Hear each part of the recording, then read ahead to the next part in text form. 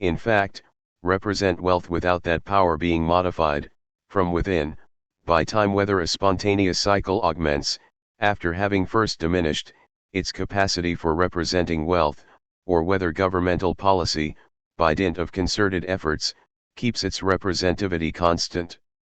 In the order of natural history, the characters, the groups of identities selected to represent and distinguish a number of species or a number of genera, resided within the continuous area of nature, which they divided into a taxonomic table.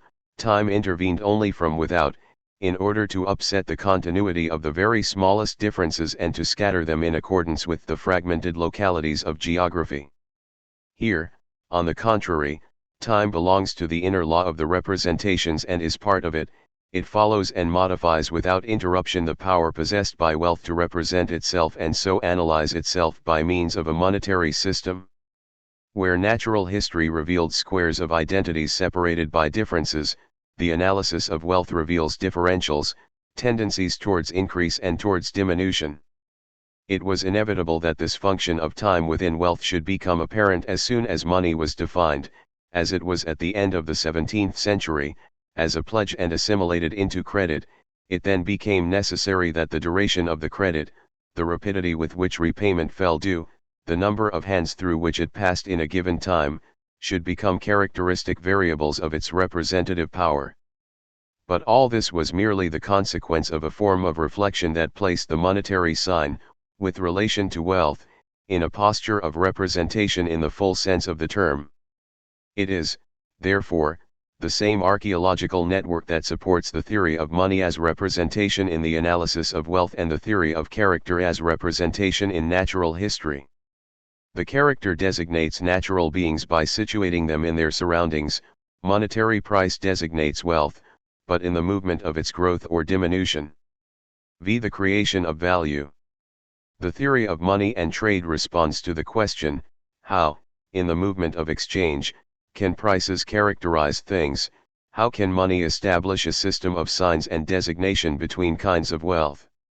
The theory of value responds to a question that intersects this first one, a question that probes, as it were vertically and in depth, the horizontal area in which exchange is continuously taking place.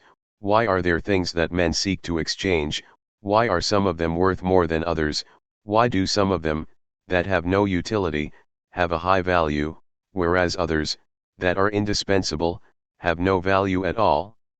It is thus no longer a question of knowing in accordance with what mechanism kinds of wealth can represent each other, and represent themselves by means of that universally representative wealth constituted by precious metal, but why objects of desire and need have to be represented, how one posits the value of a thing, and why one can affirm that it is worth this or that.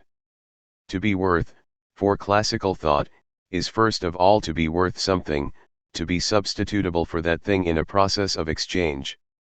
Money was invented, prices were fixed and can modify themselves, only in so far as that process of exchange exists. Now, exchange is only apparently a simple process.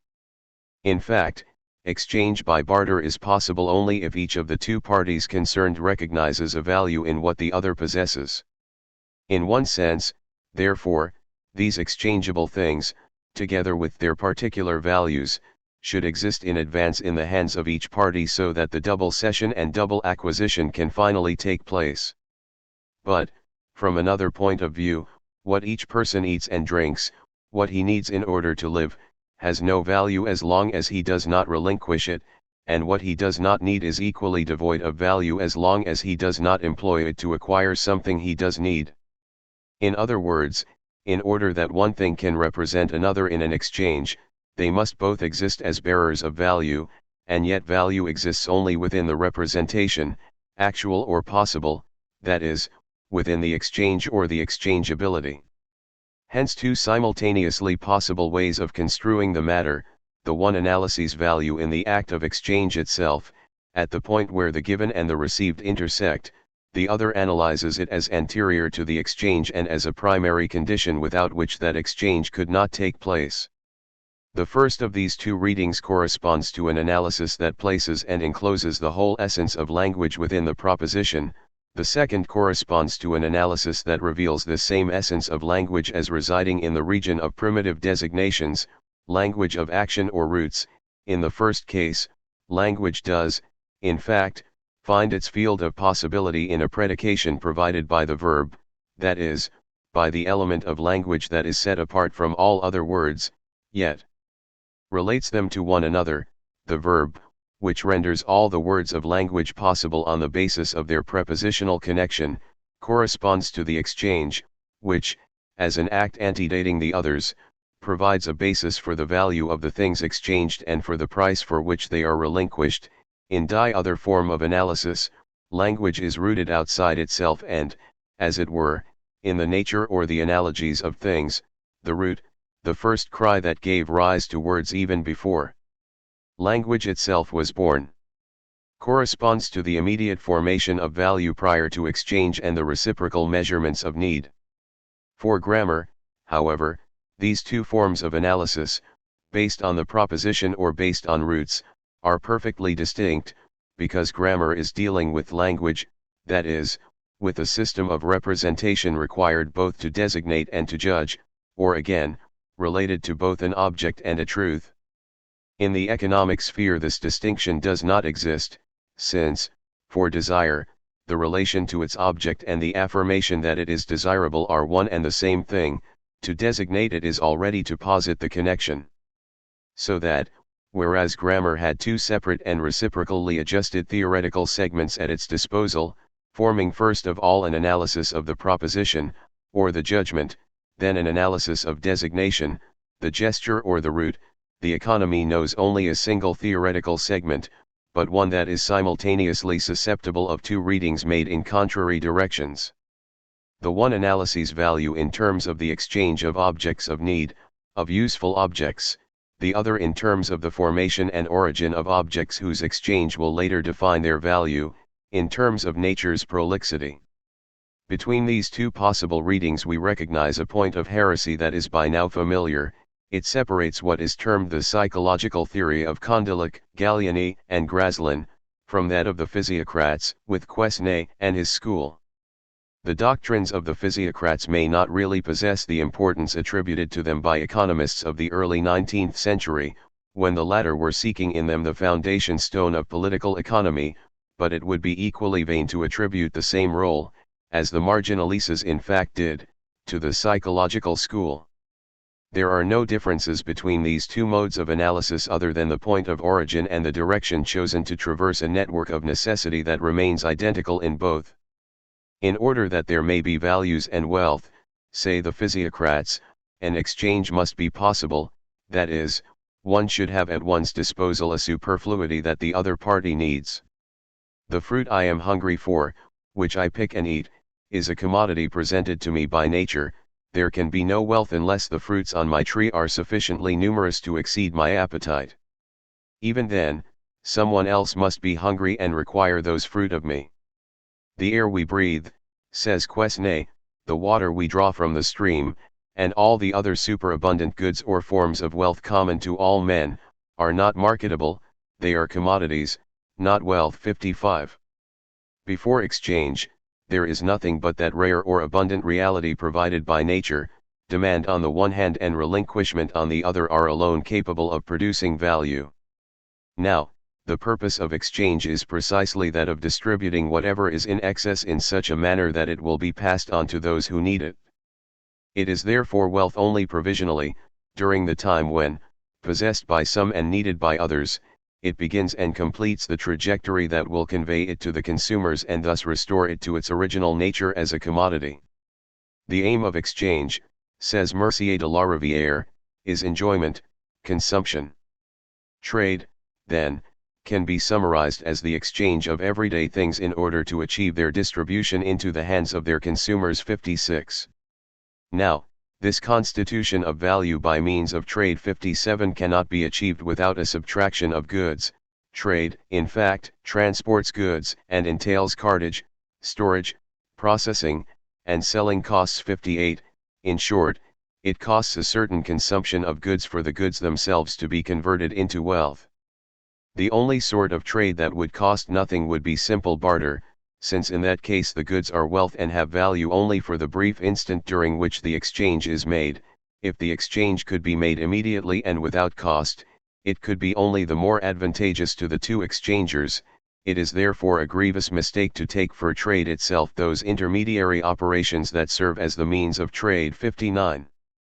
The physiocrats allow themselves to posit only the material reality of goods, which means that the formation of value in exchange becomes a process costly in itself and must be debited against existing goods. The creation of value is therefore not a means of satisfying a greater number of needs, it is the sacrifice of a certain quantity of goods in order to exchange others. Values thus form the negative of goods. But how is it that value can be formed in this way? What is the origin of this excess that makes it possible for goods to be transformed into wealth without being effaced and finally disappearing altogether as a result of successive exchanges and continual circulation? How is it that the cost of this continuous creation of value does not exhaust the goods that men have at their disposal? Is it that trade is able to find this necessary supplement in itself? Certainly not, since its aim is to exchange value for value in accordance with the greatest possible equality. In order to receive much, one must give much, and in order to give much, one must receive much. That is the whole art of trade. Trade, by its very nature, exchanges together only things of equal value. 60. It is true that a commodity taken to a distant market can be exchanged for a price higher than that which it would command in its place of origin, but this increase corresponds to the real expense of transporting it, and the only reason it does not lose anything because of this fact is that the stationary merchandise for which it is exchanged loses those freightage charges out of its own price. One may haul one's merchandise from one end of the world to the other, but the cost of its exchange is always levied on the goods exchanged. It is not trade that has produced the superfluity of goods, the excess must already have existed in order for trade to be possible. Nor is industry capable of compensating for the cost of the creation of value. In fact, manufactured products may be sold in accordance with two different systems. If prices are free, competition tends to lower them to the point where, apart from the cost of the raw materials, they cover no more than the work of the worker who made the product. According to Cantillon's definition, this wage corresponds to the worker's subsistence during the time he takes to do the work, and doubtless one should also add the subsistence and profits of the entrepreneur, but in any case, the increase in value due to the manufacturing process represents the consumption of those whom it remunerates, so that in order to produce wealth it has been necessary to sacrifice some goods. The artisan destroys as much in subsistence as he produces by his work. 6i. When prices are controlled by a monopoly, the selling price of objects can rise considerably. But this does not mean that the labor of the workers will be better remunerated.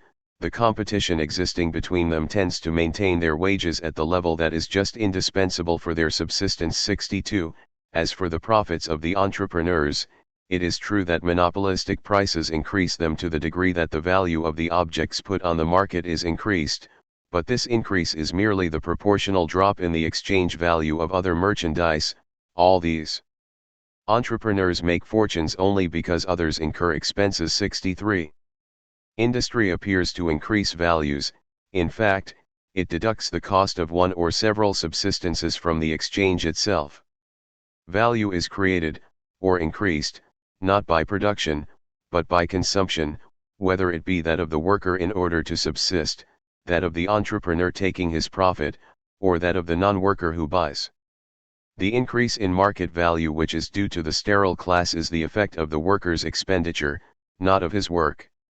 For the idle man who expends without working produces the same effect in this respect. 64. Value arises only where goods have disappeared, and work functions as an expenditure, it turns the subsistence which it has itself consumed into a price. This is even true of agricultural work. The status of the worker who plows is in no way different from that of the worker who weaves or carts, he is only one of the tools of work or cultivation. 65. A tool that requires a subsistence, and deducts it from what the land produces. As in all the other cases, the remuneration of agricultural labor tends to regulate itself so as to provide that subsistence exactly. Yet agricultural labor does possess one privilege, not an economic one, in the system of exchanges, but a physical one, in the sphere of the production of goods. The land, when worked, provides a possible quantity of subsistence much greater than that actually needed by the laborer who works it. As remunerated work, therefore, the agricultural worker's labor is just as negative and wasteful as that of factory workers, but, as physical commerce with nature 66, it is the source of an immense fecundity. And though it is true that this lavishness is remunerated in advance by the costs of plowing, sowing, and animal fodder, everyone knows that where you sow a grain of wheat you reap an ear, and that herds and flocks grow fatter every day even while they rest, which cannot be said of a bale of silk or wool in storage 67. Agriculture is the only sphere in which the increase in value due to production is not equivalent to the maintenance of the producer. This is because there is really an invisible producer who does not require any remuneration. It is with him that the farmer is, without knowing it, in partnership, and while the laborer consumes an amount equal to his work, that same work, by virtue of the laborer's co-author, produces all the goods from which the creation of values will be deducted. Agriculture is a manufacture of divine institution in which the manufacturer has as bis partner the author of nature, the producer of all goods and all wealth 68. It is understandable, therefore, why the physiocrats accorded such theoretical and practical importance to ground rent, and not to agricultural labor. This is because the latter is remunerated by consumption, whereas ground rent represents, or ought to represent, the net product, the quantity of goods provided by nature over and above the subsistence it yields to the worker and the remuneration it demands for itself in order to go on producing. It is this rent that permits the transformation of goods into values or into wealth. It provides the remuneration for all other kinds of work and all the consumption corresponding to them. Hence two major concerns: to have a large quantity of specie at one's disposal, so that labor, trade, and industry can be adequately supplied with it, and to see to it that absolute protection is given to that part of the working capital that must return to the land in order to allow it to go on producing. The physiocrat's economic and political program must therefore include an increase in agricultural prices, but not in the wages of those who work the land, the levying of all taxes on ground rent itself, the abolition of monopolistic prices and all trade preferences, so that industry and trade, regulated by competition, will be forced to maintain fair prices, a vast reinvestment of money in the land for the advances necessary for future production. The whole system of exchanges, the whole costly creation of values, is referred back to the unbalanced, radical, and primitive exchange established between the advances made by the landowner and the generosity of nature. This exchange alone is absolutely profitable, and it is from within this net profit that deductions of goods can be made to cover the costs necessitated by each exchange, and thus by the appearance of each new element of wealth. It would be untrue to say that nature spontaneously produces values, but it is the inexhaustible source of the goods that exchange transforms into values, though not without expenditure and consumption. Quesnay and his disciples analyze wealth on the basis of what is given in exchange, that is, on the basis of the superfluity that exists without any value, but that becomes value by taking part in a circuit of substitutions, in which it must remunerate each of its movements, each of its transformations, with wages, food, and subsistence, in short, with a part of that surplus of which it is itself a part. The physiocrats begin their analysis with the thing itself which is designated in value, but which exists prior to the system of wealth. The same is true of grammarians when they analyze words on the basis of their roots, of the immediate relation that unites a sound and a thing, and of the successive abstractions by means of which that root becomes a name in a language. 6. Utility. The analysis of Condillac, Gallieni, Graslin, and Destoot corresponds to the grammatical theory of the proposition. It selects as its point of departure, not what is given in an exchange, but what is received, the same thing, in fact, but seen from the point of view of the person who needs it, who wants it, and who agrees to give up what he possesses in order to obtain this other thing which in his estimation is more useful and to which he attaches greater value. The physiocrats and their opponents are in fact traversing the same theoretical segment, but in opposite directions. The former are asking themselves on what condition, and at what cost an article can become a value in a system of exchanges, the latter, on what condition a judgment of appraisal can be transformed into a price in that same system of exchanges. It is understandable, then, why the analyses of the physiocrats and those of the utilitarians are often so close, and sometimes complementary, why Cantillon could be claimed by the former, for his theory of the three fundamental revenues and the importance he gives to land, as well as by the latter, for his analysis of circulation and the role he gives to money. 69. Why Turgot was able to be faithful to physiocrat doctrine in Réflexions sur la formation et la distribution de richesses, and yet very close to Gallieni in valeur et monnaie. Let us imagine the most rudimentary of all exchange situations, a man who has nothing but corn or wheat confronted with another who has nothing but wine or wood. As yet, there is no fixed price, no equivalence, no common measure. Yet if these men have gone to the trouble to collect the wood, to sow and harvest the corn or the wheat, it is because they have passed a certain judgment on these things, without having to compare it with anything else. They judged that this wheat or that wood was able to satisfy one of their needs, that it would be useful to them. To say that a thing has value is to say that it is, or that we esteem it, good for some use. The value of things is thus founded on their utility, or, what amounts to the same thing, on the use we can make of them. 70. This judgment is the foundation of what Turgot terms the estimative value of things. 71. A value that is absolute, since it concerns each commodity individually and without its being compared with any other, yet it is also relative and changing, since it is modified in accordance with men's appetite, desires, and need. However, the exchange achieved upon the basis of these primary utilities is not their simple reduction to a common denominator. It is in itself a creator of utility, since it presents for the appraisal of one party what until then had possessed only slight utility for the other. At this point, three possibilities exist. It may be that the surplus of each, as Condillac 72 puts it, that which he has not utilized or does not expect to utilize immediately, corresponds in quality and in quantity to the needs of the other.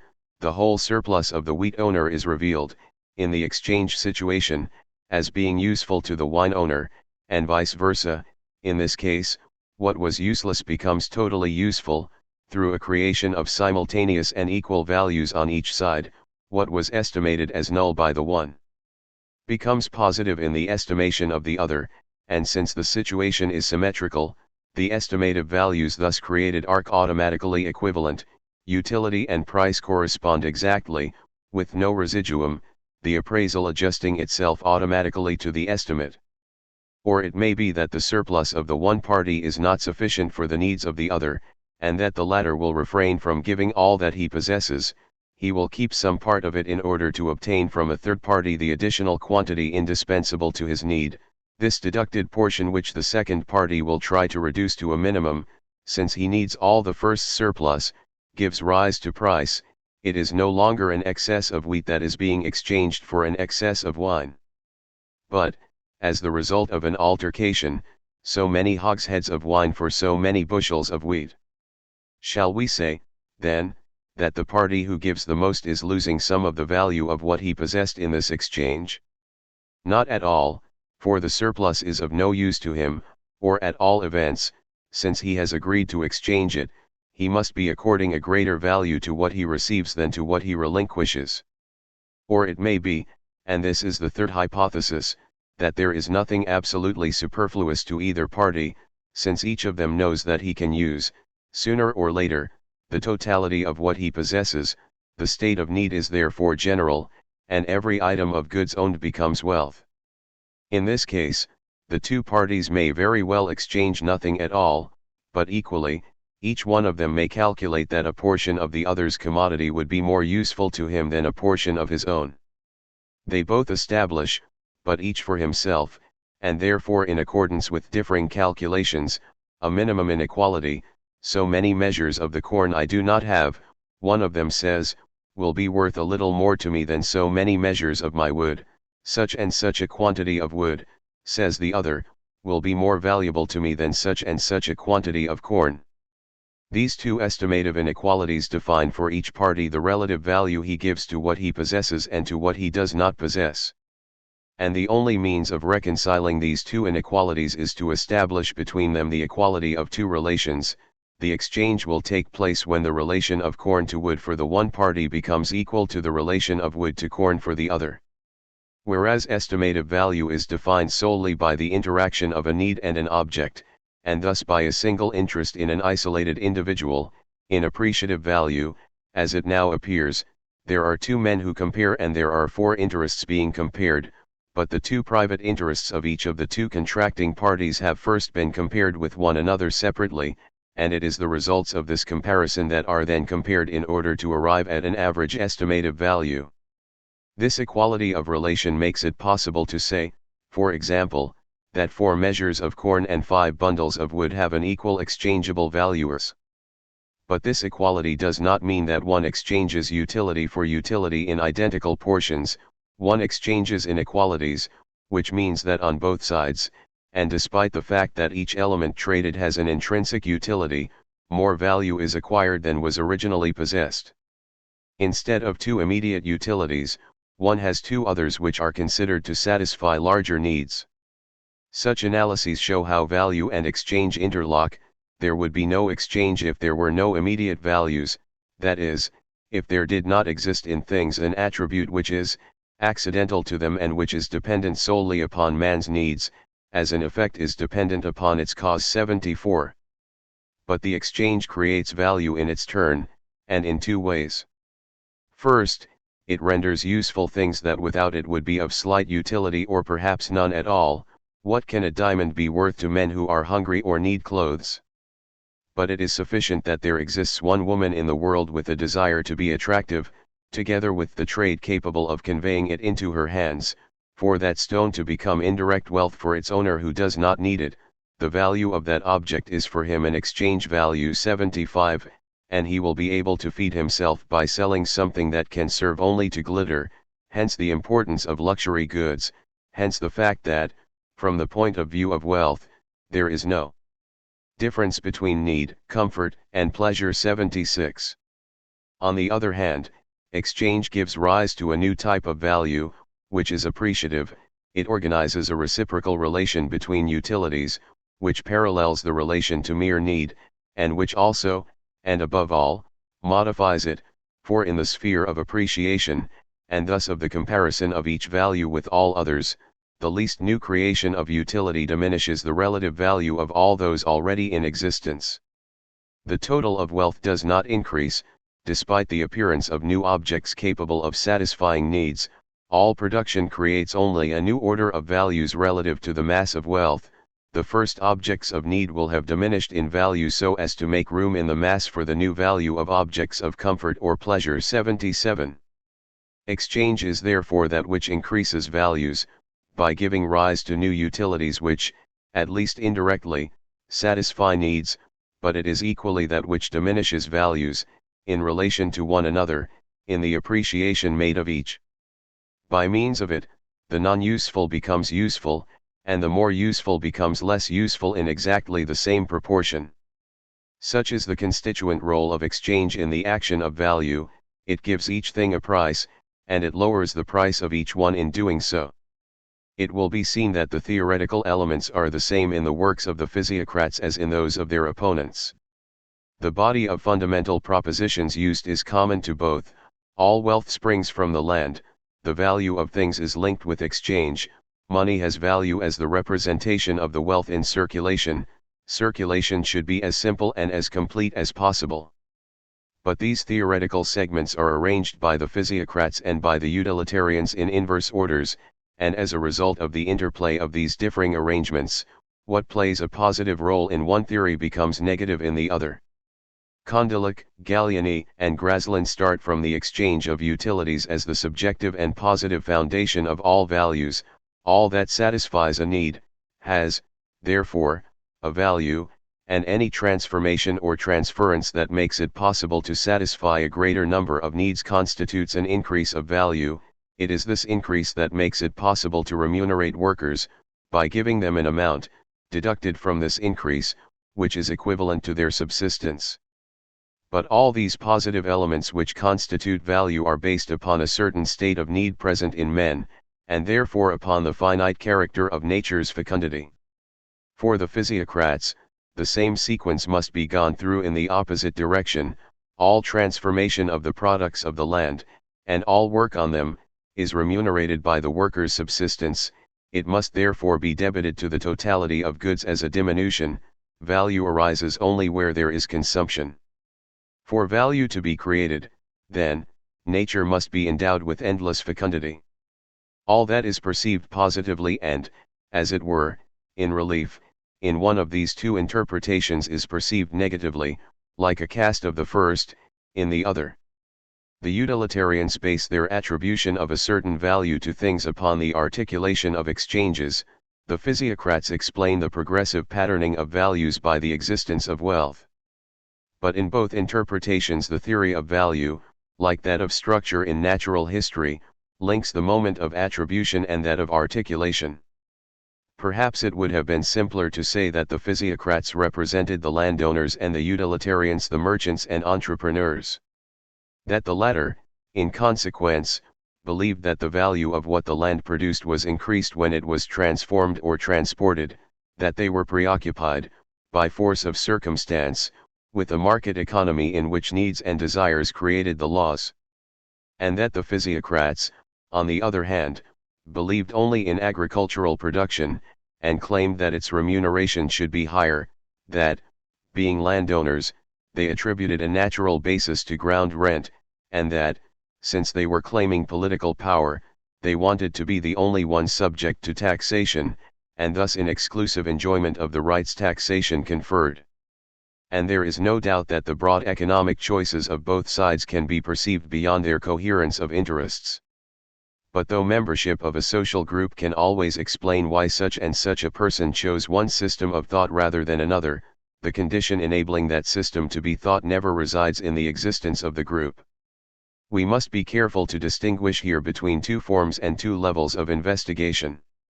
The first would be a study of opinions in order to discover who in the 18th century was a physiocrat and who an antiphysiocrat, what interests were at stake, what were the points and arguments of the polemic, how the struggle for power developed.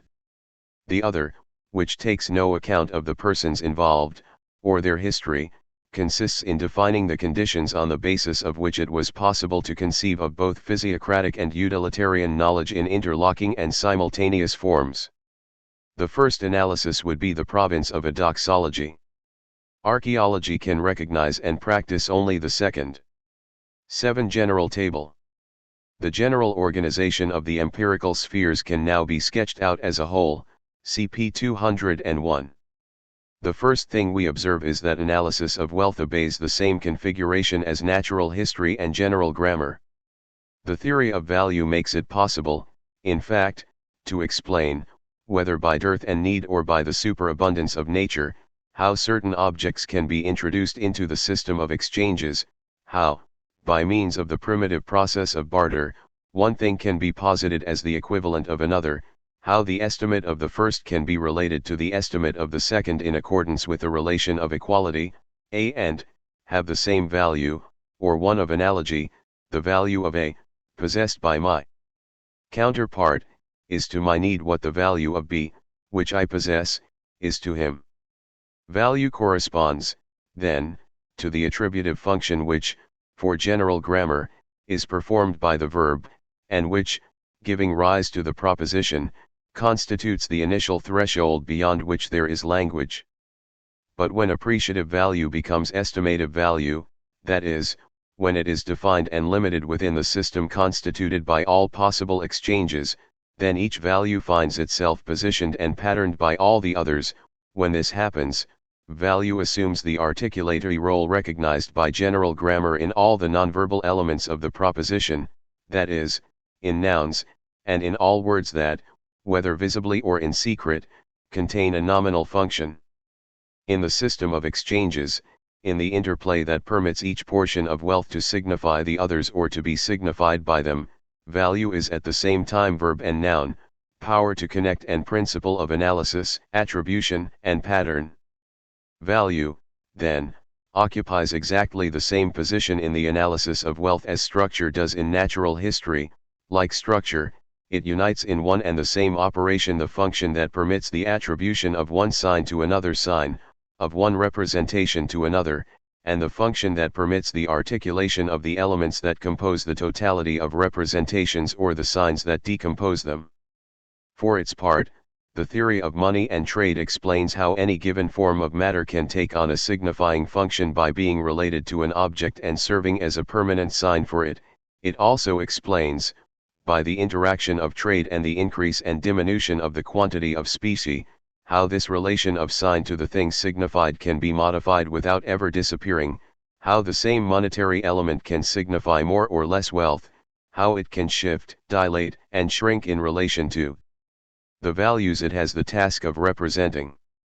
The theory of monetary prices corresponds, therefore, to what in general grammar appears in the form of an analysis of roots and of the language of action, the function of designation, and to what appears in the form of tropes and shifts of meaning, the function of derivation. Money, like words, has the role of designating, yet never ceases to fluctuate around that vertical axis. Variations of price are to the initial establishment of the relation between metal and wealth what rhetorical displacements are to the original value of verbal signs. Moreover, by ensuring, on the basis of its own possibilities, the designation of wealth, the establishment of prices, the modification of nominal values, and the impoverishment and enrichment of nations, money functions in relation to wealth in the same way as character does in relation to natural beings. It makes it possible both to impose a particular mark upon it and to indicate a place for it, no doubt a provisional one, in die area actually defined by the totality of things and of the signs at one's disposal. The theory of money and prices occupies the same position in the analysis of wealth as the theory of character does in natural history. Like the latter, it unites into one and the same function the possibility of giving things a sign, of representing one thing by another, and the possibility of causing a sign to shift in relation to what it designates. The four functions that define the verbal sign in its particular properties, and distinguish it from all other signs that representation can provide for itself, are thus to be found in the theoretical signalization of natural history and in the practical utilization of monetary signs. The order of wealth and die order of natural beings are established and revealed in so far as there are established between objects of need, and between visible individuals, systems of signs which make possible the designation of representations one by another, the derivation of signifying representations in relation to those signified, the articulation of what is represented, and the attribution of certain representations to certain others. In this sense, it can be said that, for classical thought, systems of natural history and theories of money or trade have the same conditions of possibility as language itself. This means two things: first, that order in nature and order in the domain of wealth have the same mode of being, for the classical experience, as the order of representations as manifested by words; second, that words form a system of signs sufficiently privileged, when it is a question of revealing the order of things, for natural history, if it is well organized, and money, if it is well regulated, to function in the same way as language. What algebra is to mathesis, signs, and words in particular, are to taxonomia, a constitution and evident manifestation of the order of things. There does exist, however, a major difference that prevents classification from being the spontaneous language of nature and prices from being the natural discourse of wielding. Or rather, there exist two differences: one makes it possible to distinguish the domains of verbal signs from that of wealth or that of natural beings, the other makes it possible to distinguish the theory of natural history from that of value or prices.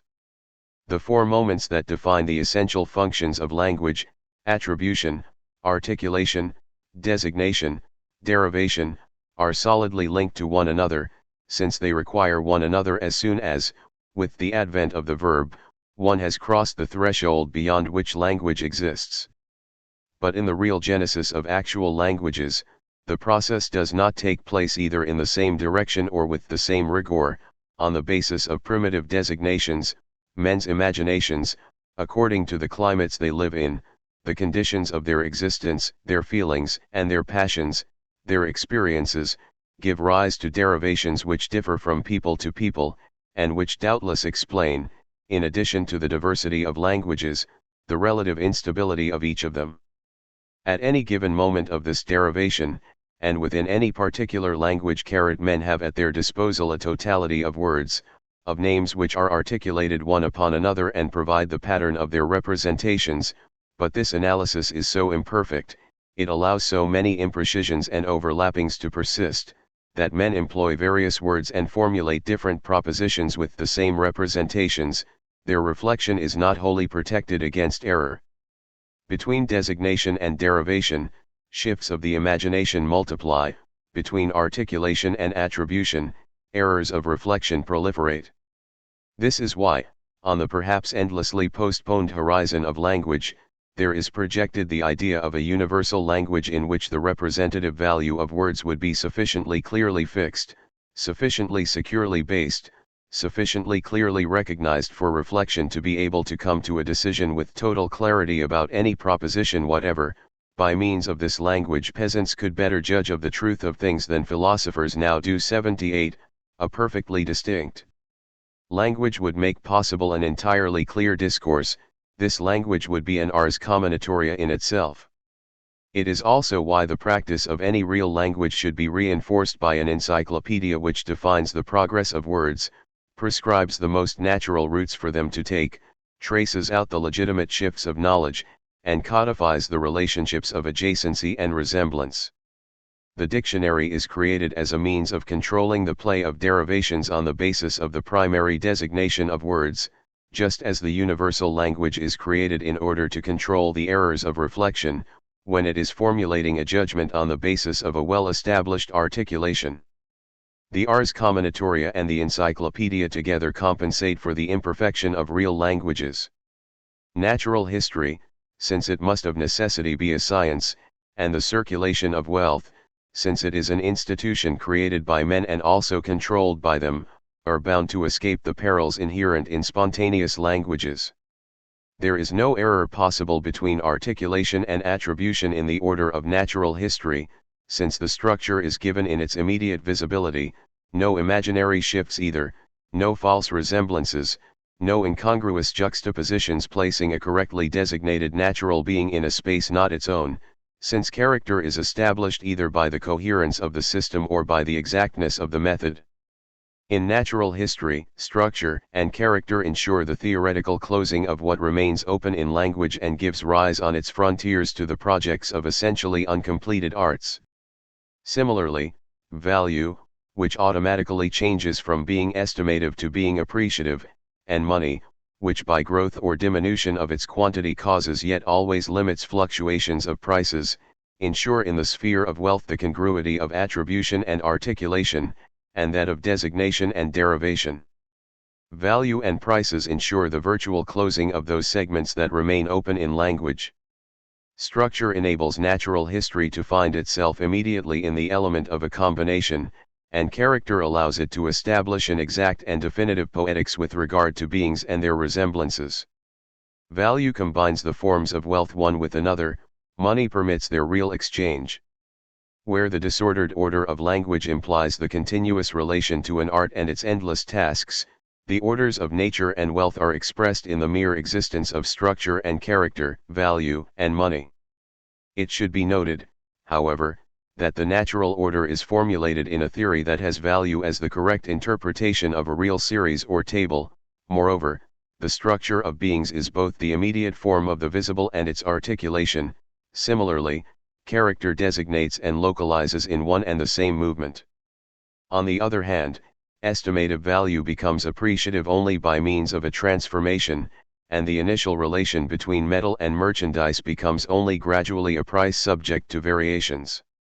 In the first case, there is an exact superimposition of attribution and articulation, designation and derivation; in the second, a transition linked to the nature of things and to human activity. With language, the system of signs is passively accepted in its imperfection, and only an art can rectify it. The theory of language is immediately prescriptive. Natural history establishes of itself a system of signs for denoting beings, and that is why it is a theory. Wealth is a system of signs that are created, multiplied, and modified by men. The theory of wealth is linked throughout to politics. However, the other two sides of the fundamental quadrilateral remain open. How can designation, a single, precise act, make possible an articulation of nature, wealth, and representations? How, generally speaking, can the two opposite segments, those of judgment and signification for language, of structure and character for natural history, of value and prices for the theory of wealth, relate to each other in such a way as to make possible a language, a system of nature, and the uninterrupted flow of wealth? It is here that it becomes really necessary to suppose that representations resemble one another and suggest one another in the imagination, that natural beings are in relations of adjacency and resemblance to one another, and that men's needs correspond to one another and are capable of satisfaction. The interconnection of representations, the unbroken expanse of beings, and the proliferation of nature are still required if there is to be language, if there is to be a natural history, and if it is to be possible for there to be wealth and use of wealth. The continuum of representation and being, an ontology defined negatively as an absence of nothingness, a general representability of being, and being as expressed in the presence of representation, all this is included in the total configuration of the classical episteme. One can see in this principle of continuity the metaphysically strong moment of 17th and 18th century thought, that which enables the form of the proposition to have an effective meaning, structure to be ordered as character, and the value of things to be calculated as prices, whereas the relations between articulation and attribution, designation and derivation, that which provides a foundation for judgment on the one hand and for meaning on the other, structure and character, value and prices, define the scientifically strong moment of that thought, that which makes possible grammar, natural history, and the science of wealth. The ordering of empiricity is thus linked to the ontology that characterizes classical thought. Indeed, from the very outset, this thought exists within an ontology rendered transparent by the fact that being is offered to representation without interruption, and within a representation illuminated by the fact that it releases the continuity of being. It is now possible, from a distance, to characterize the mutation that occurred in the entire Western episteme towards the end of the 18th century by saying that a scientifically strong moment was created in just that area where the classical episteme was metaphysically strong, and that, on the other hand, a philosophical space emerged in that very area where classicism had most firmly established its epistemological grip. In fact, the analysis of production, as the new project of the new political economy, has as its essential role the analysis of the relation between value and prices, the concepts of organisms and organic structure, the methods of comparative anatomy. In short, all the themes of the new biology explain how structures observable in individuals can have validity as general characters for genera, families, subkingdoms, and lastly, in order to unify the formal arrangements of a language. Its ability to establish propositions, and the meaning belonging to words, philology would no longer study the representative functions of discourse, but a totality of morphological constants subject to a history. Philology, biology, and political economy were established, not in the places formerly occupied by general grammar, natural history, and the analysis of wealth, but in an area where those forms of knowledge did not exist, in the space they left blank, in the deep gaps that separated their broad theoretical segments and that were filled with the murmur of the ontological continuum. The object of knowledge in the 19th century is formed in the very place where the classical plenitude of being has fallen silent. Inversely, a new philosophical space was to emerge in the place where the objects of classical knowledge dissolved. The moment of attribution, as a form of judgment, and that of articulation, as a general patterning of beings, separated, and thus created the problem of the relations between a formal apophthegms and a formal ontology. The moment of primitive designation and that of derivation through time also separated, opening up a space in which there arose the question of the relations between original meaning and history. Thus the two great forms of modern philosophic reflection were established. The first questions the relations between logic and ontology. It proceeds by the paths of formalization and encounters, in a new form, the problem of mathesis. The second questions the relations of signification and time. It undertakes an unveiling which is not and probably never can be completed, and it brings back into prominence the themes and methods of interpretation. Probably the most fundamental question that can present itself to philosophy, then, concerns the relation between these two forms of reflection. It is certainly not within the province of archaeology to say whether this relation is possible, or how it could be provided with a foundation, but archaeology can designate the region in which that relation seeks to exist, in what area of the episteme-modum philosophy attempts to find its unity, in what point of knowledge it discovers its broadest domain. In such a place the formal, in apophontics and ontology, would meet the significative as illuminated in interpretation. The essential problem of classical thought lay in the relations between name and order, how to discover a nomenclature that would be a taxonomy, or again, how to establish a system of signs that would be transparent to the continuity of being. What modem thought is to throw fundamentally into question is the relation of meaning with the form of truth and the form of being. In the firmament of our reflection there reigns a discourse, a perhaps inaccessible discourse which would at the same time be an ontology and a semantics. Structuralism is not a new method, it is the awakened and troubled consciousness of modem thought. 8. Desire and representation. The men of the 17th and 18th centuries do not think of wealth, nature, or languages in terms that had been bequeathed to them by preceding ages or in forms that presaged what was soon to be discovered. They think of them in terms of a general arrangement that not only prescribes their concepts and methods, but also, more fundamentally, defines a certain mode of being for language, natural individuals, and the objects of need and desire. This mode of being is that of representation. As a result, a whole common ground appears upon which the history of the sciences figures as a surface effect. This does not mean that it can now be left to one side, but that a reflection upon the history of a particular branch of knowledge can no longer content itself with following the development of that body of knowledge in a temporal sequence. Such a body of knowledge is not, in fact, a phenomenon of heredity and tradition, and one does not explain how it came about simply by describing the state of knowledge that preceded it and what it has provided by way of, as we say, original contributions. The history of knowledge can be written only on the basis of what was contemporaneous with it, and certainly not in terms of reciprocal influence, but in terms of conditions and a prioris established in time. It is in this sense that archaeology can give an account of the existence of a general grammar, a natural history, and an analysis of wealth, and thus open up a free, undivided area in which the history of the sciences, the history of ideas, and the history of opinions can, if they wish, frolic at ease. Though the analyses of representation, language, natural orders, and wealth are perfectly coherent and homogeneous with regard to one another, there exists, nevertheless, a profound disequilibrium. For representation governs the mode of being of language, individuals, nature, and need itself. The analysis of representation therefore has a determining value for all the empirical domains.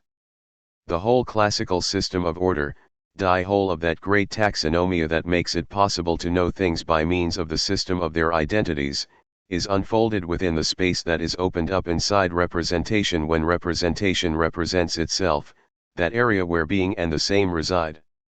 Language is simply the representation of words, nature is simply the representation of beings, need is simply the representation of needs.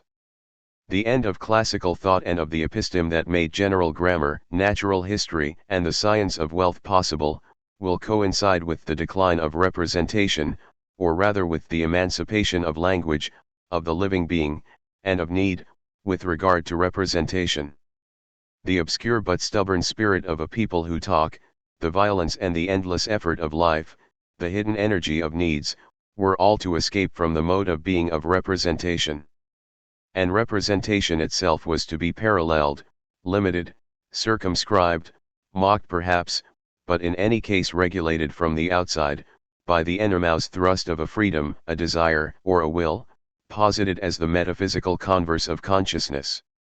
Something like a will or a force was to arise in the modum experience, constituting it perhaps, but in any case indicating that the classical age was now over, and with it the reign of representative discourse, the dynasty of a representation signifying itself and giving voice in the sequence of its words to the order that lay dormant within things. This reversal is contemporaneous with Sada. Or rather, that inexhaustible body of work manifests the precarious balance between the law without law of desire and the meticulous ordering off discursive representation. Here, the order of discourse finds its limit and its law, but it is still strong enough to remain coexistensive with the very thing that governs it. Here, without doubt, is the principle of that libertinage which was the last in the Western world. After it the age of sexuality begins. The libertine is he who, while yielding to all the fantasies of desire and to each of its furies, can, but also must, illumine their slightest movement with a lucid and deliberately elucidated representation. There is a strict order governing the life of the libertine. Every representation must be immediately endowed with life in the living body of desire. Every desire must be expressed in the pure light of a representative discourse. Hence that rigid sequence of scenes. The scene, in Sada, is profligacy subjected to the order of representation, and, within the scenes, the meticulous balance between the conjugation of bodies and the concatenation of reasons. Possibly Justine and Juliet are in the same position on the threshold of modern culture as that occupied by Don Quixote between the Renaissance and Classicism. Cervantes's hero, construing the relations of world and language as people had done in the 16th century, decoding inns into castles and farm girls into ladies with no other key than the play of resemblance, was imprisoning himself without knowing it in the mode of pure representation, but since this representation had no other law but similitude, it could not fail to become visible in the absurd form of madness. Now, in the second part of the novel, Don Quixote received his truth and his law from that represented world. He had nothing more to expect from the book in which he was born, which he had not read but whose course he was bound to follow, but a fate henceforth imposed upon him by others. He had only to allow himself to live in a castle in which he himself, having penetrated by means of his madness into the world of pure representation, finally became a mere character in the artifice of a representation. Sada's characters correspond to him at the other end of the classical age, at the moment of its decline. It is no longer the ironic triumph of representation over resemblance, it is the obscure and repeated violence of desire battering at the limits of representation. Justine would correspond to the second part of Don Quixote. She is the unattainable object of the desire of which she is the pure origin, just as Don Quixote is, despite himself, the object of the representation which he also is in the depth of his being. In Justine, desire and representation communicate only through the presence of another who represents the heroine to himself as an object of desire, while she herself knows nothing of desire other than its diaphanous, distant, exterior, and icy form as representation. Such is her misfortune. Her innocence acts as a perpetual chaperone between desire and its representation. Juliet, on the other hand, is no more than the subject of all possible desires, but those desires are carried over, without any residuum, into the representation that provides them with a reasonable foundation in discourse and transforms them spontaneously into scenes. So that the great narrative of Juliet's life reveals, throughout the desire, violence, savagery, and death, the glittering table of representation. But this table is so thin, so transparent to all the figures of desire that untiringly accumulate within it and multiply there simply by the force of their combination, that it is just as lacking in reason as that of Don Quixote, when he believed himself to be progressing, from similitude to similitude, along the commingled paths of the world and books, but was in fact getting more and more entangled in the labyrinth of his own representations. Juliet thins out this inspisation of the represented so that, without the slightest blemish, the slightest reticence, the slightest veil, all the possibilities of desire may rise to the surface.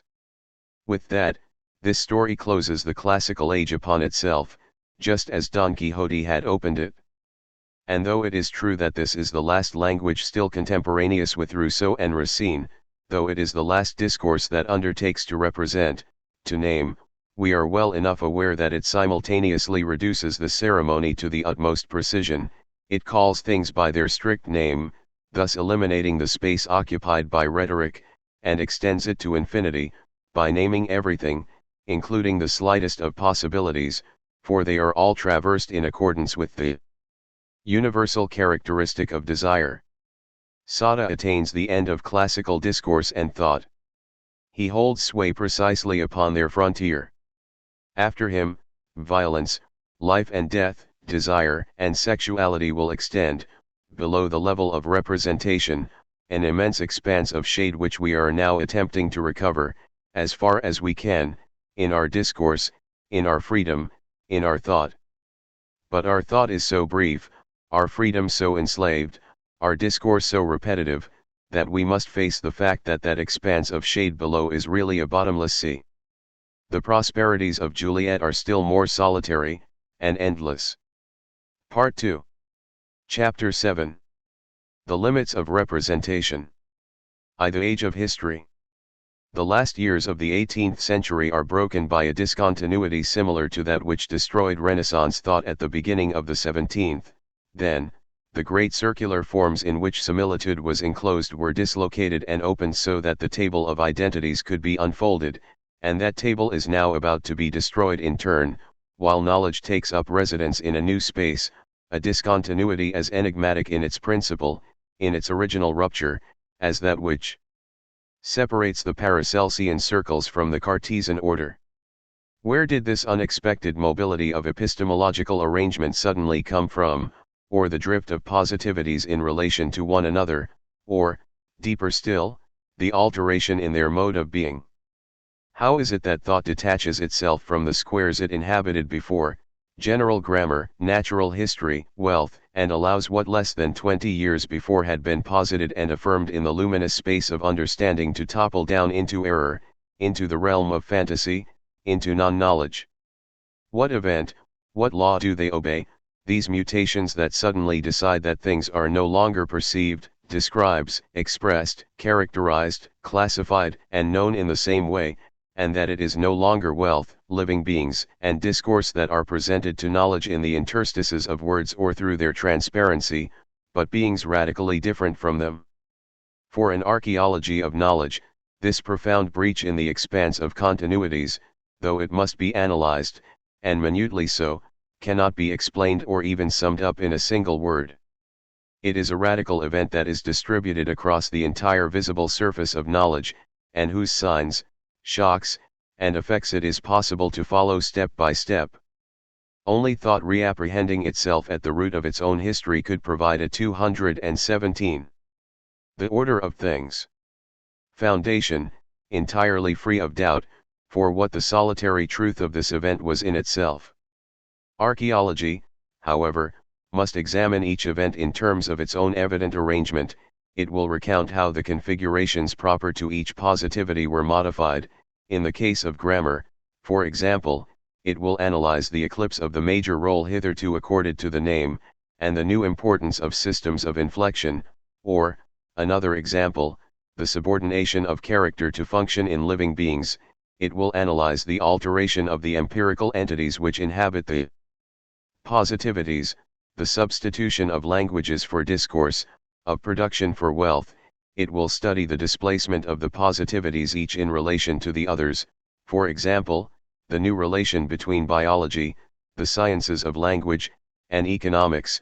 Lastly, and above all, it will show that the general area of knowledge is no longer that of identities and differences, that of non-quantitative orders, that of a universal characterization, of a general taxonomia, of a non-measurable mathesis, but an area made up of organic structures, that is, of internal relations between elements whose totality performs a function. It will show that these organic structures are discontinuous, that they do not, therefore, form a table of unbroken simultaneities, but that certain of them are on the same level whereas others form series or linear sequences. So that we see emerging, as the organizing principles of this space of empiricities, analogy, and succession, the link between one organic structure and another can no longer, in fact, be the identity of one or several elements, but must be the identity of the relation between the elements, a relation in which visibility no longer plays a role, and of the functions they perform. Moreover, if these organic structures happen to be adjacent to one another, on account of a particularly high density of analogies, it is not because they occupy proximate places within an area of classification, it is because they have both been formed at the same time, and the one immediately after the other in the emergence of the successions.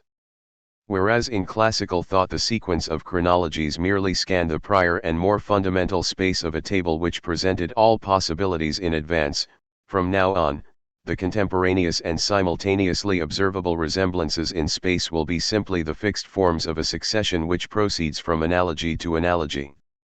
The classical order distributed across a permanent space the non-quantitative identities and differences that separated and united things. It was this order that held sovereign sway, though in each case in accordance with slightly differing forms and laws, over men's discourse, the table of natural beings, and the exchange of wealth. From the 19th century, history was to deploy, in a temporal series, the analogies that connect distinct organic structures to one another. This same history will also, progressively, impose its laws on the analysis of production, the analysis of organically structured beings, and, lastly, on the analysis of linguistic groups. History gives place to analogical organic structures, just as order opened the way to successive identities and differences. Obviously, history in this sense is not to be understood as the compilation of factual successions or sequences as they may have occurred, it is the fundamental mode of being of empiricities, upon the basis of which they are affirmed, posited, arranged, and distributed in the space of knowledge for the use of such disciplines or sciences as may arise. Just as order in classical thought was not the visible harmony of things, or their observed arrangement, regularity, or symmetry, but the particular space of their being, that which, prior to all effective knowledge, established them in the field of knowledge, so history, from the 19th century, defines the birthplace of the empirical, that from which, prior to all established chronology, it derives its own being. It is no doubt because of this that history becomes so soon divided, in accordance with an ambiguity that it is probably impossible to control, into an empirical science of events and that radical mode of being that prescribes their destiny to all empirical beings, to those particular beings that we are. History, as we know, is certainly the most erudite, the most aware, the most conscious, and possibly the most cluttered area of our memory, but it is equally the depths from which all beings emerge into their precarious, glittering existence. Since it is the mode of being of all that is given us in experience, history has become the unavoidable element in our thought. In this respect, it is probably not so very different from classical order. Classical order, too, could be established as a framework for acquired knowledge, but it was more fundamentally the space in which every being approached man's consciousness, and the classical metaphysic resided precisely in that gap between order and order, between classifications and identity, between natural beings and nature, in short, between men's perception, or imagination, and the understanding and will of God. In the 19th century, philosophy was to reside in the gap between history and history, between events and the origin, between evolution and the first rending open of the source, between oblivion and the return. It will be metaphysics, therefore, only in so far as it is memory, and it will necessarily lead thought back to the question of knowing what it means for thought to have a history. This question was to bear down upon philosophy, heavily and tirelessly, from Hegel to Nietzsche and beyond. But we must not see this as the end of an autonomous philosophical reflection that came too early, and was too proud to lean, exclusively, upon what was said before it and by others. Let us not use this as a pretext for disparaging a thought powerless to stand on its own feet, and always forced to find support by winding itself around a previously established body of thought. It is enough to recognize here a philosophy deprived of a certain metaphysics because it has been separated off from the space of order, yet doomed to time, to its flux and its returns, because it is trapped in the mode of being of history.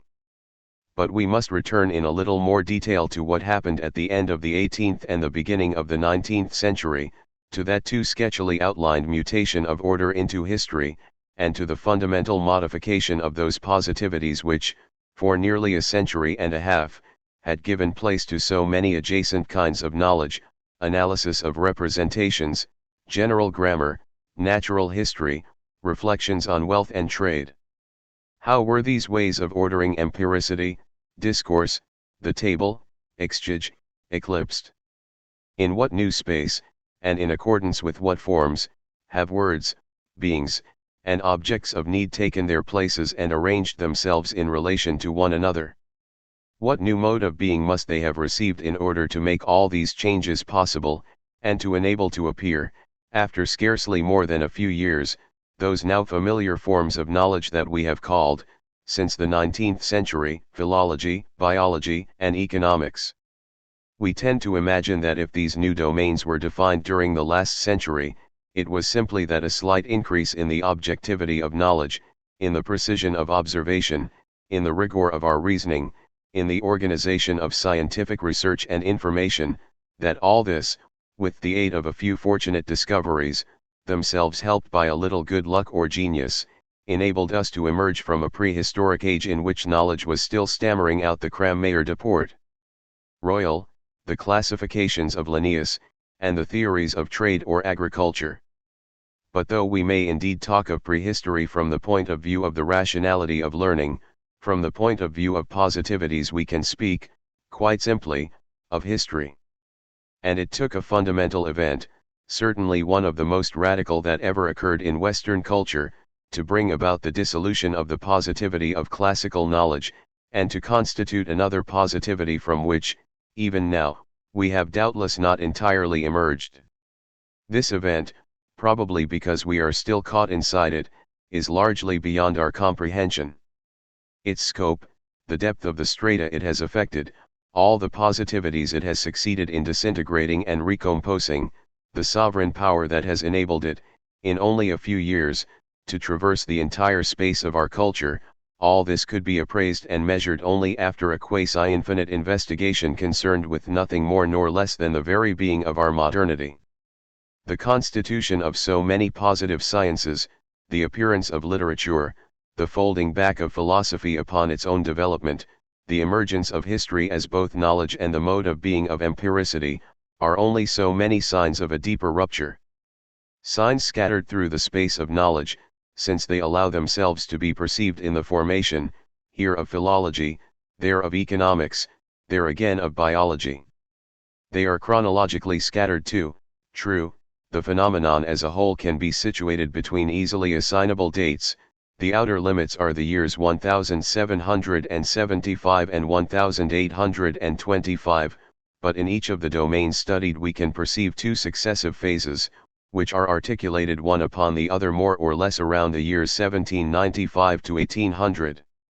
In the first of these phases, the fundamental mode of being of the positivities does not change, men's riches, the species of nature, and the words with which languages are peopled, still remain what they were in the classical age, double representations whose role is to designate representations, to analyze them, to compose and decompose them in order to bring into being within them, together with the system of their identities and differences, the general principle of an order.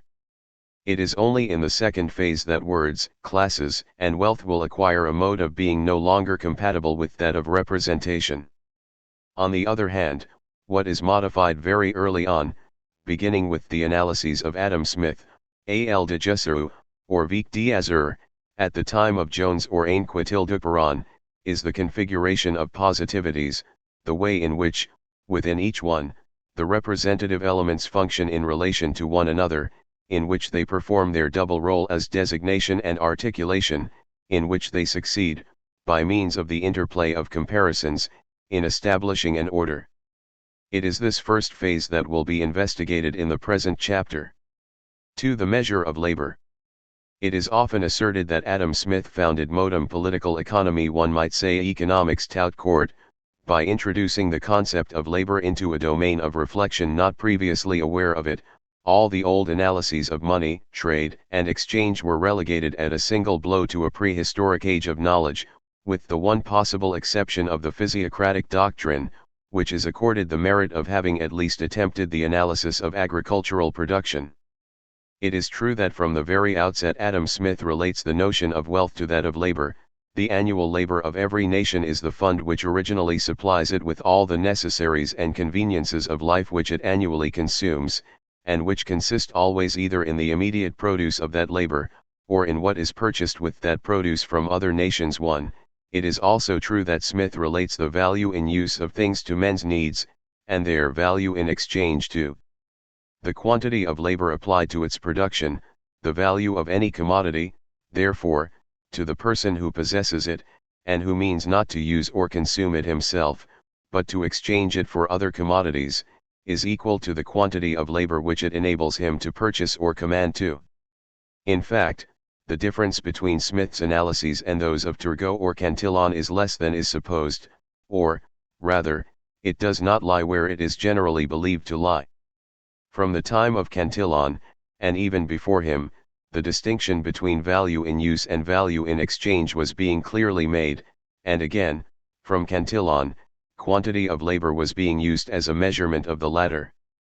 But the quantity of labor inscribed in the price of things was no more than a relative and reducible tool of measurement. A man's labor was in fact equal to the value of the quantity of nourishment necessary to maintain him and his family for as long as a given task lasted. 3. So that in the last resort, need for food, clothing, housing, defined the absolute measure of market price. All through the classical age, it was necessity that was the measure of equivalences, and value in use that served as absolute reference for exchange values. The gauge of prices was food, which resulted in the generally recognized privilege accorded in this respect to agricultural production, wheat, and land. Adam Smith did not, therefore, invent labor as an economic concept, since it can be found in Cantillon, Quesnay, and Condillac. He does not even give it a new role to play, since he too uses it as a measure of exchange value. Labor, therefore, is the real measure of the exchangeable value of all commodities. 4.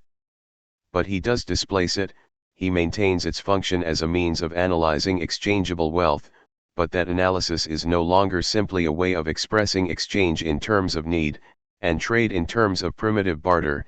It reveals an irreducible, absolute unit of measurement. At the same time, wealth no longer establishes the internal order of its equivalence by a comparison of the objects to be exchanged, or by an appraisal of the power peculiar to each represent an object of need, and, in the last resort, the most fundamental of all, food, it is broken down according to the units of labor that have in reality produced it. Wealth is always a functioning representative element, but, in the end, what it represents is no longer the object of desire, it is labor. But two objections immediately present themselves. How can labor be a fixed measure of the natural price of things when it has itself a price and a variable price? How can labor be an absolute unit when it changes its form, and when industrial progress is constantly making it more productive by introducing more and more divisions into it? Now, it is precisely through these objections, and through their spokesman, as it were, that it is possible to reveal the irreducibility of labor and its primary character. There are, in fact, countries in the world, and, in a particular country, times, in which labor is dear, workers are few, wages are high. Elsewhere, or at other times, manpower is plentiful, it is badly remunerated, and labor is cheap. But what is modified in these alternating states is the quantity of food that can be procured with a day's work. If commodities are in short supply and there are many consumers, each unit of labor will be remunerated with only a small quantity of subsistence, but if, on the other hand, commodities are in good supply, it will be well paid. These are merely the consequences of a market situation. The labor itself, the hours spent at it, the toil and trouble, are in every case the same, and the greater the number of units required, the more costly the products will be. Equal quantities of labor, at all times and places, may be said to be of equal value to the laborer 5. And yet one could say that this unit is not a fixed one, since to produce the self-same object will require more or less labor according to the perfection of the manufacturing process, that is, according to the degree of the division of labor.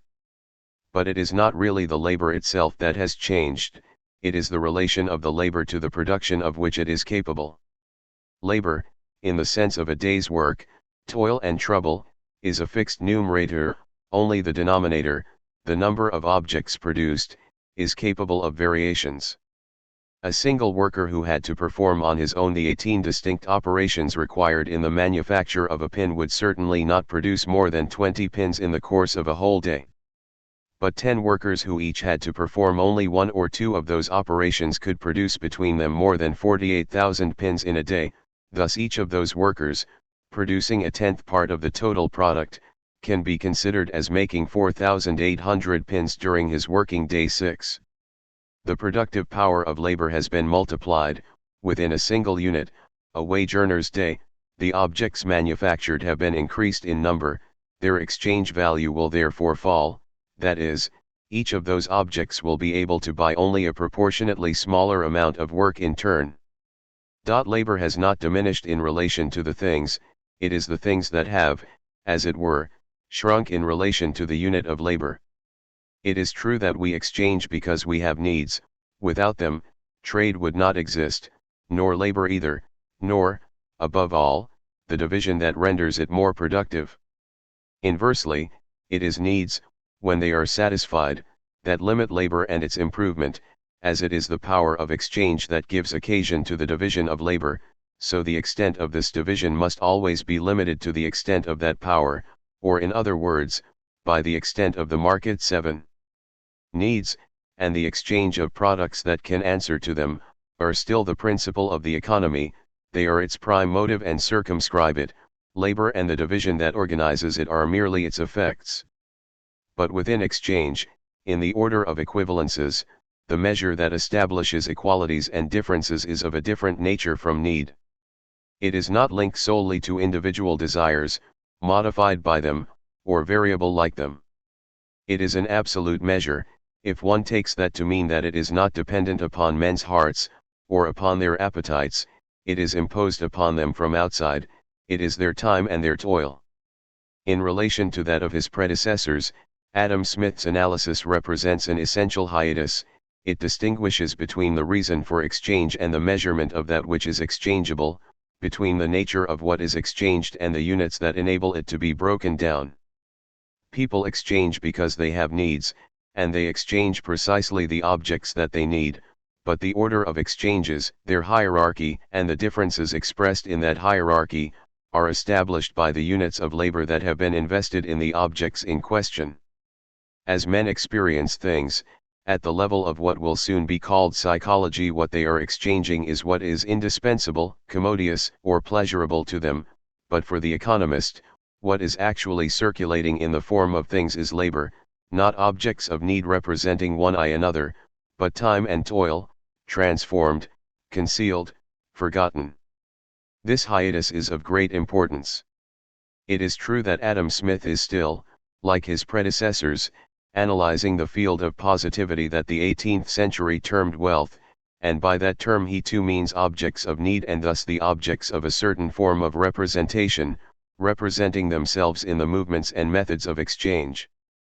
But within this duplication, and in order to regulate its laws, the units and measures of exchange, he formulates a principle of order that is irreducible to the analysis of representation, he unearths labor, that is, toil and time, the working day that at once patterns and uses up man's life. The equivalence of the objects of desire is no longer established by the intermediary of other objects and other desires, but by a transition to that which is radically heterogeneous to them. If there is an order regulating the forms of wealth, if this can buy that, if gold is worth twice as much as silver, it is not because men have comparable desires, it is not because they experience the same hunger in their bodies, or because their hearts are all swayed by the same passions, it is because they are all subject to time, to toil, to weariness, and, in the last resort, to death itself. Men exchange because they experience needs and desires, but they are able to exchange and to order these exchanges because they are subjected to time and to the great exterior necessity. As for the fecundity of labor, it is not so much due to personal ability or to calculations of self-interest, it is based upon conditions that are also exterior to its representation: industrial progress, growing division of tasks, accumulation of capital, division of productive labor and non-productive labor. It is thus apparent how, with Adam Smith, reflection upon wealth begins to overflow the space assigned to it in the classical age. Then, it was lodged within ideology, inside the analysis of representation. From now on, it is referred, diagonally as it were, to two domains which both escape the forms and laws of the decomposition of ideas. On the one hand, it is already pointing in the direction of an anthropology that will call into question man's very essence, his finitude, his relation with time, the imminence of death, and the object in which he invests his days of time and toil without being able to recognize in it the object of his immediate need. On the other, it indicates the still unfulfilled possibility of a political economy whose object would no longer be the exchange of wealth, and the interplay of representations which is its basis, but its real production, forms of labor and capital. It is understandable how, between these newly formed positivities, an anthropology dealing with a man rendered alien to himself and an economics dealing with mechanisms exterior to human consciousness, ideology, or the analysis of representations, was soon to find itself reduced to being no more than a psychology, whereas opposite, in opposition, and soon to dominate ideology from its full height, there was to emerge the dimension of a possible history. From Smith onward, the time of economics was no longer to be the cyclical time of alternating impoverishment and wealth, nor the linear increase achieved by astute policies, constantly introducing slight increases in the amount of circulating species so that they accelerated production at a faster rate than they raised prices. It was to be the interior time of an organic structure which grows in accordance with its own necessity and develops in accordance with autochthonous laws, the time of capital and production. 3. The organic structure of beings. In the domain of natural history, the modifications observable between the years 1775 and 1795 are of the same type. The principle of classifications is not called in question, their aim is still to determine the character that groups individuals and species into more general units, that distinguishes those units one from another, and that enables them to fit together to form a table in which all individuals and all groups, known or unknown, will have their appropriate place. These characters are drawn from the total representation of the individuals concerned, they are the analysis of that representation and make it possible, by representing those representations, to constitute an order. The general principles of taxonomia, the same principles that had determined the systems of Tournefort and Linnaeus and the method of Audonson, preserve the same kind of validity for A. L. de Jussieu, Vicq d'Azour, Lamarck, and Kandel. Yet the technique that makes it possible to establish the character, the relation between visible structure and criteria of identity, are modified in just the same way as Adam Smith modified the relations of need or price. Throughout the 18th century, classifiers had been establishing character by comparing visible structures, that is, by correlating elements that were homogeneous, since each element, according to the ordering principle selected, could be used to represent all the others. The only difference lay in the fact that for the systematic eons the representative elements were fixed from the outset, whereas for the Methodists they were the gradual result of a progressive confrontation. But, the transition from described structure to classifying character took place wholly at the level of the representative functions exercised by the visible with regard to itself. From Jussieu, Lamarck, and Vicq d'Azour onward, character, or rather the transformation of structure into character, was to be based upon a principle alien to the domain of the visible, an internal principle not reducible to the reciprocal interaction of representations. This principle, which corresponds to labor in the economic sphere, is organic structure. And as a basis for taxonomics, organic structure appears in 4 different ways. 1. First, in the form of a hierarchy of characters. If one does not, in fact, arrange the species side by side in all their vast diversity, but, in order to limit the field of investigation forthwith, if one accepts the broad groupings evident at a first glance, such as the Graminae, the Compositae, the Cruciferae and the Leguminosae for plants, or worms, fishes, birds, and quadrupeds, for animals, it becomes apparent that certain characters are absolutely constant and occur in all the genera and all the species it is possible to distinguish. For example, the insertion of the stamens, their position in relation to the pistil, the insertion of the corolla when it bears the stamens, the number of lobes surrounding the embryo in the seed. Other characters are very frequent throughout a family, but do not attain the same degree of constancy. This is because they are formed by less essential organs, number of petals, presence or absence of the corolla, respective position of the calyx or the pistil. These are the secondary subuniform characters. Finally, the tertiary semi-uniform characters are sometimes constant and sometimes variable: unifoliate or polyfoliate calyx, number of cells in the fruit, position of flowers and leaves, nature of the stem. With these semi-uniform characters it is not possible to define families or orders, not because they are not capable, if applied to all the species, of forming general entities, but because they do not concern what is essential in a group of living beings. Each great natural family has requisites that define it, and the characters that make it recognizable are the nearest to these fundamental conditions. Thus, reproduction being the major function of the plant, the embryo will be its most important part, and it becomes possible to divide the vegetable kingdom into three classes: acotyledons, monocotyledons, and dicotyledons. Against the background of these essential and primary characters, the others can appear and introduce more detailed distinctions. It will be seen that character is no longer drawn directly from the visible structure, and without any criterion other than its presence or absence. It is based upon the existence of functions essential to the living being, and upon relations of importance that are no longer merely a matter of description. Two characters are linked, therefore, to functions. In one sense, there has been a return to the old theory of signatures or marks, which supposed that each being bore the sign of what was most essential in it upon the most visible point of its surface. But here the relations of importance are relations of functional subordination. If the number of cotyledons is decisive in the classification of plants, that is because they play a particular role in the reproductive function, and because they are for that very reason linked to the plant's entire internal organic structure. They indicate a function that governs the individual's entire arrangement. In the same way, Wieck-Diazer showed that in the case of animals it is the alimentary functions that are without doubt the most important.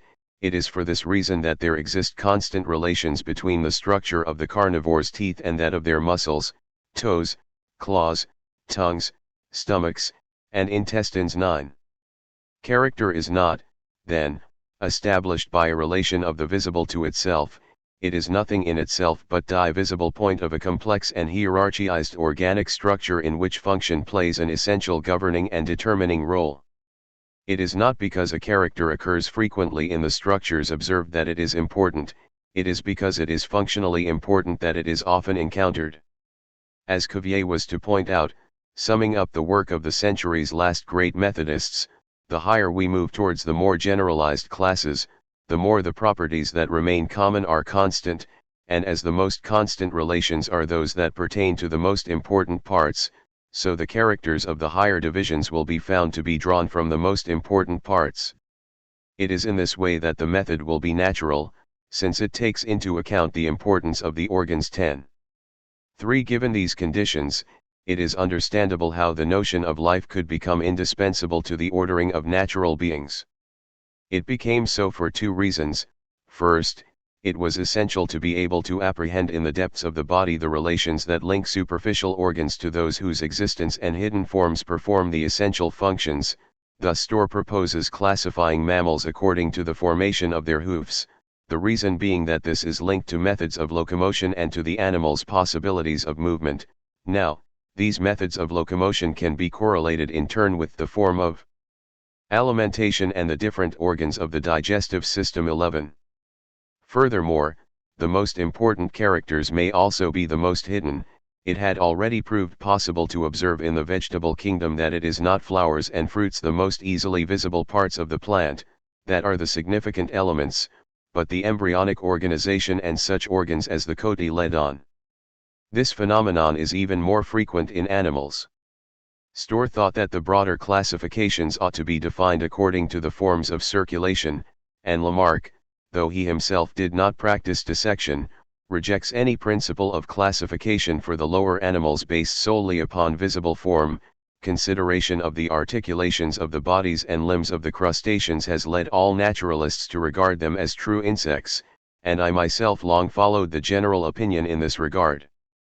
But since it is recognized that organic structure is of all considerations the most essential as a guide in a methodical and natural distribution of animals, as well as in determining the true relations between them, it follows that the crustaceans, which breathe solely by means of gills in the same way as mollusks, and like them have a muscular heart, ought to be placed immediately after them, before the arachnids and the insects, which do not have a like organic structure. 12.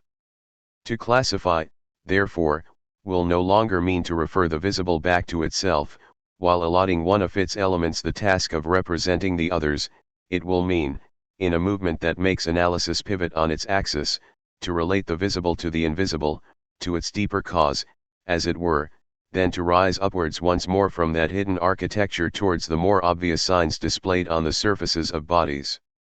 As Pinel said, in his work as a naturalist, to restrict oneself to the exterior characters assigned by nomenclatures, is this not to ignore the most fertile source of information, and to refuse to open, as it were, the great book of nature, which is precisely what one has set out to know?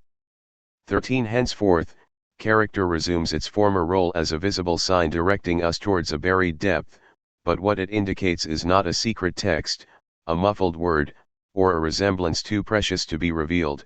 It is the coherent totality of an organic structure that weaves back into the unique fabric of its sovereignty both the visible and the invisible.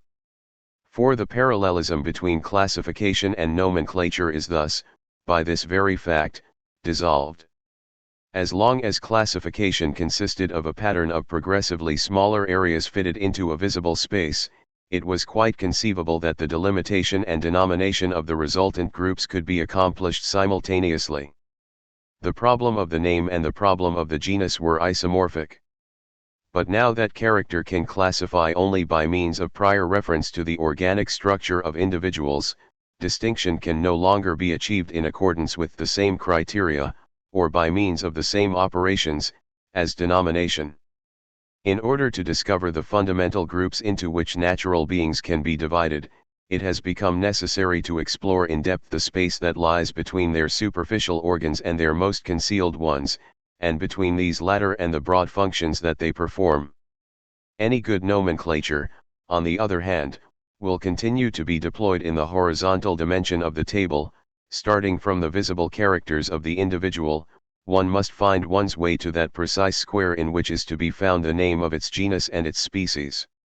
There is a fundamental distortion between the space of organic structure and that of nomenclature, or rather, instead of being exactly superimposed, they are now perpendicular to one another, and at the point where they meet we find the manifest character, which indicates a function in the vertical plane and makes it possible to discover a name in the horizontal one. This distinction, which within a few years will render natural history and the preeminence of taxonomia obsolescent, we owe to the genius of Lamarck. In the preliminary discourse to La Flore Française he set out the two tasks of botany as two radically distinct entities. Determination, which applies the rules of analysis and makes it possible to discover the name of an individual by the simple use of a binary method, either such and such a character is present in the individual being examined, in which case one must look for its location in the right-hand part of the table, or it is not present, in which case one must look in the left-hand part, and so on until the name has finally been determined, and the discovery of the real relations of resemblance, which presupposes an examination of the entire organic structure of species. 14. Names and genera, designation and classification, language and nature, cease to be automatically interlocked. The order of words and the order of beings no longer intersect except along an artificially defined line. Their old affinity, which had been the foundation of natural history in the classical age, and which had led structure to character, representation to denomination, and the visible individual to the abstract genus, all with one and the same movement, is beginning to dissolve. There is talk of things that take place in another space than that of words. By making such a distinction, and by making it so early on, Lamarck brought the era of natural history to a close and provided a much clearer, a much more certain and radical glimpse of the era of biology than he did 20 years later by taking up once more the already well-known theme of the single series of species and their progressive transformation. The concept of organic structure already existed in 18th-century natural history, just as, in the sphere of the analysis of wealth, the notion of labor was not invented at the end of the classical age, but it was a concept that served at that time to define a certain mode of composition of complex individuals, on the basis of more elementary materials. Linnaeus, for example, distinguished between juxtaposition, which causes growth in minerals, and intussusception, which enables the vegetable kingdom to develop by feeding itself. 15. Bonnet contrasted the aggregation of unrefined solids with the composition of organic solids, which weaves together an almost infinite number of parts, some fluid, others solid. 16. Now, this concept of organic structure had never been used before the end of the century as a foundation for ordering nature, as a means of defining its space or delimiting its forms. It is through the works of Jussieu, Vic d'Azer, and Lamarck that it begins to function for the first time as a method of characterization. It subordinates characters one to another, it links them to functions, it arranges them in accordance with an architecture that is internal as well as external, and no less invisible than visible, it distributes them throughout a space that is other than that of names, discourse, and language. It is thus no longer content to designate one category of beings among other categories, it no longer merely indicates a dividing line running through the taxonomic space, it defines for certain beings the internal law that enables a particular one of their structures to take on the value of a character. Organic structure intervenes between the articulating structures and the designating characters, creating between them a profound, interior, and essential space. This important mutation further exerts its influence upon the element of natural history, it modifies the methods and the techniques of a taxonomia, but it does not refute its fundamental conditions of possibility. It has not yet touched the mode of being of a natural order. It does, however, entail one major consequence, the radicalization of the dividing line between organic and inorganic. In the table of beings unfolded by natural history, the terms organized and non-organized defined merely two categories. These two categories overlapped, but did not necessarily coincide with, the antithesis of living and non-living. From the moment when organic structure becomes a basic concept of natural characterization, and makes possible the transition from visible structure to designation, it must of course cease to be no more than a character itself. It surrounds the taxonomic space in which it lay before, and in turn provides the ground for a possible classification. This being so, the opposition between organic and inorganic becomes fundamental. It is, in fact, from the period 1775 to 95 onward that the old articulation of the three or four kingdoms disappears.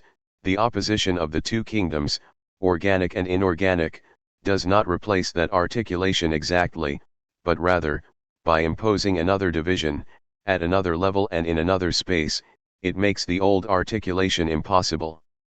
Pallas and Lamarck 17 formulate this great dichotomy, a dichotomy with which the opposition of the living and the non-living coincides.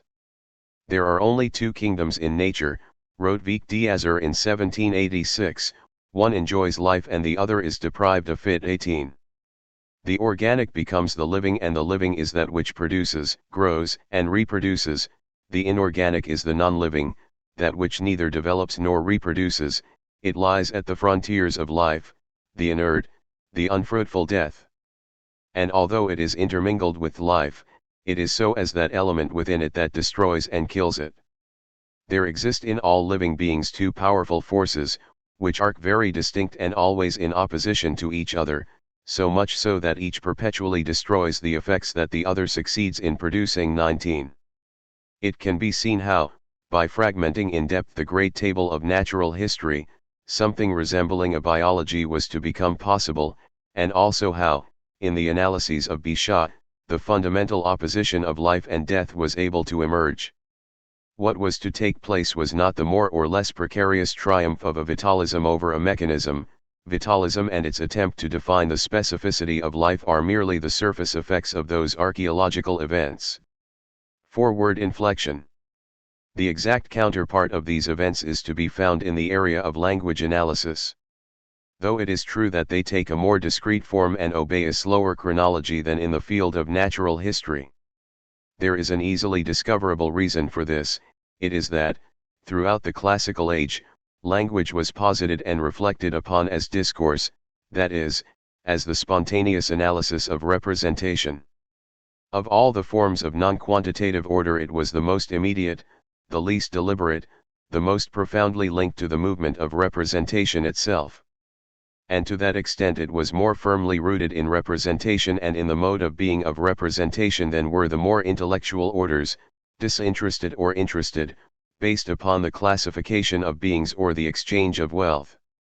Technical modifications such as those that affected the measurement of exchange values, or the methods of arriving at characters, were sufficient to change considerably the analysis of wealth or natural history. In order that the science of language could undergo mutations as important as these, even profounder events were necessary, events capable of changing the very being of representations in Western culture.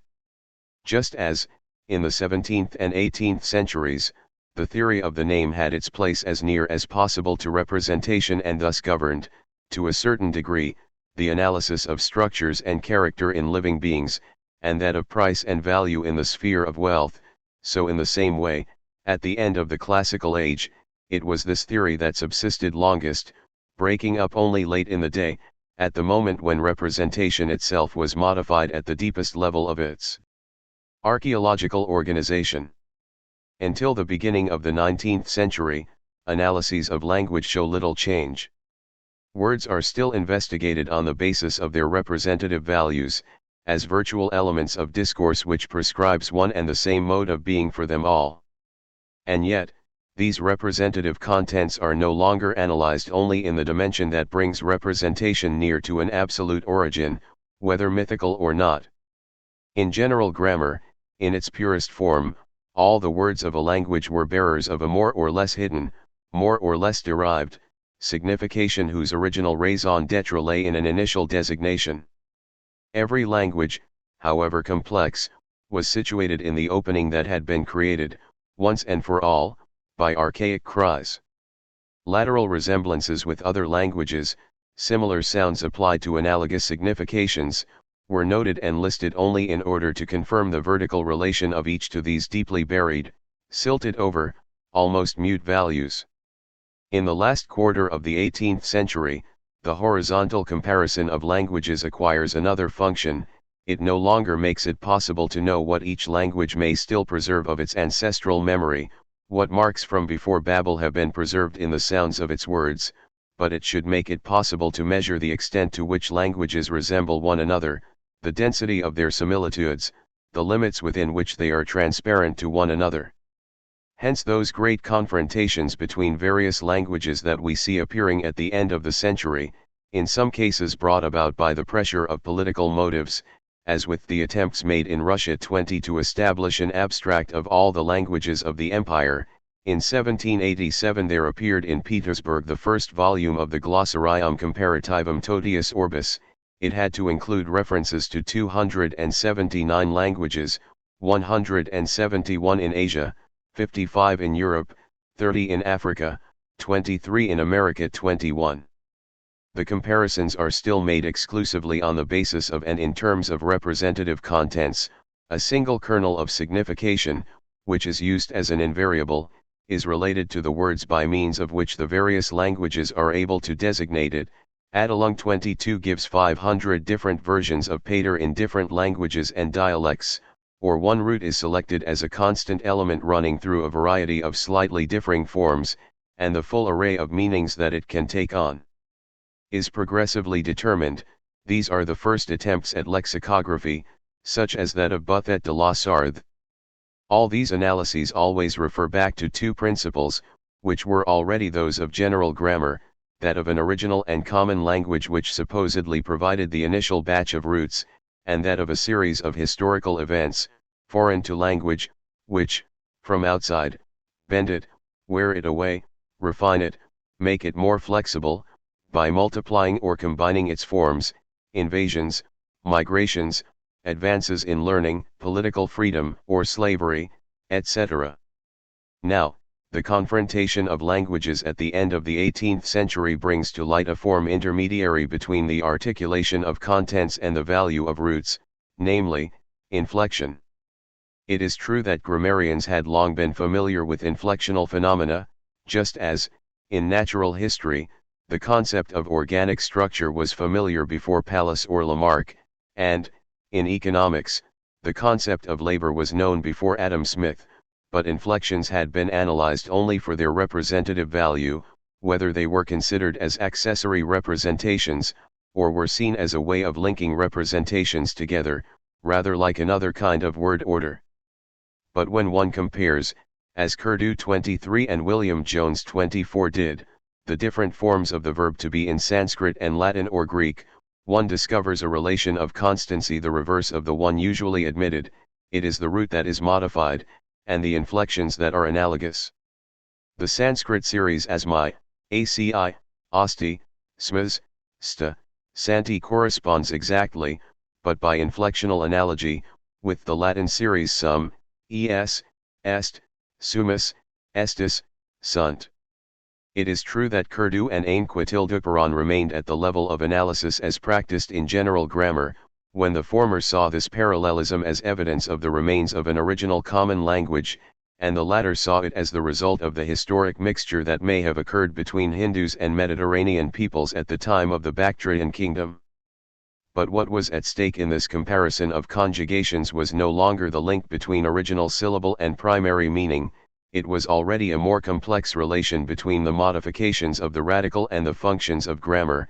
It was being discovered that in two different languages there was a constant relation between a determinate series of formal modifications and an equally determinate series of grammatical functions, syntactical values, or modifications of meaning. For this very reason, general grammar begins to change its configuration. Its various theoretical segments are no longer linked together in exactly the same way, and the network that joins them already suggests a slightly different root. At the time of Boissy or Condillac, the relation between roots, with their great lability of form, and the meaning patterned out of representations, or again, the link between the power to designate and the power to articulate, was assured by the sovereignty of the name. Now a new element intervenes. On the one hand, on the side of meaning or representation, it indicates only an accessory and necessarily secondary value.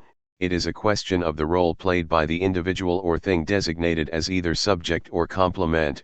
It is a question of the time of the action, but on the other hand, on the side of form, it constitutes the solid, constant, almost unalterable totality whose sovereign law is so far imposed upon the representative roots as to modify even those roots themselves. Moreover, this element, secondary in its significative value, primary in its formal consistence, is not itself an isolated syllable, like a sort of constant root. It is a system of modifications of which the various segments are interdependent. The letter S does not signify the second person in the way that the letter E, according to Court de Gabellin, signified breathing, life, and existence. It is the totality of the modifications M, S, T that gives the verbal root the values of the first, second, and third person. Until the end of the 18th century, this new analysis has its place in the search for the representative values of language. It is still a question of discourse. But already, through the inflectional system, the dimension of the purely grammatical is appearing. Language no longer consists only of representations and of sounds that in turn represent the representations and are ordered among them as the links of thought require. it consists also of formal elements, grouped into a system, which impose upon the sounds, syllables, and roots an organization that is not that of representation. Thus an element has been introduced into the analysis of language that is not reducible to it, as labor was introduced into the analysis of exchange, or organic structure into that of characters. As a primary consequence of this, one may note the appearance at the end of the 18th century of a phonetics that is no longer an investigation of primary expressive values, but an analysis of sounds, of their relations, and of their possible transformation one into another. In 1781, we find Hellwag defining the vocalic triangle 25. One can note also the beginnings of a comparative grammar. The object selected for comparison in the various languages is no longer the couple formed by a group of letters and a meaning, but groups of modifications of a grammatical nature, conjugations, declensions, suffixes, and prefixes.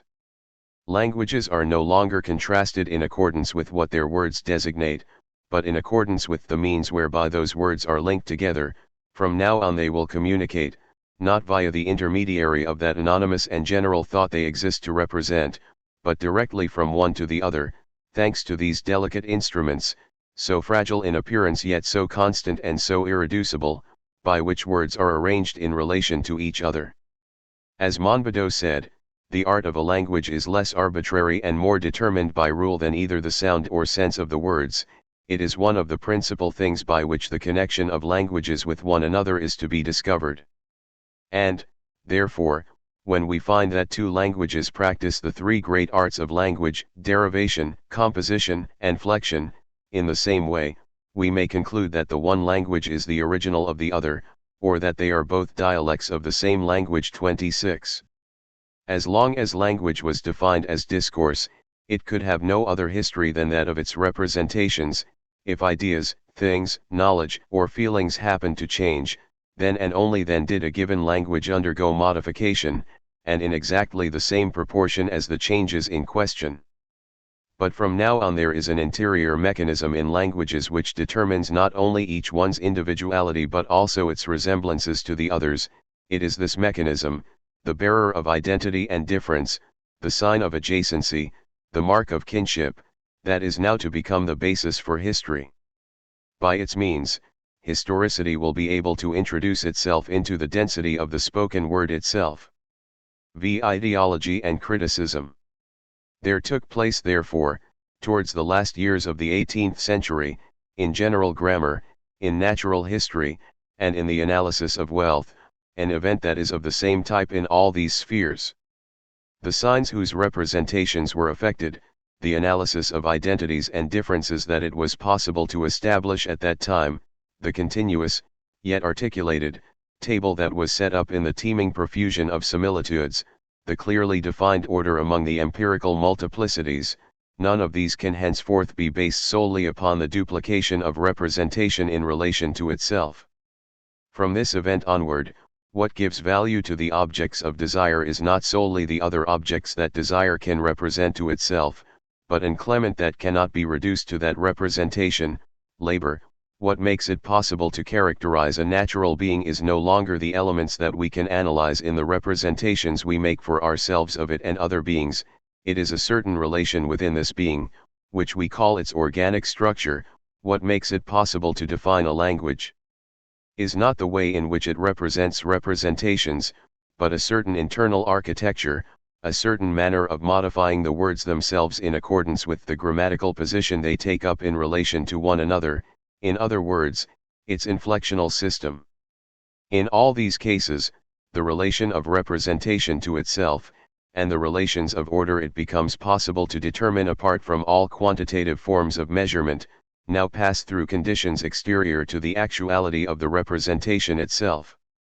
In order to link the representation of a meaning with that of a word, it is necessary to refer to, and to have recourse to, the purely grammatical laws of a language which, apart from all power of representing representations, is subjected to the rigorous system of its phonetic modifications and its synthetic subordinations. In the classical age, languages had a grammar because they had the power to represent. Now they represent on the basis of that grammar, which is for them a sort of historical reverse side, an interior and necessary volume whose representative values are no more than the glittering, visible exterior. In order to link together, in a defined character, a partial structure and the visible totality of a living being, it is now necessary to refer to the purely biological laws, which, apart from all descriptive signs and as it were set back from them, organize the relations between functions and organs. Living beings no longer define their resemblances, their affinities, and their families on the basis of their displayed descriptability, they possess characters which language can scan and define. Because they have a structure that is, in a way, the dark, concave, inner side of their visibility, it is on the clear and discursive surface of this secret but sovereign mass that characters emerge, a sort of storehouse exterior to the periphery of organisms now bound in upon themselves. Finally, when it is a matter of linking the representation of some object of need to all the others that can confront it in the act of exchange, it is necessary to have recourse to the form and quantity of a piece of work, which determine its value. What creates a hierarchy among things in the continuous circulation of the market is not other objects or other needs, it is the activity that has produced them and has silently lodged itself within them, it is the days and hours required for their manufacture, extraction, or transportation that constitute their proper weight, their marketable solidity, their internal law, and thus what one can call their real price. It is on the basis of this essential nucleus that exchanges can be accomplished and that market prices, after having fluctuated, can find their point of rest. This somewhat enigmatic event, this event rising up from below which occurred towards the end of the 18th century in these three domains, subjecting them at one blow to one and the same break, can now be located within the unity that forms a foundation for its diverse forms. Quite obviously, it would be superficial to seek this unity in some progress made in rationality, or in the discovery of a new cultural theme. The complex phenomena of biology, of the history of languages, or of industrial production, were not, in the last years of the 18th century, introduced into forms of rational analysis to which until then they had remained entirely foreign, nor was there a sudden interest, provoked by the influence of a budding romanticism, in the complex forms of life, history, and society. There was no detachment, under the pressure of its problems, from a rationalism subjected to the model of mechanics, to the rules of analysis and the laws of understanding. Or rather, all this did in fact happen, but as a surface movement, a modification and shifting of cultural interests, a redistribution of opinions and judgments, the appearance of new forms in scientific discourse, wrinkles traced for the first time upon the enlightened face of knowledge. In a more fundamental fashion, and at the level where acquired knowledge is rooted in its positivity, the event concerns, not the objects aimed at, analyzed, and explained in knowledge, not even the manner of knowing them or rationalizing them, but the relation of representation to that which is posited in it. What came into being with Adam Smith, with the first philologists, with Jussieu, Vic d'Azur, or Lamarck, is a minuscule but absolutely essential displacement, which toppled the whole of Western thought. Representation has lost the power to provide a foundation, with its own being, its own deployment and its power of doubling over on itself for the links that can join its various elements together. No composition, no decomposition, no analysis into identities and differences can now justify the connection of representations one to another. Order, the table in which it is spatialized, the adjacencies it defines, the successions it authorizes as so many possible routes between the points o its surface, none of these is any longer in a position to link representations or the elements of a particular representation together. The condition of these links resides henceforth outside representation, beyond its immediate visibility, in a sort of behind-the-scenes world even deeper and more dense than representation itself. In order to find a way back to the point where the visible forms of beings are joined, the structure of living beings, the value of wealth, the syntax of words, we must direct our search towards that peak, that necessary but always inaccessible point, which drives down, beyond our gaze, towards the very heart of things. Withdrawn into their own essence, taking up their place at last within the force that animates them, within the organic structure that maintains them, within the genesis that has never ceased to produce them, things, in their fundamental truth, have now escaped from the space of the table, instead of being no more than the constancy that distributes their representations always in accordance with the same forms, they turn in upon themselves, posit their own volumes, and define for themselves an internal space which, to our representation, is on the exterior. It is from the starting point of the architecture they conceal, of the cohesion that maintains its sovereign and secret sway over each one of their parts, it is from the depths of the force that brought them into being and that remains in them, as though motionless yet still quivering, that things, in fragments, outlines, pieces, shards, offer themselves, though very partially, to representation. And from their inaccessible store, representation can draw out, piece by piece, only tenuous elements whose unity, whose point of connection, always remains hidden in that beyond. The space of order, which served as a common place for representation and for things, for empirical visibility and for the essential rules, which united the regularities of nature and the resemblances of imagination in the grid of identities and differences, which displayed the empirical sequence of representations in a simultaneous table, and made it possible to scan step by step, in accordance with the logical sequence, the totality of nature's elements thus rendered contemporaneous with one another. This space of order is from now on shattered. There will be things, with their own organic structures, their hidden veins, the space that articulates them, the time that produces them, and then representation, a purely temporal succession, in which those things address themselves, always partially, to a subjectivity, a consciousness, a singular effort of cognition, to the psychological individual who from the depth of his own history, or on the basis of the tradition handed on to him, is trying to know. Representation is in the process of losing its power to define the mode of being common to things and to knowledge. The very being of that which is represented is now going to fall outside representation itself. Yet that proposition is imprudent. At any rate, it anticipates an arrangement of the field of knowledge that is not yet definitively established by the end of the 18th century. It must not be forgotten that, though Smith, Jussareu, and W. Jones made use of the notions of labor, organic structure, and grammatical system, their aim in doing so was not to break out of the tabular space laid out by classical thought, or to find a way around the visibility of things and to escape from the play of representation representing itself. It was simply to establish within it a form of connection that would be at the same time analyzable, constant, and well-founded. It was still a matter of discovering the general order of identities and differences. The great detour, the great quest, beyond representation, for the very being of what is represented has not yet been made, only the place from which that quest will become possible has so far been established. But this place still figures among the interior arrangements of representations. And there is no doubt that there exists, corresponding to this ambiguous epistemological configuration, a philosophic duality which indicates its imminent dissolution.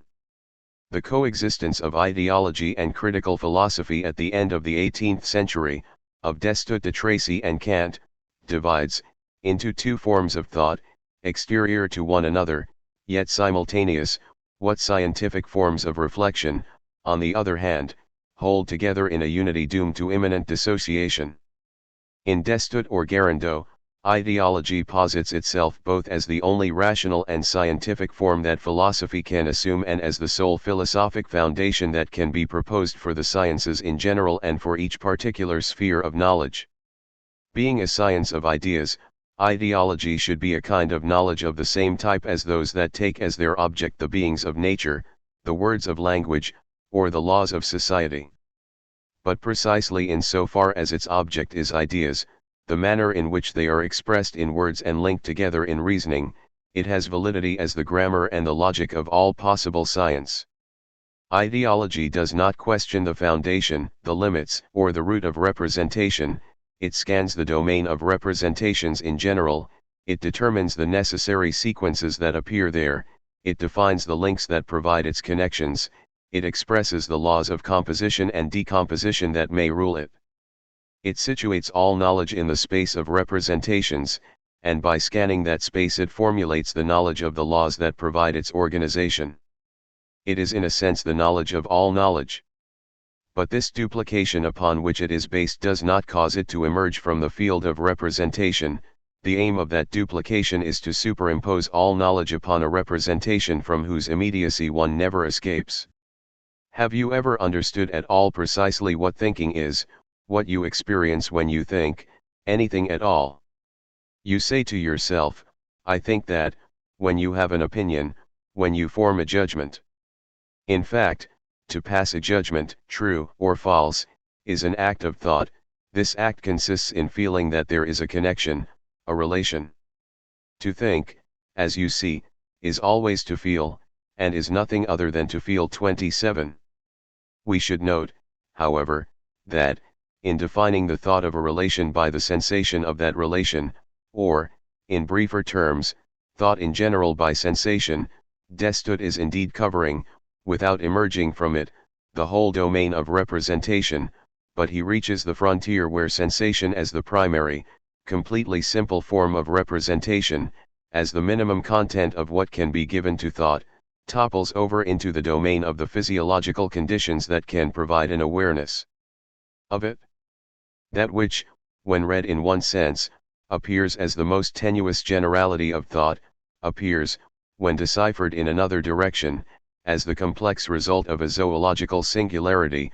We have only an incomplete knowledge of an animal if we do not know its intellectual faculties. Ideology is a part of zoology, and it is above all in man that this part is important and merits delving into. 28. Analysis of representation, at the moment when it attains its greatest degree of extension, brushes with its very outermost edge a domain that is more or less, or rather, that will be more or less, for it does not exist as yet, that of a natural science of man.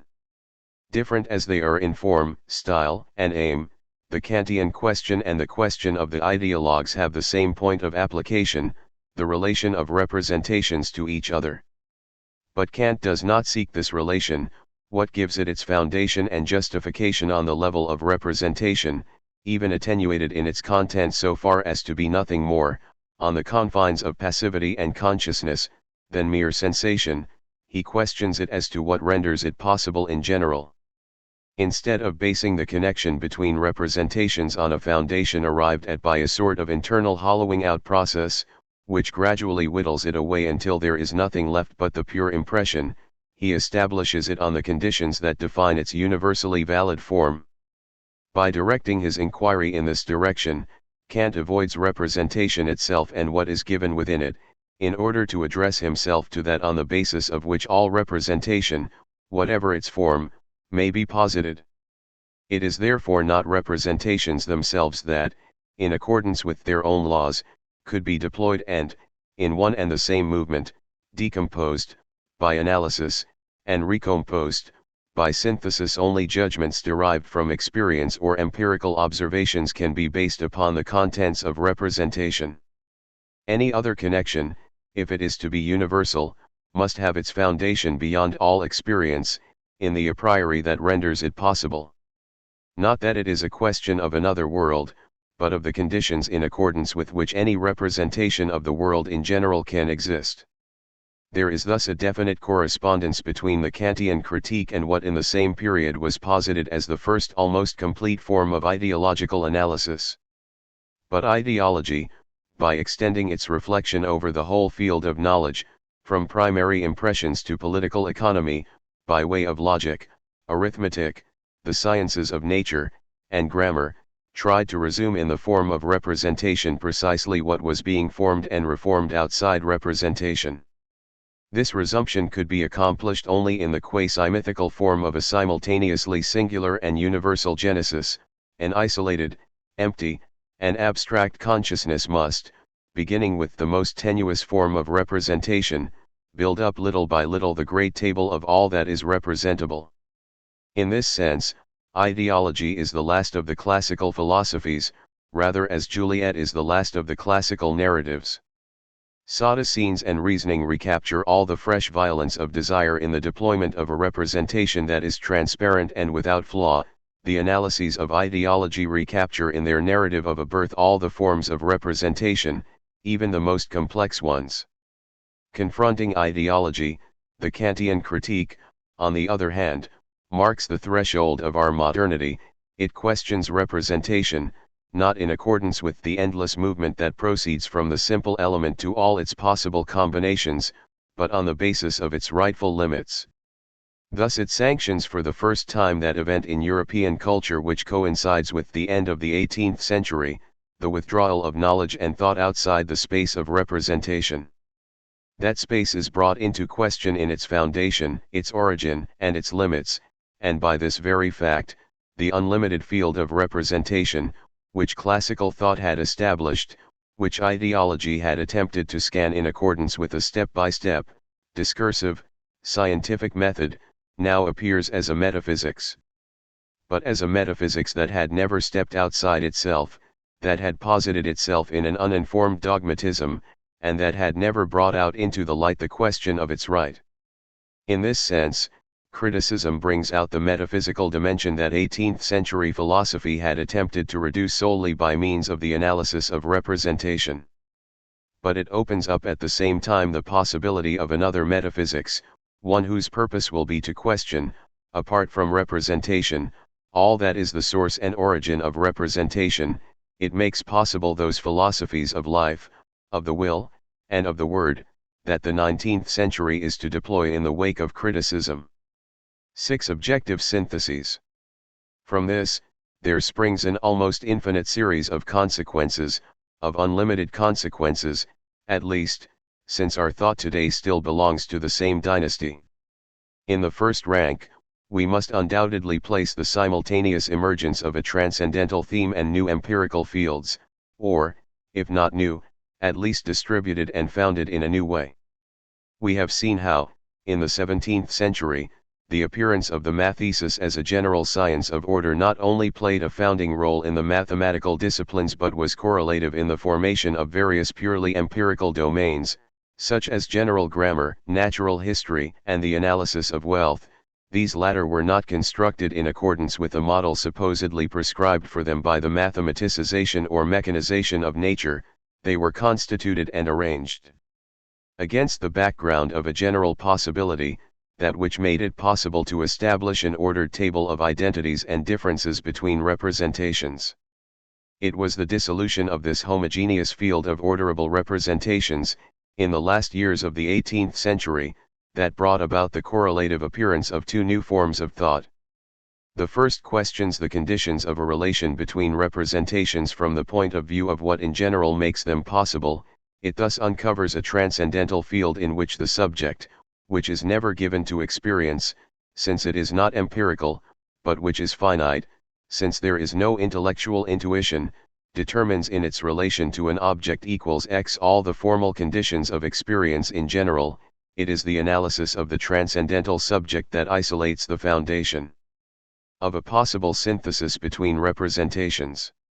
Opposite this opening to the transcendental, and symmetrical to it, another form of thought questions the conditions of a relation between representations from the point of view of the being itself that is represented, what is indicated, on the horizon of all actual representations, as the foundation of their unity, is found to be those never objectifiable objects, those never entirely representable representations, those simultaneously evident and invisible visibilities, those realities that are removed from reality to the degree to which they are the foundation of what is given to us and reaches us, the force of labor, the energy of life, the power of speech.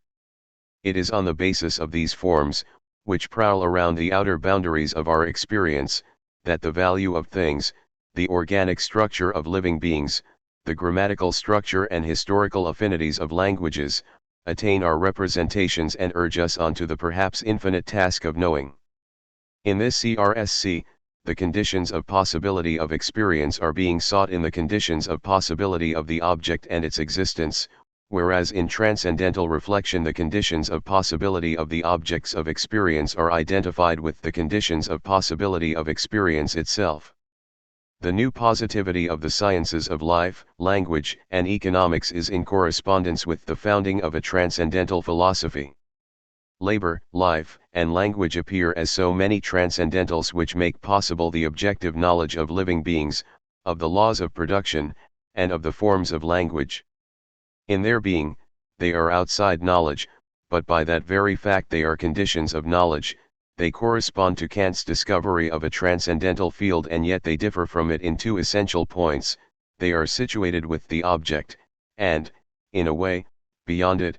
Like the idea in the transcendental dialectic, they totalize phenomena and express the a priori coherence of empirical multiplicities, but they provide them with a foundation in the form of a being whose enigmatic reality constitutes, prior to all knowledge, the order and the connection of what it has to know. Moreover, they concern the domain of a posteriori truths and the principles of their synthesis, and not the a priori synthesis of all possible experience. The first difference, the fact that the transcendentals are situated with the object, explains the origin of those metaphysical doctrines that, despite their post-Kantian chronology, appear as pre-critical. They do, in fact, avoid any analysis of the conditions of knowledge as they may be revealed at the level of transcendental subjectivity, but these metaphysics develop on the basis of transcendental objectives, the Word of God, will, life, which are possible only in so far as the domain of representation has been previously limited. They therefore have the same archaeological subsoil as criticism itself. The second difference, the fact that these transcendentals concern a posteriori syntheses, explains the appearance of a positivism. There is a whole layer of phenomena given to experience whose rationality and interconnection rest upon an objective foundation which it is not possible to bring to light. It is possible to know phenomena, but not substances, laws, but not essences, regularities, but not the beings that obey them. Thus, on the basis of criticism, or rather on the basis of this displacement of being in relation to representation, of which Kantian doctrine is the first philosophical statement, a fundamental correlation is established. On the one hand there are metaphysics of the object, or, more exactly, metaphysics of that never objectifiable depth from which objects rise up towards our superficial knowledge, and, on the other hand, there are philosophies that set themselves no other task than the observation of precisely that which is given to positive knowledge. It will be seen how the two terms of this opposition lend one another support and reinforce one another. It is in the treasury of positive branches of knowledge, and above all of those that biology, economics, or philology are able to release, that the metaphysics of the depths or of the objective transcendentals will find their point of attack, and, inversely, it is in the division between the unknowable depths and the rationality of the knowable that the positivisms will find their justification. The criticism-positivism-metaphysics triangle of the object was constitutive of European thought from the beginning of the 19th century to Bergson. Such a structure is linked, in its archaeological possibility, to the emergence of those empirical fields of which mere internal analysis of representation can now no longer provide an account. It is thus correlative with a certain number of arrangements proper to the modum episteme. To begin with, a theme comes to light which until this point had remained unformulated, not to say non-existent. It may seem strange that no attempt was made during the classical era to mathematicize the sciences of observation, or grammatical learning, or the economic experience. As though the Galilean mathematicization of nature and the founding of mechanics were enough on their own to accomplish the project of a mathesis. There is nothing paradoxical in this. The analysis of representations in accordance with their identities and differences, their ordering into permanent tables, automatically situated the sciences of the qualitative in the field of a universal mathesis. At the end of the 18th century, a new and fundamental division arises, now that the link between representations is no longer established in the very movement that decomposes them. The analytic disciplines are found to be epistemologically distinct from those that are bound to make use of synthesis. The result is that on the one hand we have a field of a priori sciences, pure formal sciences, deductive sciences based on logic and mathematics, and on the other hand we see the separate formation of a domain of a posteriori sciences, empirical sciences, which employ the deductive forms only in fragments and in strictly localized regions. Now, this division has as its consequence an epistemological concern to discover at some other level the unity that has been lost with the dissociation of the mathesis and the universal science of order. Hence a certain number of efforts that characterize modern reflection on the sciences, the classification of the domains of knowledge on the basis of mathematics, and the hierarchy established to provide a progression towards the more complex and the less exact, reflection on empirical methods of induction, and the effort made to provide them with both a philosophical foundation and a formal justification, the endeavor to purify, formalize, and possibly mathematicize the domains of economics, biology, and finally linguistics itself. In counterpoint to these attempts to reconstitute a unified epistemological field, we find at regular intervals the affirmation of an impossibility. This was thought to be due either to the irreducible specificity of life, which there is an attempt to isolate especially in the early 19th century, or to the particular character of the human sciences, which were supposedly resistant to all methodological reduction. The attempt to define and measure this resistance occurred mostly in the second half of the 19th century. In this double affirmation, alternating or simultaneous, of being able and not being able to formalize the empirical, perhaps we should recognize the ground plan of that profound event which, towards the end of the 18th century, detached the possibility of synthesis from the space of representations. It is this event that places formalization, or mathematicization, at the very heart of any modern scientific project. It is this event, too, that explains why all hasty mathematicization or naive formalization of the empirical seems like pre-critical dogmatism and a return to the platitudes of ideology. We should also evoke a second characteristic of the modum episteme. During the classical age, the constant, fundamental relation of knowledge, even empirical knowledge, to a universal mathesis justified the project, constantly resumed in various forms, of a finally unified corpus of learning. This project assumed in turn, though without its foundation undergoing any modification, the aspect of a general science of movement, that of a universal characteristic, that of a language reflected upon and reconstituted in all its analytic values and all its syntactical possibilities, and, finally, that of an alphabetical or analytical encyclopedia of knowledge. It is of little importance that these endeavors did not reach fulfillment or that they did not entirely accomplish the purpose that had brought them into being.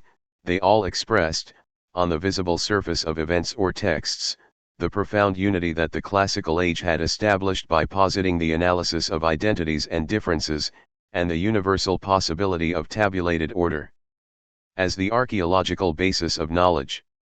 So that Descartes, Leibniz, Diderot, and D'Alembert, even in what may be termed their failure, in their unfinished or deflected achievements, remained as close as possible to what constituted classical thought. At the beginning of the 19th century, the unity of the mathesis was fractured. Doubly fractured, first, along the line dividing the pure forms of analysis from the laws of synthesis, second, along the line that separates, when it is a matter of establishing syntheses, transcendental subjectivity, and the mode of being of objects. These two forms of fracture give rise to two series of endeavors which a certain striving towards universality would seem to categorize as echoes of the Cartesian or Leibnizian undertakings. But, if we look more closely, the unification of the field of knowledge does not and cannot have the same forms, the same claims, or the same foundations in the 19th century as in the classical period. At the time of Descartes or Leibniz, the reciprocal transparency of knowledge and philosophy was total, to the point that the universalization of knowledge in a philosophical system of thought did not require a specific mode of reflection. From Kant onward, the problem is quite different. Knowledge can no longer be deployed against the background of a unified and unifying mathesis. On the one hand, there arises the problem of the relations between the formal field and the transcendental field, and at this level all the empirical contents of knowledge are placed between parentheses and remain suspended from all validity, and, on the other hand, there arises the problem of the relations between the domain of empiricity and the transcendental foundation of knowledge, in which case the pure order of the formal is set apart as non-pertinent to any account of that region in which all experience, even that of the pure forms of thought, has its foundation. But in both these cases the philosophical thought concerned with universality is on a different level from that of the field of real knowledge. It is constituted thither as pure reflection capable of providing a foundation, or as a resumption capable of revealing. The first of these forms of philosophy manifested itself initially in Fichte's undertaking to deduce genetically the totality of the transcendental domain from the pure, universal, and empty laws of thought. This opened up a field of inquiry in which an attempt is made either to reduce all transcendental reflection to the analysis of formalisms, or to discover, in transcendental subjectivity, a basis for the possibility of all formalism. The second philosophical path appeared first of all with Hegelian phenomenology, when the totality of the empirical domain was taken back into the interior of a consciousness revealing itself to itself as spirit, in other words, as an empirical and a transcendental field simultaneously. It is thus apparent how the phenomenological task that Husserl was later to set himself is linked, in its profoundest possibilities and impossibilities, to the destiny of Western philosophy as it was established in the 19th century. It is trying, in effect, to anchor the rights and limitations of a formal logic in a reflection of the transcendental type, and also to link transcendental subjectivity to the implicit horizon of empirical contents, which it alone contains the possibility of constituting, maintaining, and opening up by means of infinite explicitations. But perhaps it does not escape the danger that, even before phenomenology, threatens every dialectical undertaking and causes it to topple over, willy-nilly, into an anthropology.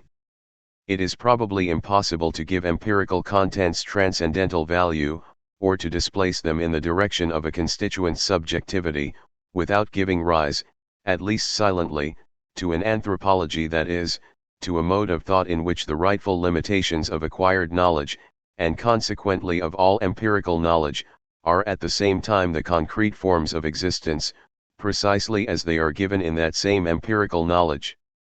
The most distant consequences, and the most difficult ones for us to evade, of the fundamental event that occurred in the Western episteme towards the end of the 18th century may be summed up as follows.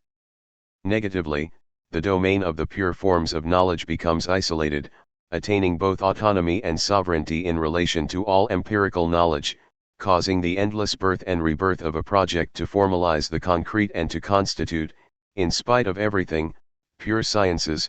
Positively, the empirical domains become linked with reflections on subjectivity, the human being, and finitude, assuming the value and function of philosophy, as well as of the reduction of philosophy or counter. Philosophy. Chapter 8. Labor, Life, Language. The new empiricities. We have now advanced a long way beyond the historical event we were concerned with situating, a long way beyond the chronological edges of the rift that divides in depth the episteme of the Western world, and isolates for us the beginning of a certain modum manner of knowing empiricities.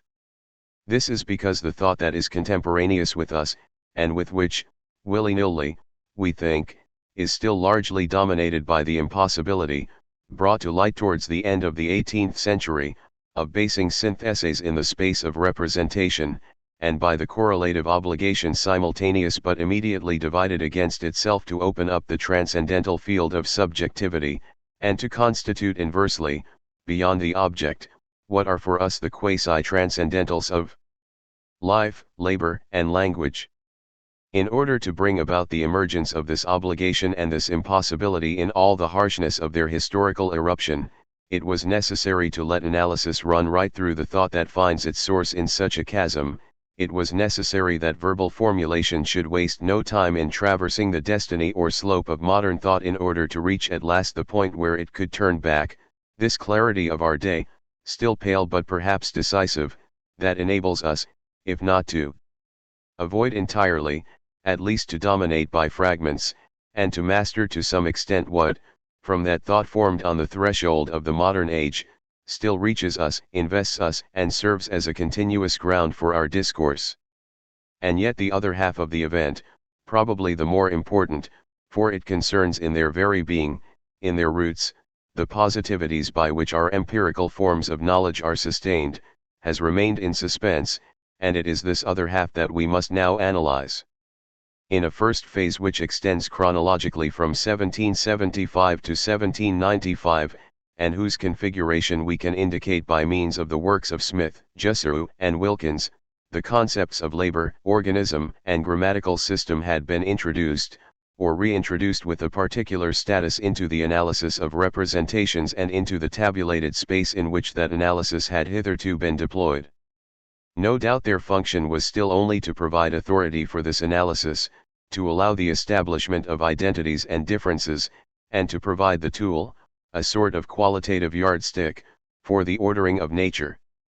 But neither labor, nor the grammatical system, nor organic structure could be defined, or established, by the simple process whereby representation was decomposed, analyzed, and recomposed, thus representing itself to itself in a pure duplication. The space of analysis could not fail, therefore, to lose its autonomy.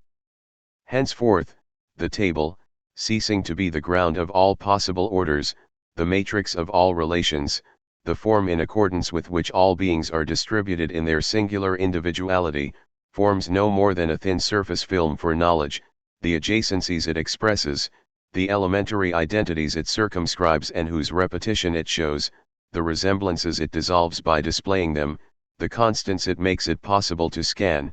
These are nothing more than the effects of certain syntheses, or structures, or systems, which reside far beyond all the divisions that can be ordered on the basis of the visible. The visible order, with its permanent grid of distinctions, is now only a superficial glitter above an abyss. The space of Western knowledge is now about to topple, the taxonomia, whose great, universal expanse extended in correlation with the possibility of a mathesis, and which constituted the downbeat of knowledge, at once its primary possibility and the end of its perfection, is now about to order itself in accordance with an obscure verticality, a verticality that is to define the law of resemblances, prescribe all adjacencies and discontinuities, provide the foundation for perceptible arrangements, and displace all the great horizontal deployments of the taxonomia towards the somewhat accessory region of consequences. Thus, European culture is inventing for itself a depth in which what matters is no longer identities, distinctive characters, permanent tables with all their possible paths and routes, but great hidden forces developed on the basis of their primitive and inaccessible nucleus, origin, causality, and history. From now on things will be represented only from the depths of this density withdrawn into itself, perhaps blurred and darkened by its obscurity, but bound tightly to themselves, assembled or divided, inescapably grouped by the vigor that is hidden down below, in those depths. Visible forms, their connections, the blank spaces that isolate them and surround their outlines, all these will now be presented to our gaze only in an already composed state, already articulated in that nether darkness that is fomenting them with time. Then, and this is the second phase of the event, knowledge in its positivity changes its nature and its form. It would be false, and above all inadequate, to attribute this mutation to the discovery of hitherto unknown objects, such as the grammatical system of Sanskrit, or the relation between anatomical arrangements and organic functions in living beings, or the economic role of capital. And it would be no more accurate to imagine that general grammar became philology, natural history biology, and the analysis of wealth political economy, because all these modes of knowledge corrected their methods, came closer to their objects, rationalized their concepts, selected better models of formalization, in short, because they freed themselves from their prehistories through a sort of auto-analysis achieved by reason itself. What changed at the turn of the century, and underwent an irremediable modification, was knowledge itself as an anterior and indivisible mode of being between the knowing subject and the object of knowledge. If there were those who began to study the cost of production, and if the ideal and primitive barter situation was no longer employed as a means of analyzing the creation of value, it is because, at the archaeological level, exchange had been replaced as a fundamental figure in the space of knowledge by production, bringing into view on the one hand new knowable objects, such as capital, and prescribing, on the other, new concepts and new methods, such as the analysis of forms of production.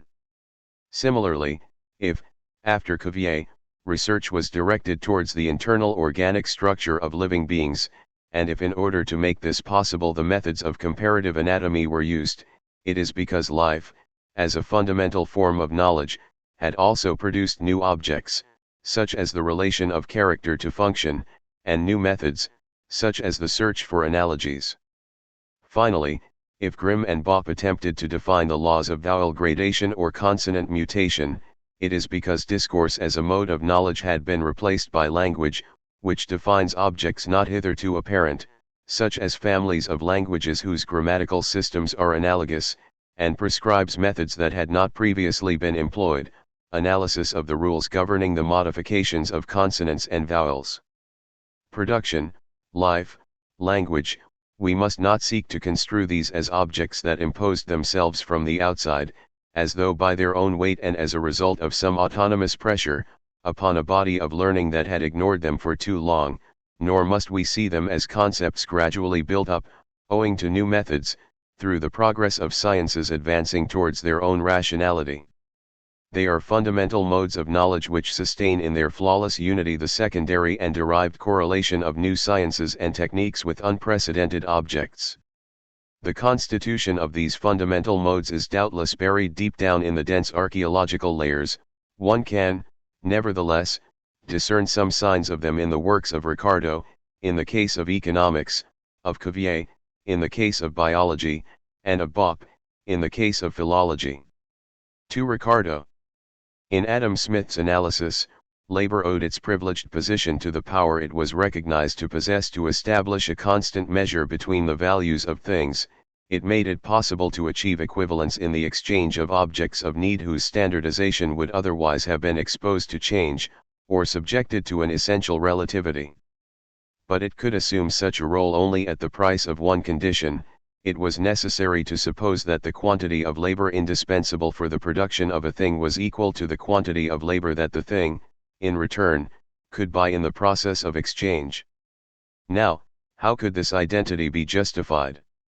On what could it be based, if not on a certain assimilation accepted as taking place in the more than illumined shadow lying between labor as productive activity and labor as a commodity that can be bought and sold? In the second sense, labor cannot be used as a constant measure, since it is subject to as many fluctuations as the commodities compared with it. In Adam Smith, this confusion originated in the precedence accorded to representation.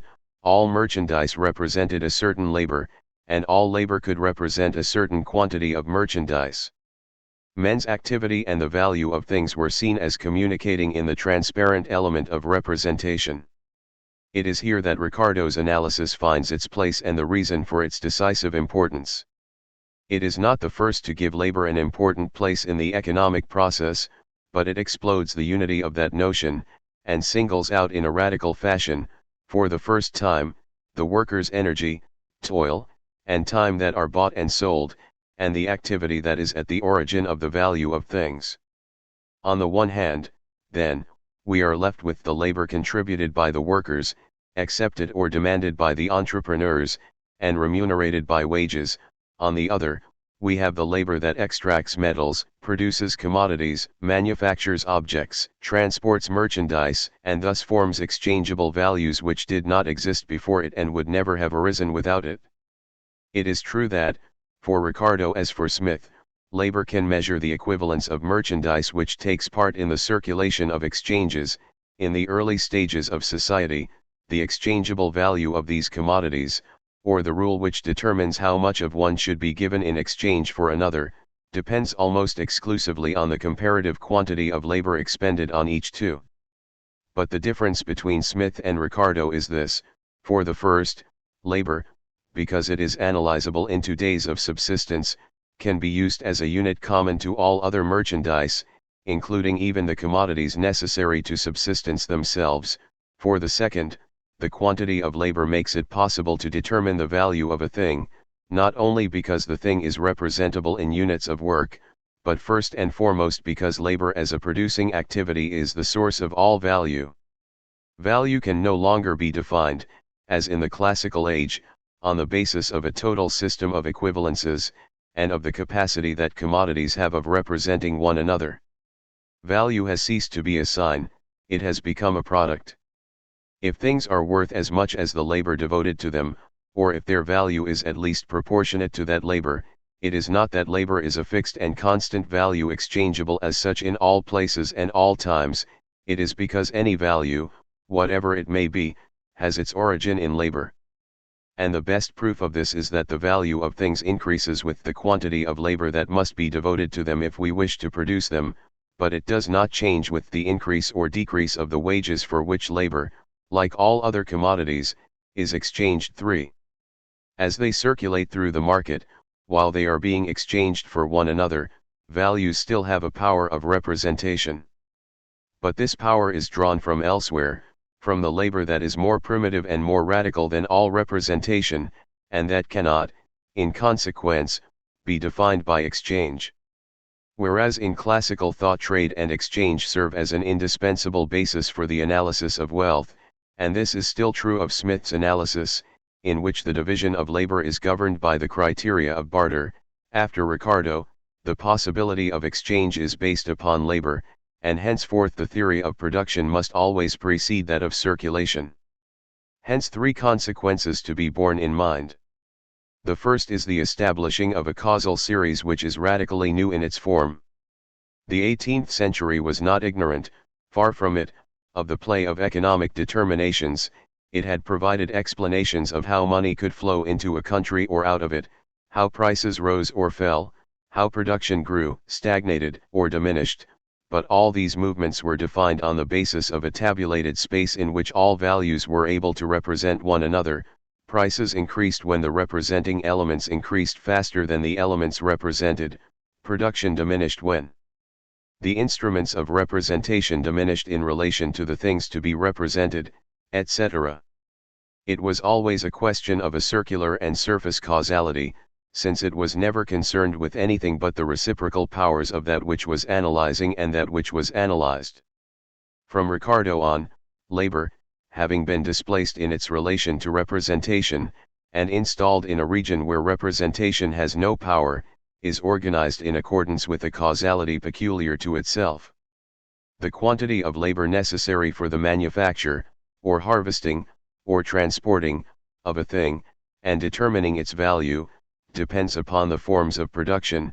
Production will be modified according to the degree of division of labor, the quantity and nature of the tools used, the mass of capital the entrepreneur has at his disposal, and the amount he has invested in the fitting out of his factory.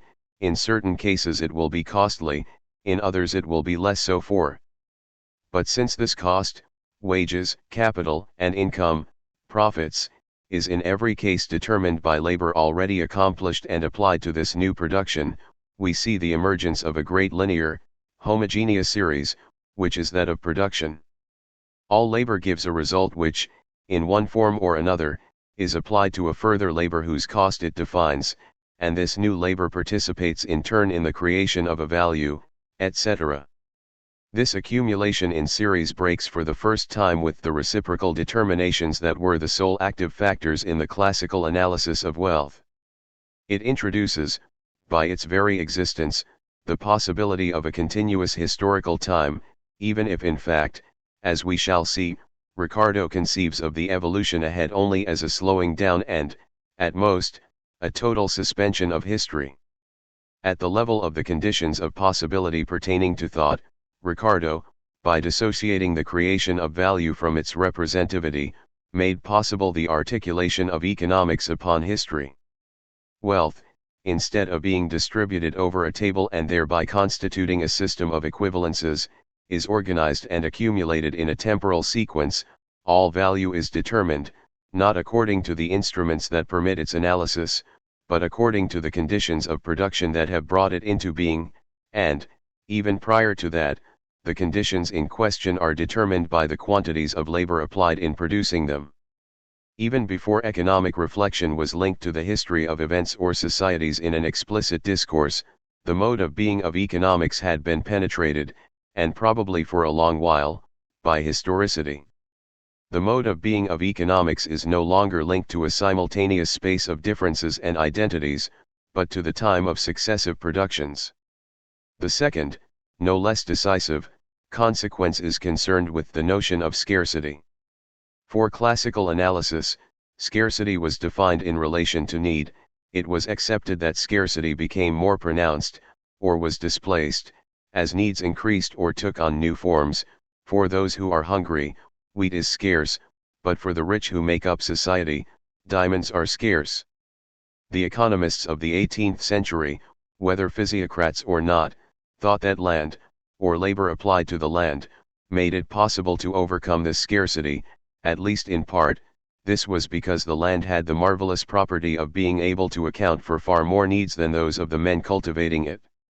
In classical thought, scarcity comes about because men represent to themselves objects that they do not have, but there is wealth because the land produces, in some abundance, objects that are not immediately consumed and that can therefore represent others in the processes of exchange and the circulation of wealth.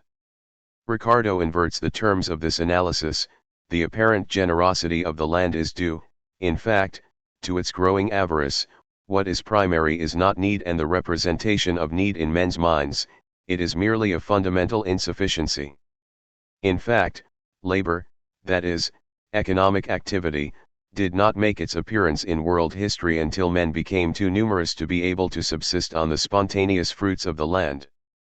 Some, lacking the means of subsistence, died, and many others would have died had they not begun to work the land. And as the population increased, new areas of forest had to be felled, cleared, and brought under cultivation. At every moment of its history, humanity is henceforth laboring under the threat of death. Any population that cannot find new resources is doomed to extinction, and, inversely, to the degree that men multiply, so they undertake more numerous, more distant, more difficult, and less immediately fruitful labors. Since the prospect of death becomes proportionately more fearful as the necessary means of subsistence become more difficult of access, so, inversely, labor must grow in intensity and employ all possible means to make itself more prolific. What makes economics possible, and necessary, then, is a perpetual and fundamental situation of scarcity, confronted by a nature that in itself is inert and, save for one very small part, barren. Man risks his life. It is no longer in the interplay of representation that economics finds its principle, but near that perilous region where life is in confrontation with death. And thus economics refers us to that order of somewhat ambiguous considerations which may be termed anthropological. It is related, in fact, to the biological properties of a human species, which, as Malthus showed in the same period as Ricardo, tends always to increase unless prevented by some remedy or constraint. It is related also to the situation of those living beings that run the risk of not finding in their natural environment enough to ensure their existence. Lastly, it designates in labor, and in the very hardship of that labor, the only means of overcoming the fundamental insufficiency of nature and of triumphing for an instant over death. The positivity of economics is situated in that anthropological hollow. Homo economicus is not the human being who represents his own needs to himself, and the objects capable of satisfying them. He is the human being who spends, wears out, and wastes his life in evading the imminence of death.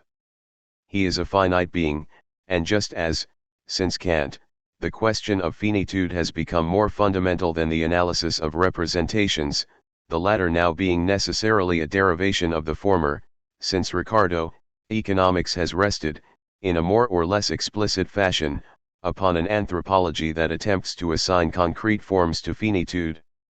18th century economics stood in relation to a mathesis as to a general science of all possible orders. 19th century economics will be referred to an anthropology as to a discourse on man's natural finitude. By this very fact, need and desire withdraw towards the subjective sphere, that sphere which, in the same period, is becoming an object of psychology. It is precisely here that in the second half of the 19th century the marginalists will seek the notion of utility. The belief will then arise that Condillac, or Graslin, or Fortbanaeus, was already a psychologist, since he analyzed value in terms of need. Similarly, it will be believed that the physiocrats were the first ancestors of an economics which, from Ricardo onwards, analyzed value in terms of production costs. What will have happened, in fact, is that the configuration that made Quesnay and Condillac simultaneously possible will have been left behind. The reign of the episteme that based knowledge upon the ordering of representations will have been broken, and a new epistemological arrangement will have replaced it, an arrangement that distinguishes, though not without referring them to one another, between a psychology of needs represented and an anthropology of natural finitude. Finally, the last consequence concerns the evolution of economics. Ricardo shows that we should not interpret as a sign of nature's fruitfulness that which indicates, and in an ever more insistent manner, its essential avarice.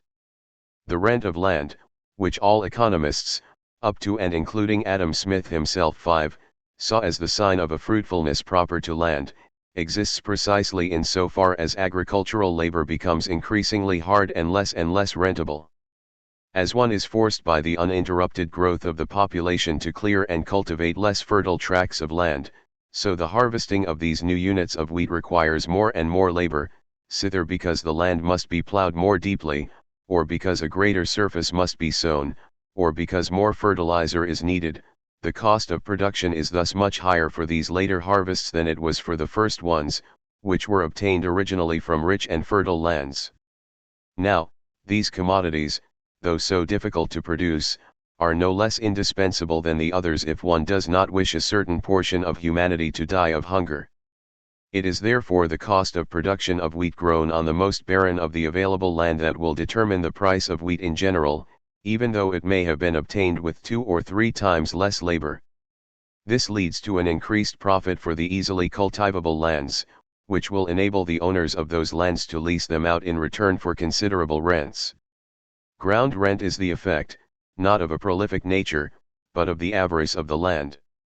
Now, this avarice becomes more perceptible every day, the population, in fact, increases, progressively poorer land is brought under cultivation, the costs of production increase, the prices of agricultural products increase, and ground rents with them. Under this pressure, it is very possible, indeed necessary, that the nominal wage of the laborers will also begin to rise, in order to cover the minimum costs of their subsistence, but, for the same reason, their real wage can never rise in practice above the sum that is indispensable to provide them with clothing, shelter, and food. And finally, the profit of the entrepreneurs will decrease in exactly the same proportion as ground rent increases, and as the laborer's remuneration remains fixed. It would continue to decrease indefinitely, until it disappeared altogether, were it not that there is a limit to the process. After a certain point, in fact, industrial profits will be so low that it will become impossible to provide work for new workers. For lack of additional wages, the labor force will no longer be able to grow, and the population will remain constant. It will no longer be necessary to clear and cultivate fresh tracts of land even more infertile than the previous ones. Ground rent will reach a ceiling and will cease to exert its customary pressure upon industrial profits, which will then become stabilized. The tide of history will at last become slack. Man's finitude will have been defined once and for all, that is, for an indefinite time. Paradoxically, it is the historicity introduced into economics by Ricardo that makes it possible to conceive of this immobilization of history. Classical thought, of course, conceived of the economy as possessing an ever-open, ever-changing future, but the type of modification in question was, in fact, spatial. The table that wealth was supposed to form as it was displayed, exchanged, and arranged in order, could very well be enlarged, in which case it remained the same table, with each element losing some of its relative surface, but entering into relations with new elements. On the other hand, it is the cumulative time of population and production, the uninterrupted history of scarcity, that makes it possible from the 19th century to conceive of the impoverishment of history, its progressive inertia, its petrification, and, ultimately, its stony immobility. We see what roles history and anthropology are playing in relation to one another. History exists, that is, labor, production, accumulation, and growth of real costs, only in so far as man as a natural being is finite, a finitude that is prolonged far beyond the original limits of the species and its immediate bodily needs, but that never ceases to accompany, at least in secret, the whole development of civilizations. The more man makes himself at home in the heart of the world, the further he advances in his possession of nature, the more strongly also does he feel the pressure of his finitude, and the closer he comes to his own death. History does not allow man to escape from his initial limitations except in appearance, and if we take the word limitation in its superficial sense, but if we consider the fundamental finitude of man, we perceive that his anthropological situation never ceases its progressive dramatization of his history, never ceases to render it more perilous, and to bring it closer, as it were, to its own impossibility. The moment history reaches such boundaries, it can do nothing but stop, quiver for an instant upon its axis, and immobilize itself forever. But this can occur in two different ways: either it can move gradually, and with increasing slowness, towards a state of stability that justifies, in the indefiniteness of time, what it has always been advancing towards, what it has never really ceased to be from the start, or it may attain a point of reversal at which it becomes fixed only in so far as it suppresses what it had always and continuously been beforehand. In the first solution, represented by Ricardo's pessimism, history functions with regard to anthropological determinations as a sort of vast compensating mechanism. True, it is situated within human finitude, but its aspect is that of a positive form, appearing in relief. It enables man to overcome the scarcity to which he is doomed. As this scarcity becomes daily more constricting, so labor becomes more intense, production increases in absolute figures, but, at the same time, and driven by the same forces, the costs of production, that is, the quantities of labor necessary to produce the same object, also increase. So that there must inevitably come a time when labor is no longer supported by the commodity it produces, the latter costing no more than the food of the laborer producing it. Production can no longer make good the deficit. In which case scarcity will limit itself, by a process of demographic stabilization, and labor will adjust itself exactly to needs, by a determined distribution of wealth. From then on, finitude and production will be exactly superimposed to form a single figure. Any additional agricultural labor would be useless, any excess population would perish. Life and death will fit exactly one against the other, surface to surface, both immobilized and as it were reinforced by their reciprocal antagonism. History will have led man's finitude to that boundary point at which it will appear at last in its pure form.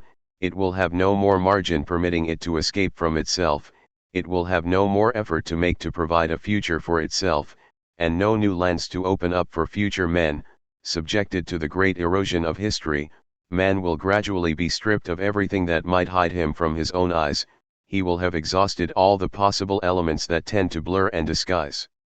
Beneath the promises of time his anthropological nakedness, by long, but inevitable and tyrannical paths, history will have led man to the truth that brings him to a halt, face to face with himself. In the second solution, represented by Marx, the relation of history to anthropological finitude is construed in the opposite direction. History, in this case, plays a negative role. It is history itself, in fact, that augments the pressures of need, that causes want to increase, obliging men constantly to work and to produce more and more, although they receive no more than what is indispensable to them to subsist, and sometimes a little less. So that, with time, the product of labor accumulates, while ceaselessly eluding those who accomplish that labor. These latter produce infinitely more than the share of value that returns to them in the form of wages, and thus provide capital with the possibility of buying further labor. In this way the number of those maintained by history at the limit of their conditions of existence ceaselessly grows, and because of this, those conditions become increasingly more precarious until they approach the point where existence itself will be impossible. The accumulation of capital, the growth of enterprises and of their capacities, the constant pressure on wages, the excess of production, all cause the labor market to shrink, lowering wages and increasing unemployment. Thrust back by poverty to the very brink of death, a whole class of men experience, nakedly, as it were, what need, hunger, and labor are. What others attribute to nature or to the spontaneous order of things, these men are able to recognize as the result of a history and the alienation of a finitude that does not have this form. For this reason they alone are able, to reapprehend this truth of the human essence and so restore it. But this can be achieved only by the suppression, or at least the reversal, of history as it has developed up to the present. Then alone will a time begin which will have neither the same form, nor the same laws, nor the same mode of passing. But the alternatives offered by Ricardo's pessimism and Marx's revolutionary promise are probably of little importance.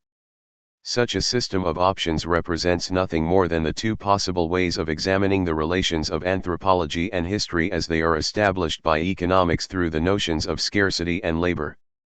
For Ricardo, history fills the void produced by anthropological finitude and expressed in a perpetual scarcity, until the moment when a point of definitive stabilization is attained. According to the Marxist interpretation, history, by dispossessing man of his labor, causes the positive form of his finitude to spring into relief. His material truth is finally liberated. There is certainly no difficulty in understanding, on the level of opinion, how such real choices were distributed, and why some opted for the first type of analysis and others for the second. But these are merely derived differences which stem first and last from a doxological investigation and treatment.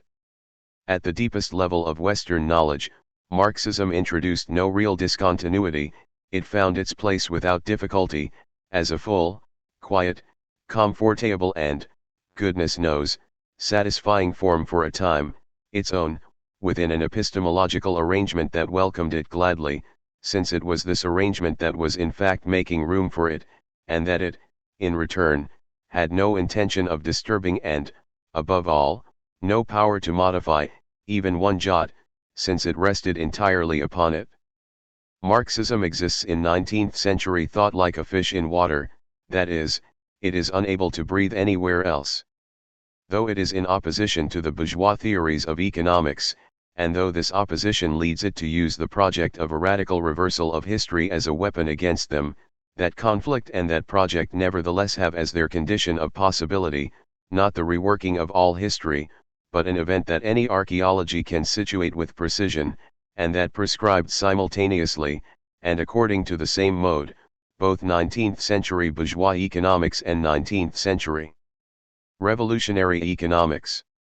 Their controversies may have stirred up a few waves and caused a few surface ripples, but they are no more than storms in a children's paddling pool. What is essential is that at the beginning of the 19th century a new arrangement of knowledge was constituted, which accommodated simultaneously the historicity of economics, in relation to the forms of production, the finitude of human existence, in relation to scarcity and labor, and the fulfillment of an end to history, whether in the form of an indefinite deceleration or in that of a radical reversal. History, anthropology, and the suspension of development are all linked together in accordance with a figure that defines one of the major networks of 19th century thought. We know, for example, the role that this arrangement played in reviving the weary good intentions of the humanisms. We know how it brought the utopias of ultimate development back to life. In classical thought, the utopia functioned rather as a fantasy of origins. This was because the freshness of the world had to provide the ideal unfolding of a table in which everything would be present and in its proper place, with its adjacencies, its peculiar differences, and its immediate equivalences. In this primal light, representations could not yet have been separated from the living, sharp, perceptible presence of what they represent. In the 19th century, the utopia is concerned with the final decline of time rather than with its morning. This is because knowledge is no longer constituted in the form of a table but in that of a series, of sequential connection, and of development. When, with the promised evening, the shadow of the denouement comes, the slow erosion or violent eruption of history will cause man's anthropological truth to spring forth in its stony immobility. Calendar time will be able to continue, but it will be, as it were, void, for historicity will have been superimposed exactly upon the human essence. The flow of development, with all its resources of drama, oblivion, alienation, will be held within an anthropological finitude which finds in them, in turn, its own illuminated expression. Finitude, with its truth, is posited in time, and time is therefore finite. The great dream of an end to history is the utopia of causal systems of thought, just as the dream of the world's beginnings was the utopia of the classifying systems of thought. This arrangement maintained its firm grip on thought for a long while, and Nietzsche, at the end of the 19th century, made it glow into brightness again for the last time by setting fire to it. He took the end of time and transformed it into the death of God and the Odyssey of the last man. He took up anthropological finitude once again, but in order to use it as a basis for the prodigious leap of the Superman, he took up once again the great continuous chain of history, but in order to bend it round into the infinity of the eternal return. It is in vain that the death of God, the imminence of the Superman, and the promise and terror of the great year take up once more, as it were term by term, the elements that are arranged in 19th century thought and form its archaeological framework. The fact remains that they sent all these stable forms up in flames, that they used their charred remains to draw strange and perhaps impossible faces, and by a light that may be either, we do not yet know which, the reviving flame of the last great fire or an indication of the dawn, we see the emergence of what may perhaps be the space of contemporary thought. It was Nietzsche, in any case, who burned for us, even before we were born, the intermingled promises of the dialectic and anthropology. 3. Cuvier. In his project for establishing a classification that would be as faithful as a method and as strict as a system, Jussieu had discovered the rule of the subordination of characters, just as Smith had used the constant value of labor to establish the natural price of things in the play of equivalences. And just as Ricardo freed labor from its role as a measure in order to introduce it, prior to all exchange, into the general forms of production, so Cuvier freed the subordination of characters from its taxonomic function in order to introduce it, prior to any classification that might occur, into the various organic structural plans of living beings. The internal link by which structures are dependent upon one another is no longer situated solely at the level of frequency, it becomes the very foundation of all correlation. It is this displacement and this inversion that Geoffroy Saint-Hilaire expressed when he said, "Organic structure is becoming an abstract being, capable of assuming numerous forms." 6. The space of living beings pivots around this notion, and everything that until then had been able to make itself visible through the grid of natural history, genera, species, individuals, structures, organs, everything that had been presented to view, now takes on a new mode of being.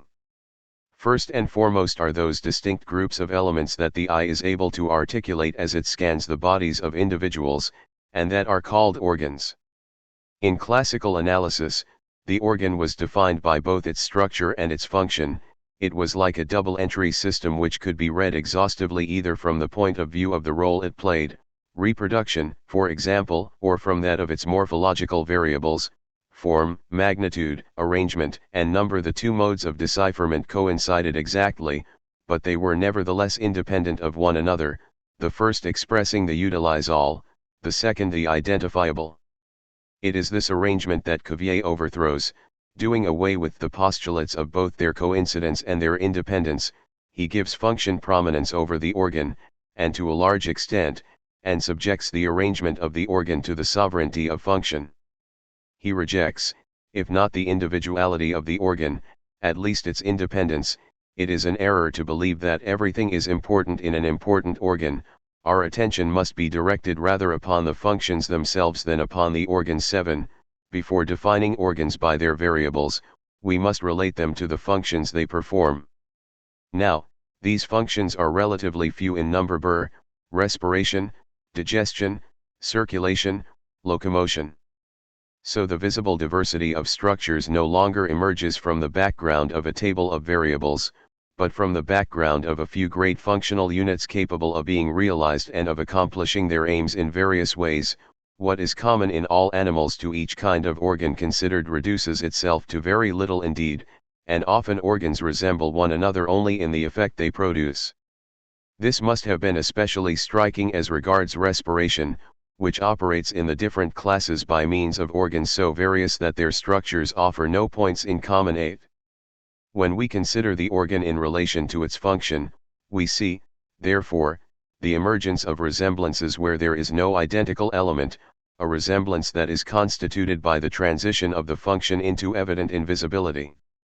It matters little, after all, that gills and lungs may have a few variables of form, magnitude, or number in common.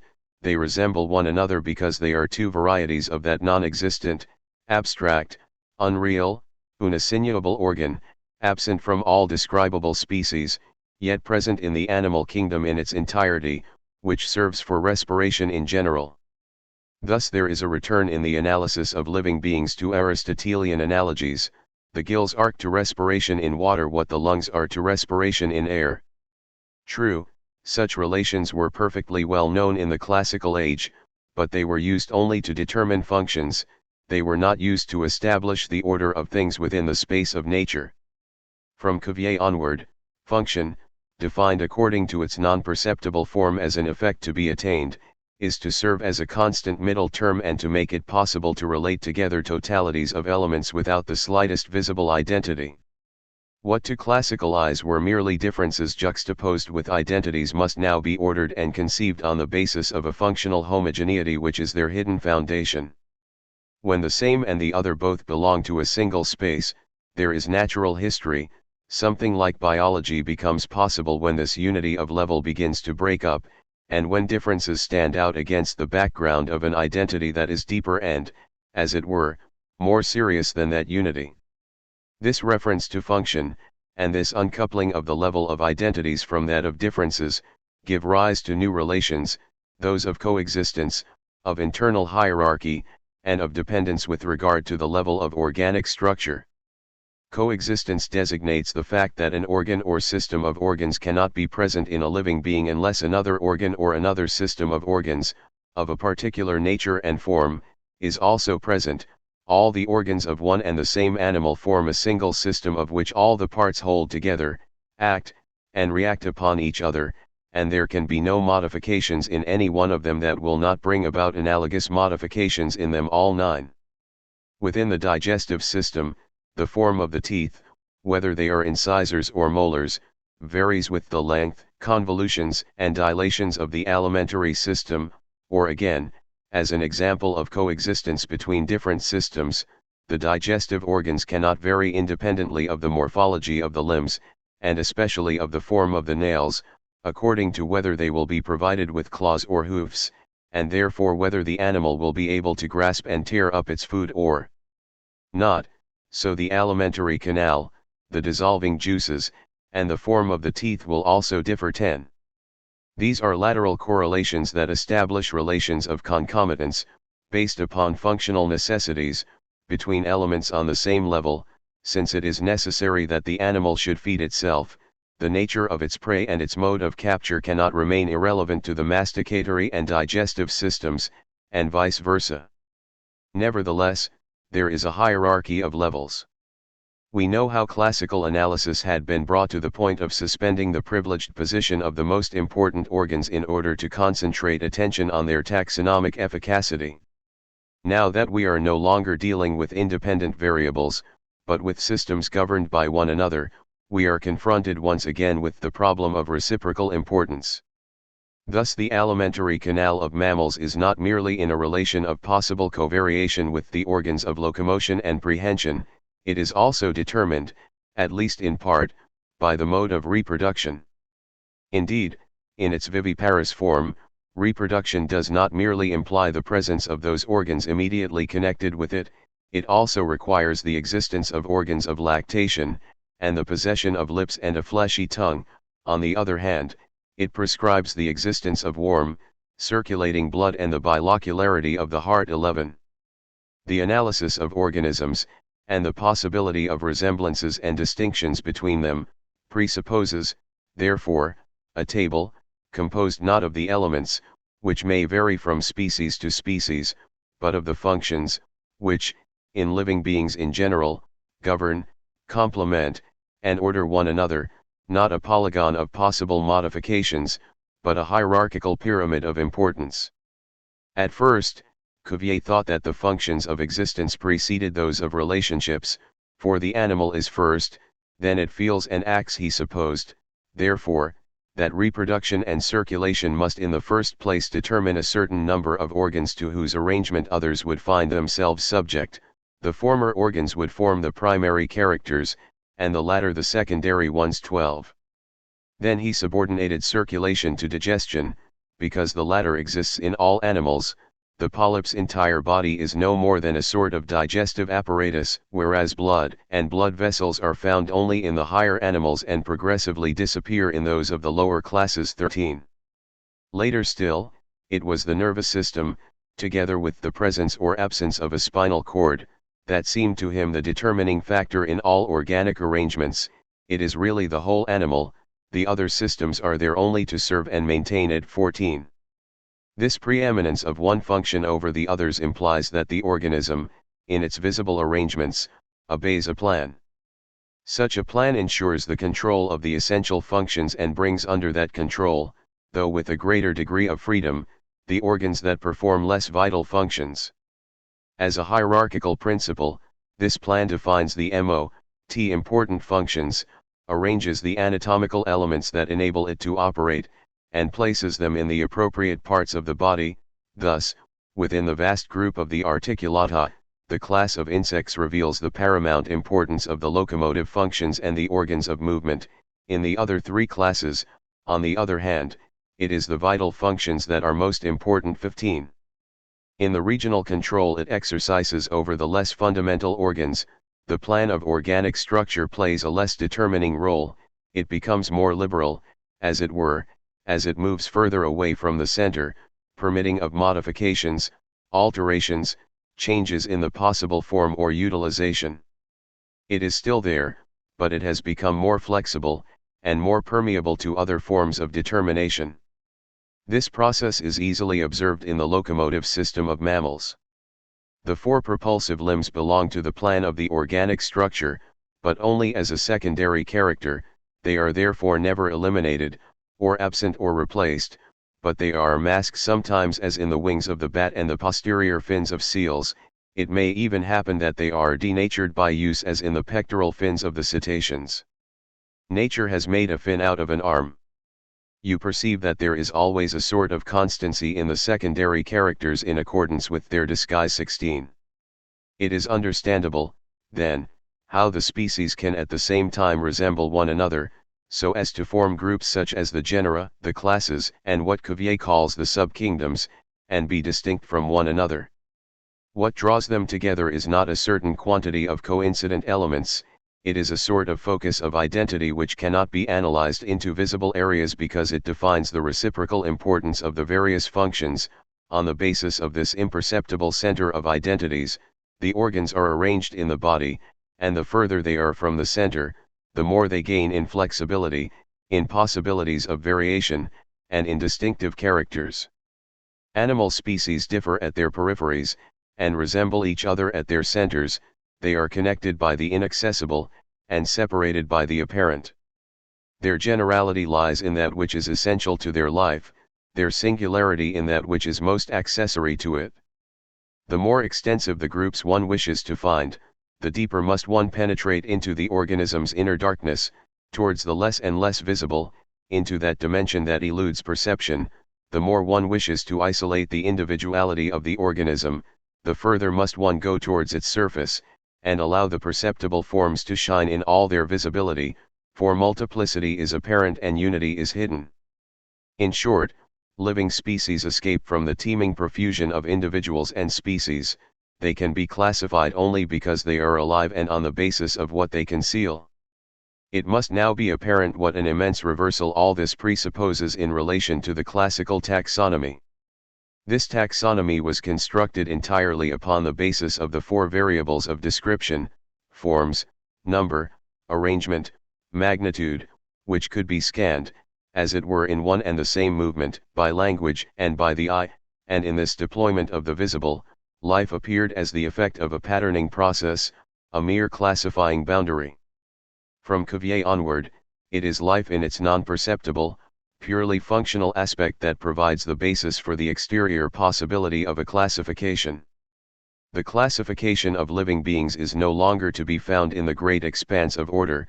The possibility of classification now arises from the depths of life, from those elements most hidden from view. Before, the living being was a locality of natural classification. Now, the fact of being classifiable is a property of the living being. So the project of a general taxonomia disappears. The possibility of deploying a great natural order which would extend continuously from the simplest and most inert of things to the most living and the most complex disappears, and the search for order as the ground and foundation of a general science of nature also disappears.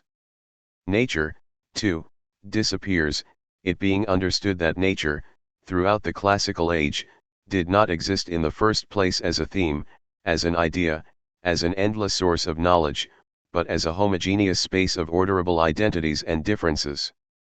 This space has now been dissociated and as it were opened up in depth.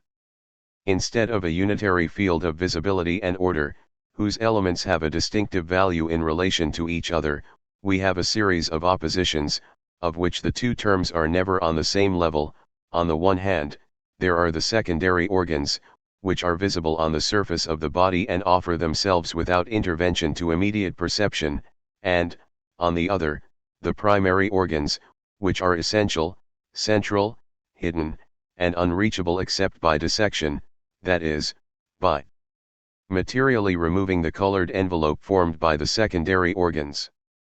There is also, at an even deeper level, the opposition between the organs in general, which are spatial, solid, directly or indirectly visible, and the functions, which are not perceptible, but determine, as though from below, the arrangement of what we do perceive. Lastly, and at the furthest extreme, there is the opposition between identities and differences. They are no longer of the same fabric, they are no longer established in relation to each other on a homogeneous surface.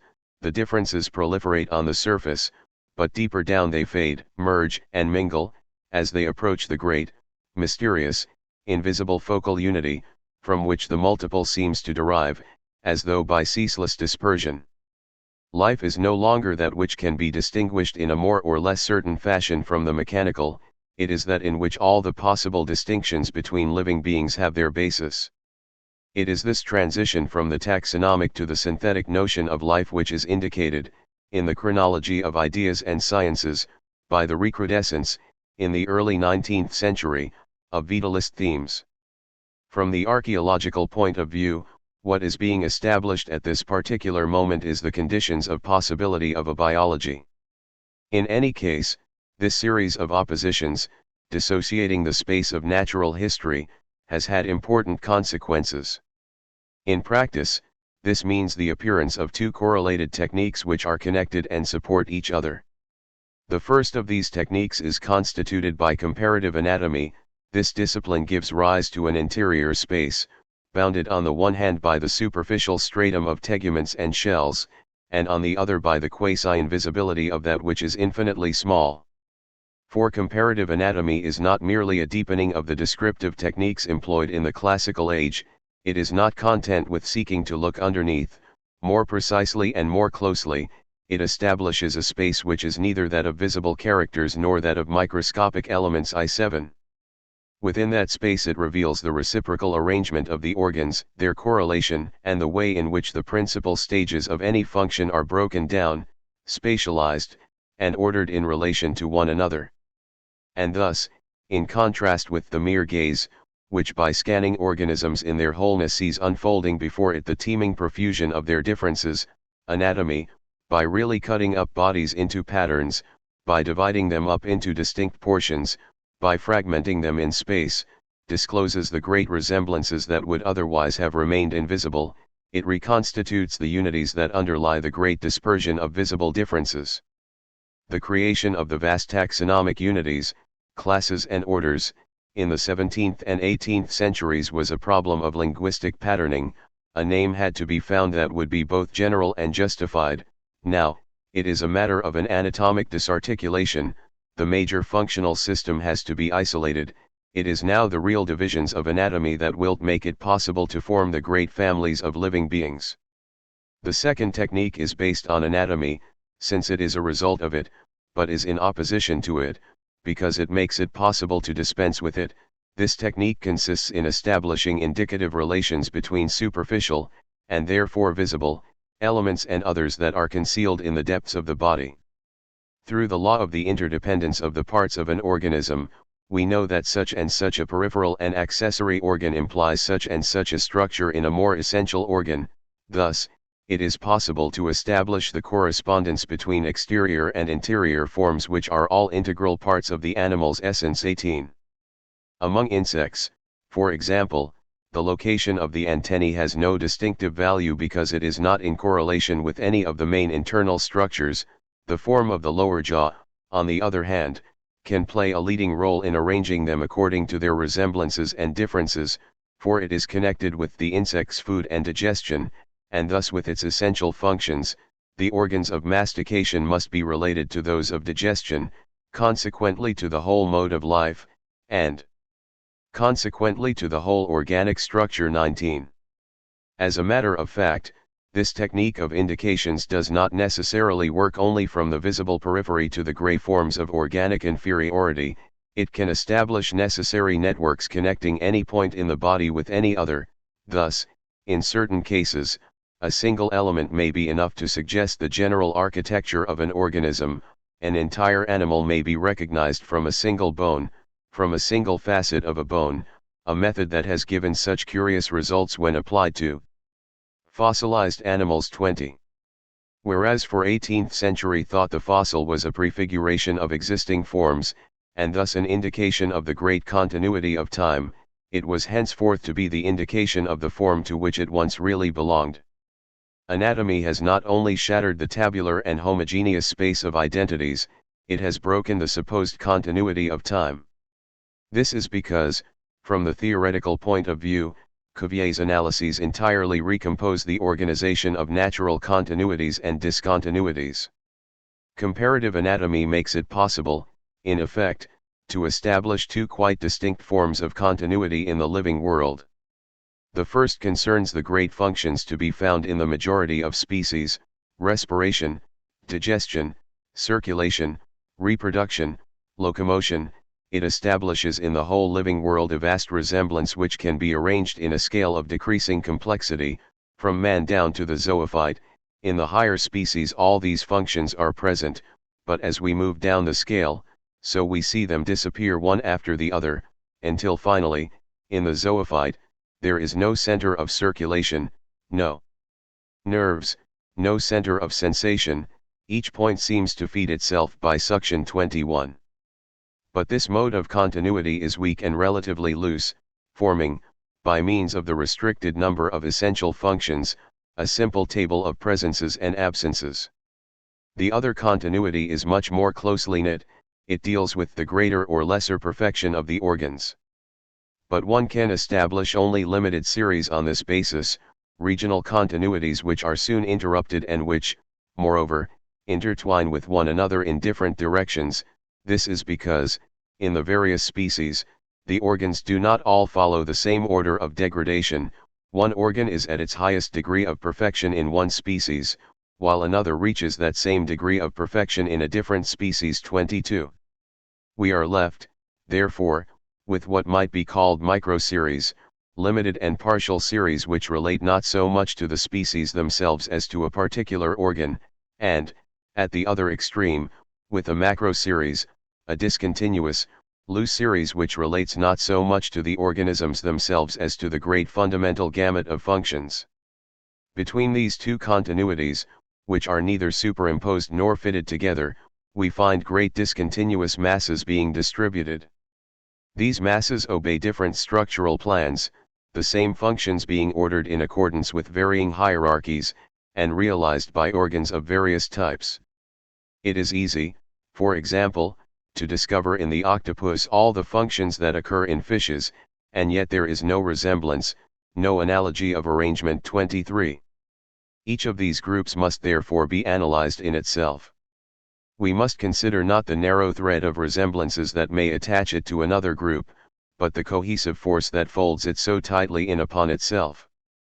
We shall not seek to know whether red-blooded animals are part of the same series as white-blooded animals, with nothing more than supplementary improvements.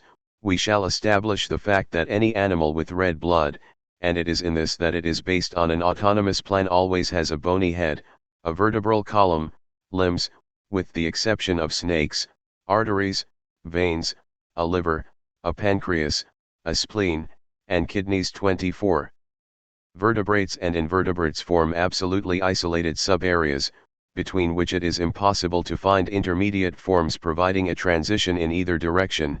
Whatever arrangement one attributes to animals with vertebrae and those without vertebrae, it will never prove possible to find at the end of one of these great classes, or at the head of the other, two animals that resemble one another sufficiently to serve as a link between them. 25. It is thus apparent that the theory of subkingdoms does not simply add a supplementary taxonomic frame to the previous traditional classifications, it is linked to the constitution of a new space of identities and differences. A space without essential continuity. A space that is posited from the very outset in the form of fragmentation. A space crossed by lines which sometimes diverge and sometimes intersect. In order to designate its general form, then, it is necessary to substitute for the image of the continuous scale which had been traditional in the 18th century, from Bonnet to Lamarck, that of a radiation, or rather of a group of centers from which there spreads outwards a multiplicity of beams. Thus each being could be placed in this vast network, which constitutes organized nature. But 10 or 20 beams would not suffice to express these innumerable relations. 26. Whereupon it is the entire classical experience of difference that topples and falls, and with it the relation between being and nature. In the 17th and 18th centuries, it was the function of difference to connect all the species together, and thus to fill in the hiatus between the extremities of being. Difference played a concatenating role, it was as restricted and as tenuous as possible, it was situated in the very tightest possible grid, it was always divisible, and could occur even below the threshold of perception. From Cuvier onward, on the other hand, it multiplies itself, adds up diverse forms, reverberates, and is diffused throughout the organism, isolating it from all the others in various simultaneous ways, for it no longer resides in the interstices between beings in order to connect them together, it functions in relation to the organism itself, so that it can integrate with itself and maintain itself in life. It does not fill up the interval between beings with successive tenuities, it makes it deeper by making itself deeper, in order to define in isolation the great types of compatibility. 19th century nature is discontinuous exactly in so far as it is alive. The importance of this upheaval can be appreciated. In the classical period, natural beings formed a continuous totality because they were beings and because there was no reason for any interruption in their deployment. It was not possible to represent what separated the being from itself. The continuity of representation, signs and characters, and the continuity of beings, the extreme proximity of structures, were thus correlative. It is this fabric, ontological and representative at the same time, that is definitively torn apart with Cuvier. Living beings, because they are alive, can no longer form a tissue of progressive and graduated differences. They must group themselves around nuclei of coherence which are totally distinct from one another, and which are like so many different plans for the maintenance of life. Classical being was without flaw, life, on the other hand, is without edges or shading. Being was spread out over an immense table, life isolates forms that are bound in upon themselves. Being was posited in the perpetually analyzable space of representation, life withdraws into the enigma of a force inaccessible in its essence, apprehendable only in the efforts it makes here and there to manifest and maintain itself. In short, throughout the classical age, life was the province of an ontology which dealt in the same way with all material beings, all of which were subject to extension, weight, and movement, and it was in this sense that all the sciences of nature, and especially that of living beings, had a profound mechanistic vocation. From Cuvier onward, living beings escape, in the first instance at least, the general laws of extensive being, biological being becomes regional and autonomous, life, on the confines of being, is what is exterior to it and also, at the same time, what manifests itself within it. And though the question of its relations with the non-living, or that of its physico-chemical determinations, does arise, it docks so not along the lines of a mechanism stubbornly clinging to its classical modalities, but in an entirely new way, in order to articulate two natures one upon the other. But since the discontinuities must be explained by the maintenance of life and its conditions, we see the emergence of an unexpected continuity, or at least a play of as yet unanalyzed interactions, between the organism and that which enables it to live. If the ruminants are distinct from the rodents, and if that distinction rests upon a whole system of massive differences that there can be no question of attenuating, it is because they possess different kinds of dentition, different digestive systems, differently formed extremities and nails. It is because they cannot capture the same kinds of food, or deal with it in the same way. It is because they do not have to digest the same forms of nourishment. The living being must therefore no longer be understood merely as a certain combination of particles bearing definite characters. It provides the outline of an organic structure, which maintains uninterrupted relations with exterior elements that it utilizes, by breathing and eating, in order to maintain or develop its own structure. Around a living being, or rather through it and by means of the filtering action of its surface, there is effected a continual circulation from the outside to the inside, and from the inside to the outside, constantly maintained and yet fixed within certain limits. Thus, living bodies should be considered as kinds of furnaces into which dead substances are successively introduced in order to be combined together in various ways. 27. The living being, by the action and sovereignty of the same force that keeps it in discontinuity with itself, finds itself subjected to a continuous relation with all that surrounds it. In order that the living being can live, there must exist several functional structures, all irreducible one to another, and also an uninterrupted movement between each one of those structures and the air it breathes, the water it drinks, the food it absorbs. Breaking the old classical continuity of being and nature, the divided force of life will reveal forms that are scattered, yet all linked to the conditions of existence.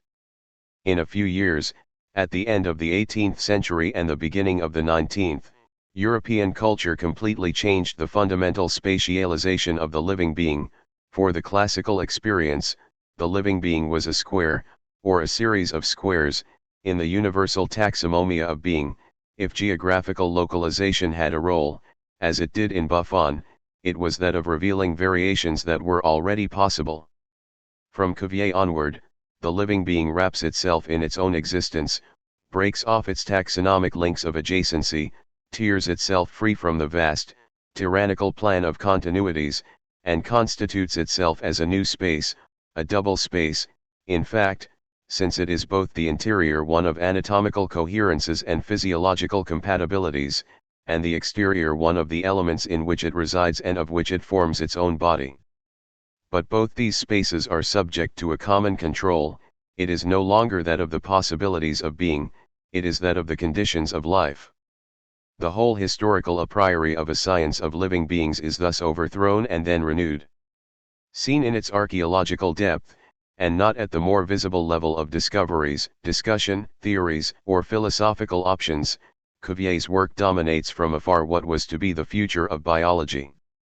An opposition is often set up between Lamarck's transformist intuitions, which seem to prefigure what was to be evolutionism, and the old Fixism, impregnated through and through with traditional prejudices and theological postulates, in which Cuvier stubbornly persisted. And through a whole series of amalgams, metaphors, and inadequately tested analogies, the outline emerges of a reactionary system of thought which clings passionately to the immobility of things in order to preserve the precarious order of human life. This, it is claimed, is the philosophy of Cuvier, the man possessed of all the powers. Opposite is depicted the difficult destiny of a progressive system of thought which believes in the energy of movement, in ceaseless renewal, in the vitality of adaptation. Lamarck, the revolutionary, is supposed to be in this camp. Thus, under pretext of writing the history of ideas in a strictly historical sense, a fine example of simple-mindedness is perpetuated. For what counts, in the historicity of knowledge, is not opinions, nor the resemblances that can be established between them from period to period. There is indeed a resemblance between Lamarck and a certain kind of evolutionism, as there is between the latter and the ideas of Diderot, or Robinette, or Benoit de Maillet. What is important, what makes it possible to articulate the history of thought within itself, is its internal conditions of possibility. Now, one has only to attempt an analysis of his work to perceive immediately that Lamarck conceived of the transformations of species only upon the basis of ontological continuity, which was that of classical natural history. He presupposed a progressive gradation, an unbroken process of improvement, an uninterrupted continuum of beings which could form themselves upon one another.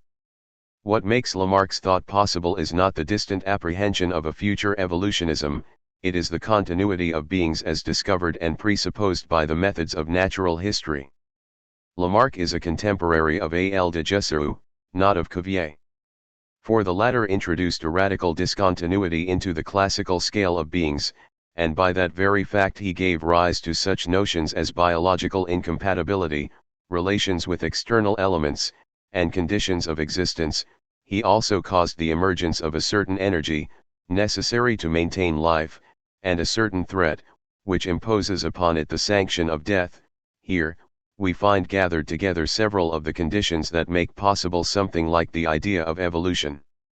The discontinuity of living forms made it possible to conceive of a great temporal current for which the continuity of structures and characters, despite the superficial analogies, could not provide a basis. With spatial discontinuity, the breaking up of the great table, and the fragmentation of the surface upon which all natural beings had taken their ordered places, it became possible to replace natural history with a history of nature. It is true that the classical space, as we have seen, did not exclude the possibility of development, but that development did no more than provide a means of traversing the discretely preordained table of possible variations. The breaking up of that space made it possible to reveal a historicity proper to life itself, that of its maintenance in its conditions of existence. Cuvier's fixism, as the analysis of such a maintenance, was the earliest mode of reflecting upon that historicity, when it first emerged in Western knowledge. Historicity, then, has now been introduced into nature, or rather into the realm of living beings, but it exists there as much more than a probable form of succession. It constitutes a sort of fundamental mode of being. It is no doubt true that in Cuvier's time there did not yet exist a history of living beings such as was to be described by evolutionism, but from the outset the living being is conceived of in terms of the conditions that enable it to have a history. Similarly, at the time of Ricardo, wealth was accorded a status of historicity which had not yet been formulated as economic history. The approaching stability of industrial incomes, population, and rent, as predicted by Ricardo, and the fixity of animal species, as affirmed by Cuvier, might pass, on a superficial examination, as a rejection of history. In fact, Ricardo and Cuvier were rejecting only the modalities of chronological succession as conceived in the 18th century, they were breaking the link between time and the hierarchical or classifying order of representations. On the other hand, the actual or future immobility they described or heralded could be conceived only on the basis of the possibility of a history, and that history was provided for them either by the conditions of existence of the living being, or by the conditions of the production of value. Paradoxically, Ricardo's pessimism and Cuvier's fixism can arise only against a historical background. They define the stability of beings, which henceforth have the right, at the level of their profound modality, to possess a history, whereas the classical idea, that wealth could grow in a continuous process, or that species could, with time, transform themselves into one another, define the mobility of beings, which, even before any kind of history, already obeyed a system of variables, identities, or equivalences. It took the suspension, and, as it were, the placing between parentheses, of that kind of history to give the beings of nature and the products of labor a historicity that would enable modern thought to encompass them, and subsequently to deploy the discursive science of their succession. For 18th century thought, chronological sequences are merely a property and a more or less blurred expression of the order of beings. From the 19th century, they express, in a more or less direct fashion, and even in their interruptions, the profoundly historical mode of being of things and men. In any case, the constitution of a living historicity has had vast consequences for European thought. Quite as vast, without any doubt, as those brought about by the formation of an economic historicity. At the superficial level of the great imaginative values, life, henceforth pledged to history, is expressed in the form of animality. The animal, whose great threat or radical strangeness had been left suspended and as it were disarmed at the end of the Middle Ages, or at least at the end of the Renaissance, discovers fantastic new powers in the 19th century. In the interval, classical nature had given precedence to vegetable values, since the plant bears upon its visible form the overt mark of every possible order, with all its forms on display, from stem to seed, from root to fruit, with all its secrets generously made visible. The vegetable kingdom formed a pure and transparent object for thought as tabulation. But when characters and structures are arranged in vertical steps towards life, that sovereign vanishing point, indefinitely distant but constituent, then it is the animal that becomes the privileged form, with its hidden structures, its buried organs, so many invisible functions, and that distant force, at the foundation of its being, which keeps it alive. If living beings are a classification, the plant is best able to express its limpid essence, but if they are a manifestation of life, the animal is better equipped to make its enigma perceptible. Rather than the calm image of characters, it shows us the incessant transition from the inorganic to the organic by means of respiration or digestion, and the inverse transformation, brought about by death, of the great functional structures into lifeless dust. Dead substances are borne towards living bodies in order to take up a place and exert an action within them determined by the nature of the combinations into which they have entered, and in order to escape from them again one day so as to fall once more under the laws of inanimate nature. 28. The plant held sway on the frontiers of movement and immobility, of the sentient and the non-sentient, whereas the animal maintains its existence on the frontiers of life and death. Death besieges it on all sides. Furthermore, it threatens it also from within, for only the organism can die, and it is from the depth of their lives that death overtakes living beings. Hence, no doubt, the ambiguous values assumed by animality towards the end of the 18th century. The animal appears as the bearer of that death to which it is, at the same time, subjected. It contains a perpetual devouring of life by life. It belongs to nature only at the price of containing within itself a nucleus of anti-nature. Transferring its most secret essence from the vegetable to the animal kingdom, life has left the tabulated space of order and become wild once more. The same movement that dooms it to death reveals it as murderous. It kills because it lives. Nature can no longer be good. That life can no longer be separated from murder, nature from evil, or desires from anti-nature, Sada proclaimed to the 18th century, whose language he drained dry, and to the modern age, which has for so long attempted to stifle his voice. I hope the insolence, for whom, is excusable, but les 120 journées is the velvety, marvelous obverse of the Leçons d'anatomie comparée. At all events, in our archaeological calendar, they are the same age. But this imaginative status of animality burdened with disturbing and nocturnal powers refers more profoundly to the multiple and simultaneous functions of life in 19th century thought. Perhaps for the first time in Western culture, life is escaping from the general laws of being as it is posited and analyzed in representation. On the other side of all the things that are, even beyond those that can be, supporting them to make them visible, and ceaselessly destroying them with the violence of death, life becomes a fundamental force, and one that is opposed to being in the same way as movement to immobility, as time to space, as the secret wish to the visible expression. Life is the root of all existence, and the non-living, nature in its inert form, is merely spent life. Mere being is the non-being of life. For life, and this is why it has a radical value in 19th century thought, is at the same time the nucleus of being and of non-being, there is being only because there is life, and in that fundamental movement that dooms them to death, the scattered beings, stable for an instant, are formed, hold life immobile, and in a sense kill it, but are then in turn destroyed by that inexhaustible force. The experience of life is thus posited as the most general law of beings, the revelation of that primitive force on the basis of which they are. It functions as an untamed ontology, one trying to express the indissociable being and non-being of all beings.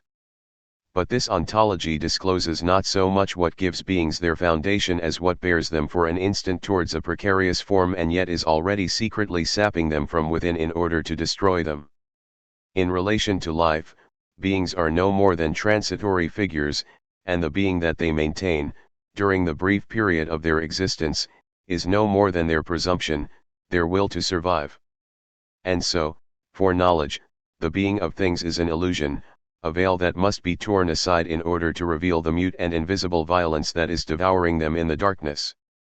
The ontology of the annihilation of beings assumes therefore validity as a critique of knowledge, but it is not so much a question of giving the phenomenon a foundation, of expressing both its limit and its law, of relating it to the finitude that renders it possible, as of dissipating it and destroying it in the same way as life itself destroys beings, for its whole being is mere appearance. Thus a system of thought is being formed that is opposed in almost all its terms to the system that was linked to the formation of an economic historicity. The latter, as we have seen, took as its foundation a triple theory of irreducible needs, the objectivity of labor, and the end of history.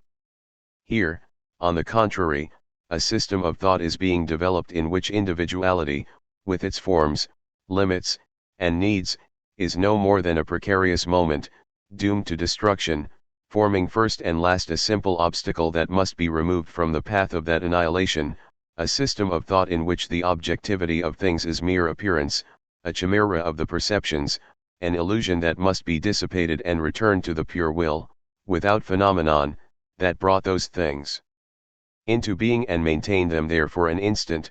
Lastly, a system of thought for which the recommencement of life, its incessant resumptions, and its stubbornness, preclude the possibility of imposing a limit of duration upon it, especially since time itself, with its chronological divisions and its quasi-spatial calendar, is doubtless nothing but an illusion of knowledge.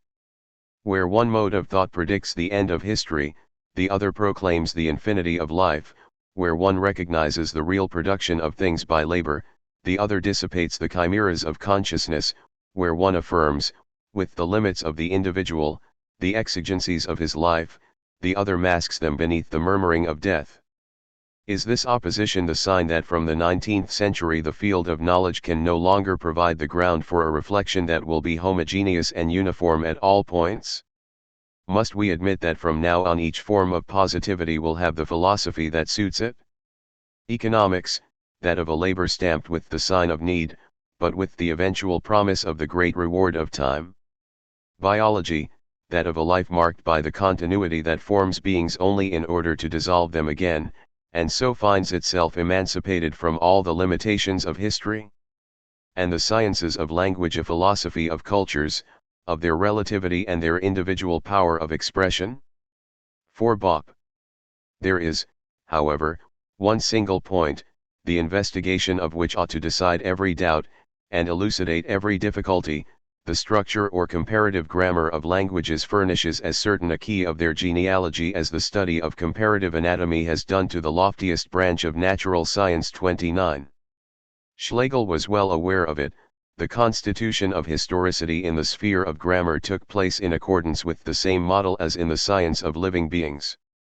And there is nothing surprising in this, in fact, since, throughout the classical age, the words that languages were thought to be composed of, and the characters that were used in the attempt to constitute a natural order, had the same, the identical, status. They existed only by virtue of the representative value they possessed, and the power of analysis, of duplication, of composition and arrangement that they were accorded with regard to the things represented. With Jussieu and Lamarck in the first place, and then with Cuvier, the character had lost its representative function, or rather, though it could still represent and make possible the establishment of relations of adjacency or kinship, it did so not by the virtue proper to its visible structure or to the describable elements of which it was composed, but because it had been related, at first, to a total organic structure and to a function that it could perform in a direct or indirect, major, or collateral, primary, or secondary way. In the domain of language, the word undergoes, more or less at the same period, an analogous transformation. Needless to say, it does not cease to have a meaning and to be able to represent something in the mind that employs or understands it, but this role is no longer constitutive of the word in its very being, in its essential architecture, in what enables it to take its place within a sentence and to link itself there with other more or less different words.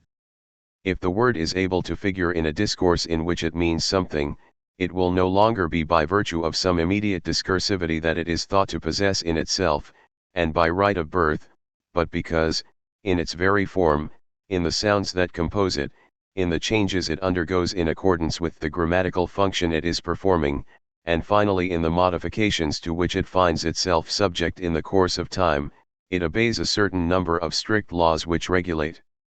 In a similar way, all the other elements of the same language, so that the word is no longer attached to a representation except in so far as it is previously a part of the grammatical organization by means of which the language defines and guarantees its own coherence. For the word to be able to say what it says, it must belong to a grammatical totality which, in relation to the word, is primary, fundamental, and determining. This displacement of the word, this backward jump, as it were, away from its representative functions, was certainly one of the important events of Western culture towards the end of the 18th century. And it is also one of those that have passed most unperceived. A great deal of attention is willingly paid to the beginnings of political economy, to Ricardo's analysis of ground rent and the cost of production.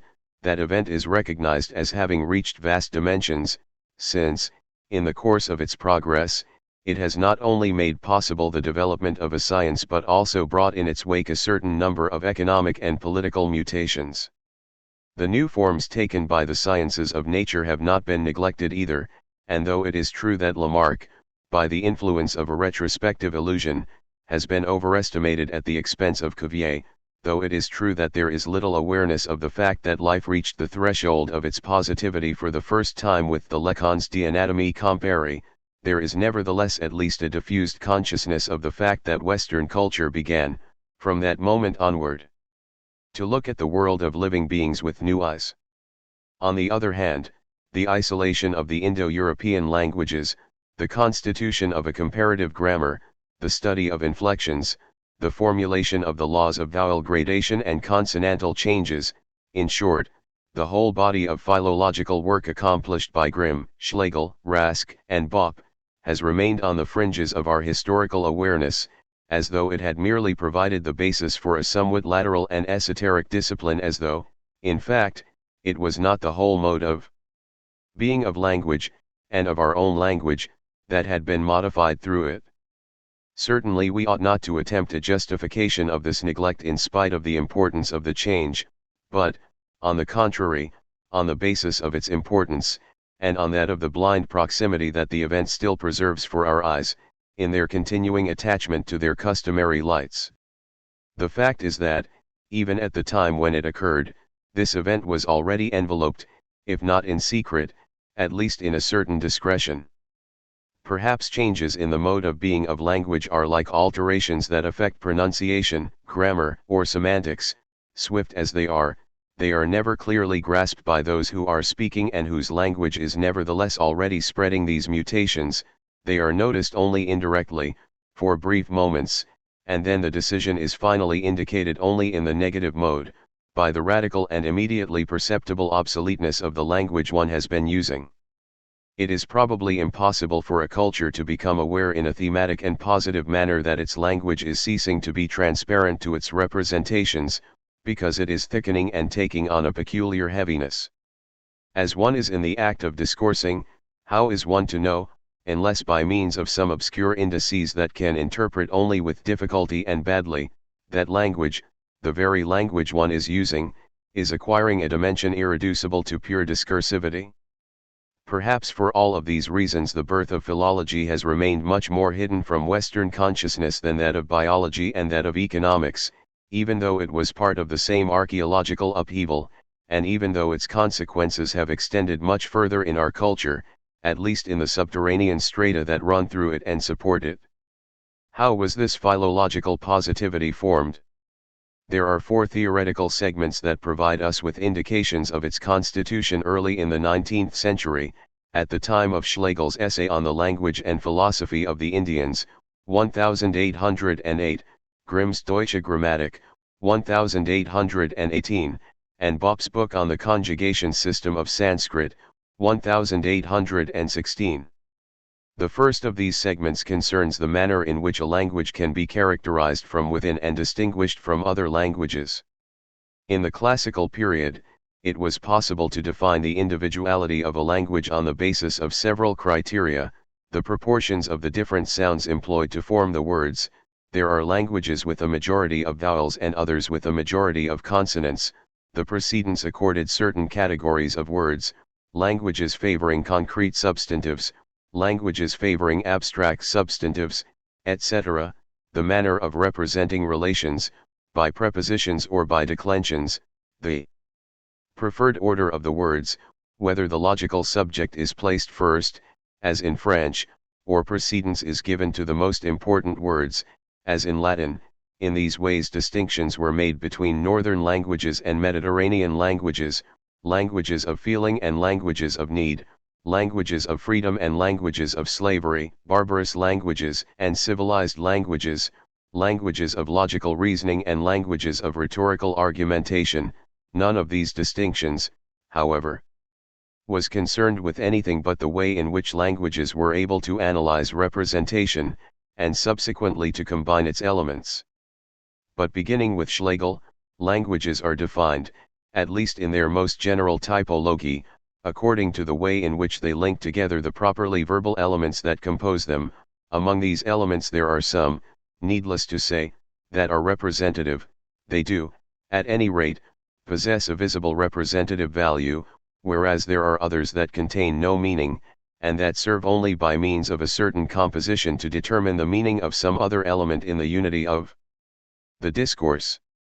It is this material, made up of nouns, verbs, words in general, but also of syllables and sounds, that languages join together to form propositions and sentences. But the material unity constituted by the arrangement of sounds, syllables, and words is not governed by the mere combination of the element of representation. It has its own principles, which differ from language to language. Grammatical composition has regularities which are not transparent to the signification of the discourse. Moreover, since signification can be transformed, practically unimpaired, from one language to another, it is these regularities that will make it possible to define the individuality of a language. Each one has an autonomous grammatical space. These spaces can be compared laterally, that is, from one language to another, without its being necessary to pass through the common middle ground of the field of representation with all its possible subdivisions. It is easy to distinguish right away 2 broad modes of combination between grammatical elements. The first consists in juxtaposing them in such a way that they determine one another. In this case, the language is made up of fragmented elements, generally very short, which can be combined in different ways, but with each of the units preserving its autonomy, and thus the possibility of breaking the transitory link it has just established with another unit inside a sentence or proposition. The language is then defined by the number of its units, and by all the possible combinations that can be established between them in discourse, so that it is a question of an agglomeration of atoms, with no internal connection beyond the purely mechanical adaptation of particles and affixes. 30. The second mode of connection between the elements of a language is the inflectional system, which modifies the essential syllables or words, the root forms, from within. Each of these root forms carries with it a certain number of possible variations, determined in advance, and according to the other words in the sentence, according to the relations of dependence or correlation between those words, according to the adjacencies and associations that occur, so one variation or another will be used. On the surface, this mode of connection appears less rich than the first, since the number of combinative possibilities is much more restricted, but, in reality, the inflectional system never exists in its pure and most skeletal form. The internal modification of the root enables it to have other elements added to it, themselves susceptible of internal modification, so that each root is like a living and productive germ, every modification of circumstance or degree being produced by internal changes. Freer scope is thus given to its development, and its rich productiveness is in truth almost illimitable. 31. Corresponding to these two broad types of linguistic organization, we find, on the one hand, Chinese, in which all particles indicating modification of time, person, etc., are monosyllables, perfect in themselves, and independent of the root, and, on the other, Sanskrit, whose structure is highly organized, formed by inflection, or the change and transposition of its primary radical signs, carried through every ramification of meaning and expression, and not by the merely mechanical process of annexing words or particles to the same lifeless and unproductive root. 32. Between these major and extreme models, any language whatever can be situated. Every language will necessarily possess an organization that will approximate it to one of the two, or will place it at an equal distance from both, at the center of the field thus defined. Nearest to Chinese, we find Basque, Coptic, and the American languages. These all use separable elements as a means of connection, but those elements, instead of remaining always in a free state, like so many irreducible verbal atoms, are already beginning to melt into the word. Arabic is defined by its mixture of the system of affixes and that of inflections. Celtic is almost exclusively an inflectional language, though one still finds in it vestiges of affixive languages. It may perhaps be objected that this opposition was already known in the 18th century, and that the ability to distinguish between the combinative structure of Chinese and the declensions and conjugations of languages like Latin and Greek was by no means new. It may also be objected that the absolute distinction established by Schlegel was criticized very shortly afterwards by Bopp, where Schlegel saw two types of language that were radically inassimilable to one another. Bopp searched for a common origin. He attempts to establish 3-3 that inflections are not a sort of internal and spontaneous development of the primitive clement, but particles that have been agglomerated to the root syllabi, the m of the first person in Sanskrit, bhavamai, or the t of the third person, bhavti, are the effect of the adjunction to the verbal root of the pronoun mam, one, or the pronoun tam, he. But what is important for the constitution of philology is not so much knowing whether the elements of conjugation may, at some more or less distant period in the past, have enjoyed the benefit of an isolated existence carrying with it an autonomous value. What is essential, and what distinguishes the analyses of Schlegel and Bopp from those that may perhaps have seemed to anticipate them in the 18th century. 3-4, is that the original syllables do not grow, by means of internal adjunct ions or proliferations, without a certain number of modifications regulated within the root. In a language like Chinese, there are simply laws of juxtaposition, but in languages in which the roots are subjected to growth, whether they be monosyllabic, as in Sanskrit, or polysyllabic, as in Hebrew, one always finds internal variations governed by regular forms. It is therefore understandable that the new philology, since it now has these criteria of internal structure with which to characterize languages, should have abandoned the hierarchic classifications practiced in the 18th century. At that time, it was accepted that there were some languages that were more important than others, because they were able to analyze representations more precisely or more delicately. From now on, all languages have an equal value, they simply have different internal structures. Hence that curiosity for rare, little spoken, poorly civilized languages, of which Rask gave an example with his great voyage of inquiry through Scandinavia, Russia, the Caucasus, Persia, and India. 2. The study of these internal variations constitutes the second important theoretical segment. In its etymological investigations, general grammar did of course study transformations of words and syllables over time, but this study was limited for 3 reasons.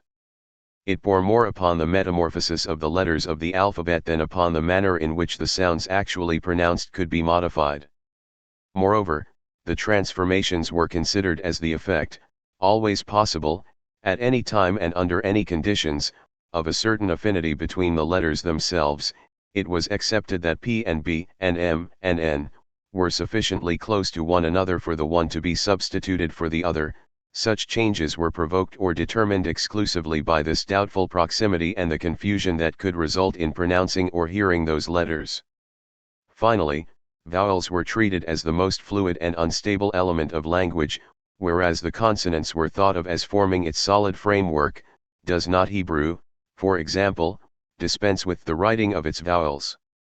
With Rask, Grimm, and Bopp, language is treated for the first time, even though there is no longer any attempt to refer it back to the cries from which it originated, as a totality of phonetic elements.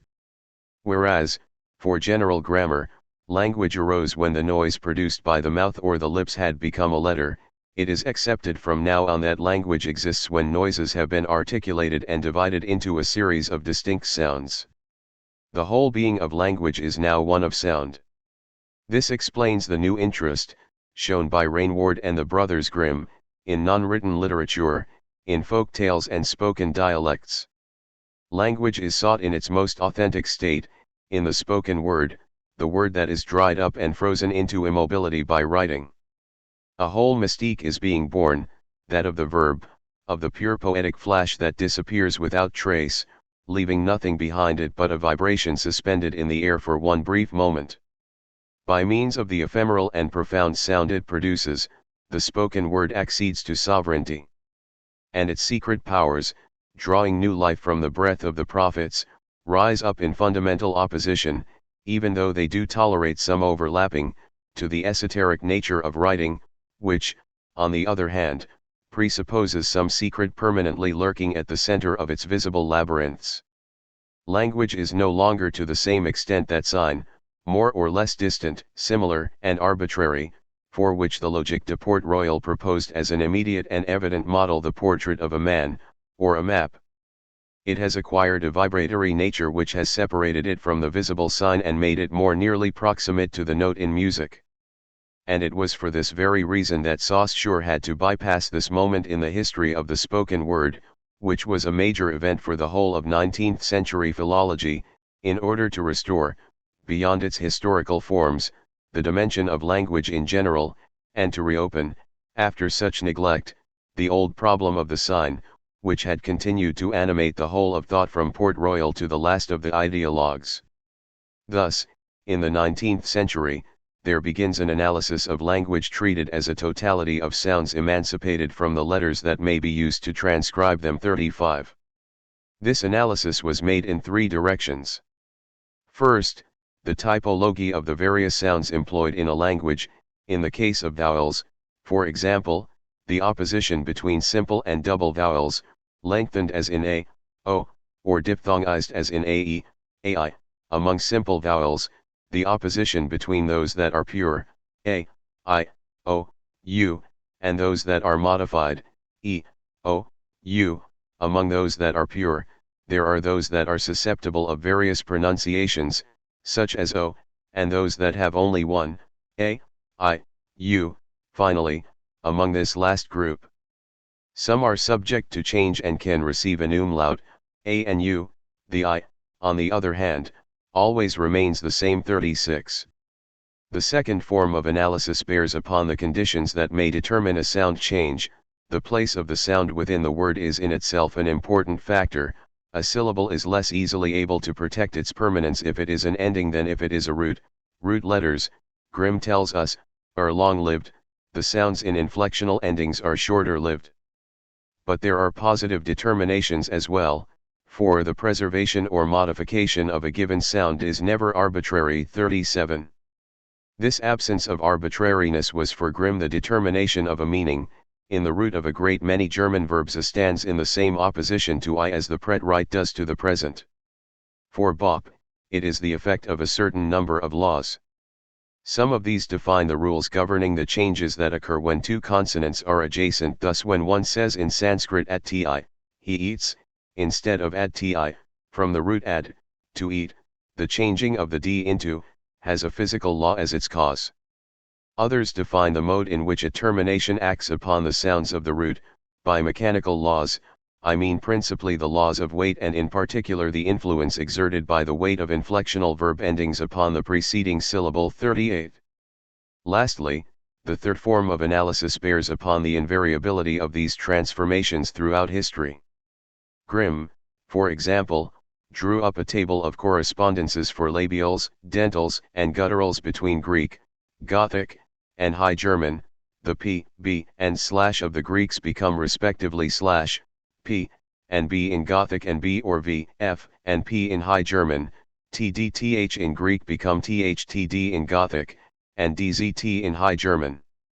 The totality of these relationships determines the courses of history, and instead of languages being subject to that external yardstick, to those things in human history that should, according to classical thought, explain the changes in them, they themselves contain a principle of evolution. Here, as elsewhere, it is Anatomy 39 that determines fate. 3. This definition of a law for consonantal or vocalic modifications makes it possible to establish a new theory of the root. In the classical period, roots were distinguished by a double system of constants, alphabetical constants, which bore upon an arbitrary number of letters, in some cases only one, and significative constants, which group together under one general theme an indefinitely extensible number of adjacent meanings. At the intersection of these two constants, at the point where an identical meaning was expressed by an identical letter or an identical syllable, a root was taken to have been isolated.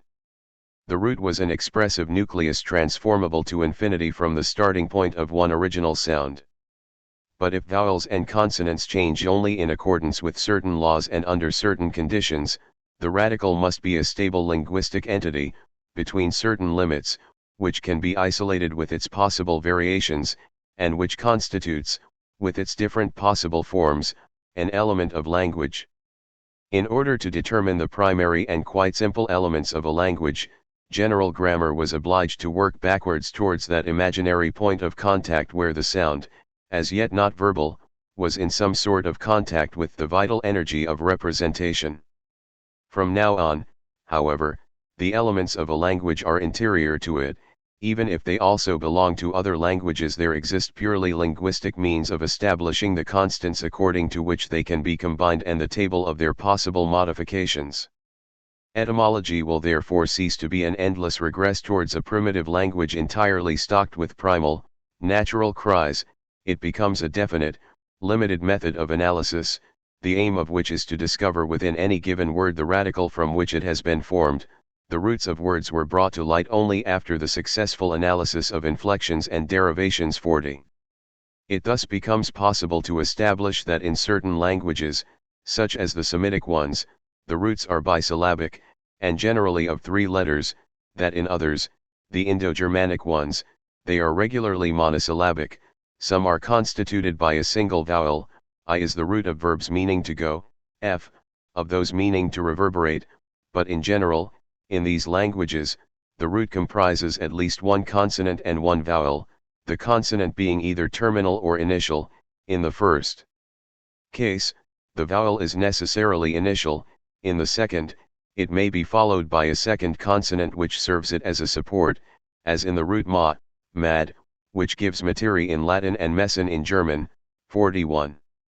These monosyllabic roots may also be duplicated, as do is duplicated in the Sanskrit dotami and the Greek didomi, or sta in tishtami and istami. 42. Above all, the nature of the root and its constituent role in language are conceived in an absolutely new mode. In the 18th century, the root was a rudimentary name which designated, in its origin, a concrete thing, an immediate representation, an object that was given to man's sight or to any other of his senses. Language was constructed on the basis of the interaction of its nominal characterizations, derivation extended its scope, abstraction gave rise to adjectives, and then it was sufficient to add to the latter that other irreducible element, the broad monotonous function of the verb to be, to bring about the formation of the category of conjugable words, a sort of squeezing together in verbal form of being and epithet. Bopp too accepts that verbs are mixtures obtained by the coagulation of verb with root. But his analysis differs in several essential points from the classical schema.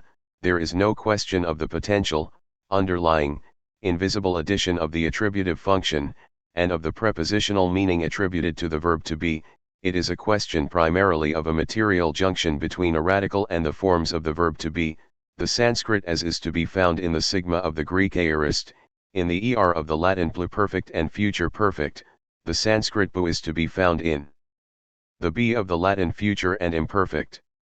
Moreover, this adjunction of the verb to be makes possible, essentially, the attribution of a tense and a person to the radical, the inflectional ending constituted by the radical of the verb to be also carrying with it that denoting the personal pronoun, as in script si, 43. As a result, it is not the adjunction of the to be that transforms an epithet into a verb, the radical itself contains a verbal signification, to which the derived inflectional endings of the conjugation of to be add merely modifications of person and tense. Originally, therefore, the roots of verbs designate not tilings, but actions, processes, desires, wills, and it is these that, when they receive certain inflectional endings proceeding from the verb to be and from the personal pronouns, become susceptible of conjugation, whereas, when they receive other suffixes, themselves modifiable, they become nouns susceptible of declension. Hence the noun/verb to be bipolarity that characterized classical analysis must be replaced by a more complex arrangement, roots with a verbal signification, able to receive inflectional endings of different types, and thus capable of giving rise to conjugable verbs or to substantives. Verbs, and personal pronouns, thus become the primordial clement of language, the element from which it can develop. The verb and the personal pronouns appear to be the true levers of language. 44. Bopp's analyses were to be of major importance, not only in breaking down the internal composition of a language, but also in defining what language may be in its essence. It is no longer a system of representations which has the power to pattern and recompose other representations. It designates in its roots the most constant of actions, states, and wishes. What it is trying to say, originally, is not so much what one sees as what one does or what one undergoes, and though it does eventually indicate things as though by pointing at them, it docks so only in so far as they are the result, or the object, or the instrument of that action. Nouns do not so much pattern the complex table of a representation as pattern and arrest and fix the process of an action. Language is rooted not in the things perceived, but in the active subject. And perhaps, in that case, it is a product of will and energy, rather than of the memory that duplicates representation. We speak because we act, and not because recognition is a means of cognition. Like action, language expresses a profound will to something. And this has two consequences. The first is paradoxical at first sight. It is that at the moment when philology is constituted by the discovery of a dimension of pure grammar, there arises once more the tendency to attribute to language profound powers of expression.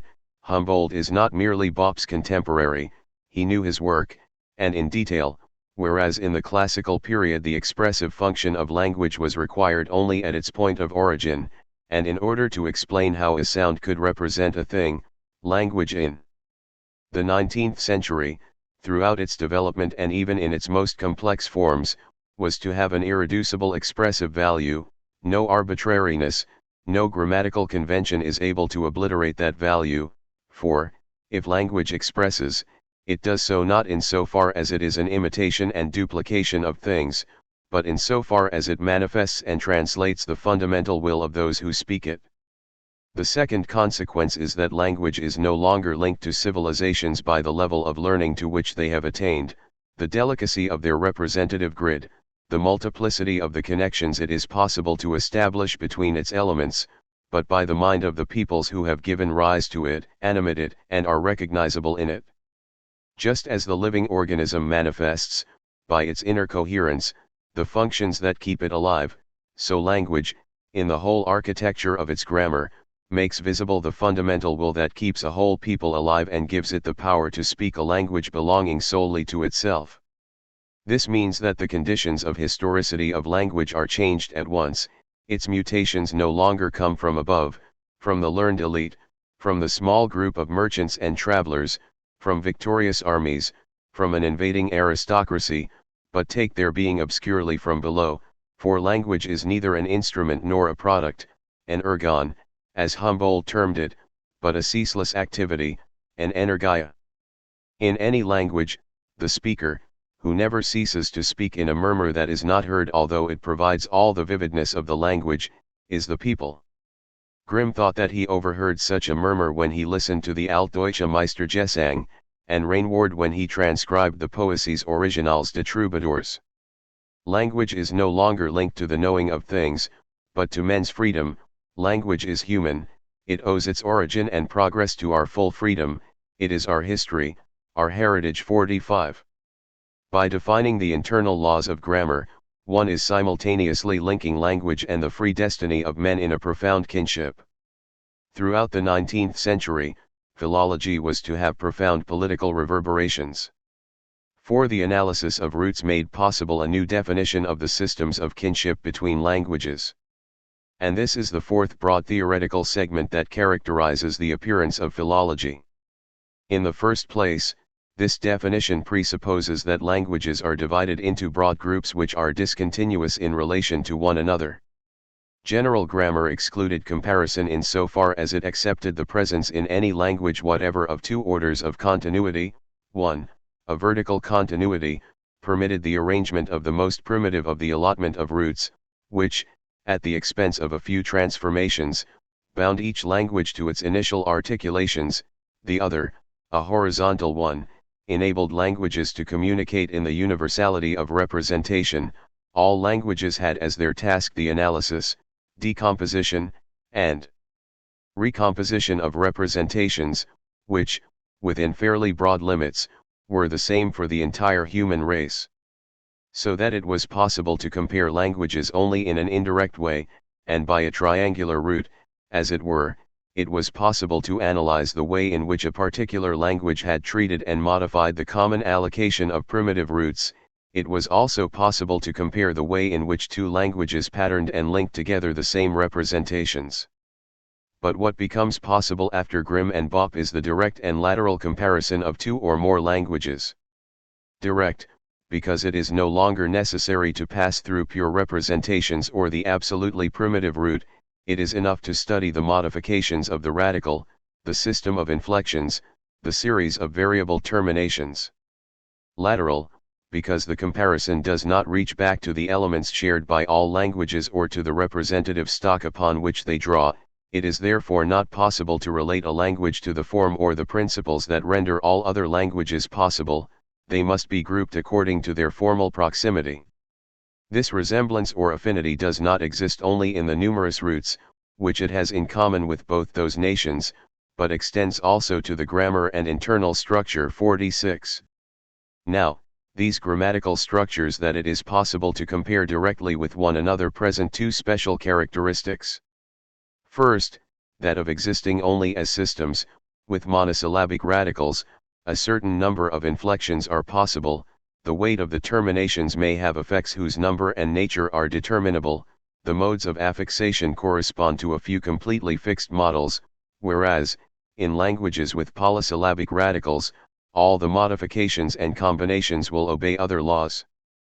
Between two systems like these, the one being characteristic of the Indo-European languages, the other of the Semitic languages, we find no intermediate type and no transitional forms. There is a discontinuity from one family to the other. But, on the other hand, grammatical systems, since they lay down a certain number of laws of evolution and mutation, make it possible, up to a certain point, to fix the age scale of a language. For such and such a form to be produced from a certain radical, such and such a transformation must have occurred.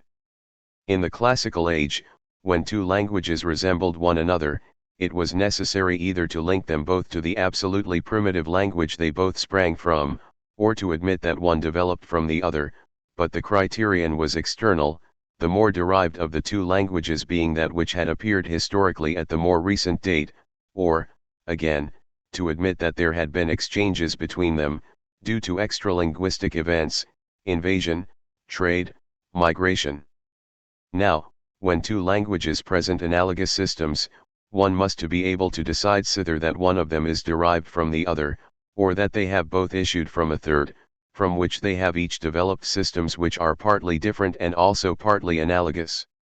It was in this way, in the case of Sanskrit and Greek, that the hypothesis of Curdo, who believed in traces of the primitive language, and that of Ainquetil, who posited a mixture at the time of the Bactrian kingdom, were abandoned, and Bach was also able to refute Schlegel, for whom the Indian language was the most ancient, and the others, Latin, Greek, Germanic and Persian languages, were more modern and derived from the first. He showed that there was a relation of fraternity between Sanskrit, Latin, Greek, and the Germanic languages, Sanskrit being, not the mother language of the others, but rather their elder sister, the nearest of them to a language which had apparently been the source of this entire family. It is apparent, then, that historicity was introduced into the domain of languages in the same way as into that of living beings. For an evolution, other than one that is solely the traversal of ontological continuities, to be conceived, the smooth unbroken plan of natural history had to be broken, the discontinuity of the sub-kingdoms had to reveal the plans of organic structure in all their diversity, and without any intermediary, organisms had to be ordered in accordance with the functional arrangements they were to perform, and thus establish the relations of the living being with what enables it to exist.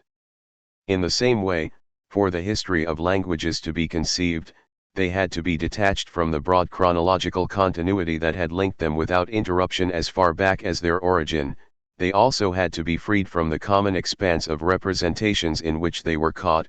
By means of this double break, the heterogeneity of the various grammatical systems emerged with its peculiar patternings, the laws prescribing change within each one, and the paths fixing possible lines of development. Once the history of the species had been suspended as a chronological sequence of all possible forms, then, and only then, the living being was able to assume its historicity. In the same way, in the sphere of language, if there had not been a suspension of the analysis of those endless derivations and limitless mixtures that general grammar perpetually presupposed, then language would never have been affected by an internal historicity. Sanskrit, Greek, Latin, and German had to be treated in accordance with a systematic simultaneity, breaking with all chronology. They had to be inserted into a fraternal time system so that their structures could become transparent and a history of languages could become legible in them. Here, as elsewhere, the arrangements into chronological series had to be broken up, and their elements redistributed. Then a new history was constituted, one that does not merely express the mode of succession of beings and their connection in time, but the modality of their formation. Empiricity, and this is equally true of natural individuals and of the words by which they can be named, is henceforth traversed by history, through the whole density of its being. The order of time is beginning. There is one major difference, however, between languages and living beings. The latter have no true history except by means of a certain relation between their functions and the conditions of their existence.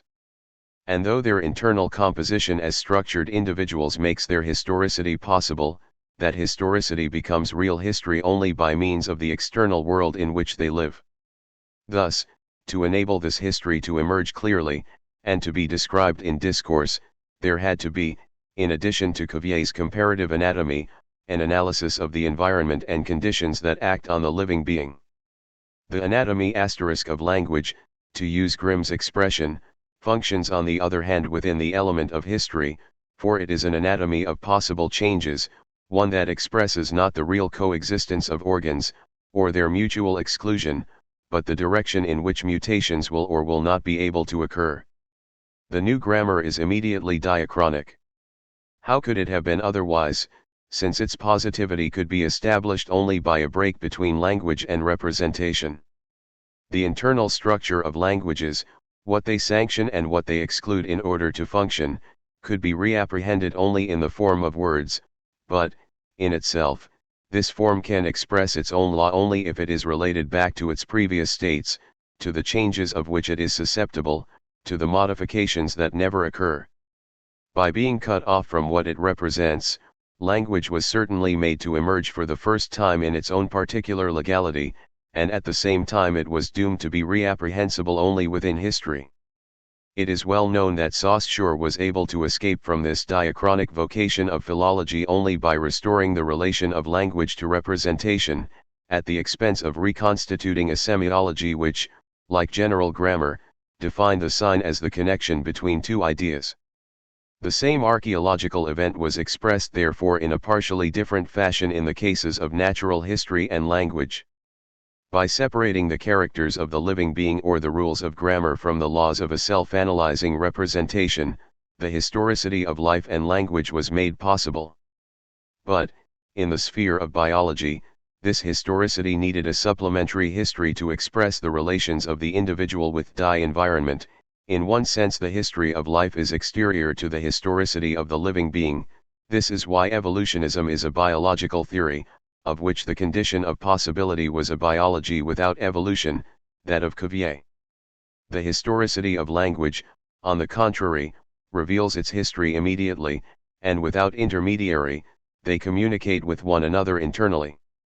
Whereas 19th century biology was to advance more and more towards the exterior of the living being, towards what lay beyond it, rendering progressively more permeable that surface of the body at which the naturalist's gaze had once halted, philology was to untie the relations that the grammarian had established between language and external history in order to define an internal history. And the latter, once secure in its objectivity, could serve as a guiding thread, making it possible to reconstitute, for the benefit of history proper, events long since forgotten. Language become object. It may be observed that the four theoretical segments that have just been analyzed, perhaps because they constitute the archaeological ground of philology, correspond and contrast, term by term, with those that made it possible to define general grammar 47. Working backwards from the last of these four segments to the first, we find that the theory of the kinship between languages, discontinuity between the broad families, and internal analogies in the system of changes, is opposed by the theory of derivation, which presupposed constant factors of attrition and admixture, acting in the same way on all languages of whatever kind, as an external principle and with unlimited effects. The theory of the radical contrasts with that of designation, for the radical is an isolable linguistic individuality, inside a group of languages, and serving above all as a nucleus of verbal forms, whereas the root, encroaching upon language from the side of nature and the primitive cry, exhausted itself till it was no more than an endlessly transformable sound which had as its function a primary nominal patterning of things. The study of the internal variations of language is also opposed by the theory of representative articulation. The latter defined words and gave them an individuality that distinguished them from each other by relating them to the content they were able to signify. The articulation of language was the visible analysis of representation. Now words are characterized in the first place by their morphology and by the totality of the mutations each of their sounds is capable of undergoing. Above all, the internal analysis of language is opposed by the primacy accorded in classical thought to the verb to be. The latter held sway on the frontiers of language, both because it was the primary link between words and because it possessed the fundamental power of affirmation. It marked the threshold of language, indicated its specificity, and connected it, in an ineffaceable way, to the forms of thought. On the other hand, the independent analysis of grammatical structures, as practiced from the 19th century, isolates language, treats it as an autonomous organic structure, and breaks its bonds with judgments, attribution, and affirmation. The ontological transition provided by the verb to he between speaking and thinking is removed, whereupon language acquires a being proper to itself. And it is this being that contains the laws that govern it. The classical order of language has now drawn to a close. It has lost its transparency and its major function in the domain of knowledge. In the 17th and 18th centuries, it was the immediate and spontaneous unfolding of representations. It was in that order in the first place that representations received their primary signs, patterned and regrouped their common features, and established their relations of identity or attribution, language was a form of knowing and knowing was automatically discourse. Thus, language occupied a fundamental situation in relation to all knowledge. It was only by the medium of language that the things of the world could be known. Not because it was a part of the world, ontologically interwoven with it, as in the Renaissance, but because it was the first sketch of an order in representations of the world, because it was the initial, inevitable way of representing representations. It was in language that all generality was formed. Classical knowledge was profoundly nominalist. From the 19th century, language began to fold in upon itself, to acquire its own particular density, to deploy a history, an objectivity, and laws of its own. It became one object of knowledge among others, on the same level as living beings, wealth, and value, and the history of events and men. It may possess its own concepts, but the analyses that bear upon it have their roots at the same level as those that deal with other empirical forms of knowledge. The preeminence that enabled general grammar to be logic while at the same time intersecting with it has now been lost. To know language is no longer to come as close as possible to knowledge itself, it is merely to apply the methods of understanding in general to a particular domain of objectivity. This demotion of language to the mere status of an object is compensated for, however, in three ways. First, by the fact that it is a necessary medium for any scientific knowledge that wishes to be expressed in discourse. It cannot itself be arranged, deployed, and analyzed beneath the gaze of a science, because it always re-emerges on the side of the knowing subject, as soon as that subject expresses what he knows. Hence two constant concerns throughout the 19th century. The first is the wish to neutralize, and as it were polish, scientific language to the point at which, stripped of all its singularity, purified of all its accidents and alien elements, as though they did not belong to its essence, it could become the exact reflection, the perfect double, the unmisted mirror of a nonverbal knowledge. This is the positivist dream of a language keeping strictly to the level of what is known, a table language, like the one Cuvier was probably dreaming of when he attributed to science the project of forming a copy of nature. Scientific discourse was to be the table of things, but table here has a fundamentally different meaning from the one it possessed in the 18th century. Then, it was a matter of dividing nature up by means of a constant table of identities and differences for which language provided a primary, approximative, and rectifiable grid. Now, language is not so much a table as a picture, in the sense that, freed from the intricacy that gives it its immediately classifying role, it stands a certain distance apart from nature in order to draw some of it into itself by means of its own passivity, and finally to become nature's faithful portrait. 48.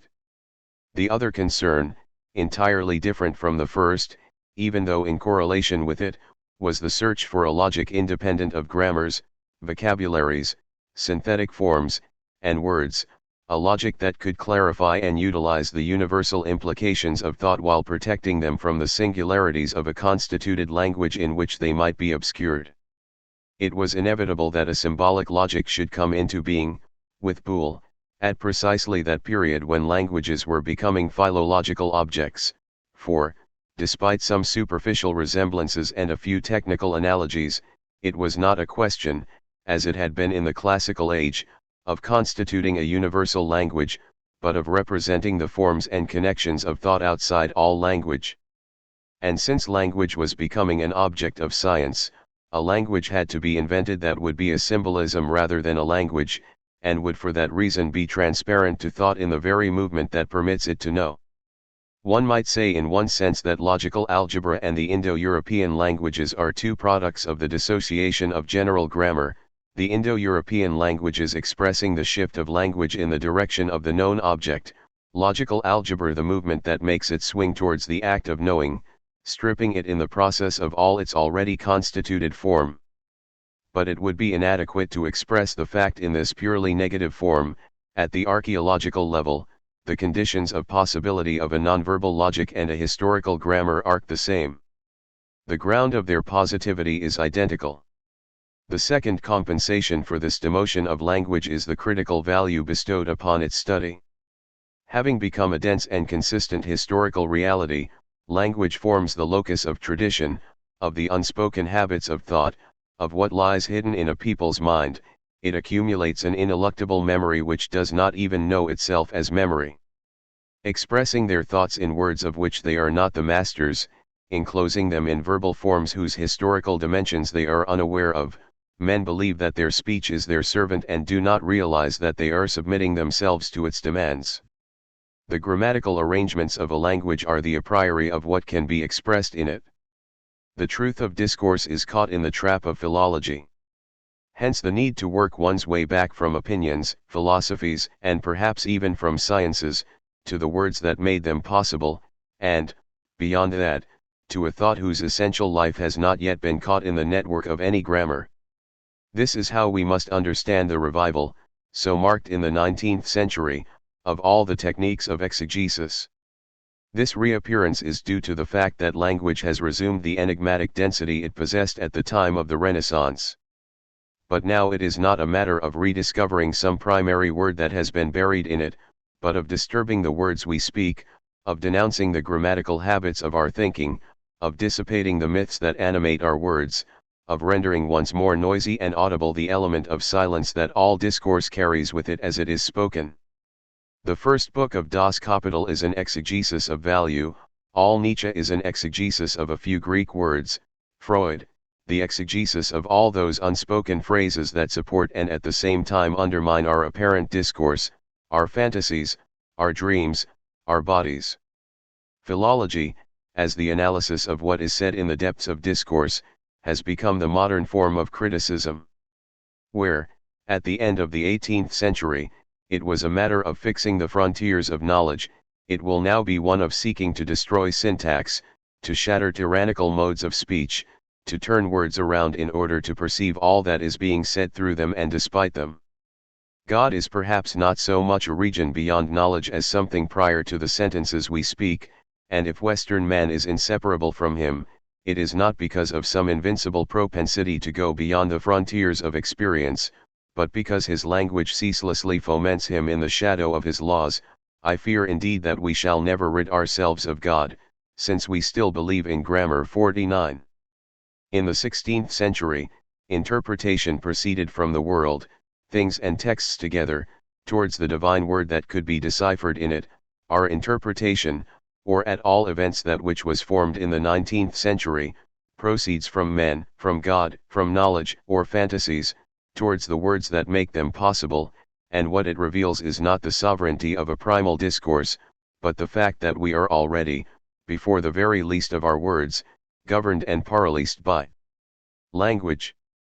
Modern criticism has devoted itself to a strange kind of commentary, since it does not proceed from the observation that there is language towards the discovery of what that language means, but from the deployment of manifest discourse towards a revelation of language in its crude being. Thus the methods of interpretation of modem thought are opposed by the techniques of formalization, the first claiming to make language speak as it were below itself, and as near as possible to what is being said in it, without it, the second claiming to control any language that may arise, and to impose upon it from above the law of what it is possible to say. Interpretation and formalization have become the two great forms of analysis of our time. In fact, we know no others. But do we know what the relations of exegesis and formalization are? Are we capable of controlling and mastering them?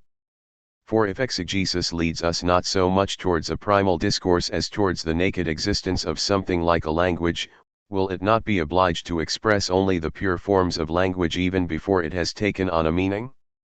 And in order to formalize what we suppose to be a language, is it not necessary to have practiced some minimum of exegesis, and at least interpreted all those mute forms as having the intention of meaning something?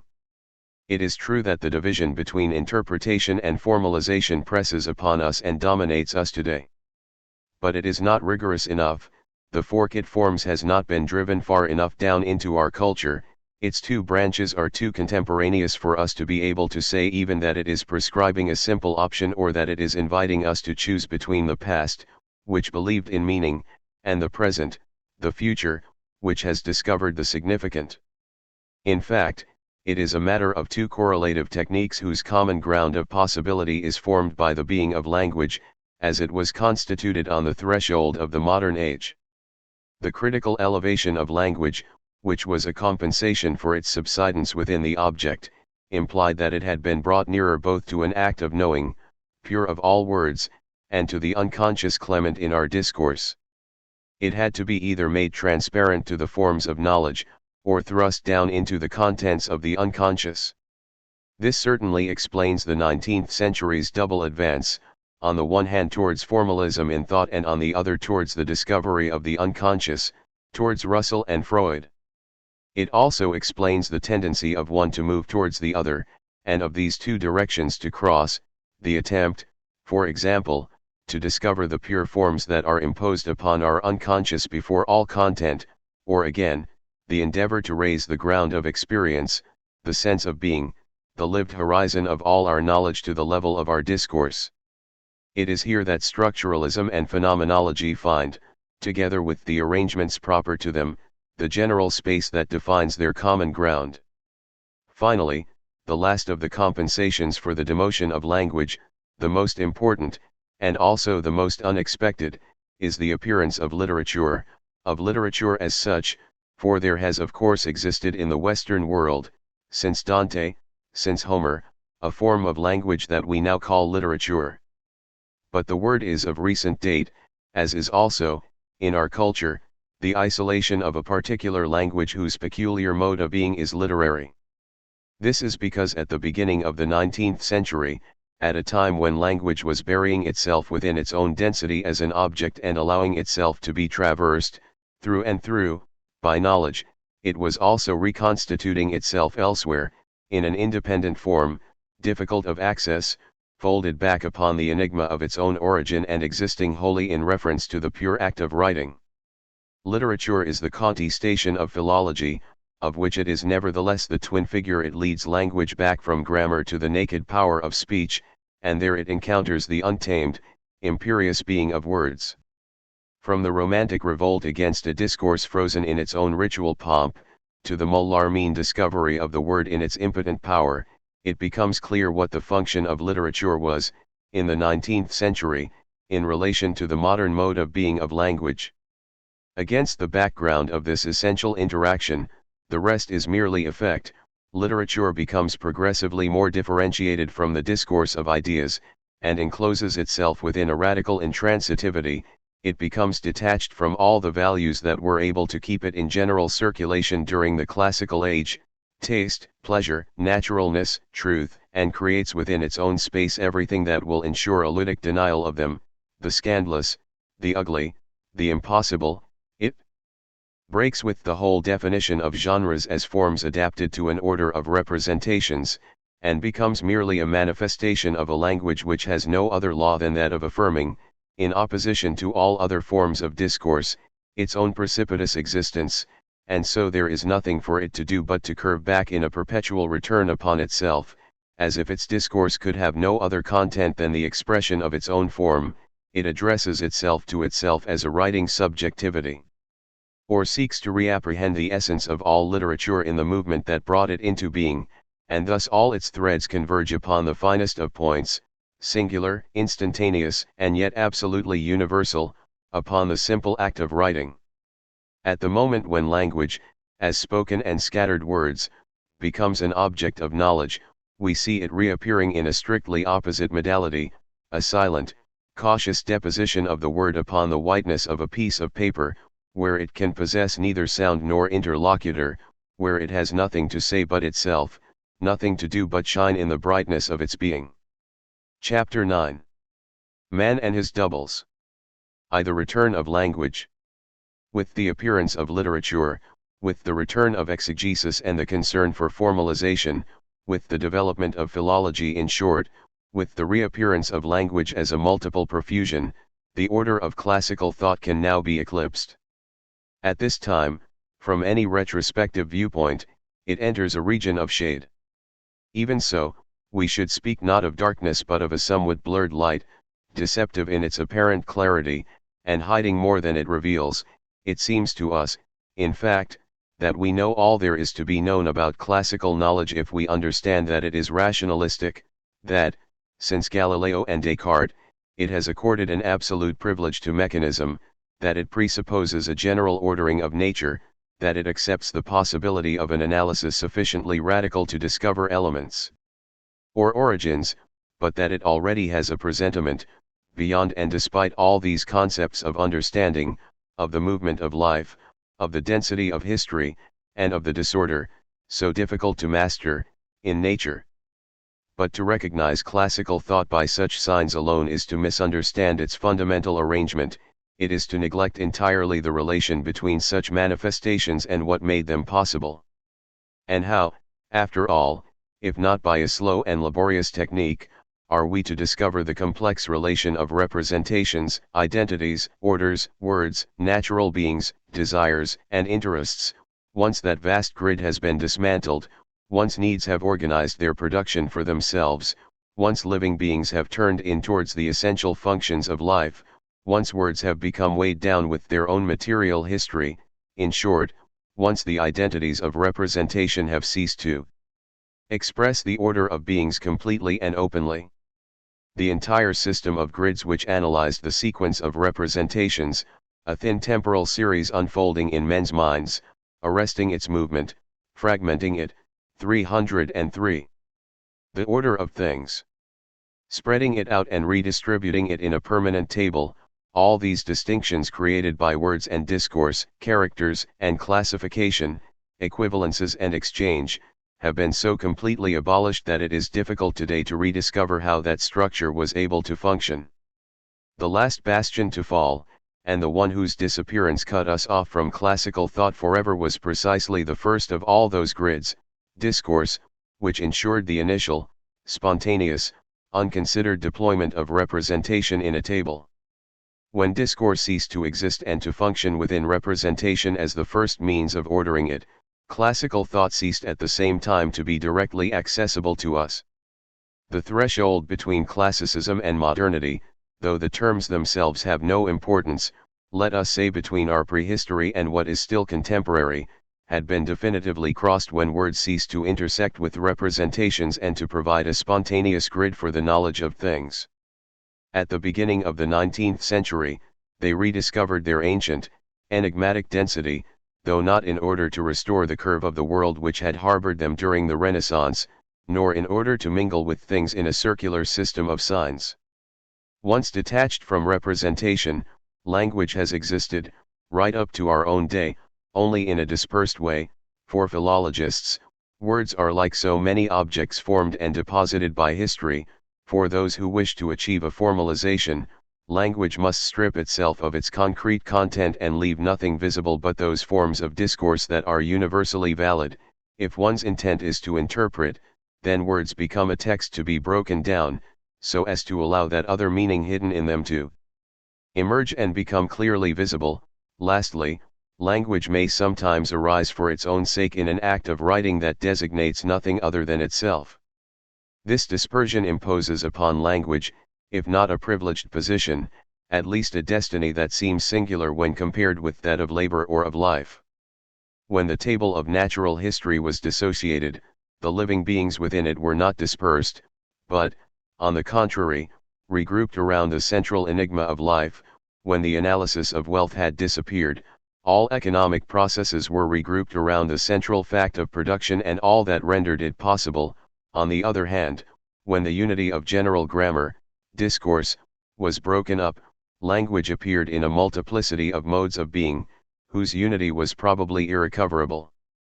It is for this reason, perhaps, that philosophical reflection for so long held itself aloof from language. Whereas it sought tirelessly in the regions of life or labor for something that might provide it with an object, or with its conceptual models, or its real and fundamental ground, it paid relatively little attention to language. Its main concern was to clear away the obstacles that might oppose it in its task. For example, words had to be freed from the silent content that rendered them alien, or language had to be made more flexible and more fluid, as it were, from within, so that once Emancipated from the spatializations of the understanding, it would be able to express the movement and temporality of life. Language did not return into the field of thought directly and in its own right until the end of the 19th century. We might even have said until the 20th, had not Nietzsche, the philologist, and even in that field he was so wise, he knew so much, he wrote such good books, been the first to connect the philosophical task with the radical reflection upon language. And now, in this philosophical philological space opened up for us by Nietzsche, language wells up in an enigmatic multiplicity that must be mastered. There appear, like so many projects, or chimeras, who can tell as yet, the themes of a universal formalization of all discourse, or the themes of an integral exegesis of the world which would at the same time be its total demystification, or those of a general theory of signs, or again, the theme, historically probably the first, of a transformation without residuum, of a total reabsorption of all forms of discourse into a single word, of all books into a single page, of the whole world into one book. The great task to which Mallarmé dedicated himself, right up to his death, is the one that dominates us now. In its stammerings, it embraces all our current efforts to confine the fragmented being of language once more within a perhaps impossible unity. Mallarmé's project, that of enclosing all possible discourse within the fragile density of the word, within that slim, material black line traced by ink upon paper, is fundamentally a reply to the question imposed upon philosophy by Nietzsche. For Nietzsche, it was not a matter of knowing what good and evil were in themselves, but of who was being designated, or rather who was speaking when one said agathos to designate oneself and dialos to designate others one. For it is there, in the holder of the discourse and, more profoundly still, in the possessor of the word, that language is gathered together in its entirety. To the Nietzschean question, who is speaking, Mallarmé replies, and constantly reverts to that reply, by saying that what is speaking is, in its solitude, in its fragile vibration, in its nothingness, the word itself, not the meaning of the word, but its enigmatic and precarious being.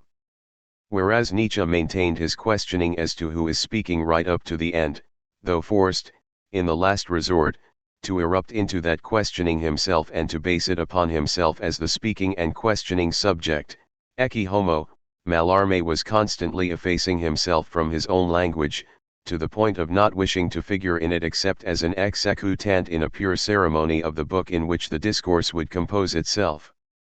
It is quite possible that all those questions now confronting our curiosity, what is language? What is a sign? What is unspoken in the world, in our gestures, in the whole enigmatic heraldry of our behavior, our dreams, our sicknesses, does all that speak, and if so, in what language and in obedience to what grammar? Is everything significant, and, if not, what is, and for whom, and in accordance with what rules? What relation is there between language and being, and is it really to being that language is always addressed, at least, language that speaks truly? What, then, is this language that says nothing, is never silent, and is called literature? It is quite possible that all these questions are presented today in the distance that was never crossed between Nietzsche's question and Mallarmé's reply. We know now where these questions come from. They were made possible by the fact that, at the beginning of the 19th century, the law of discourse having been detached from representation, the being of language itself became, as it were, fragmented, but they became inevitable when, with Nietzsche, and Mallarmé, thought was brought back, and violently so, towards language itself, towards its unique and difficult being. The whole curiosity of our thought now resides in the question, what is language? How can we find a way round it in order to make it appear in itself, in all its plenitude? In a sense, this question takes up from those other questions that, in the 19th century, were concerned with life or labor. But the status of this inquiry and of all the questions into which it breaks down is not perfectly clear. Is it a sign of the approaching birth, or, even less than that, of the very first glow, low in the sky, of a day scarcely even heralded as yet, but in which we can already divine that thought, the thought that has been speaking for thousands of years without knowing what speaking is or even that it is speaking, is about to reapprehend itself in its entirety, and to illumine itself once more in the lightning flash of being. Is that not what Nietzsche was paving the way for when, in the interior space of his language, he killed man and God both at the same time, and thereby promised with the return the multiple and re-illumined light of the gods? Or must we quite simply admit that such a plethora of questions on the subject of language is no more than a continuance, or at most a culmination, of the event that, as archaeology has shown, came into existence and began to take effect at the end of the 18th century? The fragmentation of language, occurring at the same time as its transition to philological objectivity, would in that case be no more than the most recently visible, because the most secret and most fundamental, consequence of the breaking up of classical order, by making the effort to master the schism and to make language visible in its entirety, we would bring to completion what had occurred before us, and without us, towards the end of the 18th century. But what, in that case, would that culmination be? In attempting to reconstitute the lost unity of language, is one carrying to its conclusion a thought which is that of the 19th century, or is one pursuing forms that are already incompatible with it? The dispersion of language is linked, in fact, in a fundamental way, with the archaeological event we may designate as the disappearance of discourse.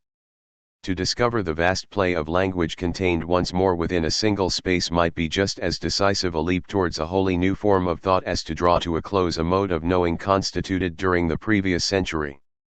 It is true that I do not know what to reply to such questions, or, given these alternatives, what term I should choose. I cannot even guess whether I shall ever be able to answer them, or whether the day will come when I shall have reasons enough to make any such choice. Nevertheless, I now know why I am able, like everyone else, to ask them, and I am unable not to ask them today. Only those who cannot read will be surprised that I have learned such a thing more clearly from Cuvier, Bopp, and Ricardo than from Kant or Hegel. To the place of the king. Faced with so many instances of ignorance, so many questions remaining in suspense, no doubt some decision must be made. One must say, there is where discourse ends, and perhaps labor begins again. Yet there are still a few more words to be said, words whose status it is probably difficult to justify, since it is a matter of introducing at the last moment, rather like some Deus ex machina, a character who has not yet appeared in the great classical interplay of representations. And let us, if we may, look for the previously existing law of that interplay in the painting of Las Meninas, in which representation is represented at every point, the painter, the palette, the broad dark surface of the canvas with its back to us, the paintings hanging on the wall, the spectators watching, who are framed, in turn, by those who are watching them, and lastly, in the center, in the very heart of the representation, nearest to what is essential, the mirror, showing us what is represented, but as a reflection so distant, so deeply buried in an unreal space, so foreign to all the gazes being directed elsewhere, that it is no more than the friliest duplication of representation. All the interior lines of the painting, and above all those that come from the central reflection, point towards the very thing that is represented, but absent. At once object, since it is what the artist represented is copying onto his canvas, and subject, since what the painter had in front of his eyes, as he represented himself in the course of his work, was himself, since the gazes portrayed in the picture are all directed towards the fictitious position occupied by the royal personage, which is also the painter's real place, since the occupier of that ambiguous place in which the painter and the sovereign alternate, in a never-ending flicker, as it were, is the spectator, whose gaze transforms the painting into an object, the pure representation of that essential absence. Even so, that absence is not a lacuna, except for the discourse laboriously decomposing the painting, for it never ceases to be inhabited, and really too, as is proved by the concentration of the painter thus represented, by the respect of the characters portrayed in the picture, by the presence of the great canvas with its back to us, and by our gaze, for which the painting exists and for which, in the depths of time, it was arranged. In classical thought, the personage for whom the representation exists, and who represents himself within it, recognizing himself therein as an image or reflection, he who ties together all the interlacing threads of the representation in the form of a picture or table, he is never to be found in that table himself. Before the end of the 18th century, man did not exist any more than the potency of life, the fecundity of labor, or the historical density of language. He is a quite recent creature, which the demiurge of knowledge fabricated with its own hands less than 200 years ago, but he has grown old so quickly that it has been only too easy to imagine that he had been waiting for thousands of years in the darkness for that moment of illumination in which he would finally be known. Of course, it is possible to object that general grammar, natural history, and the analysis of wealth were all, in a sense, ways of recognizing the existence of man, but there is a distinction to be made. There is no doubt that the natural sciences dealt with man as with a species or a genus. The controversy about the problem of races in the 18th century testifies to that. Again, general grammar and economics made use of such notions as need and desire, or memory and imagination. But there was no epistemological consciousness of man as such. The classical episteme is articulated along lines that do not isolate, in any way, a specific domain proper to man. And if that is not sufficient, if it is still objected that, even so, no period has accorded more attention to human nature, has given it a more stable, more definitive status, or one more directly presented to discourse, one can reply by saying that the very concept of human nature, and the way in which it functioned, excluded any possibility of a classical science of man. It is essential to observe that the functions of nature and human nature are in opposition to one another, term by term. In the classical episteme, nature, through the action of a real and disordered juxtaposition, causes difference to appear in the ordered continuity of beings. Human nature causes the identical to appear in the disordered chain of representations, and docks so by the action of a display of images. The one implies the fragmentation of a history in order to constitute actual landscapes, the other implies the comparison of non-actual elements which destroy the fabric of a chronological sequence. Despite this opposition, however, or rather through it, we see the positive relation of nature to human nature beginning to take shape. They act, in fact, upon identical elements, the same, the continuous, the imperceptible difference, the unbroken sequence. Both reveal against the background of an uninterrupted fabric the possibility of a general analysis which makes possible the distribution of isolable identities and visible differences over a tabulated space and in an ordered sequence. But they cannot succeed in doing this without each other, and it is there that the communication between them occurs. The chain of representations can, in effect, by means of the power it possesses to duplicate itself, in imagination and memory, and in the multiple attention employed in comparison, rediscover, below the disorder of the earth, the unbroken expanse of beings, memory, random at first, and at the mercy of representations as they capriciously present themselves to it, is gradually immobilized in the form of a general table of all that exists. Man is then able to include the world in the sovereignty of a discourse that has the power to represent its representation. In the act of speaking, or rather, keeping as close as possible to what is essential in the classical experience of language, in the act of naming, human nature, like the folding of representation back upon itself, transforms the linear sequence of thoughts into a constant table of partially different beings. The discourse in which it duplicates its representations and expresses them is what links it to nature.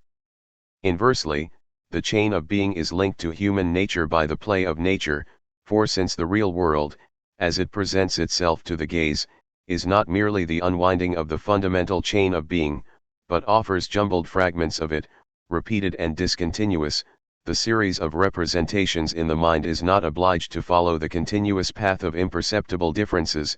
Extremes meet within it, the same things occur more than once, identical traits are superimposed in the memory. Differences stand out.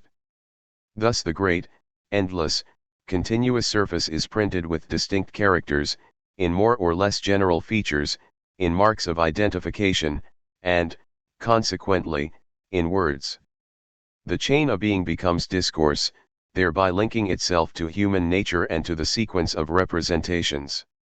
This establishing of communication between nature and human nature, on the basis of two opposite but complementary functions, since neither can take place without the other, carries with it broad theoretical consequences. For classical thought, man does not occupy a place in nature through the intermediary of the regional, limited, specific nature that is granted to him, as to all other beings, as a birthright.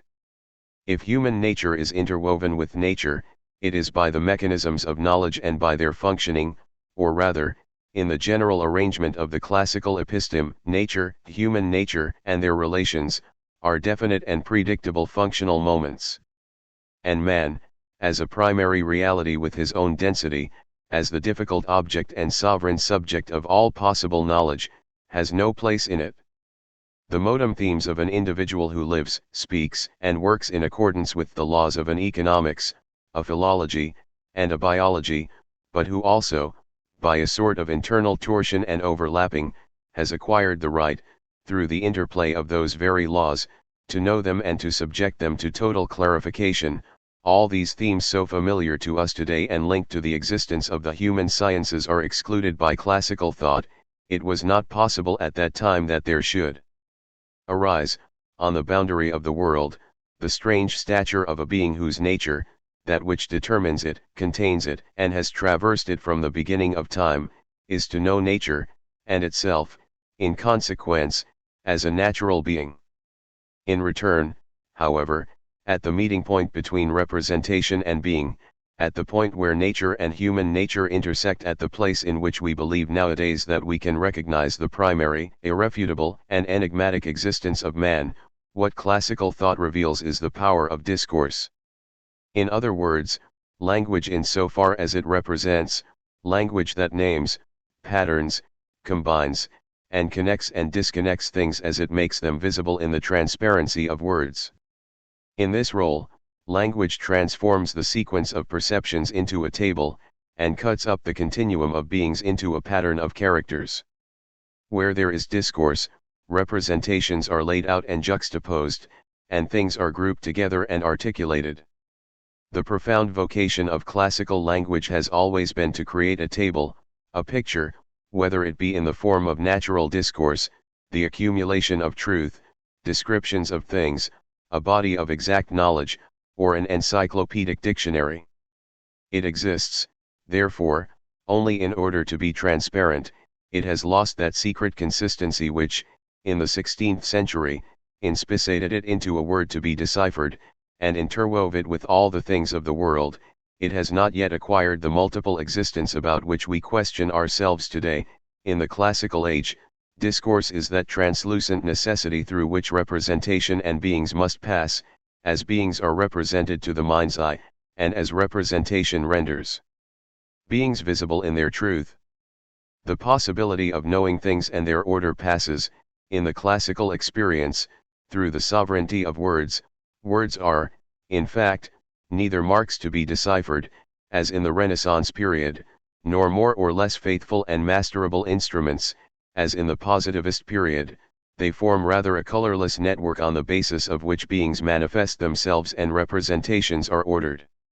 This would account for the fact that classical reflection upon language, even though comprised within a general arrangement of which it forms part by the same right as do the analysis of wealth and natural history, exercises, in relation to them, a regulating role.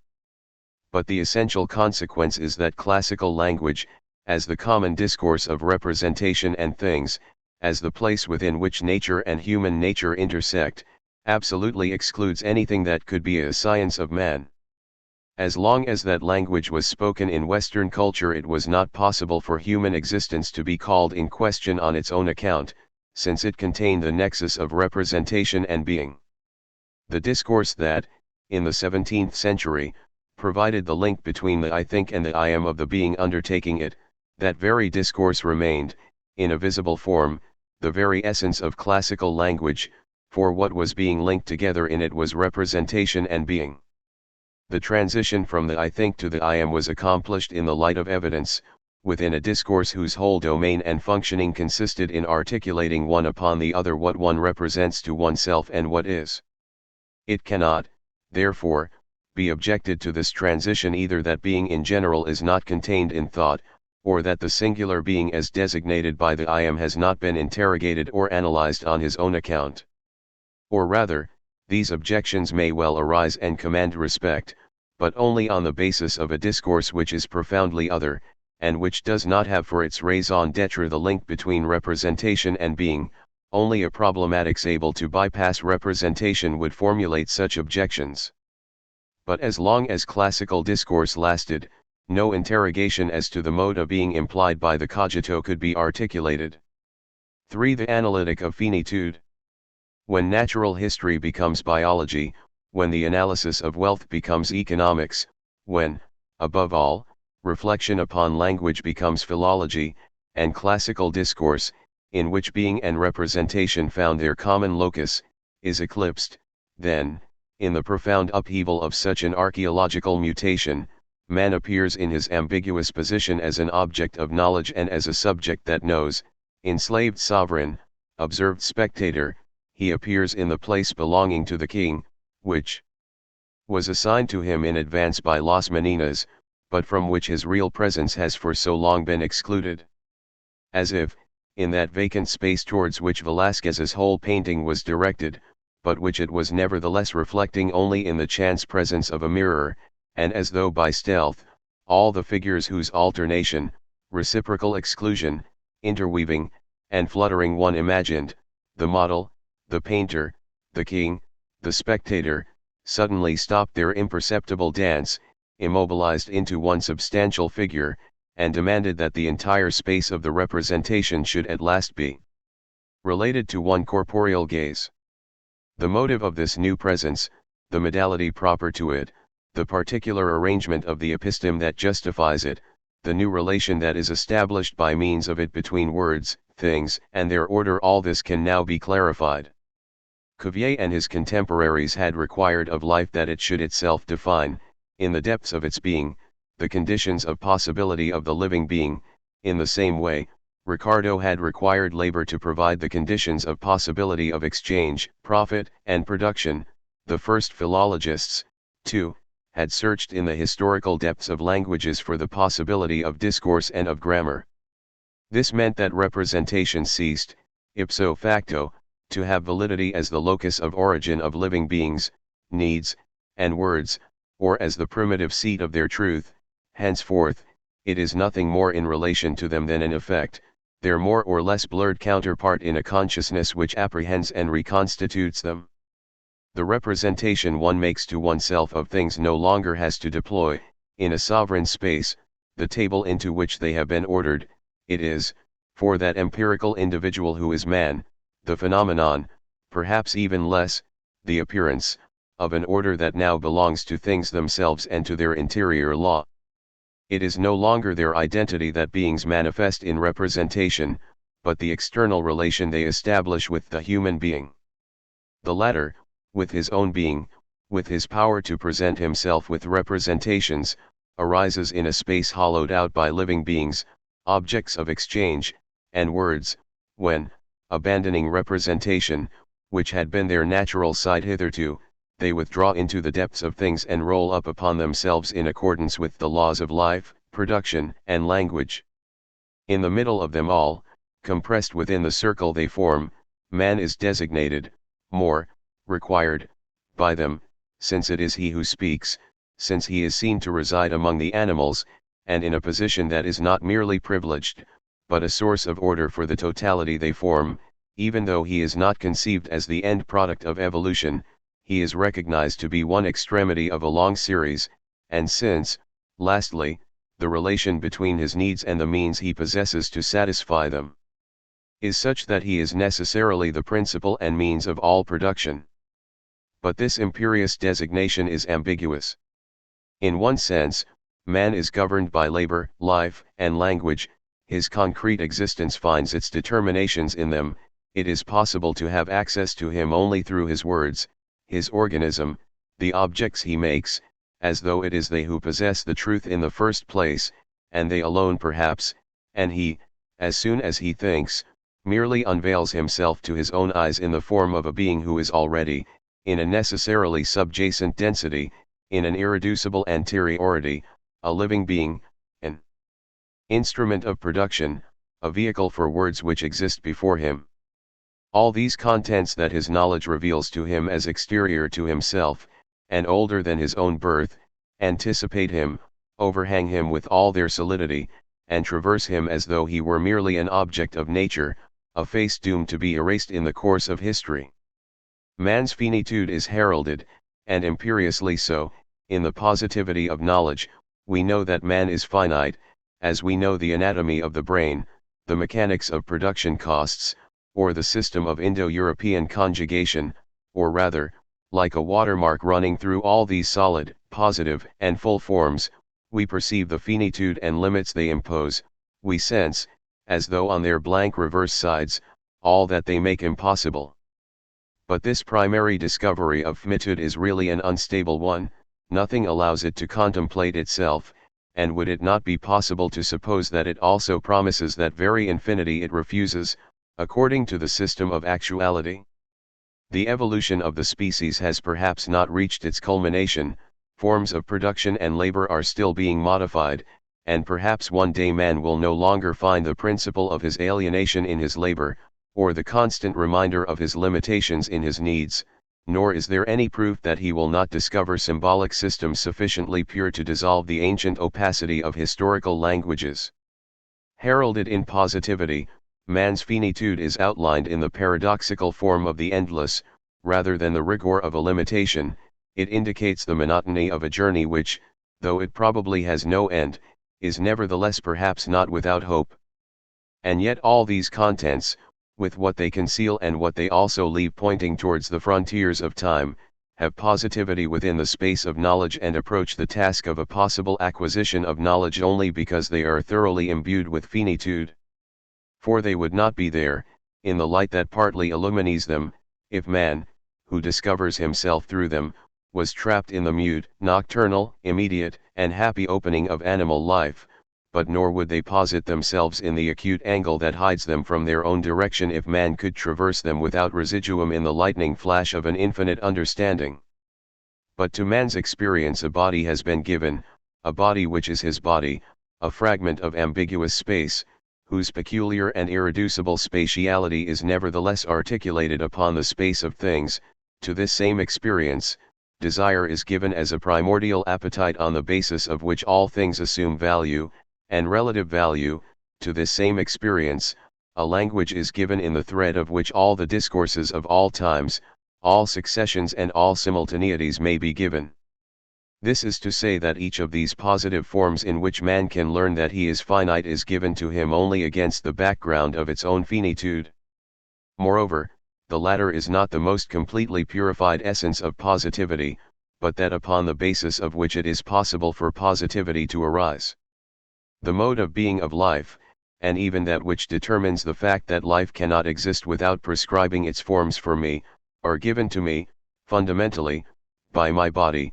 The mode of being of production, the weight of its determinations upon my existence, are given to me by my desire, and the mode of being of language, the whole backwash of history to which words lend their glow at the instant they are pronounced, and perhaps even in a time more imperceptible still, are given to me only along the slender chain of my speaking thought. At the foundation of all the empirical positivities, and of everything that can indicate itself as a concrete limitation of man's existence, we discover a finitude, which is in a sense the same. It is marked by the spatiality of the body, the yawning of desire, and the time of language, and yet it is radically other.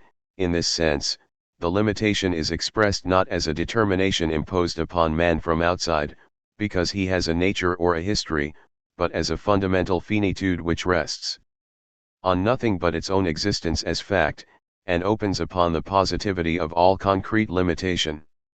Thus, in the very heart of empiricity, there is indicated the obligation to work backwards, or downwards, to an analytic of finitude, in which man's being will be able to provide a foundation in their own positivity for all those forms that indicate to him that he is not infinite. and the first characteristic with which this analytic will mark man's mode of being, or rather the space in which that mode of being will be deployed in its entirety, will be that of repetition of the identity and the difference between the positive and the fundamental. The death that anonymously gnaws at the daily existence of the living being is the same as that fundamental death on the basis of which my empirical life is given to me, the desire that links and separates men in the neutrality of the economic process is the same as that on the basis of which everything is desirable for me. The time that bears languages along upon it, that takes up its place within them and finally wears them out, is the same time that draws my discourse out, even before I have pronounced it, into a succession that no man can master. From one end of experience to the other, finitude answers itself. It is the identity and the difference of the positivities, and of their foundation, within the figure of the same. It is apparent how modern reflection, as soon as the first shoot of this analytic appears, bypasses the display of representation, together with its culmination in the form of a table as ordered by classical knowledge, and moves towards a certain thought of the same, in which difference is the same thing as identity. It is within this vast but narrow space, opened up by the repetition of the positive within the fundamental, that the whole of this analytic of finitude, so closely linked to the future of modem thought, will be deployed. It is there that we shall see in succession the transcendental repeat the empirical, the cogito repeat the unthought, the return of the origin repeat its retreat.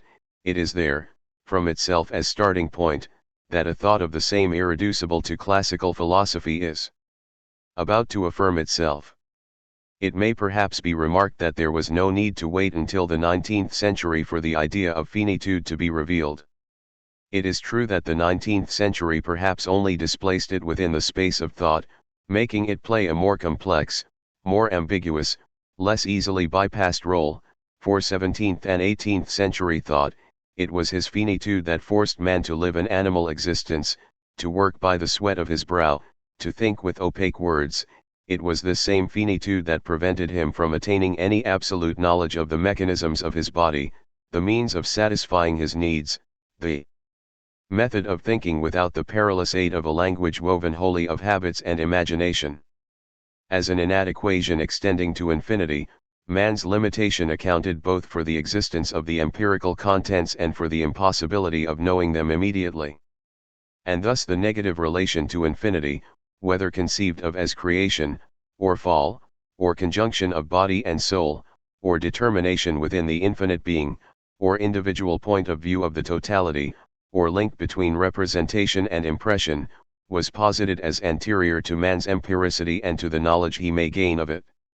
In a single movement, but without reciprocal return or circularity, it provided the foundation for the existence of bodies, needs, and words, and for the impossibility of subjugating them within an absolute knowledge. The experience taking form at the beginning of the 19th century situates the discovery of finitude not within the thought of the infinite, but at the very heart of those contents that are given, by a finite act of knowing, as the concrete forms of finite existence. Hence the interminable to and fro of a double system of reference. If man's knowledge is finite, it is because he is trapped, without possibility of liberation, within the positive contents of language, labor, and life, and inversely, if life, labor, and language may be posited in their positivity, it is because knowledge has finite forms. For classical thought, in other words, finitude, as a determination positively constituted on the basis of the infinite, provides an account of those negative forms, which are body, needs, language, and the limited knowledge it is possible to have of them. For modem thought, the positivity of life, of production and labor, which have their own existence, historicity, and laws, provides a foundation for the limited character of knowledge as their negative correlation, and, inversely, the limits of knowledge provide a positive foundation for the possibility of knowing, though in an experience that is always limited, what life, labor, and language are. As long as these empirical contents were situated within the space of representation, a metaphysics of the infinite was not only possible but necessary. It was necessary, in fact, that they should be the manifest forms of human finitude, and yet that they should be able to have their locus and their truth within representation, the idea of infinity, and the idea of its determination in finitude, made one another possible. But when these empirical contents were detached from representation and contained the principle of their existence within themselves, then the metaphysics of infinity became useless. From that point on, finitude never ceased to refer back to itself, from the positivity of the contents to the limitations of knowledge, and from the limited positivity of knowledge to the limited knowledge of the contents. Whereupon the entire field of Western thought was inverted. Where there had formerly been a correlation between a metaphysics of representation and of the infinite and an analysis of living beings, of man's desires, and of the words of his language, we find being constituted an analytic of finitude and human existence, and in opposition to it, though in correlative opposition, a perpetual tendency to constitute a metaphysics of life, labor, and language. But these are never anything more than tendencies, immediately opposed and as it were undermined from within, for there can be no question of anything but metaphysics reduced to the scale of human finitudes, the metaphysic of a life that converges upon man even if it does not stop with him, the metaphysic of a labor that frees man so that man, in turn, can free himself from it, the metaphysic of a language that man can reappropriate in the consciousness of his own culture. Modern thought, then, will contest even its own metaphysical impulses, and show that reflections upon life, labor, and language, in so far as they have value as analytics of finitude, express the end of metaphysics. The philosophy of life denounces metaphysics as a veil of illusion, that of labor denounces it as an alienated form of thought and an ideology, that of language as a cultural episode. But the end of metaphysics is only the negative side of a much more complex event in Western thought. This event is the appearance of man. However, it must not be supposed that he suddenly appeared upon our horizon, imposing the brutal fact of his body, his labor, and his language in a manner so eruptive as to be absolutely baffling to our reflection. It is not man's lack of positivity that reduced the space of metaphysics so violently. No doubt, on the level of appearances, modernity begins when the human being begins to exist within his organism, inside the shell of his head, inside the armature of his limbs, and in the whole structure of his physiology, when he begins to exist at the center of a labor by whose principles he is governed and whose product eludes him, when he lodges his thought in the folds of a language so much older than himself that he cannot master its significations, even though they have been called back to life by the insistence of his words. But, more fundamentally, our culture crossed the threshold beyond which we recognize our modernity when finitude was conceived in an interminable cross-reference with itself. Though it is true, at the level of the various branches of knowledge, that finitude is always designated on the basis of man as a concrete being and on the basis of the empirical forms that can be assigned to his existence, nevertheless, at the archaeological level, which reveals the general, historical a priori of each of those branches of knowledge, modern man, that man assignable in his corporeal, laboring, and speaking existence is possible only as a figuration of finitude. Modern culture can conceive of man because it conceives of the finite on the basis of itself. Given these conditions, it is understandable that classical thought, and all the forms of thought that preceded it, were able to speak of the mind and the body, of the human being, of how restricted a place he occupies in the universe, of all the limitations by which his knowledge or his freedom must be measured, but that not one of them was ever able to know man as he is posited in modem knowledge. Renaissance humanism and classical rationalism were indeed able to allot human beings a privileged position in the order of the world, but they were not able to conceive of man. For the empirical and the transcendental, man, in the analytic of finitude, is a strange empirico-transcendental doublet, since he is a being such that knowledge will be attained in him of what renders all knowledge possible. But did not the human nature of the 18th century empiricists play the same role? In fact, what was being analyzed then was the properties and forms of representation which made knowledge in general possible. It was thus that Condillac defined the necessary and sufficient operations for representation to deploy itself as knowledge, reminiscence, self-consciousness, imagination, memory, now that the site of the analysis is no longer representation but man in his finitude, it is a question of revealing the conditions of knowledge on the basis of the empirical contents given in it. It is of little importance, for the general movement of modern thought, where these contents happen to be localized. Knowing whether they were sought in introspection or in other forms of analysis is not the point.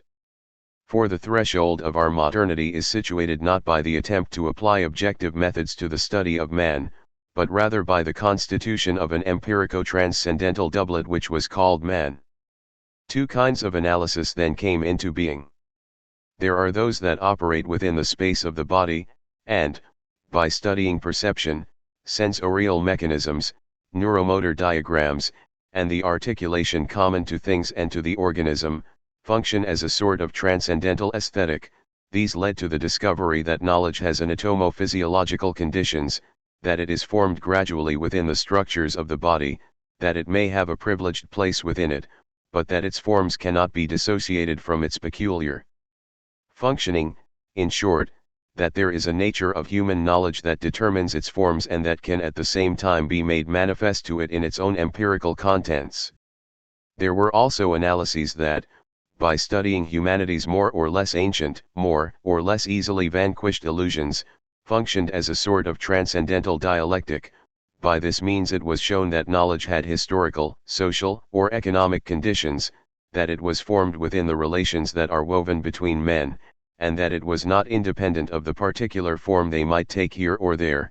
In short, that there was a history of human knowledge which could both be given to empirical knowledge and prescribe its forms. Now, these analyses have this in particular about them: they apparently do not need one another in any way. Moreover, they can dispense with the need for an analytic, or a theory of the subject they claim to be able to rest entirely on themselves, since it is the contents themselves that function as transcendental reflection.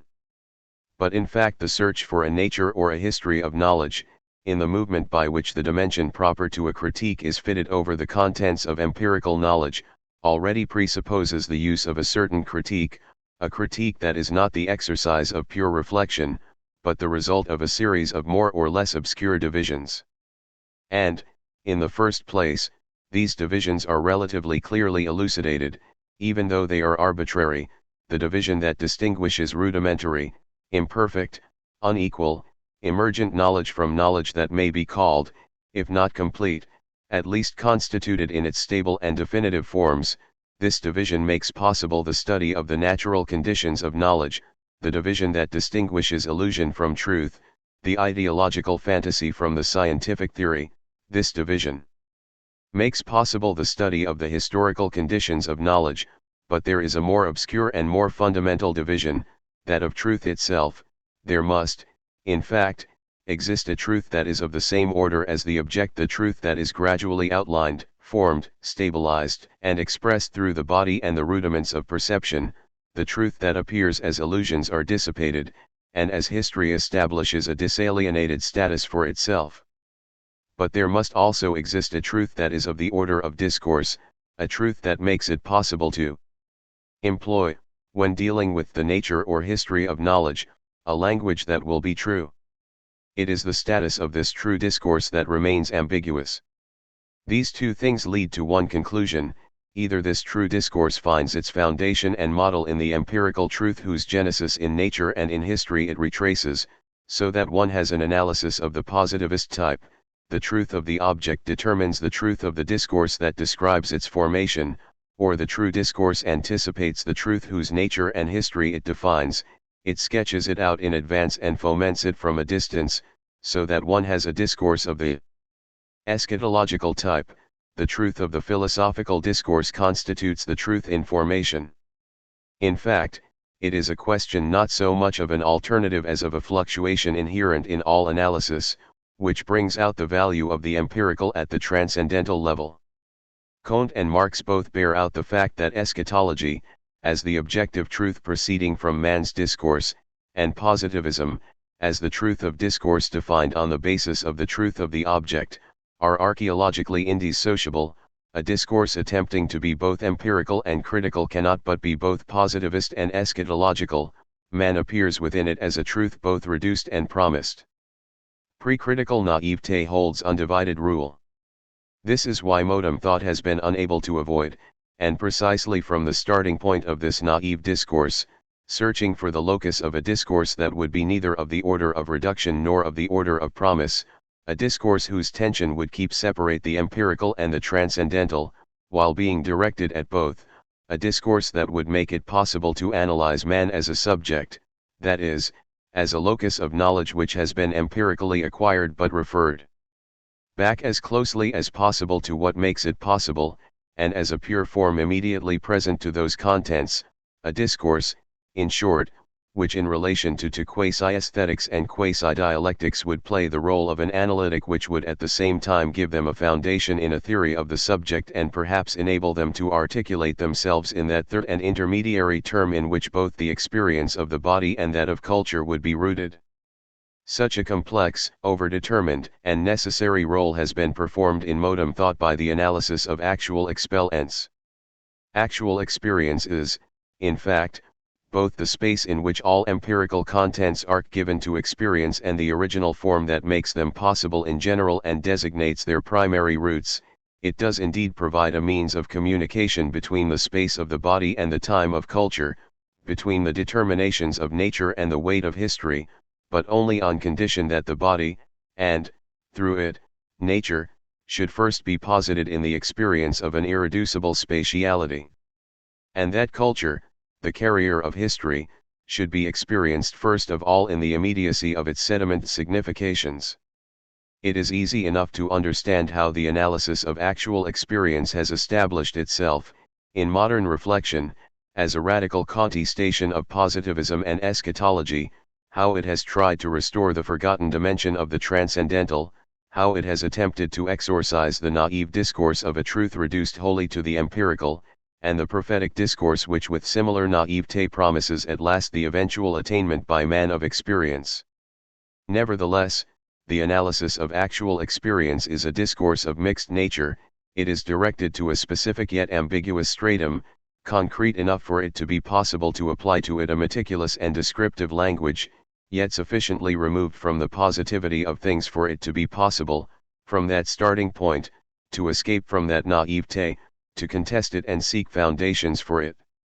This analysis seeks to articulate the possible objectivity of a knowledge of nature upon the original experience of which the body provides an outline, and to articulate the possible history of a culture upon the semantic density which is both hidden and revealed in actual experience.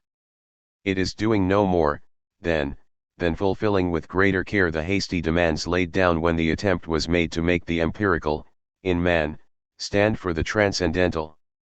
Despite appearances to the contrary, it is evident how closely knit is the network that links thoughts of the positivist or eschatological type, Marxism being in the first rank of these, and reflections inspired by phenomenology.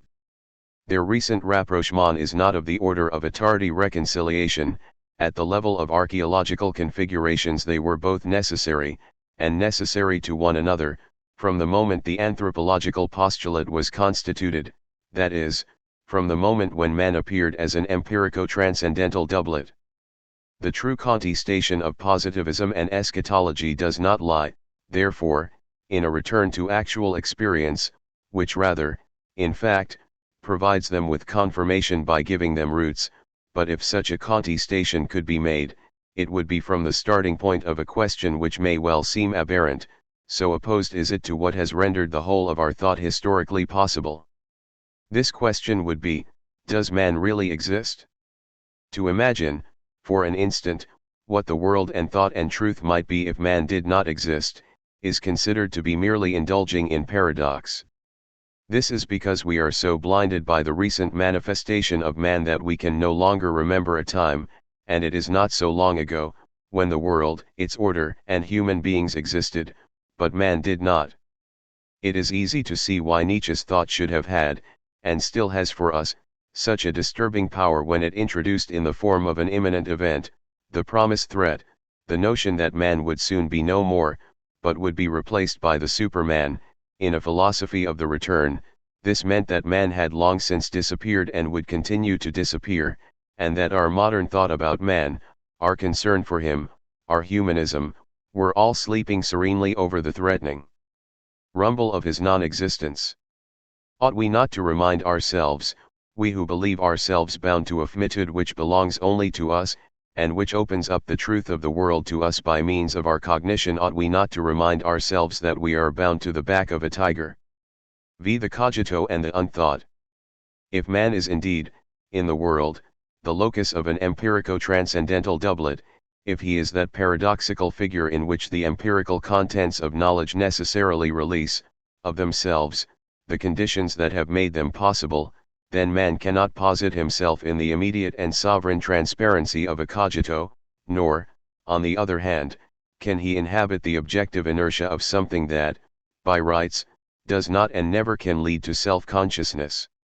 Man is a mode of being which accommodates that dimension, always open, never finally delimited, yet constantly traversed, which extends from a part of himself not reflected in a cogito to the act of thought by which he apprehends that part, and which, in the inverse direction, extends from that pure apprehension to the empirical clutter, the chaotic accumulation of contents, the weight of experiences constantly eluding themselves, the whole silent horizon of what is posited in the sandy stretches of non-thought.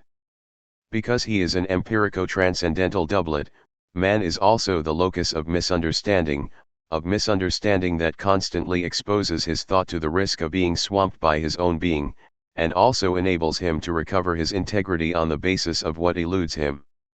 This is why transcendental reflection in its modern form does not, as in Kant, find its fundamental necessity in the existence of a science of nature, opposed by the perpetual conflicts and uncertainties of philosophers, but in the existence, mute, yet ready to speak, and secretly impregnated with the potential discourse of that not known from which man is perpetually summoned towards self-knowledge.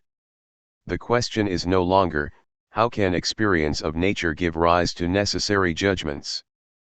But rather, how can man think what he does not think, inhabit as though by a mute occupation something that eludes him, animate with a kind of frozen movement that figure of himself that takes the form of a stubborn exteriority? How can man be that life whose web, pulsations, and buried energy constantly exceed the experience that he is immediately given of them? How can he be that labor whose laws and demands are imposed upon him like some alien system? How can he be the subject of a language that for thousands of years has been formed without him, a language whose organization escapes him, whose meaning sleeps an almost invincible sleep in the words he momentarily activates by means of discourse, and within which he is obliged, from the very outset, to lodge his speech and thought, as though they were doing no more than animate, for a brief period, one segment of that web of innumerable possibilities? There has been a fourfold displacement in relation to the Kantian position, for it is now a question not of truth, but of being, not of nature, but of man, not of the possibility of understanding, but of the possibility of a primary misunderstanding, not of the unaccountable nature of philosophical theories as opposed to science, but of the resumption in a clear philosophical awareness of that whole realm of unaccounted for experiences in which man does not recognize himself. Given this displacement of the question of transcendence, contemporary thought could not avoid reviving the theme of the cogito. Was it not also on the basis of error, illusion, dreams, and madness, all the experiences of unaccounted for thought, that Descartes discovered the impossibility of there not being thoughts, to such effect that the thought of the ill thought, of the non-true, of the chimerical, of the purely imaginary, emerged as the possible locus and the primary, irrefutable proof of all those experiences? But the modern cogito is as different from Descartes as our notion of transcendence is remote from Kantian analysis. For Descartes was concerned to reveal thought as the most general form of all those thoughts we term error or illusion, thereby rendering them harmless, so that he would be free, once that step had been taken, to return to them, to explain them, and then to provide a method of guarding against them. In the modern cogito, on the other hand, we are concerned to grant the highest value, the greatest dimension, to the distance that both separates and links thought conscious of itself and whatever, within thought, is rooted in non-thought. The modern cogito, and this is why it is not so much the discovery of an evident truth as a ceaseless task constantly to be undertaken afresh, must traverse, duplicate, and reactivate in an explicit form the articulation of thought on everything within it, around it, and beneath it which is not thought, yet which is nevertheless not foreign to thought, in the sense of an irreducible, an insuperable exteriority. In this form, the cogito will not therefore be the sudden and illuminating discovery that all thought is thought, but the constantly renewed interrogation as to how thought can reside elsewhere than here, and yet so very close to itself, how it can be in the forms of non-thinking. The modern cogito does not reduce the whole being of things to thought without ramifying the being of thought right down to the inert network of what does not think. This double movement proper to the modern cogito explains why the I think docs not, in its case, lead to the evident truth of the I am. Indeed, as soon as the think has shown itself to be embedded in a density throughout which it is quasi-present, and which it animates, though in an equivocal semi-dormant, semi-wakeful fashion, it is no longer possible to make it lead on to the affirmation I am. For can I, in fact, say that I am this language I speak, into which my thought insinuates itself to the point of finding in it the system of all its own possibilities, yet which exists only in the weight of sedimentations my thought will never be capable of actualizing altogether? Can I say that I am this labor I perform with my hands, yet which eludes me not only when I have finished it, but even before I have begun it? Can I say that I am this life I sense deep within me, but which envelopes me both in the irresistible time that grows side by side with it and poses me for a moment on its crest, and in the imminent time that prescribes my death? I can say, equally well, that I am and that I am not all this. The cogito does not lead to an affirmation of being, but it does lead to a whole series of questions concerned with being. What must I be, I who think and who am my thought, in order to be what I do not think, in order for my thought to be what I am not? What is this being, then, that shimmers and, as it were, glitters in the opening of the cogito, yet is not sovereignly given in it or by it? What, then, is the connection, the difficult link, between being and thought? What is man's being, and how can it be that that being, which could so easily be characterized by the fact that it has thoughts and is possibly alone in having them, has an ineradicable and fundamental relation to the unthought? A form of reflection is established far removed from both Cartesianism and Kantian analysis, a form that involves, for the first time, man's being in that dimension where thought addresses the unthought and articulates itself upon it. This has two consequences. The first is negative, and of a purely historical order. It may seem that phenomenology has effected a union between the Cartesian theme of the cogito and the transcendental motif that Kant had derived from Hume's critique. According to this view, Husserl has revived the deepest vocation of the Western ratio, bending it back upon itself in a reflection which is a radicalization of pure philosophy and a basis for the possibility of its own history. In fact, Husserl was able to effect this union only in so far as transcendental analysis had changed its point of application. The latter has shifted from the possibility of a science of nature to the possibility for man to conceive of himself, and in so far as the cogito had modified its function, which is no longer to lead to an apodictic existence, starting from a thought that affirms itself wherever it thinks, but to show how thought can elude itself and thus lead to a many-sided and proliferating interrogation concerning being. Phenomenology is therefore much less the resumption of an old rational goal of the West than the sensitive and precisely formulated acknowledgement of the great hiatus that occurred in the modern episteme at the turn of the 18th and 19th centuries. If phenomenology has any allegiance, it is to the discovery of life, work, and language, and also to the new figure which, under the old name of man, first appeared less than 2 centuries ago. It is to interrogation concerning man's mode of being and his relation to the unthought. This is why phenomenology, even though it was first suggested by way of anti-psychologism, or, rather, precisely in so far as, in opposition to anti-psychologism, it revived the problem of the a priori and the transcendental motif, has never been able to exorcise its insidious kinship, its simultaneously promising and threatening proximity, to empirical analyses of man. It is also why, though it was inaugurated by a reduction to the cogito, it has always been led to questions, to the question of ontology. The phenomenological project continually resolves itself, before our eyes, into a description, empirical despite itself of actual experience, and into an ontology of the unthought that automatically short-circuits the primacy of the I think. The second consequence is a positive one. It concerns the relation of man to the unthought, or, more precisely, their twin appearance in Western culture. It seems obvious enough that, from the moment when man first constituted himself as a positive figure in the field of knowledge, the old privilege of reflexive knowledge, of thought thinking itself, could not but disappear, but that it became possible, by this very fact, for an objective form of thought to investigate man in his entirety, at the risk of discovering what could never be reached by his reflection or even by his consciousness, dim mechanisms, faceless determinations, a whole landscape of shadow that has been termed, directly or indirectly, the unconscious. For is not the unconscious what necessarily yields itself up to the scientific thought man applies to himself when he ceases to conceive of himself in the form of reflection? As a matter of fact, the unconscious, and the forms of the unthought in general, have not been the reward granted to a positive knowledge of man. Man and Tli unthought are, at Tli archaeological level, contemporaries.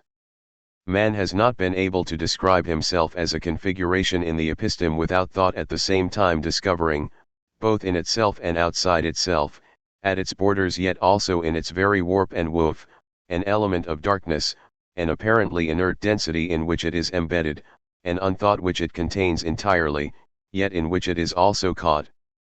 The unthought, whatever name we give it, is not lodged in man like a shriveled up nature or a stratified history, it is, in relation to man, the other that is not only a brother but a twin, born, not of man, nor in man, but beside him and at the same time, in an identical newness, in an unavoidable duality. This obscure space so readily interpreted as an abyssal region in man's nature, or as a uniquely impregnable fortress in his history, is linked to him in an entirely different way. It is both exterior to him and indispensable to him, in one sense, the shadow cast by man as he emerged in the field of knowledge, in another, the blind stain by which it is possible to know him. In any case, the unthought has accompanied man, mutely and uninterruptedly, since the 19th century. Since it was really never more than an insistent double, it has never been the object of reflection in an autonomous way, it has received the complementary form and the inverted name of that for which it was the other and the shadow. In Hegelian phenomenology, it was the Insich as opposed to the Versich, for Schopenhauer it was the Unbewusstsein, for Marx it was alienated man, in Husserl's analyses it was the implicit, the inactual, the sediment, the non-affected, in every case, the inexhaustible double that presents itself to reflection as the blurred projection of what man is in his truth, but that also plays the role of a preliminary ground upon which man must collect himself and recall himself in order to attain his truth. For though this double may be close, it is alien, and the role, the true undertaking, of thought will be to bring it as close to itself as possible. The whole of modern thought is imbued with the necessity of thinking the unthought, of reflecting the contents of the in itself in the form of the for itself, of ending man's alienation by reconciling him with his own essence, of making explicit the horizon that provides experience with its background of immediate and disarmed proof, of lifting the veil of the unconscious, of becoming absorbed in its silence, or of straining to catch its endless murmur. In modern experience, the possibility of establishing man within knowledge and the mere emergence of this new figure in the field of the episteme imply an imperative that haunts thought from within. It matters little whether it be given currency in the form of ethics, politics, humanism, a duty to assume responsibility for the fate of the West, or the mere consciousness of performing, in history, a bureaucratic function. What is essential is that thought, both for itself and in the density of its workings, should be both knowledge and a modification of what it knows, reflection and a transformation of the mode of being of that on which it reflects. Whatever it touches it immediately causes to move. It cannot discover the unthought, or at least move towards it, without immediately bringing the unthought nearer to itself, or even, perhaps, without pushing it further away, and in any case without causing man's own being to undergo a change by that very fact, since it is deployed in the distance between them. There is something here profoundly bound up with our modernity. Apart from its religious moralities, it is clear that the West has known only two ethical forms. The old one, in the form of Stoicism or Epicureanism, was articulated upon the order of the world, and by discovering the law of that order it could deduce from it the principle of a code of wisdom or a conception of the city. Even the political thought of the 18th century still belongs to this general form. The modern one, on the other hand, formulates no morality, since any imperative is lodged within thought and its movement towards the apprehension of the unthought too. It is reflection, the act of consciousness, the elucidation of what is silent, language restored to what is mute, the illumination of the element of darkness that cuts man off from himself, the reanimation of the inert. It is all this and this alone that constituted the content and form of the ethical modem. Thought has never, in fact, been able to propose a morality. But the reason for this is not because it is pure speculation. On the contrary, modern thought, from its inception and in its very density, is a certain mode of action. Let those who urge thought to leave its retreat and to formulate its choices talk on, and let those who seek, without any pledge and in the absence of virtue, to establish a morality do as they wish. For modern thought, no morality is possible. Thought had already left itself in its own being as early as the 19th century, it is no longer theoretical. As soon as it functions, it offends or reconciles, attracts or repels, breaks, dissociates, unites or reunites. It cannot help but liberate and enslave. Even before prescribing, suggesting a future, saying what must be done, even before exhorting or merely sounding an alarm, thought, at the level of its existence, in its very dawning, is in itself an action, a perilous act. Sada, Nietzsche, Artaud, and Bertoli have understood this on behalf of all those who tried to ignore it, but it is also certain that Hegel, Marx, and Freud knew it. Can we say that it is not known by those who, in their profound stupidity, assert that there is no philosophy without political choice, that all thought is either progressive or reactionary? Their foolishness is to believe that all thought expresses the ideology of a class. Their involuntary profundity is that they point directly at the modern mode of being of thought. Superficially, one might say that knowledge of man, unlike the sciences of nature, is always linked, even in its vaguest form, to ethics or politics. More fundamentally, modem thought is advancing towards that region where man's other must become the same as himself. 6. The retreat and return of the origin. The last feature that characterizes both man's mode of being and the reflection addressed to him is the relation to the origin, a relation very different from that which classical thought tried to establish in its ideal genesis. In the 18th century, to return to the origin was to place oneself once more as near as possible to the mere duplication of representation. Economics was conceived on the basis of barter, because in barter the two representations that each party made to himself of his property and the other's property were equivalent. Since they were offering satisfaction for almost identical desires, they were, in sum, alike. The order of nature was conceived, prior to any catastrophe, as a table in which beings followed one another in so tightly knit an order, and upon so continuous a fabric, that in going from one point of the succession to another one would have moved within a quasi-identity, and in going from one extremity of it to the other one would have been led by the smooth expanse of likeness. The origin of language was conceived as the transparency between the representation of a thing and the representation of the cry, sound, or gesture, the language of action, that accompanied it. Finally, the origin of knowledge was sought within this pure sequence of representations, a sequence so perfect and so linear that the second had replaced the first without one's becoming conscious of the fact, since they were not simultaneous, since it was not possible to establish any difference between them, and since one could not experience the second as other than like the first, and it was only when a sensation appeared to be more like a previous one than all the others that reminiscence could come into play. that imagination could represent a representation afresh, and that knowledge could gain a foothold in this duplication. It was of little importance whether this origin was considered fictitious or real, whether it possessed the value of an explanatory hypothesis or a historical event. In fact, these distinctions exist only for us, in a system of thought for which chronological development resides within a table, upon which it constitutes no more than a line of a certain length. Its starting point is at the same time outside real time and inside it. It is the first fold that enables all historical events to take place. In modern thought, such an origin is no longer conceivable. We have seen how labor, life, and language acquired their own historicity, in which they were embedded. They could never, therefore, truly express their origin, even though, from the inside, their whole history is, as it were, directed towards it. It is no longer origin that gives rise to historicity, it is historicity that, in its very fabric, makes possible the necessity of an origin which must be both internal and foreign to it, like the virtual tip of a cone in which all differences, all dispersions, all discontinuities would be knitted together so as to form no more than a single point of identity, the impalpable figure of the same, yet possessing the power, nevertheless, to burst open upon itself and become other. Man was constituted at the beginning of the 19th century in correlation with these historicities, with all these things involuted upon themselves and indicating, through their display but by means of their own laws, the inaccessible identity of their origin. Yet man's own relation to his origin does not occur in the same way.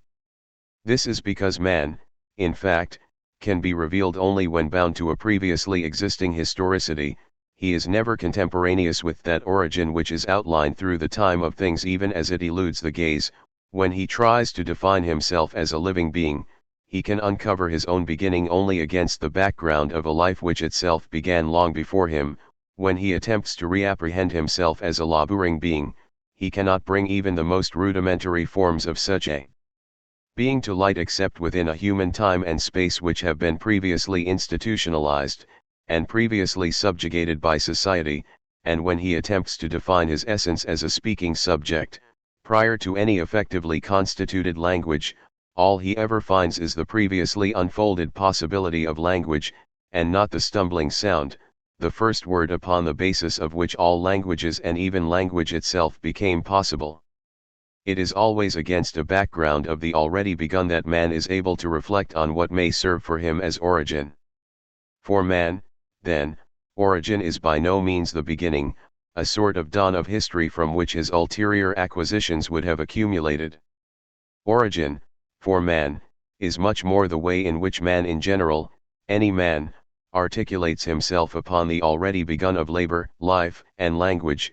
It must be sought for in that fold where man in all simplicity applies his labor to a world that has been worked for thousands of years, lives in the freshness of his unique, recent, and precarious existence, a life that has its roots in the first organic formations, and composes into sentences which have never before been spoken, even though generation after generation has repeated them, words that arc older than all memory. In this sense, the level of the original is probably that which is closest to man, the surface he traverses so innocently, always for the first time, and upon which his scarcely opened eyes discern figures as young as his own gaze, figures that must necessarily be just as ageless as he himself, though for an opposite reason. It is not because they are always equally young, it is because they belong to a time that has neither the same standards of measurement nor the same foundations as him.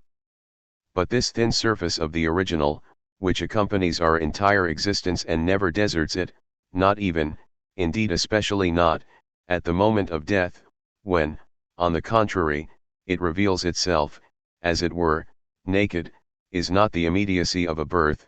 It is populated entirely by those complex mediations formed and laid down as a sediment in their own history by labor, life, and language, so that in this simple contact, from the moment the first object is manipulated, the simplest need expressed, the most neutral word emitted, what man is reviving, without knowing it, is all the intermediaries of a time that governs him almost to infinity. Without knowing it, and yet it must be known, in a certain way, since it is by this means that men enter into communication and find themselves in the already constructed network of comprehension. Nevertheless, this knowledge is limited, diagonal, partial, since it is surrounded on all sides by an immense region of shadow in which labor, life, and language conceal their truth, and their own origin, from those very beings who speak, who exist, and who are at work. The original, as modem thought has never ceased to describe it since the phenomenology of mind, is thus very different from that ideal genesis that the classical age had attempted to reconstitute, but it is also different, though linked to it by a fundamental correlation, from the origin that is outlined, in a sort of retrospective beyond, through the historicity of beings. Far from leading back, or even merely pointing, towards a peak, whether real or virtual, of identity, far from indicating the moment of the same at which the dispersion of the other has not yet come into play, the original in man is that which articulates him from the very outset upon something other than himself. It is that which introduces into his experience contents and forms older than him, which he cannot master. It is that which, by binding him to multiple, intersecting, often mutually irreducible chronologies, scatters him through time and pinions him at the center of the duration of things. Paradoxically, the original, in man, does not herald the time of his birth, or the most ancient kernel of his experience. It links him to that which does not have the same time as himself, and it sets free in him everything that is not contemporaneous with him.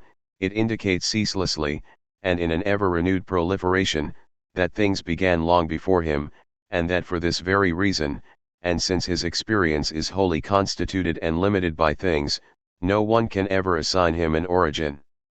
Now, this impossibility itself has two aspects. On the one hand, it signifies that the origin of things is always pushed further back, since it goes back to a calendar upon which man does not figure, but, on the other hand, it signifies that man, as opposed to the things whose glittering birth time allows to show in all its density, is the being without origin, who has neither country nor date, whose birth is never accessible because it never took place. What is conveyed in the immediacy of the original is, therefore, that man is cut off from the origin that would make him contemporaneous with his own existence. Amid all the things that are born in time and no doubt die in time, he, cut off from all origin, is already there. So that it is in him that things, those same things that hang over him, find their beginning, rather than a cut, made at some given moment in duration. He is the opening from which time in general can be reconstituted, duration can flow, and things, at the appropriate moment, can make their appearance. Though, in the empirical order, things are always set back from him, so that they are unapprehendable at their 0 point, nevertheless man finds himself fundamentally set back in relation to that setting back of things, and it is by this means that they are able to weigh down upon the immediacy of the original experience with their solid anteriority. A task is thereby set for thought, that of contesting the origin of things, but of contesting it in order to give it a foundation, by rediscovering the mode upon which the possibility of time is constituted, that origin without origin or beginning, on the basis of which everything is able to come into being. Such a task implies the calling into question of everything that pertains to time, everything that has formed within it, everything that resides within its mobile element, in such a way as to make visible that rent, devoid of chronology and history, from which time issued. Time would then be suspended within that thought, which nevertheless cannot escape from it since it is never contemporaneous with the origin, but this suspension would have the power to revolve the reciprocal relation of origin and thought, and as it pivoted upon itself, the origin, becoming what thought has yet to think, and always afresh, would be forever promised in an imminence always nearer yet never accomplished. In that case the origin is that which is returning, the repetition towards which thought is moving, the return of that which has already always begun, the proximity of a light that has been shining since the beginning of time. Thus, for the third time, the origin is visible through time, but this time it is the recession into the future, the injunction that thought receives and imposes upon itself to advance with dove-like steps towards that which has never ceased to render it possible, to keep watch in front of itself, on the ever-receding line of its horizon, for the day from which it came and from which it is coming in such profusion. At the very moment when it became possible for it to denounce as fantasies the ideal genes as described in the 18th century, modern thought was establishing a problematics of the origin at once extremely complex and extremely tangled. This problematics has served as the foundation for our experience of time, and, since the 19th century, as the starting point of all our attempts to reapprehend what beginning and re-beginning, the recession and the presence of the beginning, the return and the end, could be in the human sphere. In fact, modern thought established a relation to the origin that was inverse for man and for things.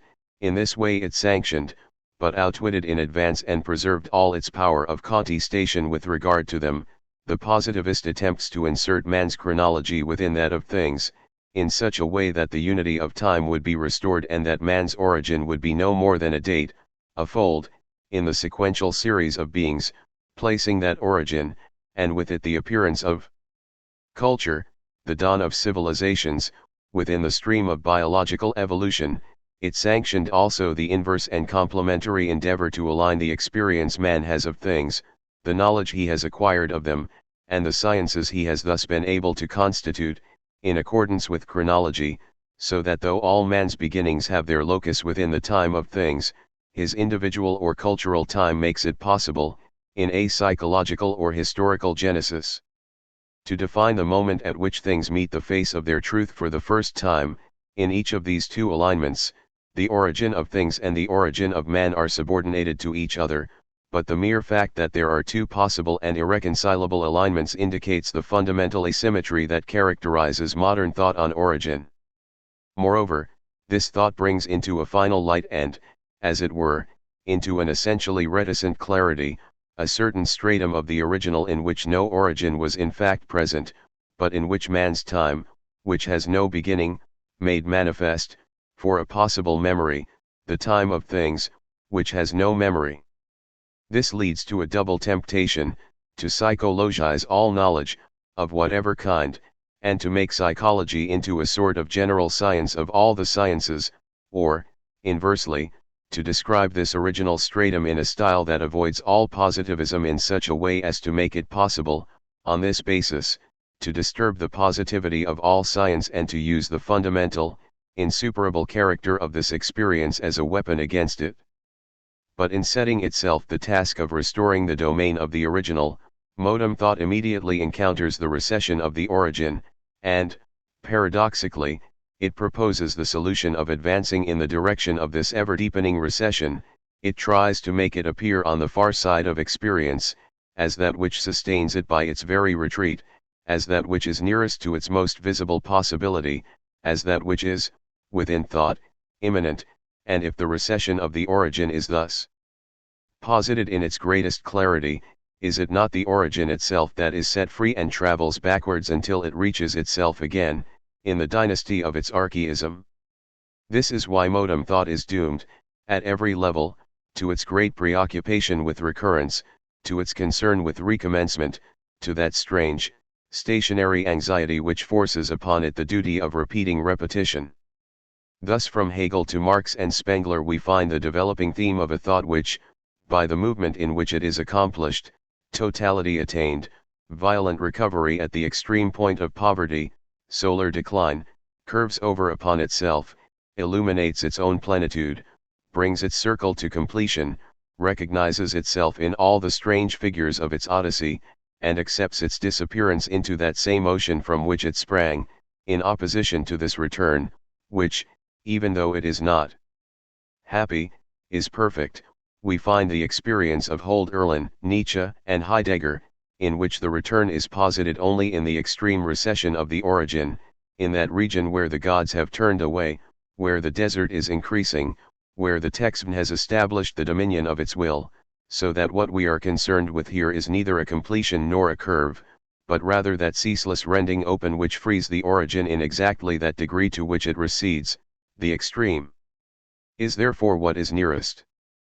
But whether this stratum of the original, revealed by modern thought in the very movement in which it invented man, is a promise of fulfillment and perfect plenitude or restores the void of the origin, the void created both by its recession and by its approach, In any case, what it prescribes as thought is something like the same, through the domain of the original, which articulates human experience upon the time of nature and life, upon history, upon the sediment past of cultures, modum. Thought makes it its task to return to man in his identity, in that plenitude or in that nothing which he is himself, to history and time in the repetition which they render impossible but which they force us to conceive, and to being in that which it is. And by this means, in this infinite task of conceiving of the origin in what is nearest to it and what is furthest from it, thought reveals that man is not contemporaneous with what makes him be, or with that upon the basis of which he is, but that he is within a power that disperses him, draws him far away from his own origin, but promises it to him in an immanence that will perhaps be forever snatched from him. Now, this power is not foreign to him, it does not reside outside him in the serenity of eternal and ceaselessly recommenced origins, for then the origin would be effectively posited. This power is that of his own being. Time, the time that he himself is, cuts him off not only from the dawn from which he sprang but also from that other dawn promised him as still to come. It is clear how this fundamental time, this time on the basis of which time can be given to experience, is different from that which was active in the philosophy of representation, then, time dispersed representation, since it imposed the form of a linear sequence upon it, but representation was able to reconstitute itself for itself in imagination, and thus to duplicate itself perfectly and to subjugate time. The image made it possible to reapprehend time in its entirety, to recover what had been conceded to succession, and to construct a knowledge as true as that of an eternal understanding. In the modern experience, on the contrary, the retreat of the origin is more fundamental than all experience, since it is in it that experience shines and manifests its positivity. It is because man is not contemporaneous with his being that things are presented to him with the time that is proper to them. And here we meet once again the initial theme of finitude. But this finitude, which was expressed first of all by the weight of things upon man, by the fact that he was dominated by life, history, and language, now appears at a more fundamental level. It is the insurmountable relation of man's being with time. Thus, by rediscovering finitude in its interrogation of the origin, modern thought closes the great quadrilateral it began to outline when the Western episteme broke up at the end of the 18th century, the connection of the positivities with finitude, the reduplication of the empirical and the transcendental, the perpetual relation of the cogito to the unthought, the retreat and return of the origin, define for us man's mode of being. It is in the analysis of that mode of being, and no longer in the analysis of representation, that reflection since the 19th century has sought a philosophical foundation for the possibility of knowledge. 7. Discourse and man's being.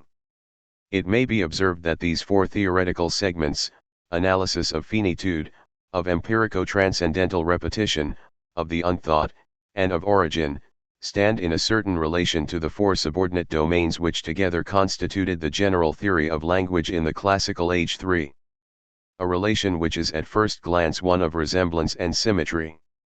It will be remembered that the theory of the verb explained how language could overflow its own boundaries and affirm being, in a movement which, in return, assured the very being of language, since the latter could establish itself and open up its space only where there already existed, at least in a hidden form, a foundation provided by the verb to be. The analysis of finitude explains in the same way how man's being finds itself determined by positivities which are exterior to it and which link it to the density of things, but how, in return, it is finite being that gives any determination the possibility of appearing in its positive truth. Whereas the theory of articulation showed how the patterning of words and of the things they represent could occur without a hiatus between them, the analysis of the empirico-transcendental reduplication shows how what is given in experience and what renders experience possible correspond to one another in an endless oscillation.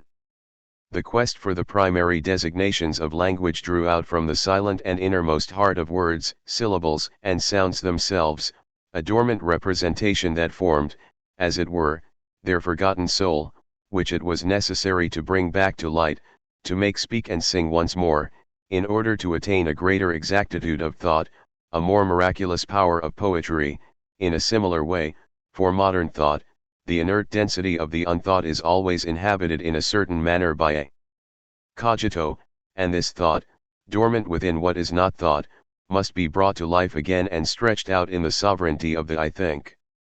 Lastly, there was a theory of derivation in classical reflection on language.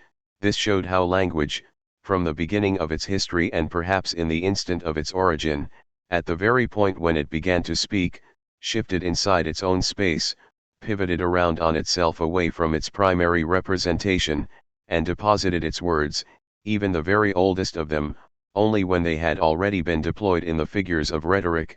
Corresponding to that analysis, we now find the effort to conceive of an ever-elusive origin, to advance towards that place where man's being is always maintained, in relation to man himself, in a remoteness and a distance that constitute him.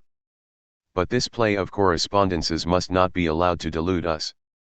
We must not imagine that the classical analysis of discourse has continued without modification through the ages merely by applying itself to a new object, that the force of some historical weight has maintained it in its identity, despite so many adjacent mutations. In fact, the four theoretical segments that outline the space of general grammar have not been preserved, but they were dissociated. They changed both their function and their level. They modified the entire domain of their validity when, at the end of the 18th century, the theory of representation was eclipsed. In the classical age, the function of general grammar was to show how a language could be introduced into the sequential chain of representations, a language that, while manifesting itself in the simple and absolutely tenuous line of discourse, presupposed forms of simultaneity, affirmation of existences and coexistences, patterning of things represented and formation of generalities, original and ineradicable relation between words and things, displacement of words within their rhetorical space. In contrast, the analysis of man's mode of being as it has developed since the 19th century does not reside within a theory of representation. Its task, on the contrary, is to show how things in general can be given to representation, in what conditions, upon what ground, within what limits they can appear in a positivity more profound than the various modes of perception, and what is then revealed, in this coexistence of man and things, through the great spatial expanse opened up by representation, is man's radical finitude, the dispersion that at the same time separates him from his origin and promises it to him, and the insubserable distance of time. The analytic of man is not a resumption of the analysis of discourse as constituted elsewhere and handed down by tradition. The presence or absence of a theory of representation, or, more exactly, the primary character or derived position of that theory, modifies the equilibrium of the system from top to bottom. As long as representation goes without question as the general element of thought, the theory of discourse serves at the same time, and in one and the same movement, as the foundation of all possible grammar and as a theory of knowledge. But as soon as the primacy of representation disappears, then the theory of discourse is dissociated, and one can encounter its disincarnated and metamorphosed form on two separate levels. On the empirical level, the four constituent segments are still to be found, but the function they perform has been wholly inverted for, replacing the analysis of the verb's privileged position, of its power to make discourse emerge from itself and become rooted in the being of representation, we find the analysis of an internal grammatical structure which is immanent in each language and constitutes it as an autonomous being, in other words upon itself. Similarly, the analysis of the articulation common to words and things has been replaced by the theory of inflections and the attempt to establish laws of mutation proper to words alone. The theory of the radical has been substituted for the analysis of the representative root. Finally, where before there was the search for the boundless continuity of derivation, the lateral kinship of languages has been revealed. In other words, everything that had functioned within the dimension of the relation between things, as they are represented, and words, with their representative value, has now been drawn back into language and given the task of providing it with an internal legality. At foundation level, the four segments of the theory of discourse are still to be found. As in the classical age, they still serve in this new analytic of the human being to express the relation to things, but this time the modification is the inverse of what it was previously. It is no longer a matter of replacing them in a space interior to language, but of freeing them from the domain of representation within which they were trapped, and of bringing them into play in that dimension of exteriority in which man appears as a finite, determined being, trapped in the density of what he does not think, and subject, in his very being, to the dispersion of time. From the moment when it was no longer in continuity with the theory of representation, the classical analysis of discourse found itself, as it were, split in two. On the one hand, it invested itself in an empirical knowledge of grammatical forms, and, on the other, it became an analytic of finitude, but neither of these two transferences could take place without a total inversion of function.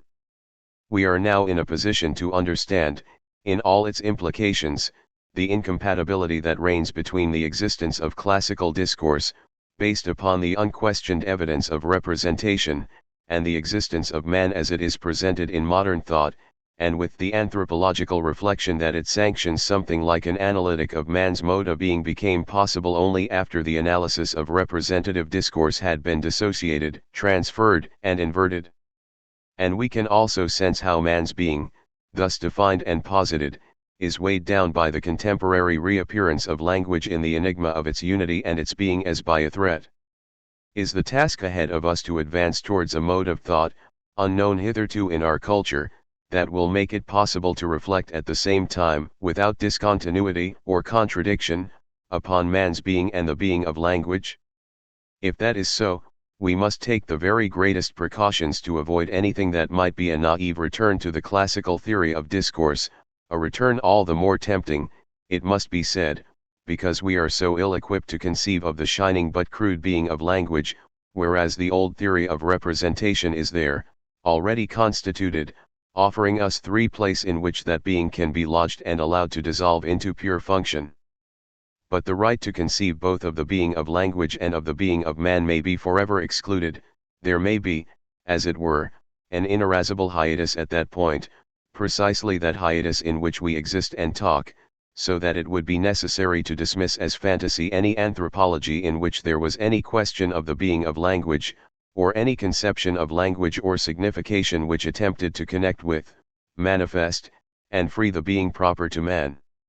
It is perhaps here that the most important philosophical choice of our period has its roots, a choice that can be made only in the test of a future reflection.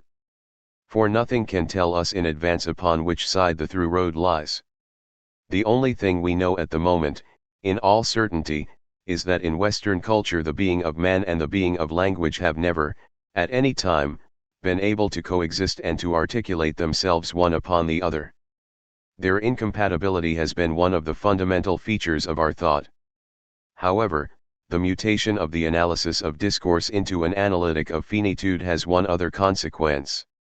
The classical theory of the sign and the word had to show how representations, which succeeded one another in a chain so narrow and so tightly knit that distinctions did not appear, with the result that they were all, in short, alike, could be spread out to form a permanent table of stable differences and limited identities.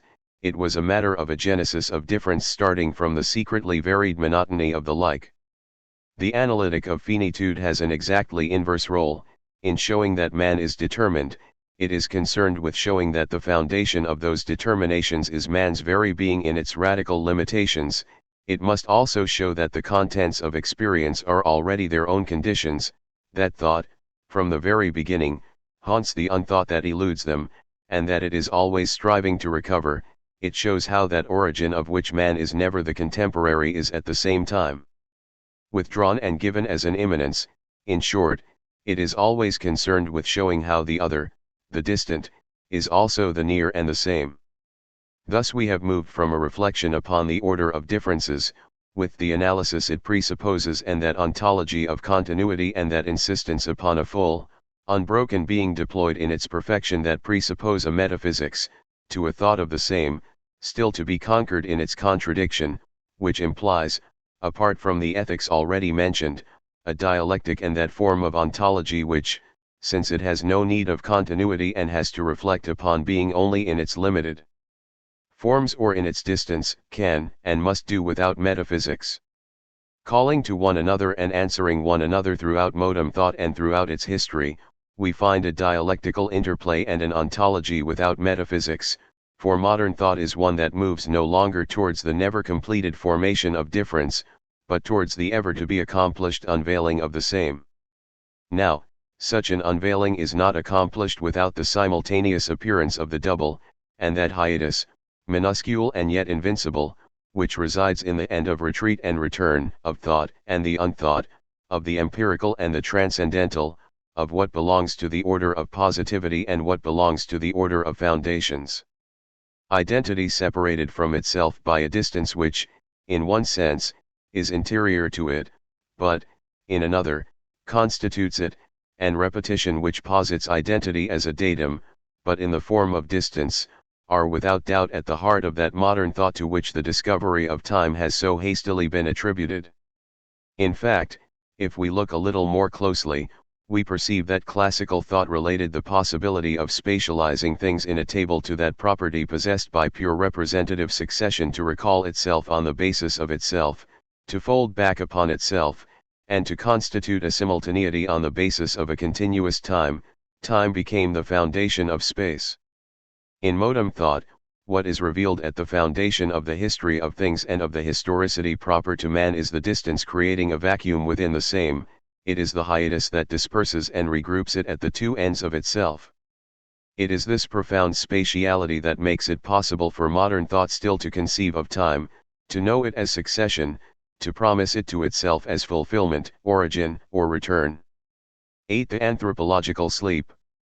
Anthropology as an analytic of man has certainly played a constituent role in modern thought, since to a large extent we are still not free from it. It became necessary at the moment when representation lost the power to determine, on its own and in a single movement, the interplay of its syntheses and analyses. It was necessary for empirical syntheses to be performed elsewhere than within the sovereignty of the I think. They had to be required at precisely the point at which that sovereignty reached its limit, that is, in man's finitude, a finitude that is as much that of consciousness as that of the living, speaking, laboring individual. This had already been formulated by Kant in his Logic, when to his traditional trilogy of questions he added an ultimate one, the three critical questions: what can I know? What must I do? What am I permitted to hope? Then found themselves referred to a fourth, and inscribed, as it were, to its account, was Ist der Mensch? 5. This question, as we have seen, runs through thought from the early 19th century. This is because it produces, surreptitiously and in advance, the confusion of the empirical and the transcendental, even though Kant had demonstrated the division between them. By means of this question, a form of reflection was constituted which is mixed in its levels and characteristic of modem philosophy. The concern it has for man, which it lays claim to not only in its discourse but in its pathos, the care with which it attempts to define him as a living being, an individual at work, or a speaking subject, herald the long-awaited return of a human reign only to the high-minded few. In fact, it concerns, rather more prosaically and less morally, an empirico-critical reduplication by means of which an attempt is made to make the man of nature, of exchange, or of discourse, serve as the foundation of his own finitude.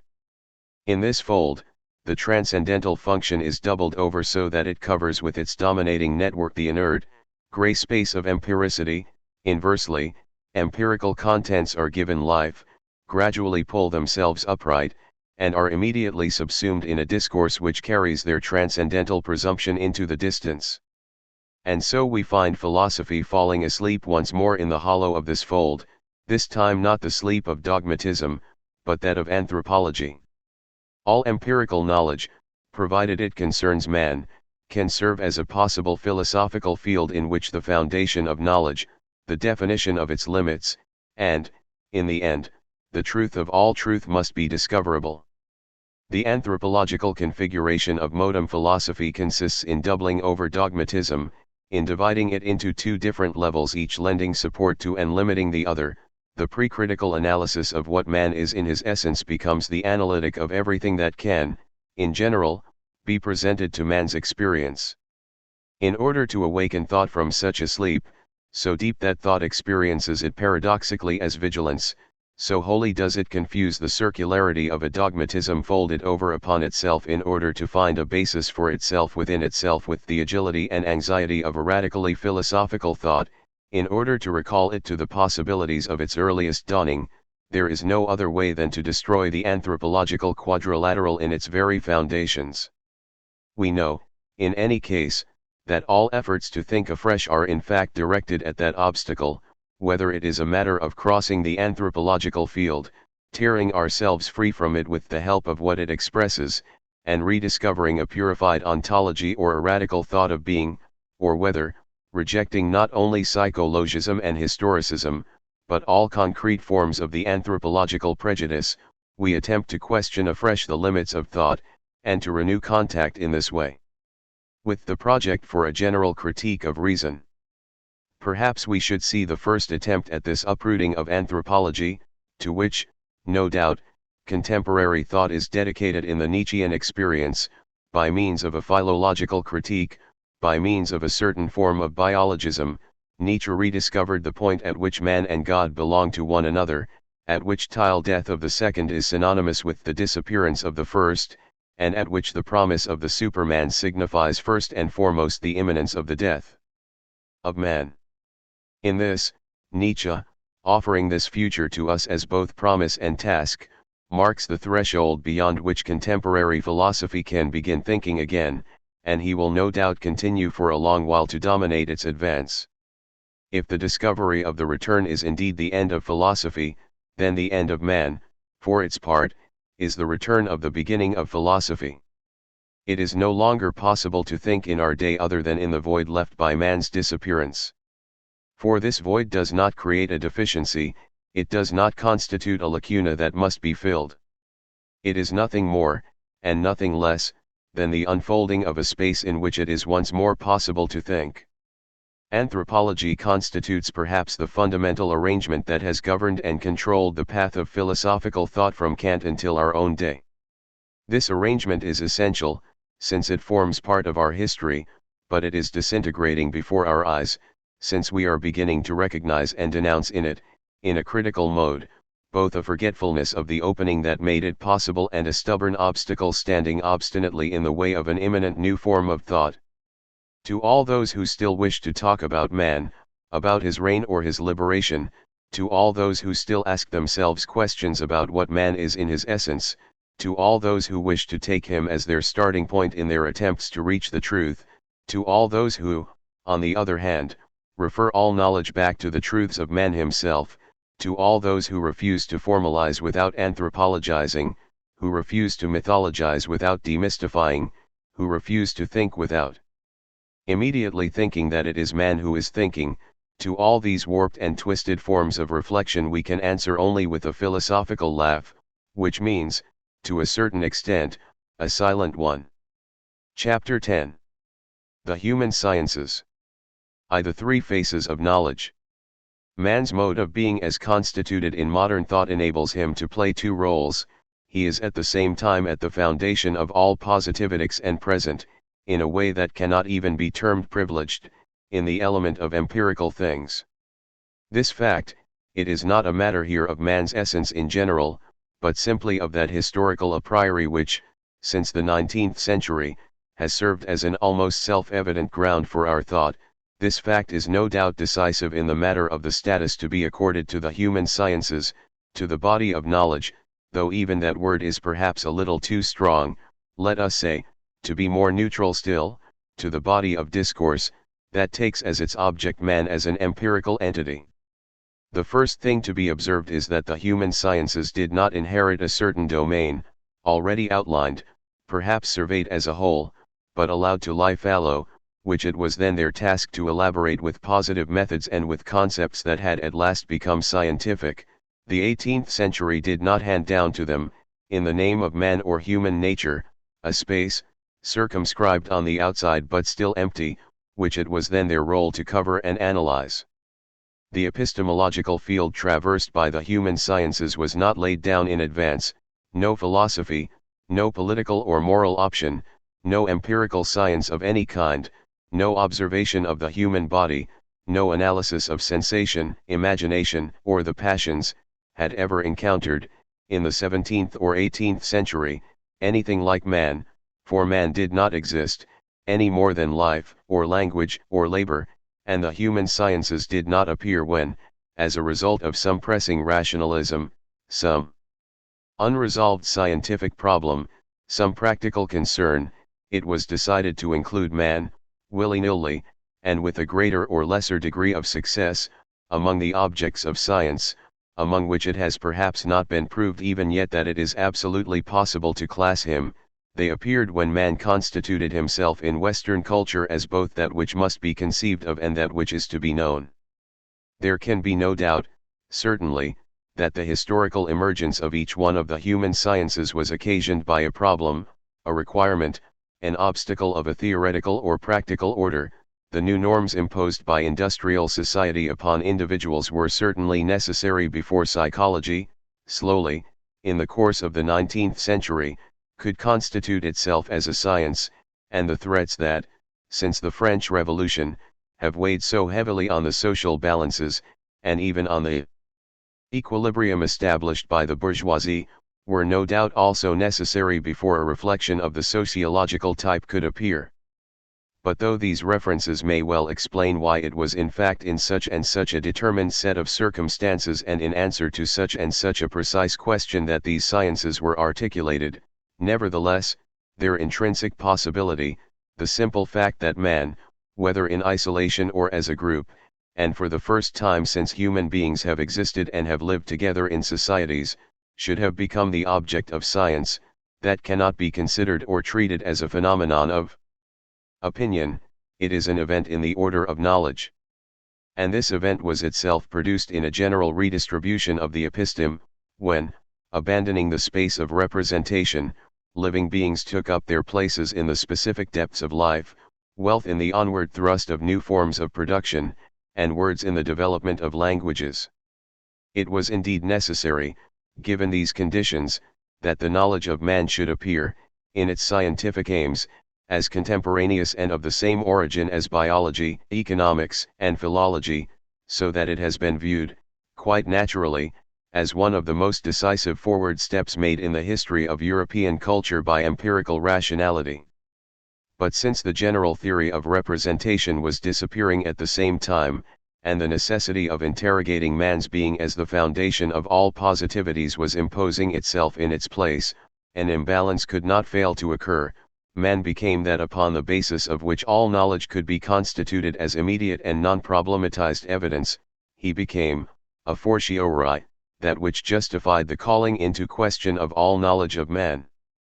Hence that double and inevitable contestation, that which lies at the root of the perpetual controversy between the sciences of man and the sciences proper, the first laying an invincible claim to be the foundation of the second, which are ceaselessly obliged in turn to seek their own localization in the epistemological domain, its irreducible precariousness, that makes them appear at once perilous and in peril.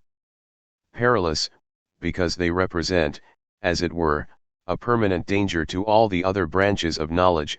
True, neither the deductive sciences, nor the empirical sciences, nor philosophical reflection run any risk, if they remain within their own dimensions, of defecting to the human sciences, or of being contaminated by their impurity, but we know what difficulties may be encountered, at times, in the establishing of those intermediary planes that link together the three dimensions of the epistemological space, for the slightest deviation from these rigorously defined planes sends thought tumbling over into the domain occupied by the human sciences, hence the danger of psychologism, of sociologism, of what we might term, in a word, anthropologism, which becomes a threat as soon as the relations of thought to formalization are not reflected upon correctly, for example, or as soon as the modes of being of life, labor, and language are incorrectly analyzed. Anthropologization is the great internal threat to knowledge in our day. We are inclined to believe that man has emancipated himself from himself since his discovery that he is not at the center of creation, nor in the middle of space, nor even, perhaps, the summit and culmination of life, But though man is no longer sovereign in the kingdom of the world, though he no longer reigns at the center of being, the human sciences are dangerous intermediaries in the space of knowledge. The truth of the matter is, however, that this very posture dooms them to an essential instability. What explains the difficulty of the human sciences, their precariousness, their uncertainty as sciences, their dangerous familiarity with philosophy, their ill-defined reliance upon other domains of knowledge, their perpetually secondary and derived character, and also their claim to universality, is not, as is often stated, the extreme density of their object. It is not the metaphysical status or the ineradicable transcendence of this man they speak of, but rather the complexity of the epistemological configuration in which they find themselves placed, their constant relation to the three dimensions that give them their space. 2. The form of the human sciences. We must now sketch out the form of this positivity.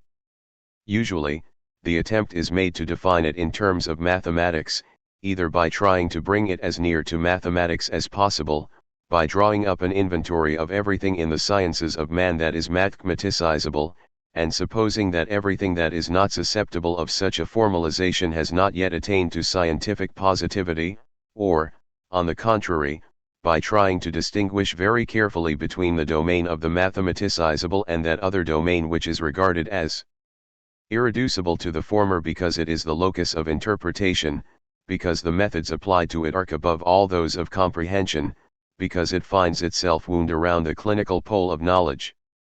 Such analyses are wearisome not only because they are hackneyed but, above all, because they lack relevance. Certainly there can be no doubt that this form of empirical knowledge which is applicable to man, and which, in order to conform to convention, we may still term human sciences even before we know in what sense and within what limits they can be called sciences, has a relation to mathematics.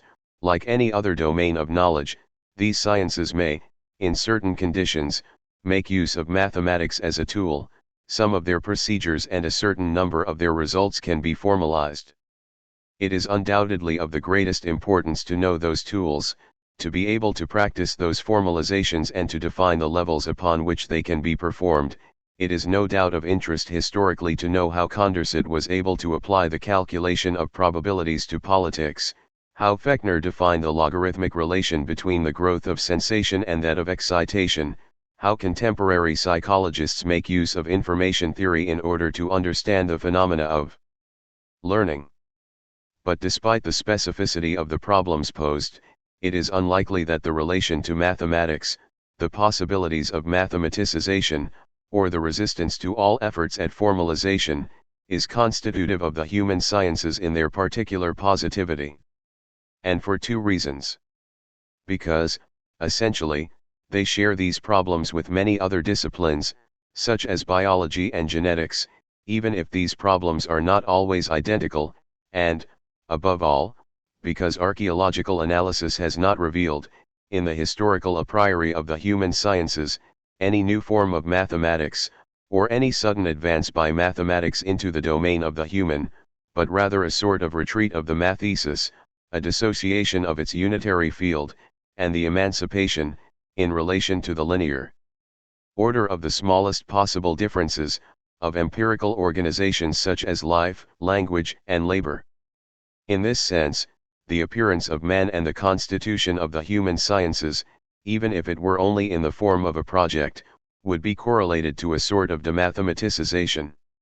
It may well be objected that this dissociation of a body of knowledge conceived in its entirety as mathesis was not in fact a recession on the part of mathematics, for the very good reason that the knowledge in question had never led, except in the case of astronomy and certain areas of physics, to an effective mathematicization.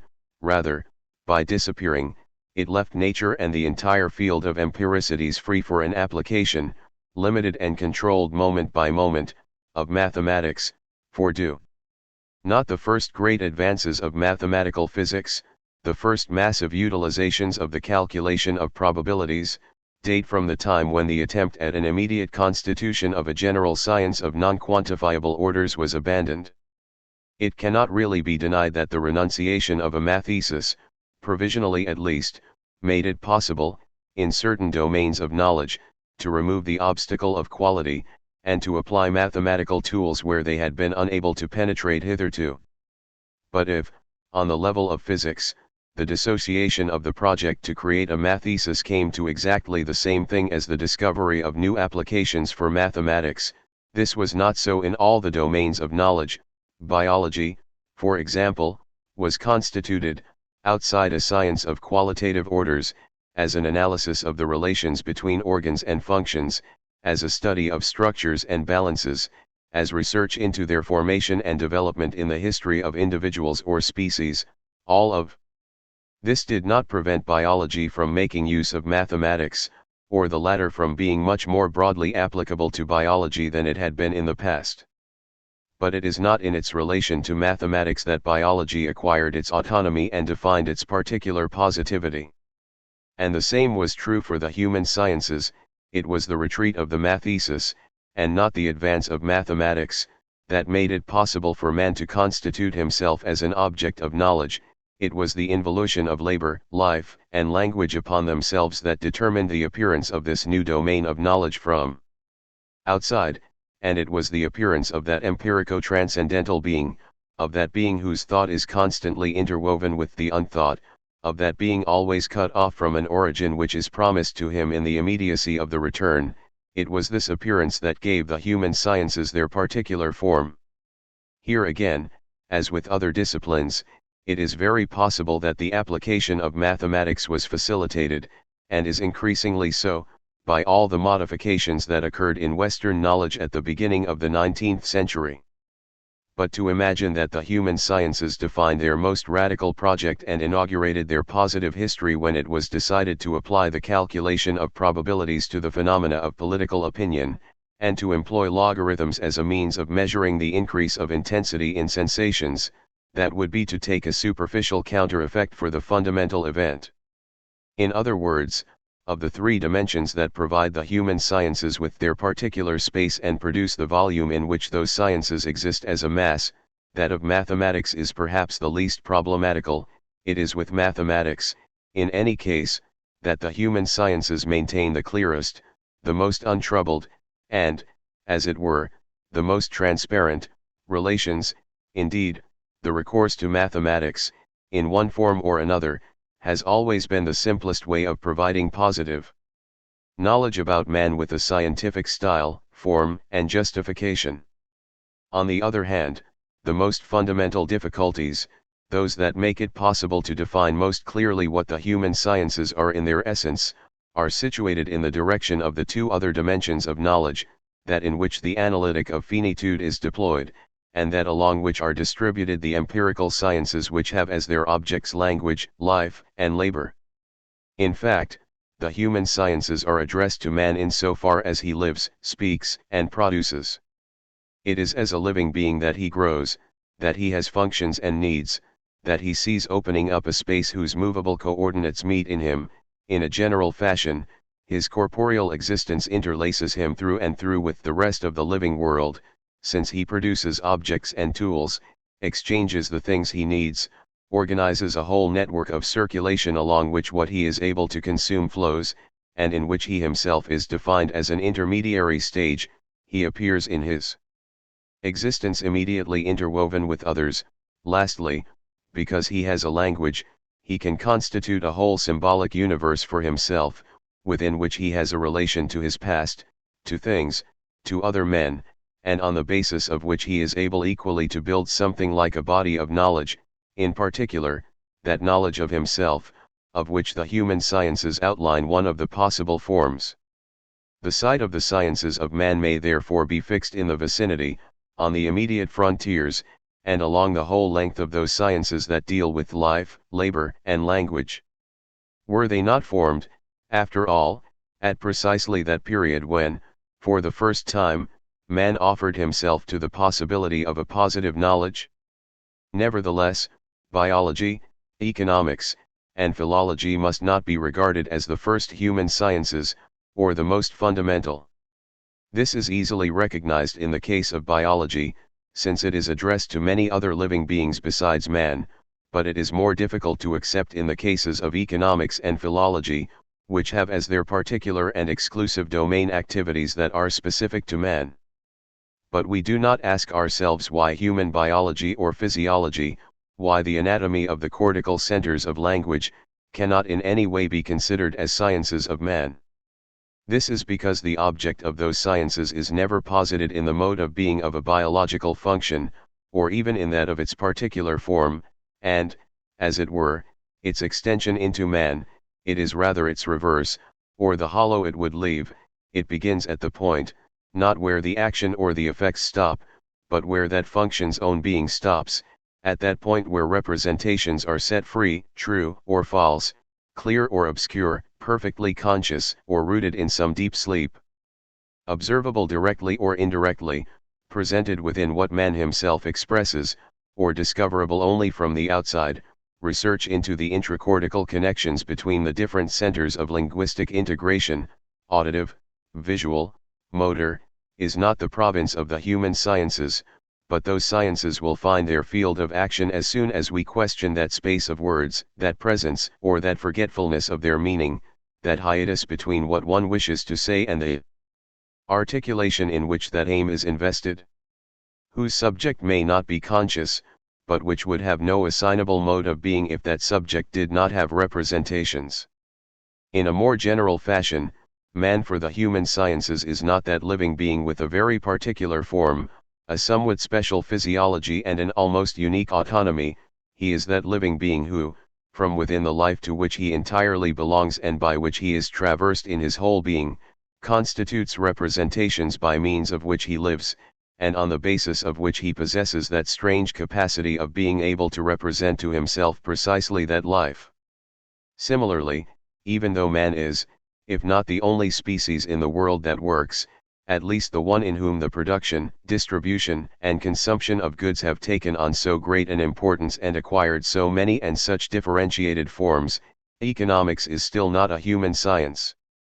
It may perhaps be objected that in order to define certain laws, even though they are interior to the mechanics of production, such as the accumulation of capital or the relations between wage rates and prices, economics has recourse to human behavior patterns and a representation that provide its foundation: interest, the search for maximum profit, the tendency to accumulate savings, but, in doing so, it is utilizing representations as the requisite of a function, which occurs, in effect, within an explicitly human activity. On the other hand, there will be no science of man unless we examine the way in which individuals or groups represent to themselves the partners with whom they produce or exchange, the mode in which they clarify or ignore or mask this function and the position they occupy in it, the manner in which they represent to themselves the society in which it takes place, the way in which they feel themselves integrated with it or isolated from it, dependent, subject, or free. The object of the human sciences is not that man who, since the dawn of the world, or the first cry of his golden age, is doomed to work.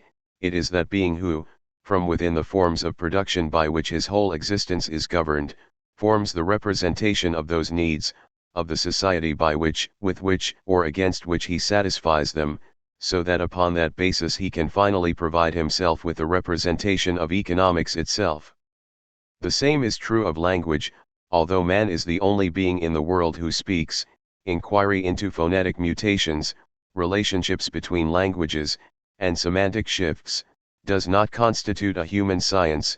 On the other hand, it will be possible to speak of human science when an attempt is made to define the way in which individuals or groups represent words to themselves, utilize their forms and their meanings, compose real discourse, reveal and conceal in it what they are thinking or saying, perhaps unknown to themselves, more or less than they wish, but in any case leave a mass of verbal traces of those thoughts, which must be deciphered and restored as far as possible to their representative vivacity. The object of the human sciences is not language, though it is spoken by men alone. It is that being which, from the interior of the language by which he is surrounded, represents to himself, by speaking, the sense of the words or propositions he utters, and finally provides himself with the representation of language itself.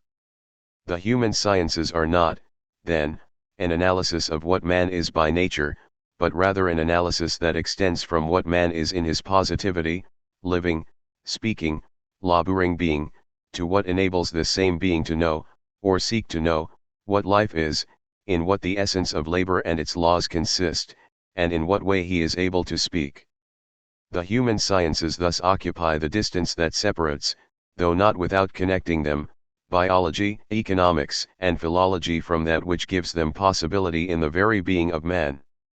It would therefore be wrong to see the human sciences as an extension, interiorized within the human species, within its complex organism, within its behavior and consciousness, of biological mechanisms, and it would be no less wrong to place within the human sciences the science of economics or the science of language, whose irreducibility to the human sciences is expressed in the effort to constitute a pure economics and a pure linguistics. In fact, the human sciences are no more within these sciences than they give them inferiority by deflecting them towards man's subjectivity.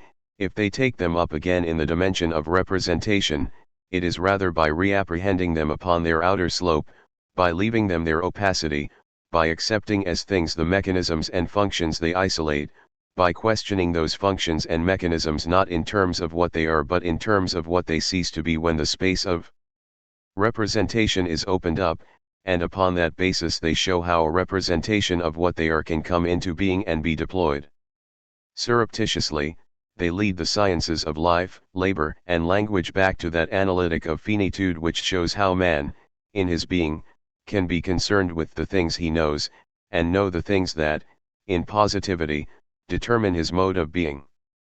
But what the analytic requires in the interiority, or at least in the profound kinship, of a being who owes his finitude only to himself, the human sciences develop in the exteriority of knowledge. This is why what characterizes the human sciences is not that they are directed at a certain content, that singular object, the human being. It is much more a purely formal characteristic, the simple fact that, in relation to the sciences in which the human being is given as object, exclusive in the case of economics and philology, or partial in that of biology, they are in a position of duplication, and that this duplication can serve a fortiori for themselves. This position is made perceptible on two levels. The human sciences do not treat man's life, labor, and language in the most transparent state in which they could be posited, but in that stratum of conduct, behavior, attitudes, gestures already made, sentences already pronounced or written, within which they have already been given once to those who act, behave, exchange, work, and speak. At another level, it is still the same formal property, but carried to its furthest, rarest point. It is always possible to treat in the style of the human sciences, of psychology, sociology, and the history of culture, ideas, or science, the fact that for certain individuals or certain societies there is something like a speculative knowledge of life, production, and language, at most, a biology, an economics, and a philology. This is probably no more than the indication of a possibility which is rarely realized and is perhaps not capable, at the level of the empiricities, of yielding much of value, but the fact that it exists as a possible distance, as a space given to the human sciences to withdraw into, away from what they spring from, and the fact, too, that this action can be applied to themselves. It is always possible to make human sciences of human sciences, the psychology of psychology, the sociology of sociology, etc., suffice to demonstrate their peculiar configuration. In relation to biology, to economics, to the sciences of language, they are not, therefore, lacking in exactitude and rigor. They are rather like sciences of duplication, in a meta-epistemological position. Though even that prefix is perhaps not very well chosen, for one can speak of meta-language only when denning the rules of interpretation of a primary language. Here, the human sciences, when they duplicate the sciences of language, labor, and life, when at their finest point they duplicate themselves, are directed not at the establishment of a formalized discourse. On the contrary, they thrust man, whom they take as their object in the area of finitude, relativity, and perspective, down into the area of the endless erosion of time. It would perhaps be better to speak in their case of an ana or hypoepistemological position. If the pejorative connotations of this last prefix were removed, it would no doubt provide a good account of the facts. It would suggest how the invincible impression of haziness, inexactitude, and imprecision left by almost all the human sciences is merely a surface effect of what makes it possible to define them in their positivity. 3. The three models. At first glance, one could say that the domain of the human sciences is covered by three sciences, or rather by three epistemological regions, all subdivided within themselves, and all interlocking with one another. These regions are defined by the triple relation of the human sciences in general to biology, economics, and philology. Thus one could admit that the psychological region has found its locus in that place where the living being, in the extension of its functions, in its neuromotor blueprints, its physiological regulations, but also in the suspense that interrupts and limits them, opens itself to the possibility of representation. In the same way, the sociological region would be situated where the laboring, producing, and consuming individual offers himself a representation of the society in which this activity occurs, of the groups and individuals among which it is divided, of the imperatives, sanctions, rights, festivities, and beliefs by which it is upheld or regulated. Lastly, in that region where the laws and forms of a language hold sway, but where, nevertheless, they remain on the edge of themselves, enabling man to introduce into them the play of his representations. In that region arise the study of literature and myths, the analysis of all oral expressions and written documents, in short, the analysis of the verbal traces that a culture or an individual may leave behind them. This division, though very summary, is probably not too inexact. It does, however, leave two fundamental problems unsolved. One concerns the form of positivity proper to the human sciences, the concepts around which they are organized, the type of rationality to which they refer and by means of which they seek to constitute themselves as knowledge. The other is their relation to representation, and the paradoxical fact that even while they take place only where there is representation, it is to unconscious mechanisms, forms, and processes, or at least to the exterior boundaries of consciousness, that they address themselves. The controversies to which the search for a specific positivity in the field of the human sciences has given rise are only too well known. Genetic or structural analysis. Explanation or comprehension. Recourse to what is underneath or decipherment kept strictly to the level of reading. In fact, all these theoretical discussions did not arise and were not pursued throughout the history of the human sciences because the latter had to deal, in man, with an object so complex that it was not yet possible to find a unique mode of access towards it, or because it was necessary to use several in turn. These discussions were able to exist only insofar as the positivity of the human sciences rests simultaneously upon the transference of three distinct models. This transference is not a marginal phenomenon for the human sciences, a sort of supporting framework, a detour to include some exterior intelligibility, a confirmation derived from sciences already constituted, nor is it a limited episode in their history, a crisis of formation, at a time when they were still so young that they could not fix their concepts and their laws themselves. On the contrary, it is a matter of an ineffaceable fact, which is bound up, forever, with their particular arrangement in the epistemological space. We should, indeed, distinguish between two different sorts of model utilized by the human sciences, leaving aside models of formalization.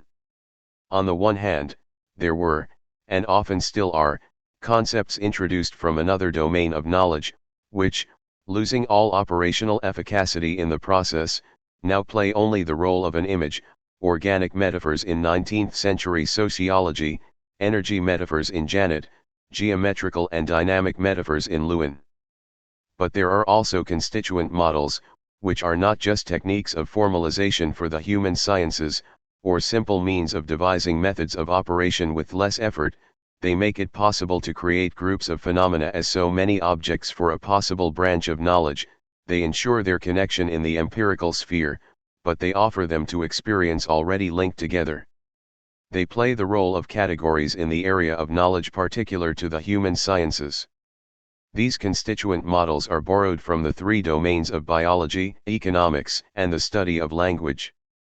It is upon the projected surface of biology that man appears as a being possessing functions receiving stimuli, physiological ones, but also social, interhuman, and cultural ones, reacting to them, adapting himself, evolving, submitting to the demands of an environment, coming to terms with the modifications it imposes, seeking to erase imbalances, acting in accordance with regularities, having, in short, conditions of existence and the possibility of finding average norms of adjustment which permit him to perform his functions.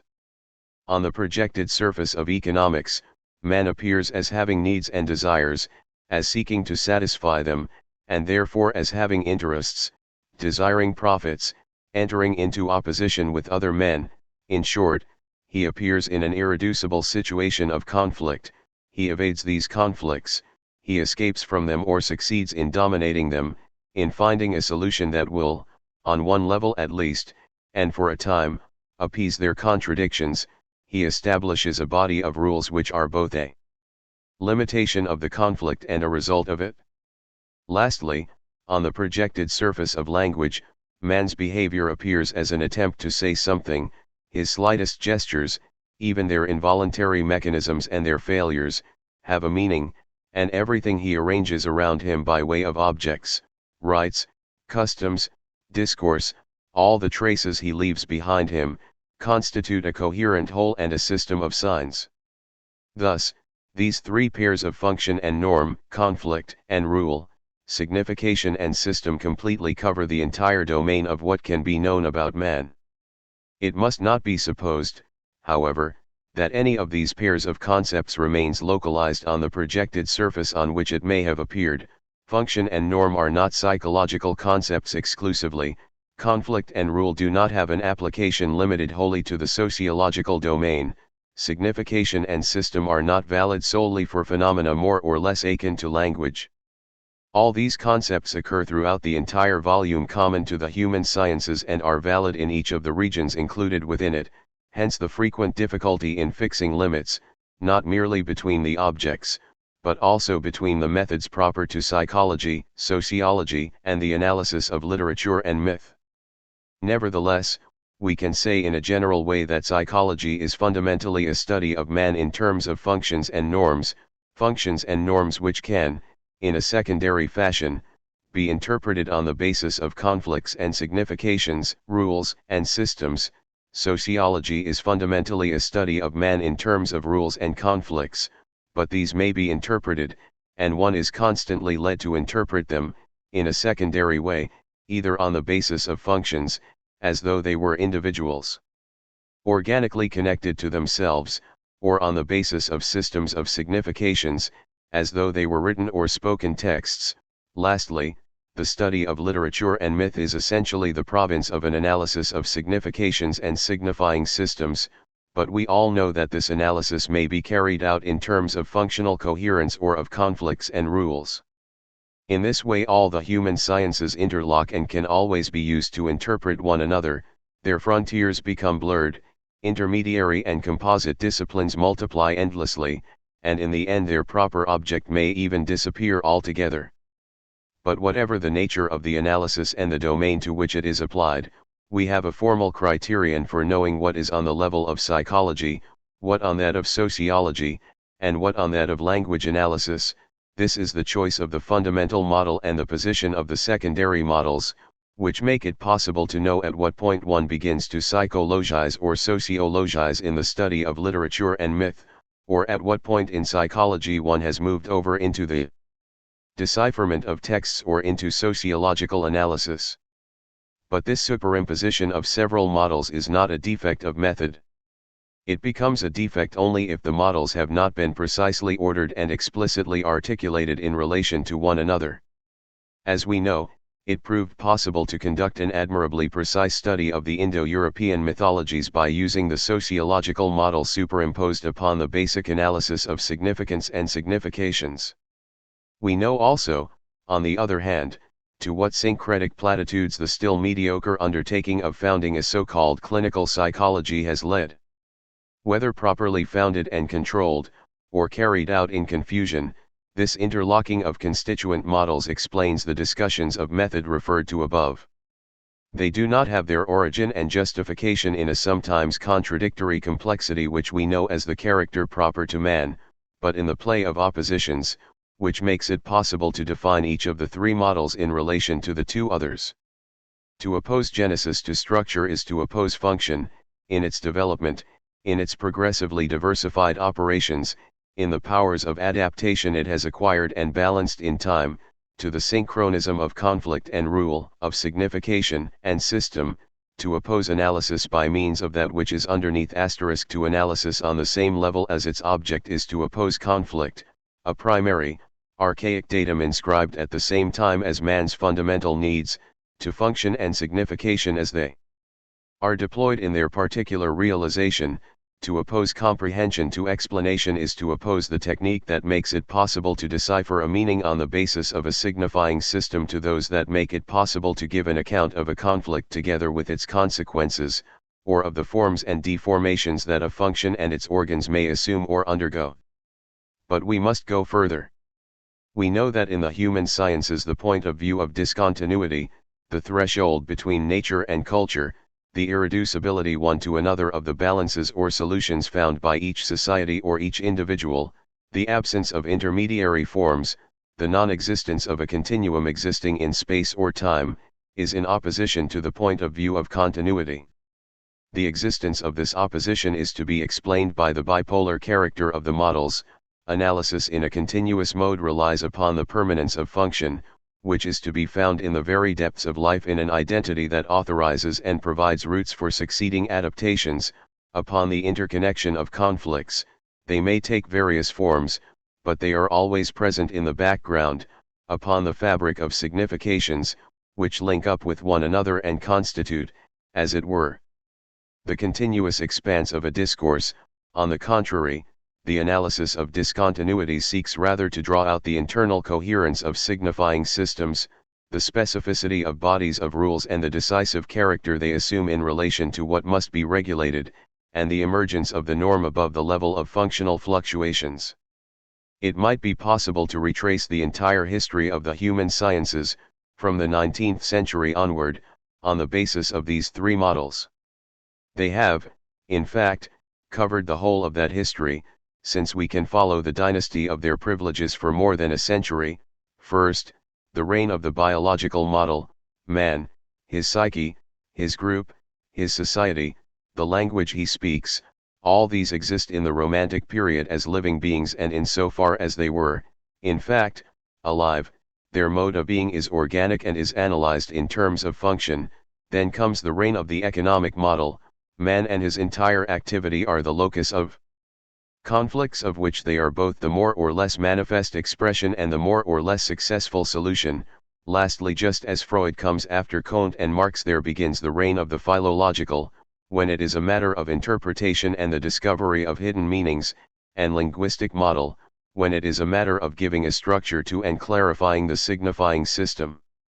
Thus a vast shift has led the human sciences from a form more dense in living models to another more saturated with models borrowed from language.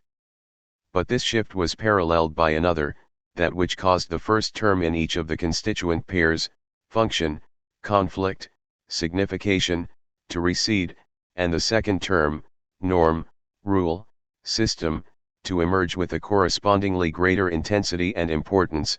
Goldstein, Moss, Dumézil may be taken to represent, as near as makes no difference, the moment at which the reversal took place within each of the models. Such a reversal has two series of noteworthy consequences. As long as the functional point of view continued to carry more weight than the normative point of view, as long as it was not on the basis of the norm and the interior of the activity determining that norm that the attempt was made to understand how a function was performed, it was of course necessary, de facto, to share the normal functions with the non-normal.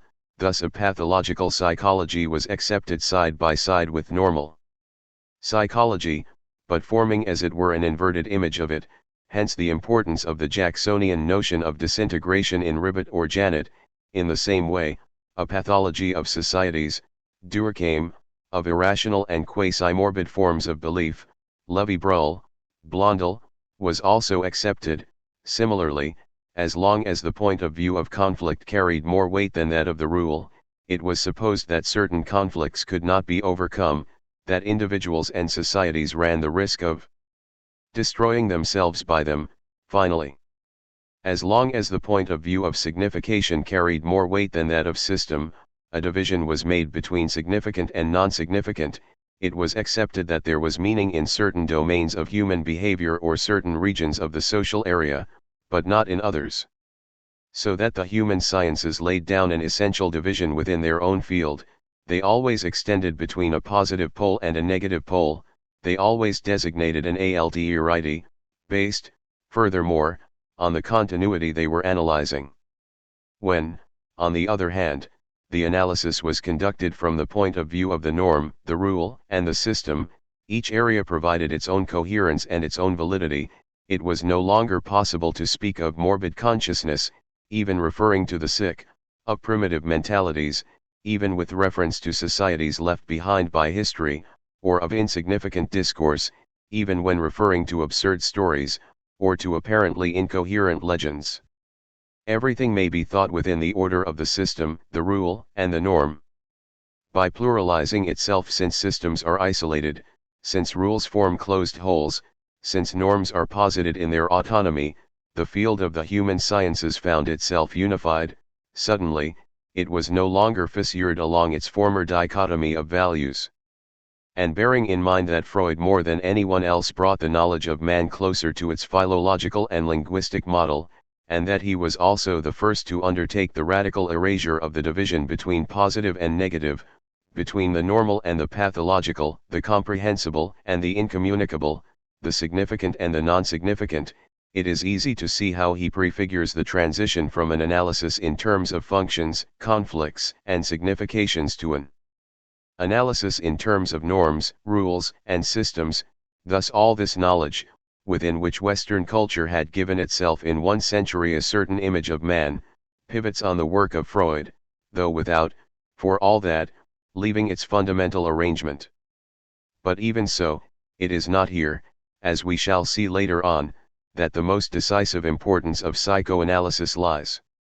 In any case, this transition to the point of view of the norm, the rule, and the system brings us to a problem that has been left in suspense, that of the role of representation in the human sciences. It might already appear extremely contestable to include the human sciences, as opposed to biology, economics, and philology, within the space of representation. Was it not already necessary to point out that a function can be performed, a conflict can develop its consequences, a signification can impose its intelligibility, without passing through the stage of explicit consciousness? And now, is it not necessary to recognize that the peculiar property of the norm in relation to the function it determines, of the rule in relation to the conflict it regulates, of the system in relation to the signification it makes possible, is precisely that of not being given to consciousness? Are we not forced to add a third historical gradient to the two already isolated, and to say that since the 19th century the human sciences have never ceased to approach that region of the unconscious where the action of representation is held in suspense? In fact, representation is not consciousness, and there is nothing to prove that this bringing to light of elements or structures that are never presented to consciousness as such enables the human sciences to escape the law of representation. The role of the concept of signification is, in fact, to show how something like a language, even if it is not in the form of explicit discourse, and even if it has not been deployed for a consciousness, can in general be given to representation. The role of the complementary concept of system is to show how signification is never primary and contemporaneous with itself, but always secondary and as it were derived in relation to a system that precedes it, constitutes its positive origin, and posits itself, little by little, in fragments and outlines through signification, in relation to the consciousness of a signification. The system is indeed always unconscious since it was there before the signification. since it is within it that the signification resides and on the basis of it that it becomes effective, but because the system is always promised to a future consciousness which will perhaps never add it up. In other words, the signification/system pair is what ensures both the representability of language, as text or structure analyzed by philology and linguistics, and the near but withdrawn presence of the origin, as it is manifested as man's mode of being by means of the analytic of finitude. In the same way, the notion of conflict shows how need, desire, and interest, even if they are not presented to the consciousness experiencing them, can take form in representation, and the role of the inverse concept of rule is to show how the violence of conflict, the apparently untamed insistence of need, the lawless infinity of desire are in fact already organized by an unthought which not only prescribes their rules, but renders them possible upon the basis of a rule. The conflict/rule pair ensures the representability of need, of the need that economics studies as an objective process in labor and production, and the representability of the unthought that is unveiled by the analytic of finitude. Lastly, the concept of function has the role of showing how the structures of life may give rise to representation, even though they are not conscious, and the concept of norm how function provides its own conditions of possibility and the frontiers within which it is effective. Thus it can be understood why these broad categories can structure the entire field of the human sciences. It is because they span it from end to end, because they both hold apart and link together the empirical positivities of life, labor, and language, on the basis of which man first detached himself historically as a form of possible knowledge, and the forms of finitude that characterize man's mode of being, as he constituted himself when representation ceased to define the general space of knowledge. These categories are not, therefore, mere empirical concepts of rather broad generality, they are indeed the basis on which man is able to present himself to a possible knowledge. They traverse the entire field of his possibility and articulate it boldly in accordance with the two dimensions that form its frame. But that is not all, they also permit the dissociation, which is characteristic of all contemporary knowledge about man, of consciousness and representation. They define the manner in which the empiricities can be given to representation but in a form that is not present to the consciousness. Function, conflict, and signification are indeed the manner in which life, need, and language are doubled over in representation, but in a form that may be completely unconscious. On the other hand, they define the manner in which the fundamental finitude can be given to representation in a form both positive and empirical, yet not transparent to the naive. Consciousness, neither norm, not rule, not system is given in daily experience, they run through it, give rise to partial consciousnesses of themselves, but can never be wholly illumined except by a reflexive form of knowledge. So the human sciences speak only within the element of the representable, but in accordance with a conscious/unconscious dimension, a dimension that becomes more and more marked as one attempts to bring the order of systems, rules, and norms to light.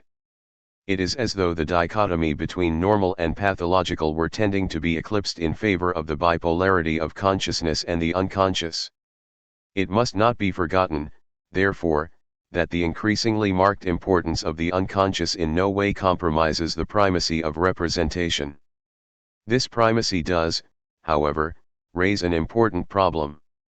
Now that the empirical forms of knowledge, such as those of life, labor, and language, have escaped from its law, now that the attempt to define man's mode of being is being made outside the field of representation, what is representation, if not a phenomenon of an empirical order which occurs within man, and could be analyzed as such?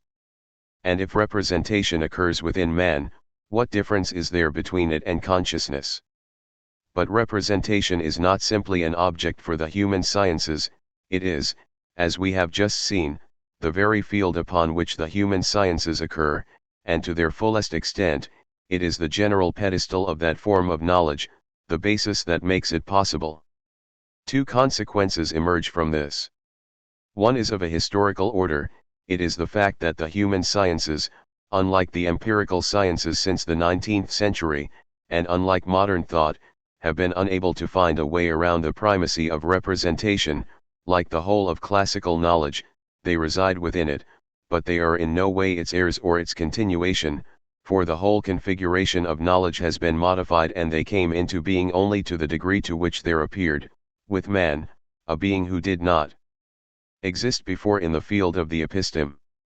However, it is easy to understand why every time one tries to use the human sciences to philosophize, to pour back into the space of thought what one has been able to learn of man, one finds oneself imitating the philosophical posture of the 18th century, in which, nevertheless, man had no place, for by extending the domain of knowledge about man beyond its limits one is similarly extending the reign of representation beyond itself, and thus taking up one's position once more in a philosophy of the classical type. The other consequence is that the human sciences, when dealing with what is representation, in either conscious or unconscious form, find themselves treating as their object what is in fact their condition of possibility. They are always animated, therefore, by a sort of transcendental mobility. They never cease to exercise a critical examination of themselves. They proceed from that which is given to representation to that which renders representation possible, but which is still representation. So that, unlike other sciences, they seek not so much to generalize themselves or make themselves more precise as to be constantly demystifying themselves, to make the transition from an immediate and non-controlled evidence to less transparent but more fundamental forms. This quasi-transcendental process is always given in the form of an unveiling. It is always by an unveiling that they are able, as a consequence, to become sufficiently generalized or refined to conceive of individual phenomena. On the horizon of any human science, there is the project of bringing man's consciousness back to its real conditions, of restoring it to the contents and forms that brought it into being, and elude us within it. This is why the problem of the unconscious, its possibility, status, mode of existence, the means of knowing it and of bringing it to light, is not simply a problem within the human sciences which they can be thought of as encountering by chance in their steps, it is a problem that is ultimately coextensive with their very existence. A transcendental raising of level that is, on the other side, an unveiling of the non-conscious is constitutive of all the sciences of man. We may find in this the means of isolating them in their essential property. In any case, we can see that what manifests this peculiar property of the human sciences is not that privileged and singularly blurred object which is man. For the good reason that it is not man who constitutes them and provides them with a specific domain, it is the general arrangement of the episteme that provides them with a site, summons them, and establishes them, thus enabling them to constitute man as their object. We shall say, therefore, that a human science exists, not wherever man is in question, but wherever there is analysis, within the dimension proper to the unconscious, of norms, rules, and signifying totalities which unveil to consciousness the conditions of its forms and contents. To speak of sciences of man in any other case is simply an abuse of language. We can see, then, how vain and idle are all those wearisome discussions as to whether such and such forms of knowledge may be termed truly scientific, and to what conditions they ought to be subjected in order to become so. The sciences of man are part of the modern episteme in the same way as chemistry or medicine or any other such science, or again, in the same way as grammar and natural history were part of the classical episteme. But to say that they are part of the epistemological field means simply that their positivity is rooted in it, that that is where they find their condition of existence, that they are therefore not merely illusions, pseudo-scientific fantasies motivated at the level of opinions, interests, or beliefs, that they are not what others call by the bizarre name of ideology. But that does not necessarily mean that they are sciences. Although it is true that any science whatever, when it is questioned on the archaeological level and when an attempt is made to clear the ground of its positivity, always reveals the epistemological configuration that made it possible. Any epistemological configuration, on the other hand, even if it is completely assignable in its positivity, may very well not be a science. It does not thereby reduce itself, ipso facto, to the status of an imposture. We must distinguish carefully between three things. There are themes with scientific pretensions that one may encounter at the level of opinion and that are not, or are no longer, part of a culture's epistemological network. From the 17th century, for example, natural magic ceased to belong to the Western episteme, but it persisted for a long time in the interaction of beliefs and effective valorizations. Then there are epistemological figures whose outline, position, and function can be reconstituted in their positivity by means of an analysis of the archaeological type, and these, in turn, may obey two different organizations, some present characteristics of objectivity and systematicity which make it possible to define them as sciences, others do not answer to those criteria, that is, their form of coherence and their relation to their object are determined by their positivity alone. The fact that these latter do not possess the formal criteria of a scientific form of knowledge does not prevent them from belonging, nevertheless, to the positive domain of knowledge. It would thus be as futile and unjust to analyze them as phenomena of opinion as to contrast them historically or critically with scientific formations proper. It would be more absurd still to treat them as a combination which mixes together in variable proportions rational elements and other elements that are not rational. They must be replaced on the level of positivity that renders them possible and necessarily determines their form. Archaeology, then, has two tasks with regard to these figures: to determine the manner in which they are arranged in the episteme in which they have their roots, and to show, also, in what respect their configuration is radically different from that of the sciences in the strict sense. There is no reason to treat this peculiar configuration of theirs as a negative phenomenon. It is not the presence of an obstacle nor some internal deficiency which has left them stranded across the threshold of scientific forms. They constitute, in their own form, side by side with the sciences and on the same archaeological ground, other configurations of knowledge. We have already encountered examples of such configurations in general grammar or in the classical theory of value. They possess the same ground of positivity as Cartesian mathematics, but they were not sciences, at least for the majority of those who were their contemporaries. Such is also the case with what we today call the human sciences. When analyzed archaeologically, they provide the outlines of completely positive configurations, but as soon as these configurations and the way in which they are arranged within the modern episteme are determined, we understand why they cannot be sciences. What renders them possible, in fact, is a certain situation of vicinity with regard to biology, economics, and philology, or linguistics. They exist only in so far as they dwell side by side with those sciences, or rather beneath them, in the space of their projections. However, they maintain a relationship with those sciences that is radically different from that which can be established between two related or germane sciences.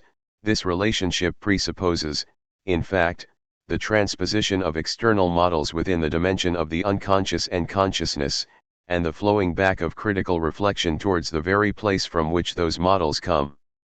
It is useless, then, to say that the human sciences are false sciences. They are not sciences at all. The configuration that defines their positivity and gives them their roots in the modum episteme at the same time makes it impossible for them to be sciences, and if it is then asked why they assumed that title, it is sufficient to recall that it pertains to the archaeological definition of their roots that they summon and receive the transference of models borrowed from the sciences. It is therefore not man's irreducibility, what is designated as his invincible transcendence, nor even his excessively great complexity, that prevents him from becoming an object of science. Western culture has constituted, under the name of man, a being who, by one and the same interplay of reasons, must be a positive domain of knowledge and cannot be an object of science. For history. We have spoken of the human sciences. We have spoken of those broad regions delimited more or less by psychology, sociology, and the analysis of literature and mythology.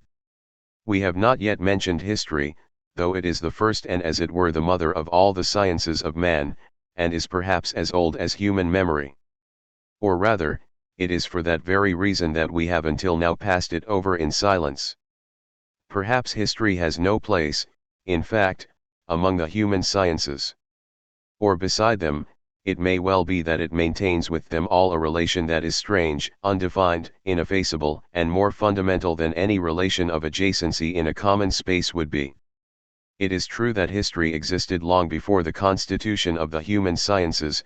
From the beginnings of the ancient Greek civilization, it has performed a certain number of major functions in Western culture: memory, myth, transmission of the word and of example, vehicle of tradition, critical awareness of the present, decipherment of humanity's destiny, anticipation of the future, or promise of a return.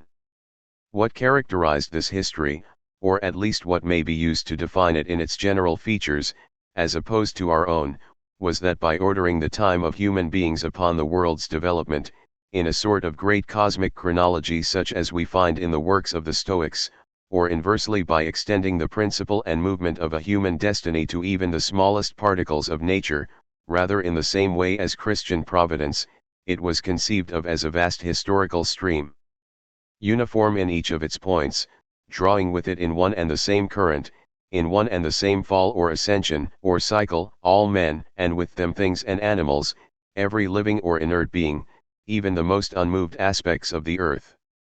And it was this unity that was shattered at the beginning of the 19th century. In the great upheaval that occurred in the Western episteme, it was discovered that there existed a historicity proper to nature. Forms of adaptation to the environment were defined for each broad type of living being, which would make possible a subsequent definition of its evolutionary outline. Moreover, it became possible to show that activities as peculiarly human as labor or language contained within themselves a historicity that could not be placed within the great narrative common to things and to men. Production has its modes of development, capital its modes of accumulation, prices their laws of fluctuation and change which cannot be fitted over natural laws or reduced to the general progress of humanity. In the same way, language is not modified as much by migrations, trade, and wars, by what happens to man or what his imagination is able to invent, as by conditions that properly belong to the phonetic and grammatical forms of which it is constituted. And if it has been possible to say that the various languages are born, live, lose their energy as they age, and finally die, this biological metaphor is not intended to dissolve their history in a time which would be that of life, but rather to underline the fact that they too have internal laws of functioning, and that their chronology unfolds in accordance with the time that refers in the first place to their own particular coherence. We are usually inclined to believe that the 19th century, largely for political and social reasons, paid closer attention to human history, that the idea of an order or a continuous level of time was abandoned, as well as that of an uninterrupted progress, and that the bourgeoisie, in attempting to recount its own ascension, encountered, in the calendar of its victory, the historical density of institutions, the specific gravity of habits and beliefs, the violence of struggles, the alternation of success and failure.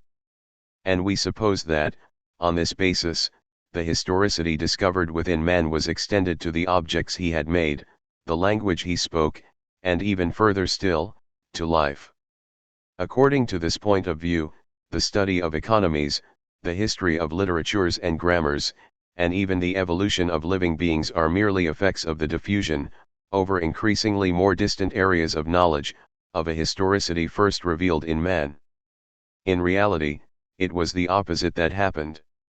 Things first of all received a historicity proper to them, which freed them from the continuous space that imposed the same chronology upon them as upon men.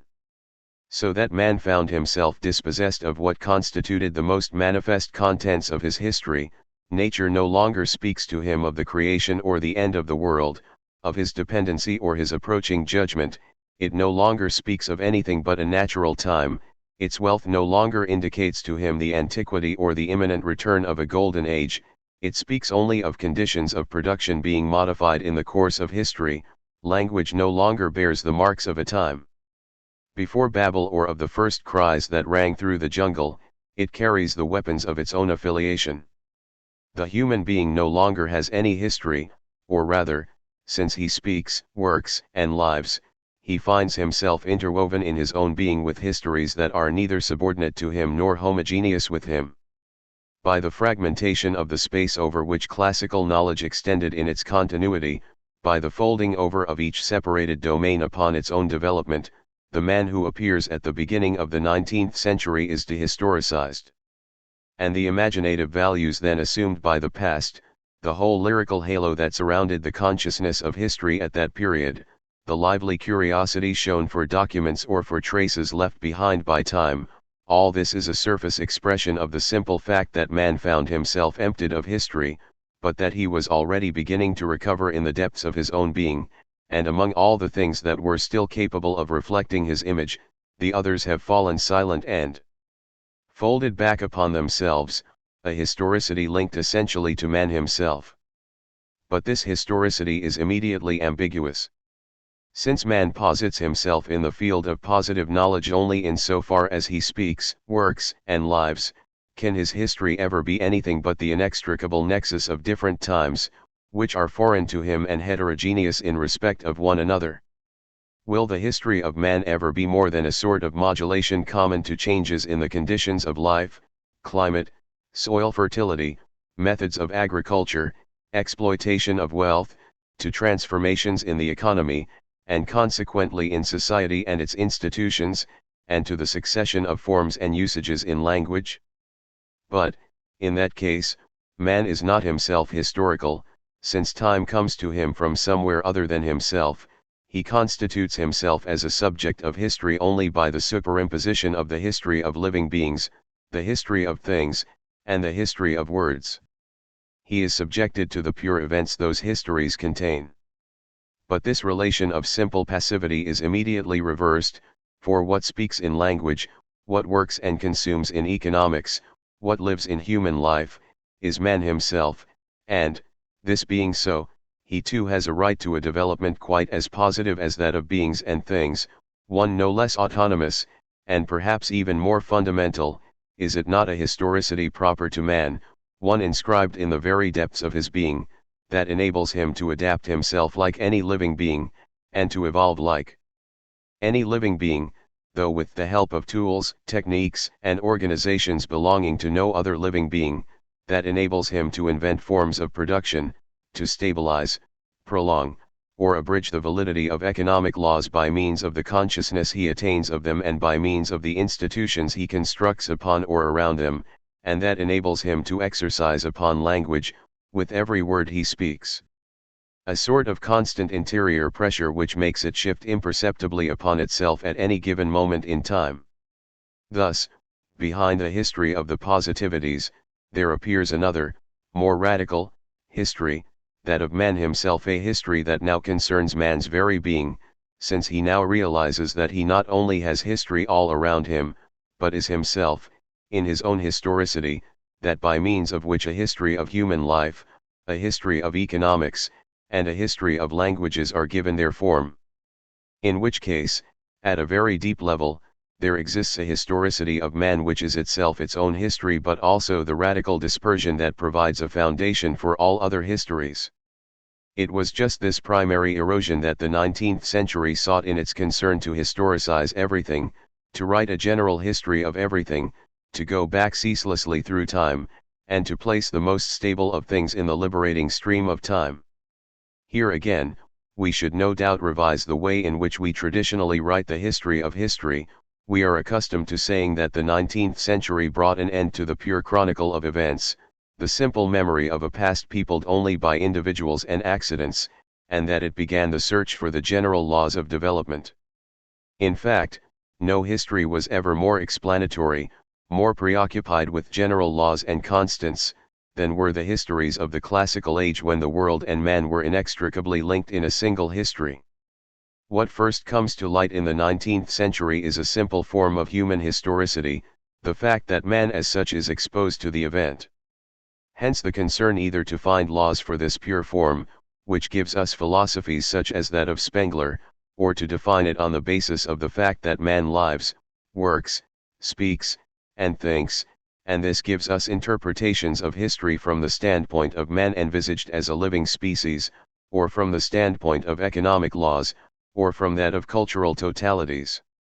In any case, This arrangement of history within the epistemological space is of great importance for its relation with the human sciences.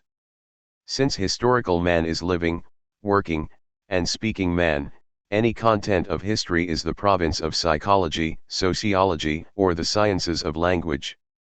But, inversely, since the human being has become historical, through and through, none of the contents analyzed by the human sciences can remain stable in itself or escape the movement of history. And this for two reasons: because psychology, sociology, and philosophy, even when applied to objects, that is, men, which are contemporaneous with them, are never directed at anything other than synchronological patternings within a historicity that constitutes and traverses them, and because the forms successively taken by the human sciences, the choice of objects they make, and the methods they apply to them, are all provided by history, ceaselessly borne along by it, and modified at its pleasure. The more history attempts to transcend its own rootedness in historicity, and the greater the efforts it makes to attain, beyond the historical relativity of its origin and its choices, the sphere of universality, the more clearly it bears the marks of its historical birth, and the more evidently there appears through it the history of which it is itself a part, and this, again, is to be found in Spengler and all the philosophers of history. Inversely, the more it accepts its relativity, and the more deeply it sinks into the movement it shares with what it is recounting, then the more it tends to the slenderness of the narrative, and all the positive content it obtained for itself through the human sciences is dissipated. History constitutes, therefore, for the human sciences, a favorable environment which is both privileged and dangerous. To each of the sciences of man it offers a background, which establishes it and provides it with a fixed ground and, as it were, a homeland. It determines the cultural area, the chronological and geographical boundaries, in which that branch of knowledge can be recognized as having validity, but it also surrounds the sciences of man with a frontier that limits them and destroys, from the outset, their claim to validity within the element of universality. It reveals in this way that though man, even before knowing it, lies always been subjected to the determinations that can be expressed by psychology, sociology, and the analysis of language, he is not therefore the intemporal object of a knowledge which, at least at the level of its rights, must itself be thought of as ageless. Even when they avoid all reference to history, the human sciences, and history may be included among them, never do anything but relate one cultural episode to another, that to which they apply themselves as their object, and that in which their existence, their mode of being, their methods, and their concepts have their roots, and though they apply themselves to their own synchronology, they relate the cultural episode from which they emerge to itself. Man, therefore, never appears in his positivity, and that positivity is not immediately limited by the limitlessness of history. Here we see being reconstituted a movement analogous to that which animated from within the entire domain of the human sciences, as analyzed above. This movement perpetually referred certain positivities determining man's being to the finitude that caused those same positivities to appear, so that the sciences were themselves taken up in that great oscillation, but in such a way that they in turn took it up in the form of their own positivity by seeking to move ceaselessly backwards and forwards between the conscious and the unconscious. And now we find the beginning of a similar oscillation in the case of history, but this time it does not move between the positivity of man taken as object, and empirically manifested by labor, life, and language, and the radical limits of his being. It moves instead between the temporal limits that define the particular forms of labor, life, and language, and the historical positivity of the subject which, by means of knowledge, gains access to them. Here again, the subject and the object are bound together in a reciprocal questioning of one another, but whereas, before, this questioning took place within positive knowledge itself, and by the progressive unveiling of the unconscious by consciousness, here it takes place on the outer limits of the object and subject. It designates the erosion to which both are subjected, the dispersion that creates a hiatus between them, wrenching them loose from a calm, rooted, and definitive positivity. By unveiling the unconscious as their most fundamental object, the human sciences showed that there was always something still to be thought in what had already been thought on a manifest level, by revealing the law of time as the external boundary of the human sciences. History shows that everything that has been thought will be thought again by a thought that does not yet exist. But perhaps all we have here, in the concrete forms of the unconscious and history, is the two faces of that finitude which, by discovering that it was its own foundation, caused the figure of man to appear in the 19th century. A finitude without infinity is no doubt a finitude that has never finished, that is always in recession with relation to itself, that always has something still to think at the very moment when it thinks, that always has time to think again what it has thought. In modem thought, historicism and the analytic of finitude confront one another. Historicism is a means of validating for itself the perpetual critical relation at play between history and the human sciences. But it establishes it solely at the level of the positivities. The positive knowledge of man is limited by the historical positivity of the knowing subject, so that the moment of finitude is dissolved in the play of a relativity from which it cannot escape, and which itself has value as an absolute. To be finite, then, would simply be to be trapped in the laws of a perspective which, while allowing a certain apprehension, of the type of perception or understanding, prevents it from ever being universal and definitive intellection. All knowledge is rooted in a life, a society, and a language that have a history, and it is in that very history that knowledge finds the element enabling it to communicate with other forms of life, other types of society, other significations. That is why historicism always implies a certain philosophy, or at least a certain methodology, of living comprehension, in the element of the Lebenswelt, of interhuman communication, against a background of social structures, and of hermeneutics, as the reapprehension through the manifest meaning of the discourse of another meaning at once secondary and primary, that is, more hidden but also more fundamental. By this means, the different positivities formed by history and laid down in it are able to enter into contact with one another, surround one another in the form of knowledge, and free the content dormant within them. It is not, then, the limits themselves that appear, in their absolute rigor, but partial totalities, totalities that turn out to be limited by fact, totalities whose frontiers can be made to move, up to a certain point, but which will never extend into the space of a definitive analysis, and will never raise themselves to the status of absolute totality. This is why the analysis of finitude never ceases to use, as a weapon against historicism, the part of itself that historicism has neglected. Its aim is to reveal, at the foundation of all the positivities and before them, the finitude that makes them possible, where historicism sought for the possibility and justification of concrete relations between limited totalities, whose mode of being was predetermined by life, or by social forms, or by the significations of language. The analytic of finitude tries to question this relation of the human being to the being which, by designating finitude, renders the positivities possible in their concrete mode of being. V. Psychoanalyze and ethnology. Psychoanalysis and ethnology occupy a privileged position in our knowledge, not because they have established the foundations of their positivity better than any other human science, and at last accomplished the old attempt to be truly scientific, but rather because, on the confines of all the branches of knowledge investigating man, they form an undoubted and inexhaustible treasure hoard of experiences and concepts, and above all a perpetual principle of dissatisfaction, of calling into question, of criticism and contestation of what may seem, in other respects, to be established. Now, there is a reason for this that concerns the object they respectively give to one another, but concerns even more the position they occupy and the function they perform within the general space of the episteme. Psychoanalysis stands as close as possible, in fact, to that critical function which, as we have seen, exists within all the human sciences. In setting itself the task of making the discourse of the unconscious speak through consciousness, psychoanalysis is advancing in the direction of that fundamental region in which the relations of representation and finitude come into play. Whereas all the human sciences advance towards the unconscious only with their back to it, waiting for it to unveil itself as fast as consciousness is analyzed, as it were backwards.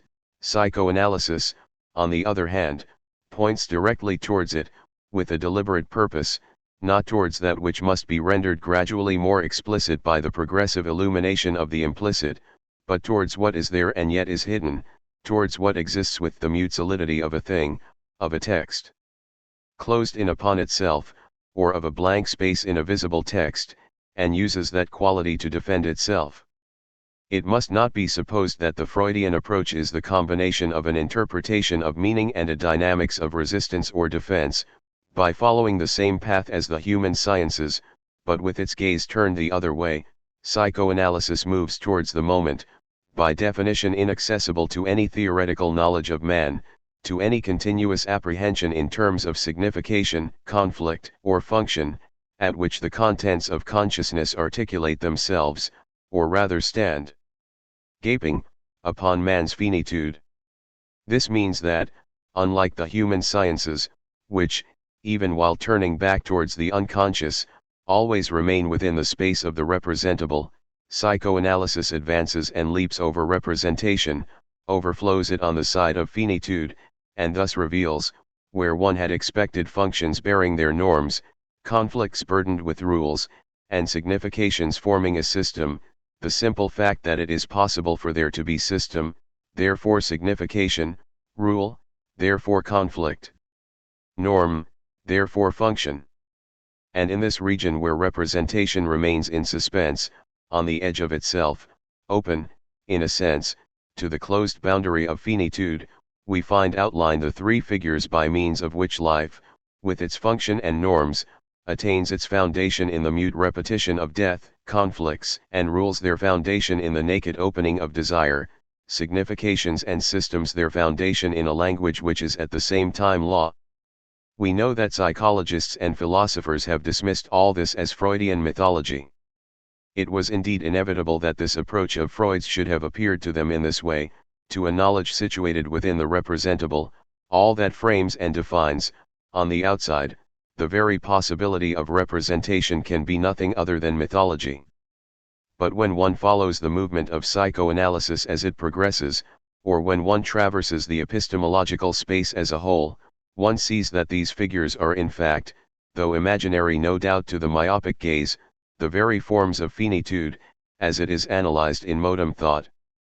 Is death not that upon the basis of which knowledge in general is possible, so much so that we can think of it as being, in the area of psychoanalysis, the figure of that empirico-transcendental duplication that characterizes man's mode of being within finitude?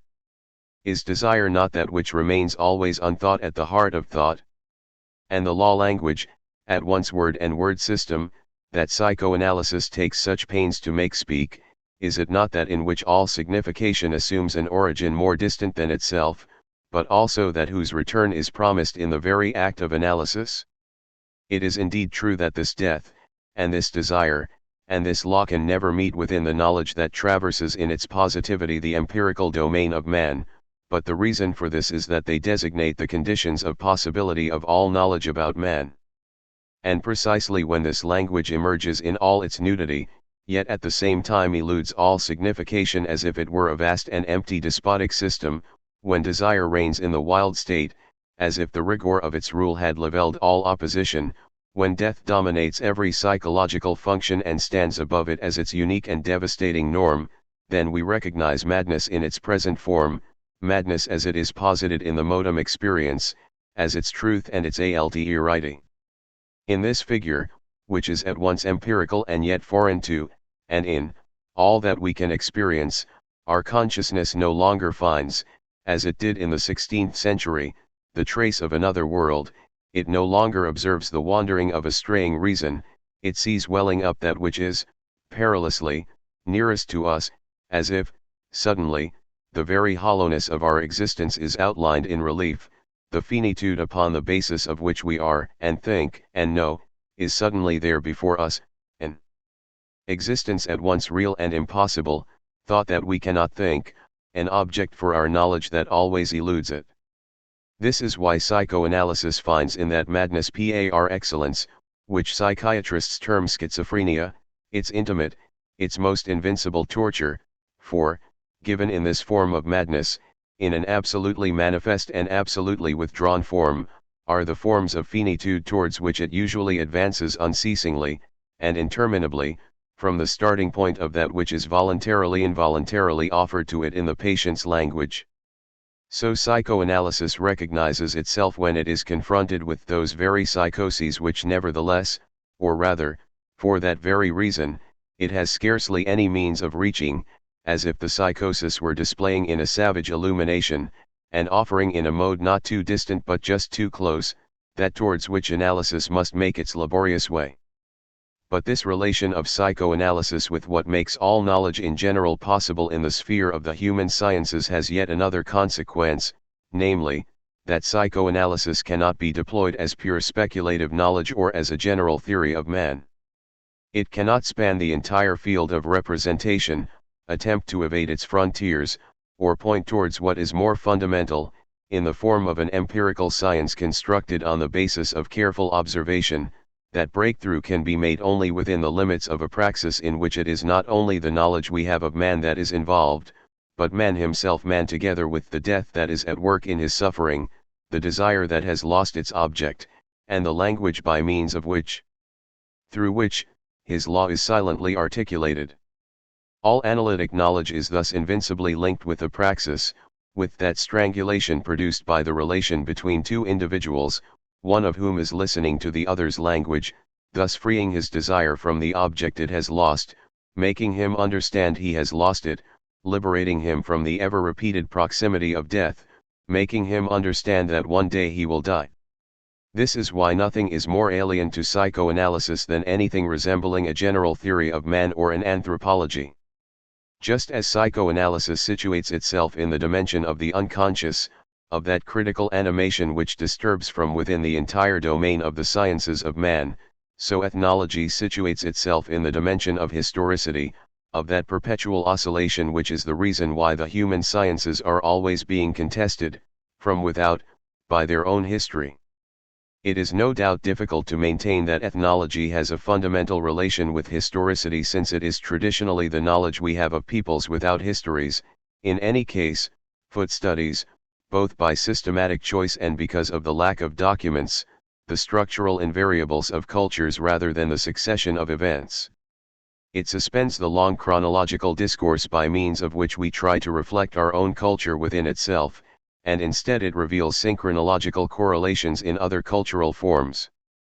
And yet ethnology itself is possible only on the basis of a certain situation, of an absolutely singular event which involves not only our historicity but also that of all men who can constitute the object of an ethnology, it being understood that we can perfectly well apprehend our own society's ethnology. Ethnology has its roots, in fact, in a possibility that properly belongs to the history of our culture, even more to its fundamental relation with the whole of history, and enables it to link itself to other cultures in a mode of pure theory. There is a certain position of the Western ratio that was constituted in its history and provides a foundation for the relation it can have with all other societies, even with the society in which it historically appeared. Obviously, this does not mean that the colonizing situation is indispensable to ethnology, neither hypnosis, nor the patient's alienation within the phantasmatic character of the doctor, is constitutive of psychoanalysis, but just as the latter can be deployed only in the calm violence of a particular relationship and the transference it produces, so ethnology can assume its proper dimensions only within the historical sovereignty, always restrained, but always present, of European thought and the relation that can bring it face to face with all other cultures as well as with itself. But this relation, in so far as ethnology does not seek to efface it, but on the contrary deepens it by establishing itself definitively within it, does not imprison it within the circular system of actions and reactions proper to historicism, rather, it places it in a position to find a way round that danger by inverting the movement that gave rise to it. In fact, instead of relating empirical contents, as revealed in psychology, sociology, or the analysis of literature and myth, to the historical positivity of the subject perceiving them, ethnology places the particular forms of each culture, the differences that contrast it with others, the limits by which it defines itself and encloses itself upon its own coherence, within the dimension in which its relations occur with each of the three great positivities, life, need and labor, and language. Thus, ethnology shows how, within a given culture, there occur the normalization of the broad biological functions. The rules that render possible or obligatory all the forms of exchange, production, and consumption, and the systems that are organized around or on the model of linguistic structures. Ethnology, then, advances towards that region where the human sciences are articulated upon that biology, that economics, and that philology and linguistics which, as we have seen, dominate the human sciences from such a very great height. This is why the general problem of all ethnology is in fact that of the relations, of continuity or discontinuity, between nature and culture. But in this mode of questioning, the problem of history is found to have been reversed, for it then becomes a matter of determining, according to the symbolic systems employed, according to the prescribed rules, according to the functional norms chosen and laid down, what sort of historical development each culture is susceptible of. It is seeking to reapprehend, in its very roots, the mode of historicity that may occur within that culture, and the reasons why its history must inevitably be cumulative or circular, progressive or subjected to regulating fluctuations, capable of spontaneous adjustments or subject to crises. And thus is revealed the foundation of that historical flow within which the different human sciences assume their validity and can be applied to a given culture and upon a given synchronological area. Ethnology, like psychoanalysis, questions not man himself, as he appears in the human sciences, but the region that makes possible knowledge about man in general. Like psychoanalysis, it spans the whole field of that knowledge in a movement that tends to reach its boundaries. But psychoanalysis makes use of the particular relation of the transference in order to reveal, on the outer confines of representation, desire, law, and death, which outline, at the extremity of analytic language and practice, the concrete figures of finitude. Ethnology, on the other hand, is situated within the particular relation that the Western ratio establishes with all other cultures, and from that starting point it avoids the representations that men in any civilization may give themselves, of their life, of their needs, of the significations laid down in their language, and it sees emerging behind those representations the norms by which men perform the functions of life, although they reject their immediate pressure, the rules through which they experience and maintain their needs, the systems against the background of which all signification is given to them. The privilege of ethnology and psychoanalysis, the reason for their profound kinship and symmetry, must not be sought, therefore, in some common concern to pierce the profound enigma, the most secret part of human nature. In fact, what illuminates the space of their discourse is much more the historical a priori of all the sciences of man, those great caesuras, furrows, and dividing lines which traced man's outline in the Western episteme and made him a possible area of knowledge. It was quite inevitable, then, that they should both be sciences of the unconscious, not because they reach down to what is below consciousness in man, but because they are directed towards that which, outside man, makes it possible to know, with a positive knowledge, that which is given to or eludes his consciousness. On this basis, a certain number of decisive facts become comprehensible. And the first is this, that psychoanalysis and ethnology are not so much two human sciences among others, but that they span the entire domain of those sciences, that they animate its whole surface, spread their concepts throughout it, and are able to propound their methods of decipherment and their interpretations everywhere. No human science can be sure that it is out of their dead, or entirely independent of what they may have discovered, or certain of not being beholden to them in one way or another. But their development has one particular feature, which is that, despite their quasi-universal bearing, they never, for all that, come near to a general concept of man. At no moment do they come near to isolating a quality in him that is specific, irreducible, and uniformly valid wherever he is given to experience. The idea of a psychoanalytic anthropology, and the idea of a human nature reconstituted by ethnology, are no more than pious wishes. Not only are they able to do without the concept of man, they are also unable to pass through it, for they always address themselves to that which constitutes his outer limits. One may say of both of them what Levi Strauss said of ethnology, that they dissolve man.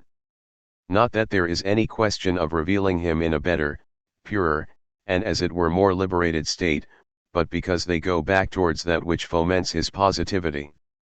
In relation to the human sciences, psychoanalysis and ethnology are rather counter-sciences, which does not mean that they are less rational or objective than the others, but that they flow in the opposite direction, that they lead them back to their epistemological basis, and that they ceaselessly unmake that very man who is creating and recreating his positivity in the human sciences. Lastly, we can understand why psychoanalysis and ethnology should have been constituted in confrontation, in a fundamental correlation, since totem and taboo, the establishment of a common field for these two, the possibility of a discourse that could move from one to the other without discontinuity, the double articulation of the history of individuals upon the unconscious of culture, and of the historicity of those cultures upon the unconscious of individuals, has opened up, without doubt, the most general problems that can be posed with regard to man. One can imagine what prestige and importance ethnology could possess if, instead of defining itself in the first place, as it has done until now, as the study of societies without history, it were deliberately to seek its object in the area of the unconscious processes that characterize the system of a given culture. In this way it would bring the relation of historicity, which is constitutive of all ethnology in general, into play within the dimension in which psychoanalysis has always been deployed. In so doing it would not assimilate the mechanisms and forms of a society to the pressure and repression of collective hallucinations, thus discovering, though on a larger scale, what analysis can discover at the level of the individual. It would define as a system of cultural unconsciouses the totality of formal structures which render mythical discourse significant, give their coherence and necessity to the rules that regulate needs, and provide the norms of life with a foundation other than that to be found in nature, or in pure biological functions.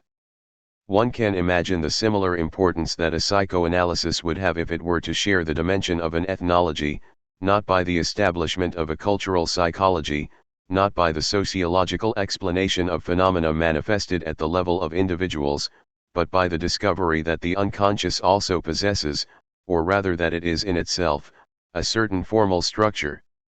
By this means, ethnology and psychoanalysis would succeed, not in superimposing themselves on one another, nor even perhaps in coming together, but in intersecting like two lines differently oriented, one proceeding from the apparent elision of the signified in a neurosis to the lacuna in the signifying system through which the neurosis found expression, the other proceeding from the analogy between the multiple things signified, in mythologies, for example, to the unity of a structure whose formal transformations would yield up the diversity existing in the actual stories. It would thus not be at the level of the relations between the individual and society, as has often been believed, that psychoanalysis and ethnology could be articulated one upon the other. It is not because the individual is a part of his group, it is not because a culture is reflected and expressed in a more or less deviant manner in the individual, that these two forms of knowledge are neighbors. In fact, they have only one point in common, but it is an essential and inevitable one, the one at which they intersect at right angles, for the signifying chain by which the unique experience of the individual is constituted is perpendicular to the formal system on the basis of which the significations of a culture are constituted. At any given instant, the structure proper to individual experience finds a certain number of possible choices, and of excluded possibilities, in the systems of the society. Inversely, at each of their points of choice the social structures encounter a certain number of possible individuals, and others who are not, just as the linear structure of language always produces a possible choice between several words or several phonemes at any given moment, but excludes all others. Whereupon there is formed the theme of a pure theory of language which would provide the ethnology and the psychoanalysis thus conceived with their formal model. There would thus be a discipline that could cover in a single movement both the dimension of ethnology that relates the human sciences to the positivities in which they are framed and the dimension of psychoanalysis that relates the knowledge of man to the finitude that gives it its foundation. In linguistics, one would have a science perfectly founded in the order of positivities exterior to man, since it is a question of pure language, which, after traversing the whole space of the human sciences, would encounter the question of finitude, since it is through language, and within it, that thought is able to think, so that it is in itself a positivity with the value of a fundamental. Above ethnology and psychoanalysis, or, more exactly, interwoven with them, a third counter-science asterisk would appear to traverse, animate, and disturb the whole constituted field of the human sciences, and by overflowing it both on the side of positivities and on that of finitude, it would form the most general contestation of that field. Like the two other counter-sciences, it would make visible, in a discursive mode, the frontier forms of the human sciences. Like them, it would situate its experience in those enlightened and dangerous regions where the knowledge of man acts out, in the form of the unconscious and of historicity, its relation with what renders them possible. In exposing it, these three counter-sciences threaten the very thing that made it possible for man to be known. Thus we see the destiny of man being spun before our very eyes, but being spun backwards, it is being led back, by those strange bobbins, to the forms of its birth, to the homeland that made it possible. And is that not one way of bringing about its end? For linguistics no more speak of man himself than do psychoanalysis and ethnology. It may be said that, in playing this role, linguistics is doing no more than resuming the functions that had once been those of biology or of economics, when, in the 19th and early 20th centuries, an attempt was made to unify the human sciences under concepts borrowed from biology or economics. But linguistics may have a much more fundamental role. And for several reasons. First, because it permits, or in any case strives to render possible, the structuration of contents themselves.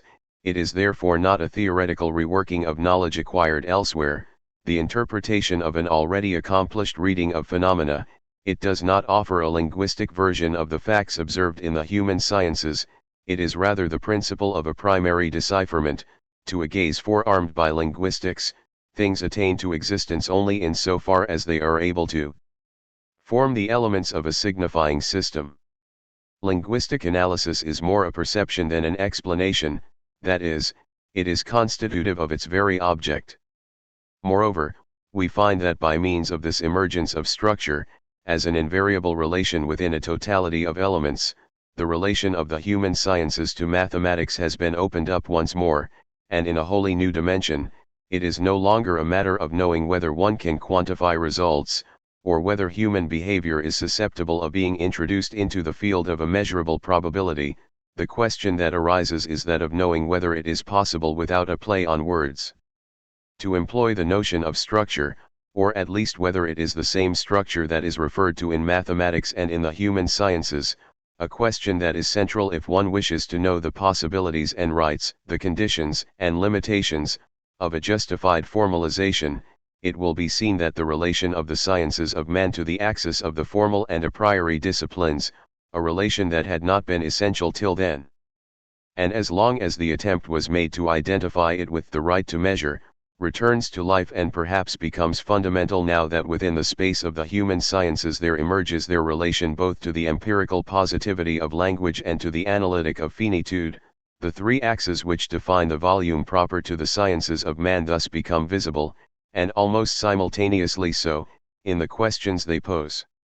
Lastly, as a result of the importance of linguistics and of its application to the knowledge of man, the question of the being of language, which, as we have seen, is so intimately linked with the fundamental problems of our culture, reappears in all its enigmatic insistence.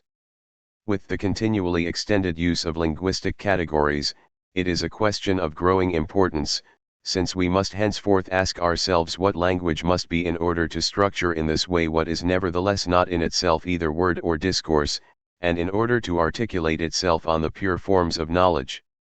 By a much longer and much more unexpected path, we are led back to the place that Nietzsche and Mallarmé signposted when the first asked, "Who speaks?"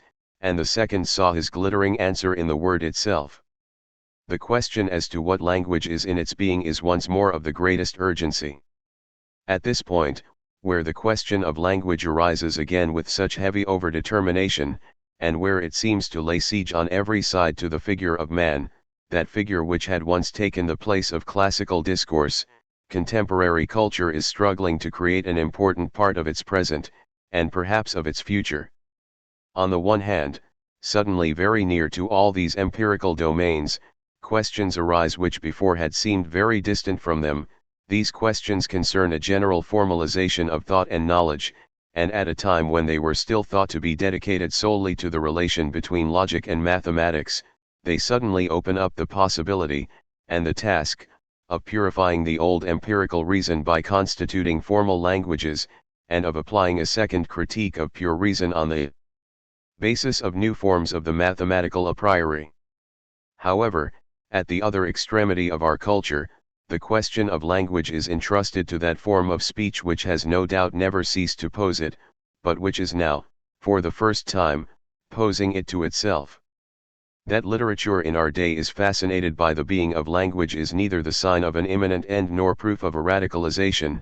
It is a phenomenon whose necessity has its roots in a vast configuration in which the whole structure of our thought and our knowledge is traced.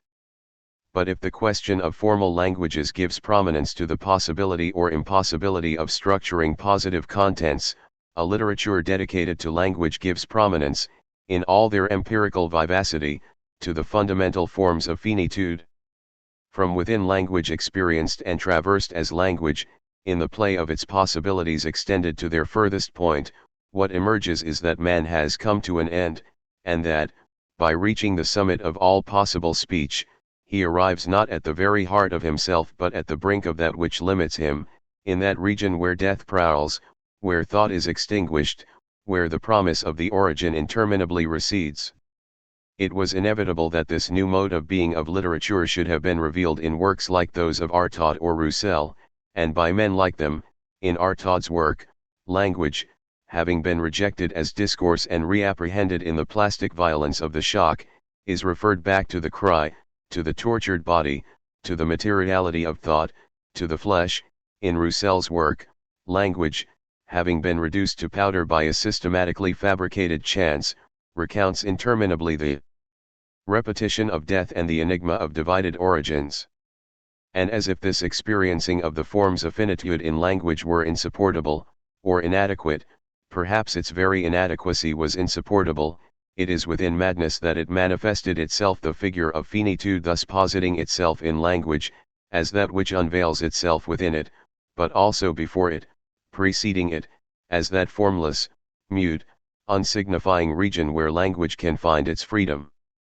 And it is indeed in this space thus revealed that literature, first with surrealism, though still in a very much disguised form, then, more and more purely, with Kafka, Baudelais, and Blanquat, posited itself as experience of death, and in the element of death, of unthinkable thought, and in its inaccessible presence, of repetition, of original innocence, always there at the nearest and yet always the most distant limit of language, as experience of finitude, trapped in the opening and the tyranny of that finitude. It is clear that this return of language is not a sudden interruption in our culture, it is not the eruptive discovery of some long-buried evidence, it does not indicate a folding back of thought upon itself, in the movement by which it emancipates itself from all content, or a narcissism occurring within a literature freeing itself at last from what it has to say in order to speak henceforth only about the fact that it is language stripped naked. It is, in fact, the strict unfolding of Western culture in accordance with the necessity it imposed upon itself at the beginning of the 19th century. It would be false to see in this general indication of our experience, which may be termed formalism, the sign of a drying up, of a rarefaction of thought losing its capacity for reapprehending the plenitude of contents. It would be no less false to place it from the outset upon the horizon of some new thought or new knowledge. It is within the very tight-knit, very coherent outlines of the modern episteme that this contemporary experience found its possibility. it is even that episteme which, by its logic, gave rise to such an experience, constituted it through and through, and made it impossible for it not to exist. What occurred at the time of Ricardo, Cuvier, and Bopp, the form of knowledge that was established with the appearance of economics, biology, and philology, the thought of finitude laid down by the Kantian critique as philosophy's task, all that still forms the immediate space of our reflection. We think in that area. And yet the impression of fulfillment and of end, the muffled feeling that carries and animates our thought, and perhaps lulls it to sleep with the facility of its promises, and makes us believe that something new is about to begin, something we glimpse only as a thin line of light low on the horizon, that feeling and that impression are perhaps not ill-founded. It will be said that they exist, that they have never ceased to be formulated over and over again since the early 19th century.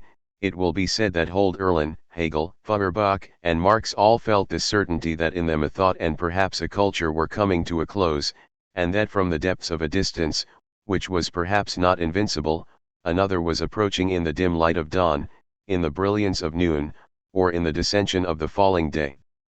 But this close, this perilous imminence whose promise we fear today, whose danger we welcome, is probably not of the same order.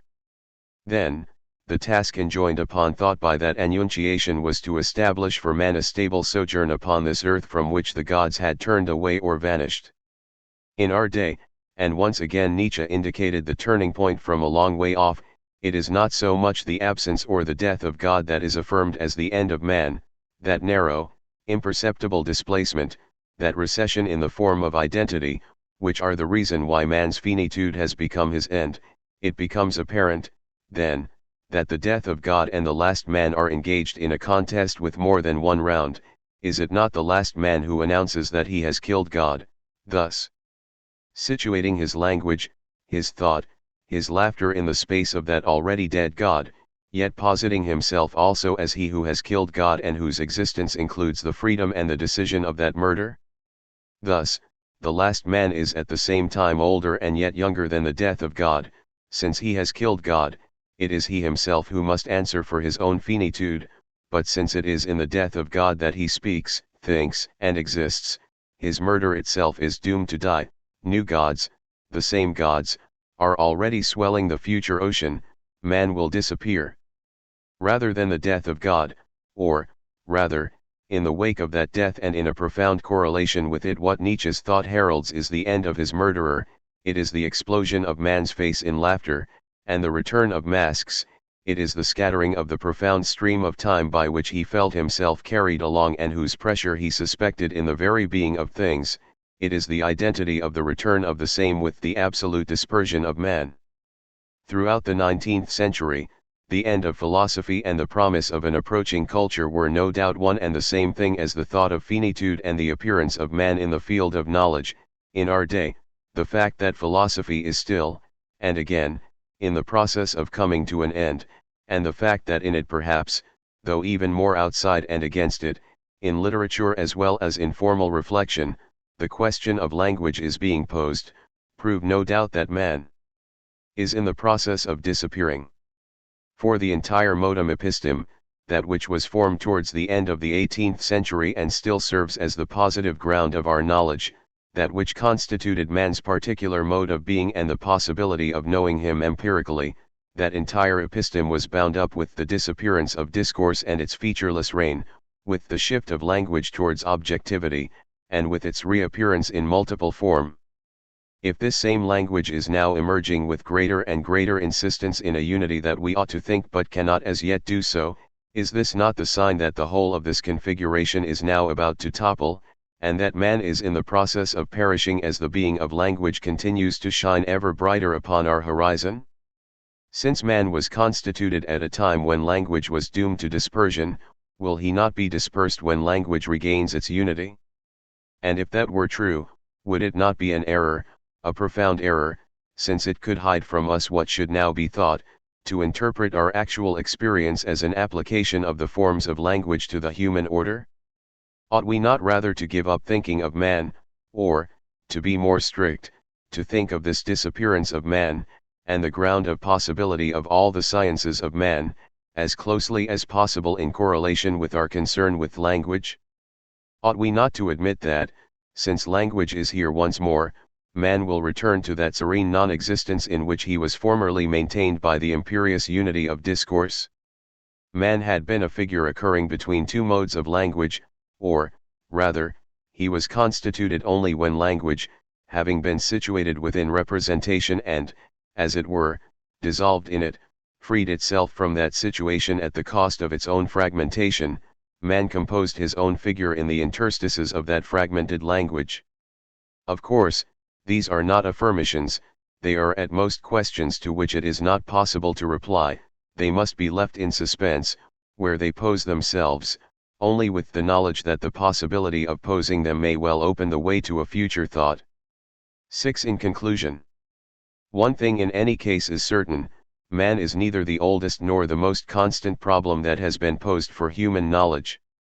Taking a relatively short chronological sample within a restricted geographical area, European culture since the 16th century, one can be certain that man is a recent invention within it.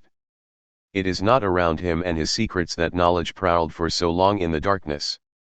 In fact, among all the mutations that have affected the knowledge of things and their order, the knowledge of identities, differences, characters, equivalences, words, in short, in the midst of all the episodes of that profound history of the same, only one, that which began a century and a half ago and is now perhaps drawing to a close, has made it possible for the figure of man to appear. And that appearance was not the liberation of an old anxiety, the transition into luminous consciousness of an age-old concern, the entry into objectivity of something that had long remained trapped within beliefs and philosophies. It was the effect of a change in the fundamental arrangements of knowledge. As the archaeology of our thought easily shows, man is an invention of recent date, and one perhaps nearing its end. If those arrangements were to disappear as they appeared, if some event of which we can at the moment do no more than sense the possibility without knowing either what its form will be or what it promises, were to cause them to crumble, as the ground of classical thought did, at the end of the 18th century, then one can certainly wager that man would be erased, like a face drawn in sand at the edge of the sea.